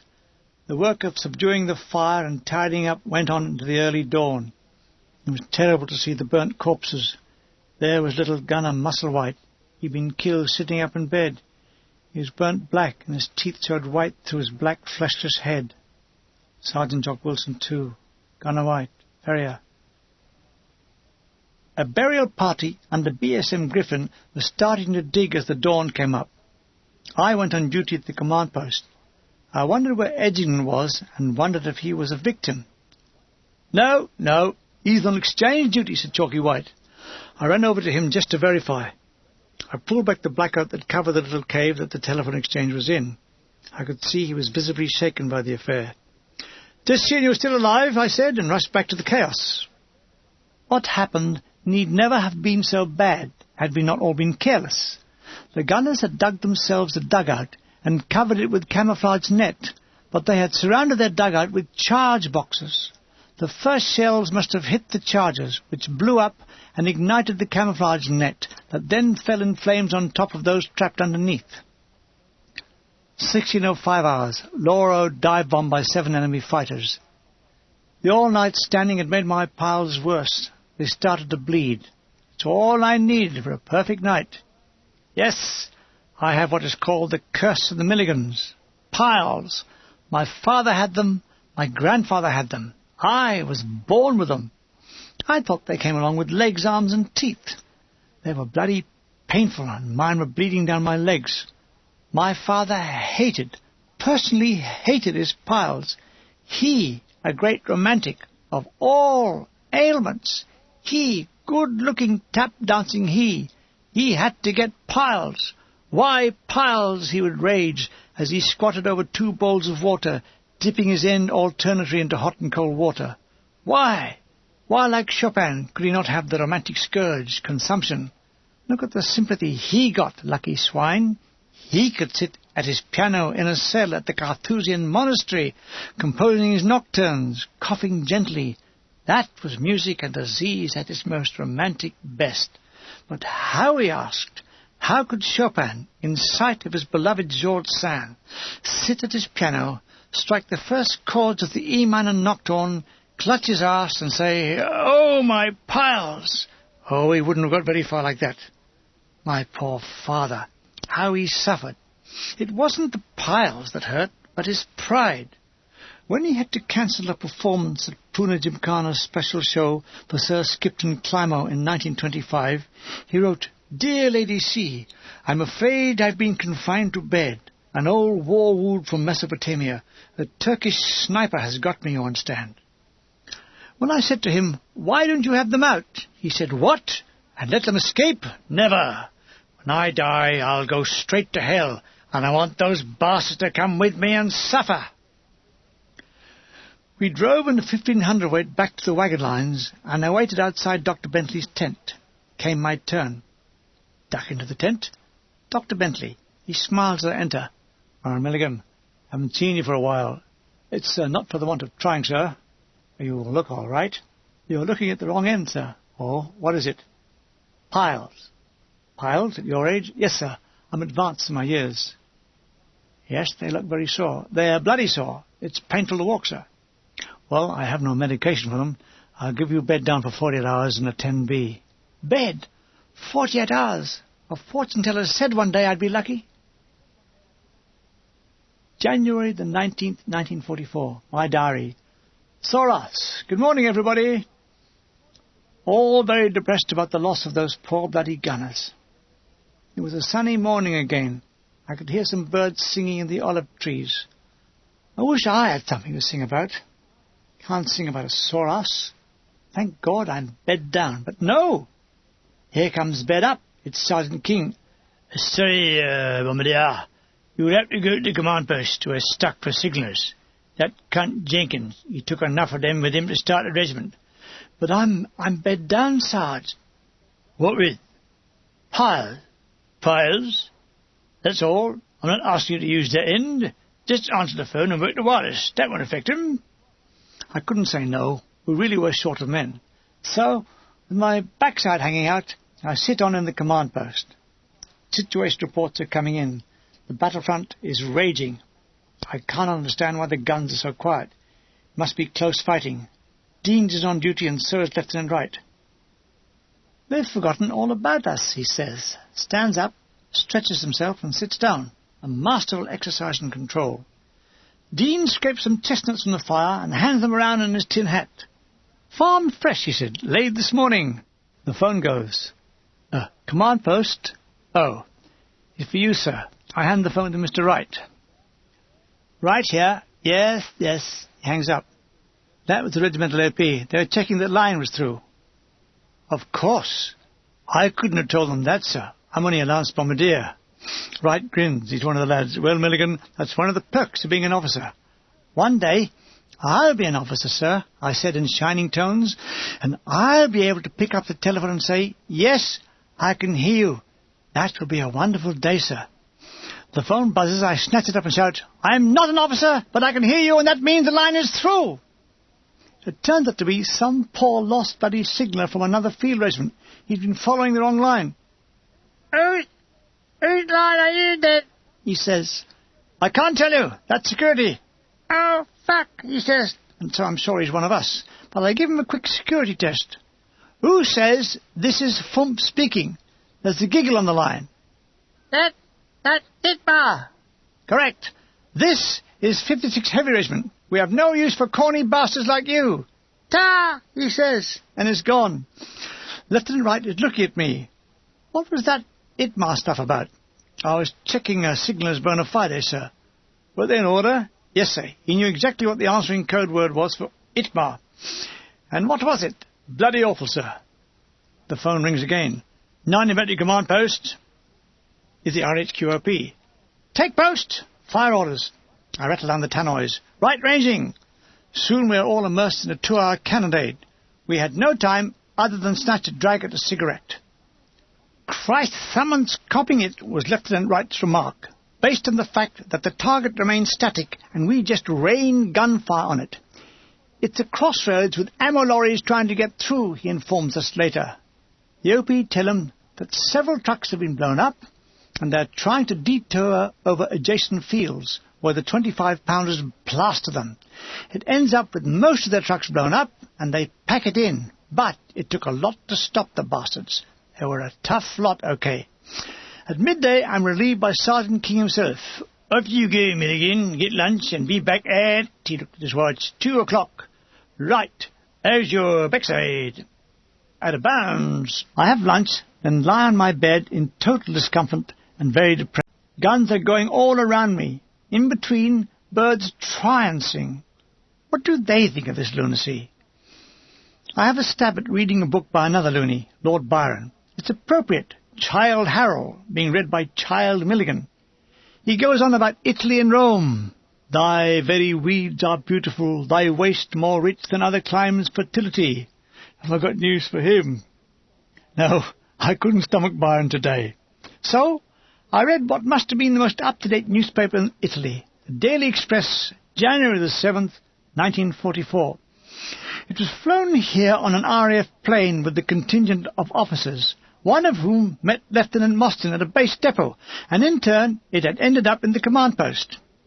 It says here we have a fighter with no propeller, I read aloud.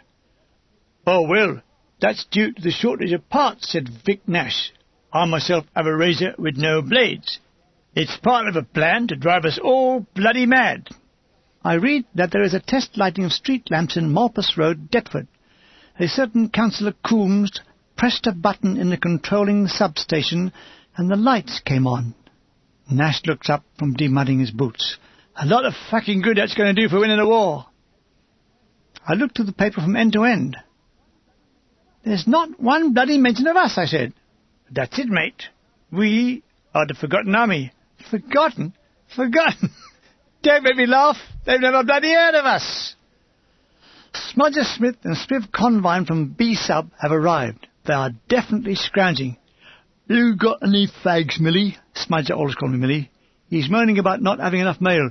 They must be all bleeding crippled from the shoulder down. I've written a dozen bleeding air letters and nothing back. Last one was Christmas. Her! Women! Her! He was right. Her! Women! Her! Oh, good news, Smudger. According to the Daily Express, there is no war on at the moment in Italy. He borrows the paper. I never saw it again. It would come to the same terrible end that all good newspapers came to in the army, even the Times.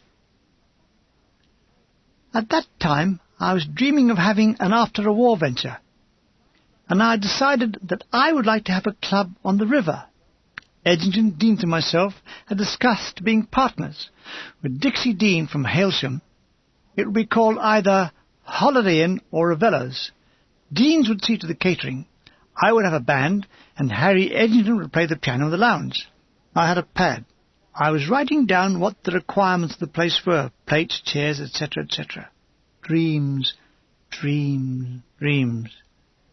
Come on, you're bloody late. Sergeant King has bearded me in my lair.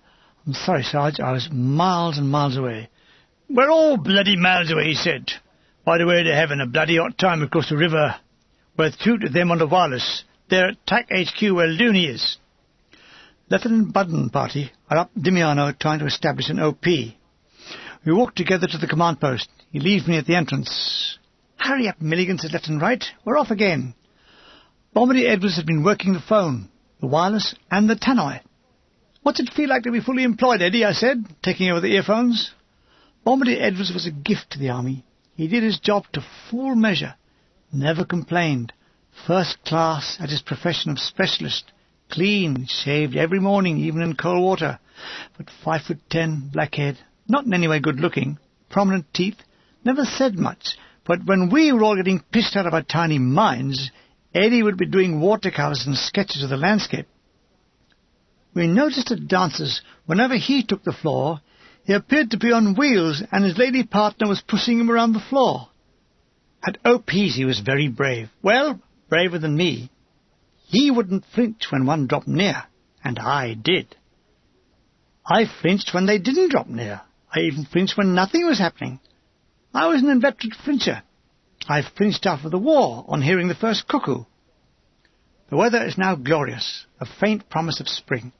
Warmth is in the air. The sun is in a cloudless sky, and the Germans must be cursing it as the RAF and the USSAF pound the daylights out of them. Suddenly, there are no more fire orders. All-round guns are going, all except us. Is it because we're Jewish? We all stare into the command post fire. It stares back. We're all pissed off and trying to find comfort in dreams. I think I'd like to be walking along the front at Brighton with Margaret, said Edwards.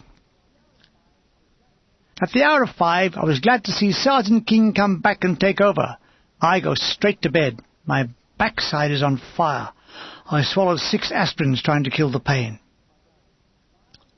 My diary. Files arrived back from the OP with Ernie Hart, all badly shaken. Hart is crying. Those poor buggers up there, he says. Lieutenant Wright calls a few remaining signals together. Look, he sounds uneasy. They need a signal replacement up at TAC HQ. Are there any volunteers? There's an embarrassing silence. I can't stand it. I'll go, sir, I heard myself say. I was the only NCO there. I had to say it. Example and all that.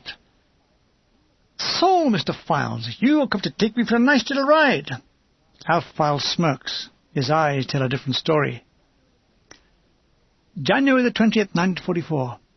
Going to Dimiano OP. I get into the jeep next to Alf, and we set off. He didn't say much until we got through Loro, and then onto a railway track, now denuded of rails and used as a communication road. It was a lovely sunny day. Suddenly Alf said, this is beautiful. This sunshine, birds singing, I could do with more of this back here. He told me the OP and the Major's HQ were both in dodgy positions. Hart had been up the OP, and it had finished him. Jerry was ramming everything onto them. It all sounded grim, and I wondered what my lot would be. The sounds of artillery faded as small arms, automatic weapons and mortars increased. We were passing a steady stream of ambulances. One, I noticed, had shrapnel holes in the sides. We turned off the railway embankment onto a country road, really a cart track. A 1-mile sign read, Castelforte 5 kilometres. How's Jenkins been behaving, I said. Files smirked. He sent everyone up to the OP except himself. I think he's shit-scared. That or balmy. I didn't fancy being in any way mixed up with Jenkins. He was humorless. I didn't understand him at all. No one did. God help me, I was soon to find out what a lunatic he was. I was already tired, having been awake for 2 nights, and piles were giving me hell. We approached the ferry bridge over the Garigliano. Jerry was lobbing occasional shells into the smoke that was being used to obscure the crossing. From the smoke loomed the pontoon ferry, bearing the load of wounded. Some looked pleased to be out of it, others looked stunned, others, with more fear, were just staring up from their stretchers. "Any more for the Woolwich Ferry?" says a cheerful Cockney voice. We and several other vehicles were moved forward. Among them, a truck loaded with dynamite. A few more Jerry shells land in the river. By the sound, they are very close. We can't see for the smoke, so we stopped. Through the smoke, a figure with outstretched arms to stop us going off the end, as apparently had happened earlier. A jeep driver, the idiot, thinking it was a continuous bridge, roared off the end, surfaced, swearing, "Where's the rest of the bloody bridge?" More shells. We are moving. We drive off the other side.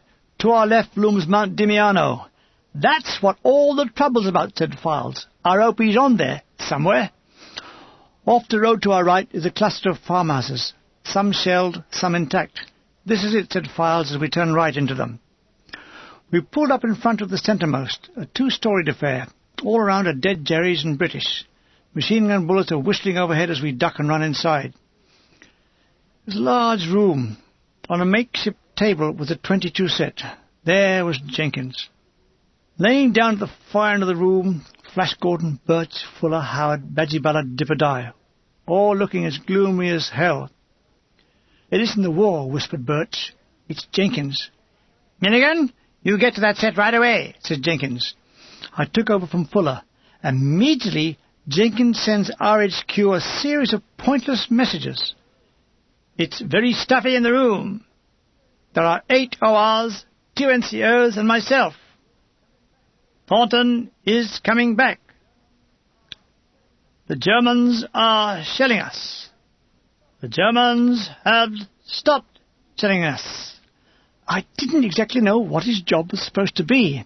The people who were taking the stick were Lieutenant Budden and party, who were being stonked unmercifully. In this room, save for a direct hit, we were comparatively safe. From the time I arrived, about 4 p.m., the bastard kept me on the set all night, a total of 17 hours with the headphones on. This was my 3rd night without sleep. Just the noise of the interference was enough to drive you potty. To get a break, I said, "Do you think, sir, under the Articles of War, I could be relieved so I could relieve myself?" Even then he said, "Well, hurry up!" I felt like saying, "I will piss as fast as I can, sir. Would you like someone to tie me in case I loiter?" Outside, a young lieutenant was talking to a sergeant. Then why didn't they stay inside? I mean, those inside didn't get killed. I presume he was referring to the unburied dead who lay without the walls. It was dark. A stream of empty bullets whined over the roof. God knows what he was aiming at. Nothing behind us. Overhead stars shone. Back in Major Jenkins' salon for the morose, I went back on the set. At that moment, a terrific explosion shook the farm. It was Jerry 155mm shell. He continued to carry out a harassing fire throughout the night. I think it was the road to the ferry bridge he was after, but he moved around a bit. I continued to relay lunatic messages. The Germans have started shelling us. There's an interval of 2 minutes between each round. And this is his most unbelievable one. Every time we transmit a message, he shells us. The idiot was implying that Jerry had a device that made it possible to locate the position of a wireless set by its transmission. Of course, there was absolutely no truth in this statement. When we didn't transmit, Jerry shelled us. So how did he become a major? Men's lives were in his hands. Like all lunatics, he had unending energy. As dawn came, he got worse. I was almost numb with fatigue, and my piles had started to bleed again. I should never have volunteered. One of the lads made breakfast. While I was eating, Jenkins tells me, "Bombardier, I want you to take Gordon, Howard, Birch and Ballard to the OP with fresh batteries." Great. All I have to do is to carry a 50-pound battery to the top of a mountain with bleeding piles. Anything else? Like how about a mile run and medieval armour with plague? Ballard apparently knows the way. At 9 o'clock we put on Arctic packs and strap on 1 battery each. We set off single file on the road towards Castelforte, which sits in the near distance on a hillside full of Germans. We turned left off the road into a field. We passed the Sherman tank, a neat hole punched in the turret. The tank man is removing kit from inside. Lying on a ground sheet is the mangled figure of one of the crew. "Oh, what a mess," said the tank man, in the same tones as though there was mud on the carpet. I grinned at him and passed on. Above us the battle was raging full belt. Coming towards us it's Thornton, dear old 35-year-old gunner Thornton. He looks tired. He has no hat. Has he sold it? And he's smoking a pipe. "Hello, what's on?" I say. He explains he's been sent back. "I'm too old for that lark. I keep falling asleep." I asked him the best way up. He reaffirms, "You go up a stone-lined gully. When it ends, start climbing the hill. It's all stepped for olive groves." Of course, he added, if you're in a gully and they start mortaring, you've had it. "Oh, thanks," I said. "That's cheered us up no end." He bid us farewell, and we went forward. We reached the gully. In a ravine to the left were infantry all dug into the side. They were all resting or in reserve. So far, so good. We reached the end of the stone gully and started climbing the stepped mountain. Each step is 6 foot high, so it's a stiff climb. Grump, grump, grump. Mortars! We hit the ground. Grump, grump, grump. They stop. Why? Can they see us? We get up and go on. Grump, grump, grump. They can see us. We hit the deck. A rain of them fall around us. I cling to the ground. The mortars deluge down on us. I'll have a fag, that's what. I'm holding a packet of woodbines. Then there is a noise like thunder. It's right in my head. There's a high-pitched whistle in my ears. At first I black out, and then I see red. I'm strangely dazed. I was on my front, and now I'm on my back. The red was opening my eyes straight into the sun. I know if I stay here we'll all die. I start to scramble down the hill. Grump, grump, grump. They're shouting. I can't recall anything clearly. Next I was at the bottom of the mountain. Next I'm speaking to Major Jenkins. I'm crying. I don't know why. He's saying, "Get that wound dressed." I said, "What wound?" "I've been hit on the side of the right leg." "Why did you come back?" He's shouting at me and threatening me. I can't remember what I'm saying. He's saying, "You could find your way back here, but you couldn't find your way to the OP." Next, I'm sitting in an ambulance and shaking. An orderly puts a blanket around my shoulders. I'm crying again. But why? Next, I'm in a forward dressing station. An orderly gives me a bowl of hot sweet tea. "Swallow these," he said. 2 small white pills. I can't hold the bowl for shaking. He takes it from me and helps me drink it. All around are wounded. He has rolled up my trouser leg. He's putting a sticking plaster on the wound. He's telling me it's only a small one. I don't really care if it's a big one or small. Why am I crying? Why can't I stop? I'm getting lots of sympathy. What I want is an explanation. I'm feeling drowsy. I must have started to sway, because next I'm on a stretcher.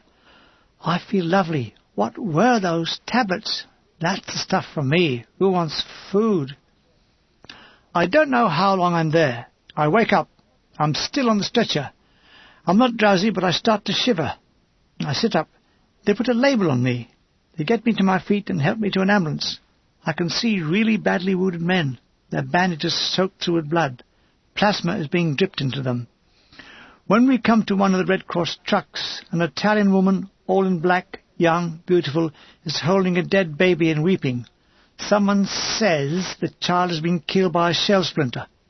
The relatives are standing by, looking out of place in their ragged peasant clothing amid all the uniforms. An older woman gives her a plate of homemade biscuits, of no possible use, just a desperate gesture of love. She sits in front with the driver. I'm in the back. We all sit on seats facing each other. Not one face can I remember. Suddenly we are passing through our artillery lines. As the guns fire, I jump at each explosion, and then a gesture I will never forget. A young soldier next to me with his right arm in a bloody sling put his good arm around my shoulder and tried to comfort me. "There, they said, "you be all right, mate." We arrived at a camp. I was put into a tent on a bunk bed. An orderly gave me 4 tablets and more hot tea. In a few seconds they put me out like a light. I'd finished being a useful soldier. I've had it. Here's Dipper Dye's version, though it's a lot different from mine. However, all this time Jerry was belting away at us, so even getting the rope across the river was no mean feat by whoever managed it. Once on the bank of the river, there was still a good march to the base of Dimiano, and Bombardier Milligan and I were given the job of carrying a large coil of telephone wire attached to a drum, which took 2 men to carry, by holding a pole to the centre of the drum. What with packs on our back, carrying Tommy guns and wire, and the state of the terrain, I was beginning to wish I was back at base with my gun-towing Scammell. Spike and I trudged on until we were nearing Dimiano. At the foot of the hill we came to a gully. Suddenly, mortar shelling became really violent, and I dived for cover in a cranny at the side of the hill. Spike fell to the ground and seemed very badly shell-shocked and affected, especially his backside. I helped him to his feet and carried him to the best of my ability to a first-aid post while I left him. Thank you, Deborah, especially in the backside area. I should get a medal for that. I wake up. It's very early, and am I stark raving mad? I can distinctly hear a brass band right outside the tent, and they are playing Roll Out the Barrel at an incredible speed. I get up, look outside. There, in a circle, stand a collection of GIs, all playing this tune. They are in a strange collection of garments, some in overcoats with bare legs and boots, some in pyjamas, others in underpants, unlaced boots and sweaters. An extraordinary mixture.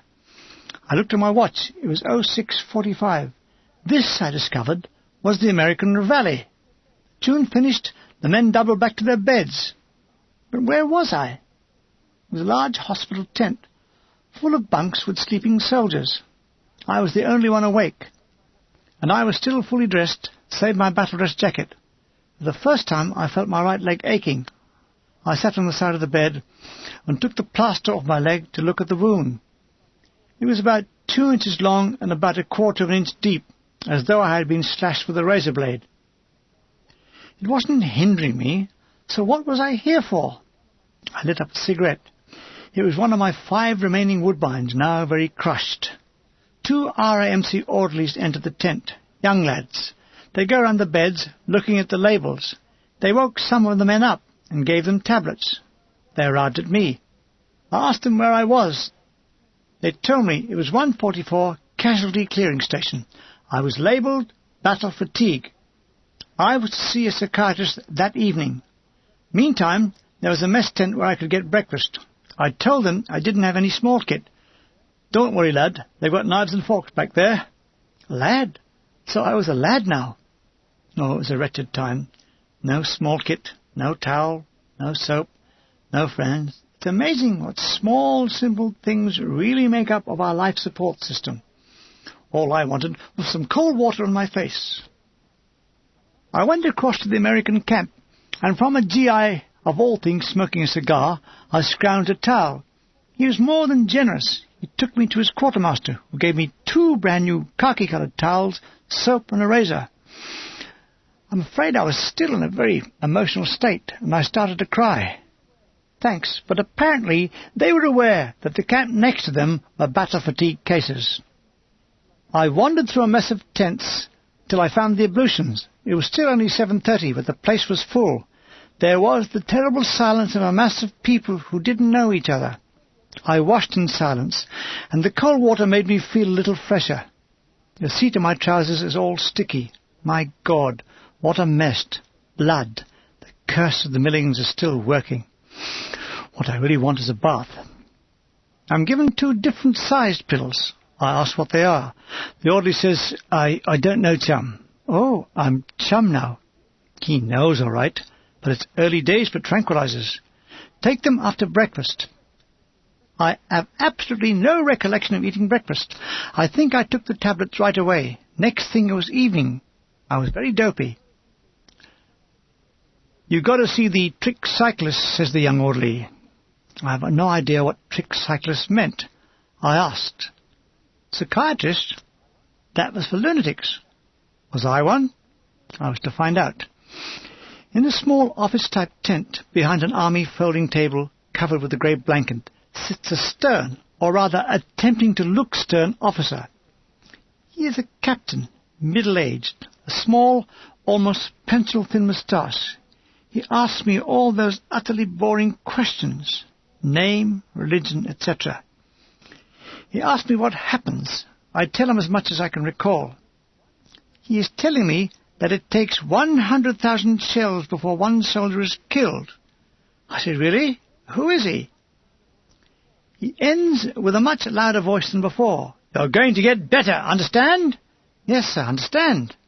I'm back in my tent, still a bit airy-fairy in the head. I'd never had mind drugs before. I get an evening meal. There's no lighting in the hospital tents. The orderlies come round with a tilly lamp, and I get more knockout pills.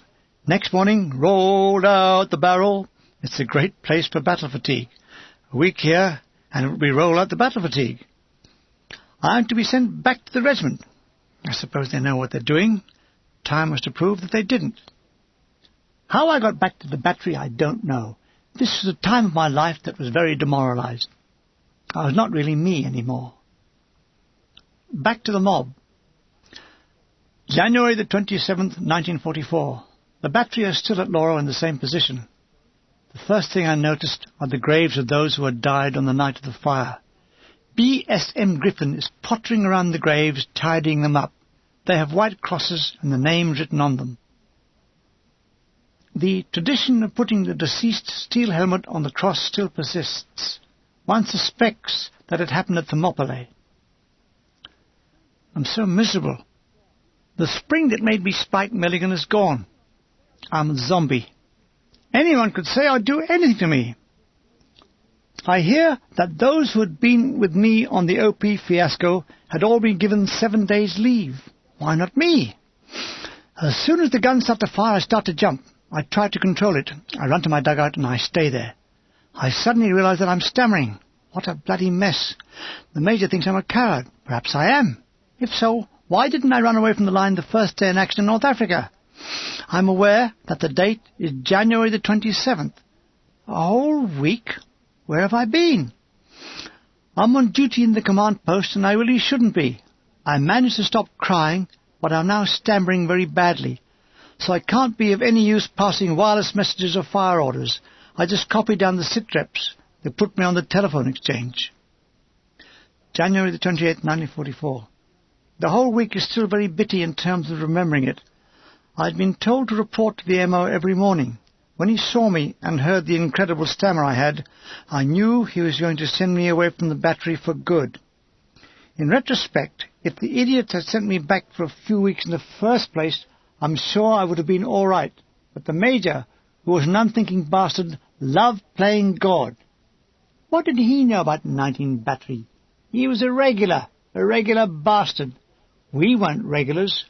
He was used to a life of regimental hopping. I suppose in his career he'd been in hundreds of units, one very much the same as the others. But for us this was not so. We'd always been in one battery right from the start. The feeling of togetherness was something he never participated in, but we still have it. We have 2 reunions a year. No other mob has that going for them. We were unique.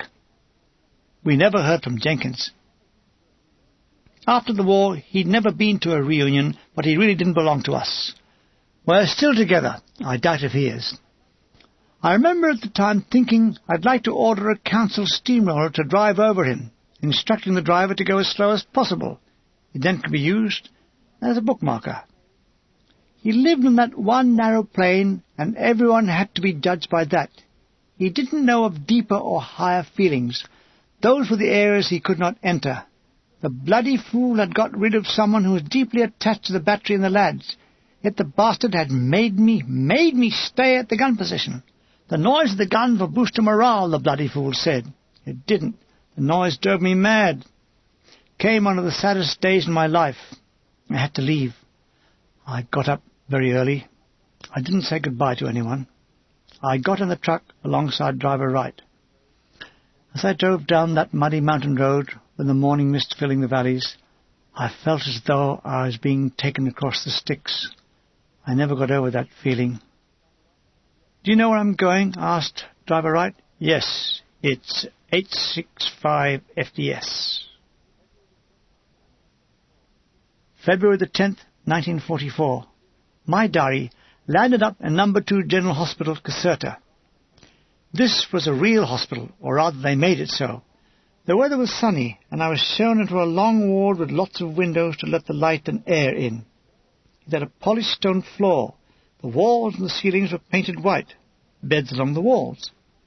Down the centre were trestle tables with books and a few pots of flowers. Very pleasant. I was soon in bed, dressed in blue service pyjamas. This was a psychiatric ward with about 50 patients in. About 2/3 were under drugs and slept most of the day. The remainder very silent and morose. No one spoke to anyone. All day and every day I just sat on the bed and read. I've wondered if I did anything apart from that. I've checked my letter list. I noted that I wrote to my father on January the 22nd, to Lily Dumford on January the 30th, and then I noticed, acknowledged all mail on the 30th of January. By chance, one of those letters still exists, the one to my father. I don't mention my ordeal, but I say I passed the hours reading poetry. By now, my parents had been informed of me being a casualty. They were living at Orchard Way, Reigate, when the telegram arrived. It was stamped OHMS War Office. My mother had opened the door, and when she saw it, she called to my father. I can't open it. They said they felt I'd been killed. Parents must have spent a lifetime of anguish as they opened the telegrams, not knowing the contents. I was to see Major Palmer, a psychiatrist whom I believe invented the revolutionary deep narcosis for the treatment of battle fatigue. My turn came for the interview. I told him that being in hospital, I was only taking up bed space. What I needed was a job to occupy me. He looked up and said, I appreciate that. A lot of the bastards like to malinger here as long as they can. He was a rugged-looking man with a broken nose, a relic from his amateur boxing days. I was told of a Scottish soldier who had seen him because of an ungovernable temper. So you lose your temper, do you? Aye! And I'll lash out. Would you hit me? Aye, I would. Well, go and try. The Scot had lashed out. Palmer had parried and riposted with a right to the jaw, felling the Scotsman. A new form of psychiatry. I wondered if it cured him. He had me posted to a rehabilitation camp north of Naples. March the 9th, 1944. I'm on a lorry with a lot of other PNs. It takes us to a terrible muddy field next to a small suburb called Afrigola. I was to be a reception clerk. That is, I sat in a tent at the entrance of the camp with a lot of army forms. As the PNs came in, I took down their details and put them in a file. All day long, the battle-weary soldiers filed in. I was asked the same question, what are they going to do to me? And there was a hollow fear in each voice. Some cried, God made gentle people as well as strong ones. Alas for the war effort. I was a gentle one. Now, will Milligan recover? Will he get back into the big time amongst the Lance Bombardier set? Above all, will he lose that stammer that makes him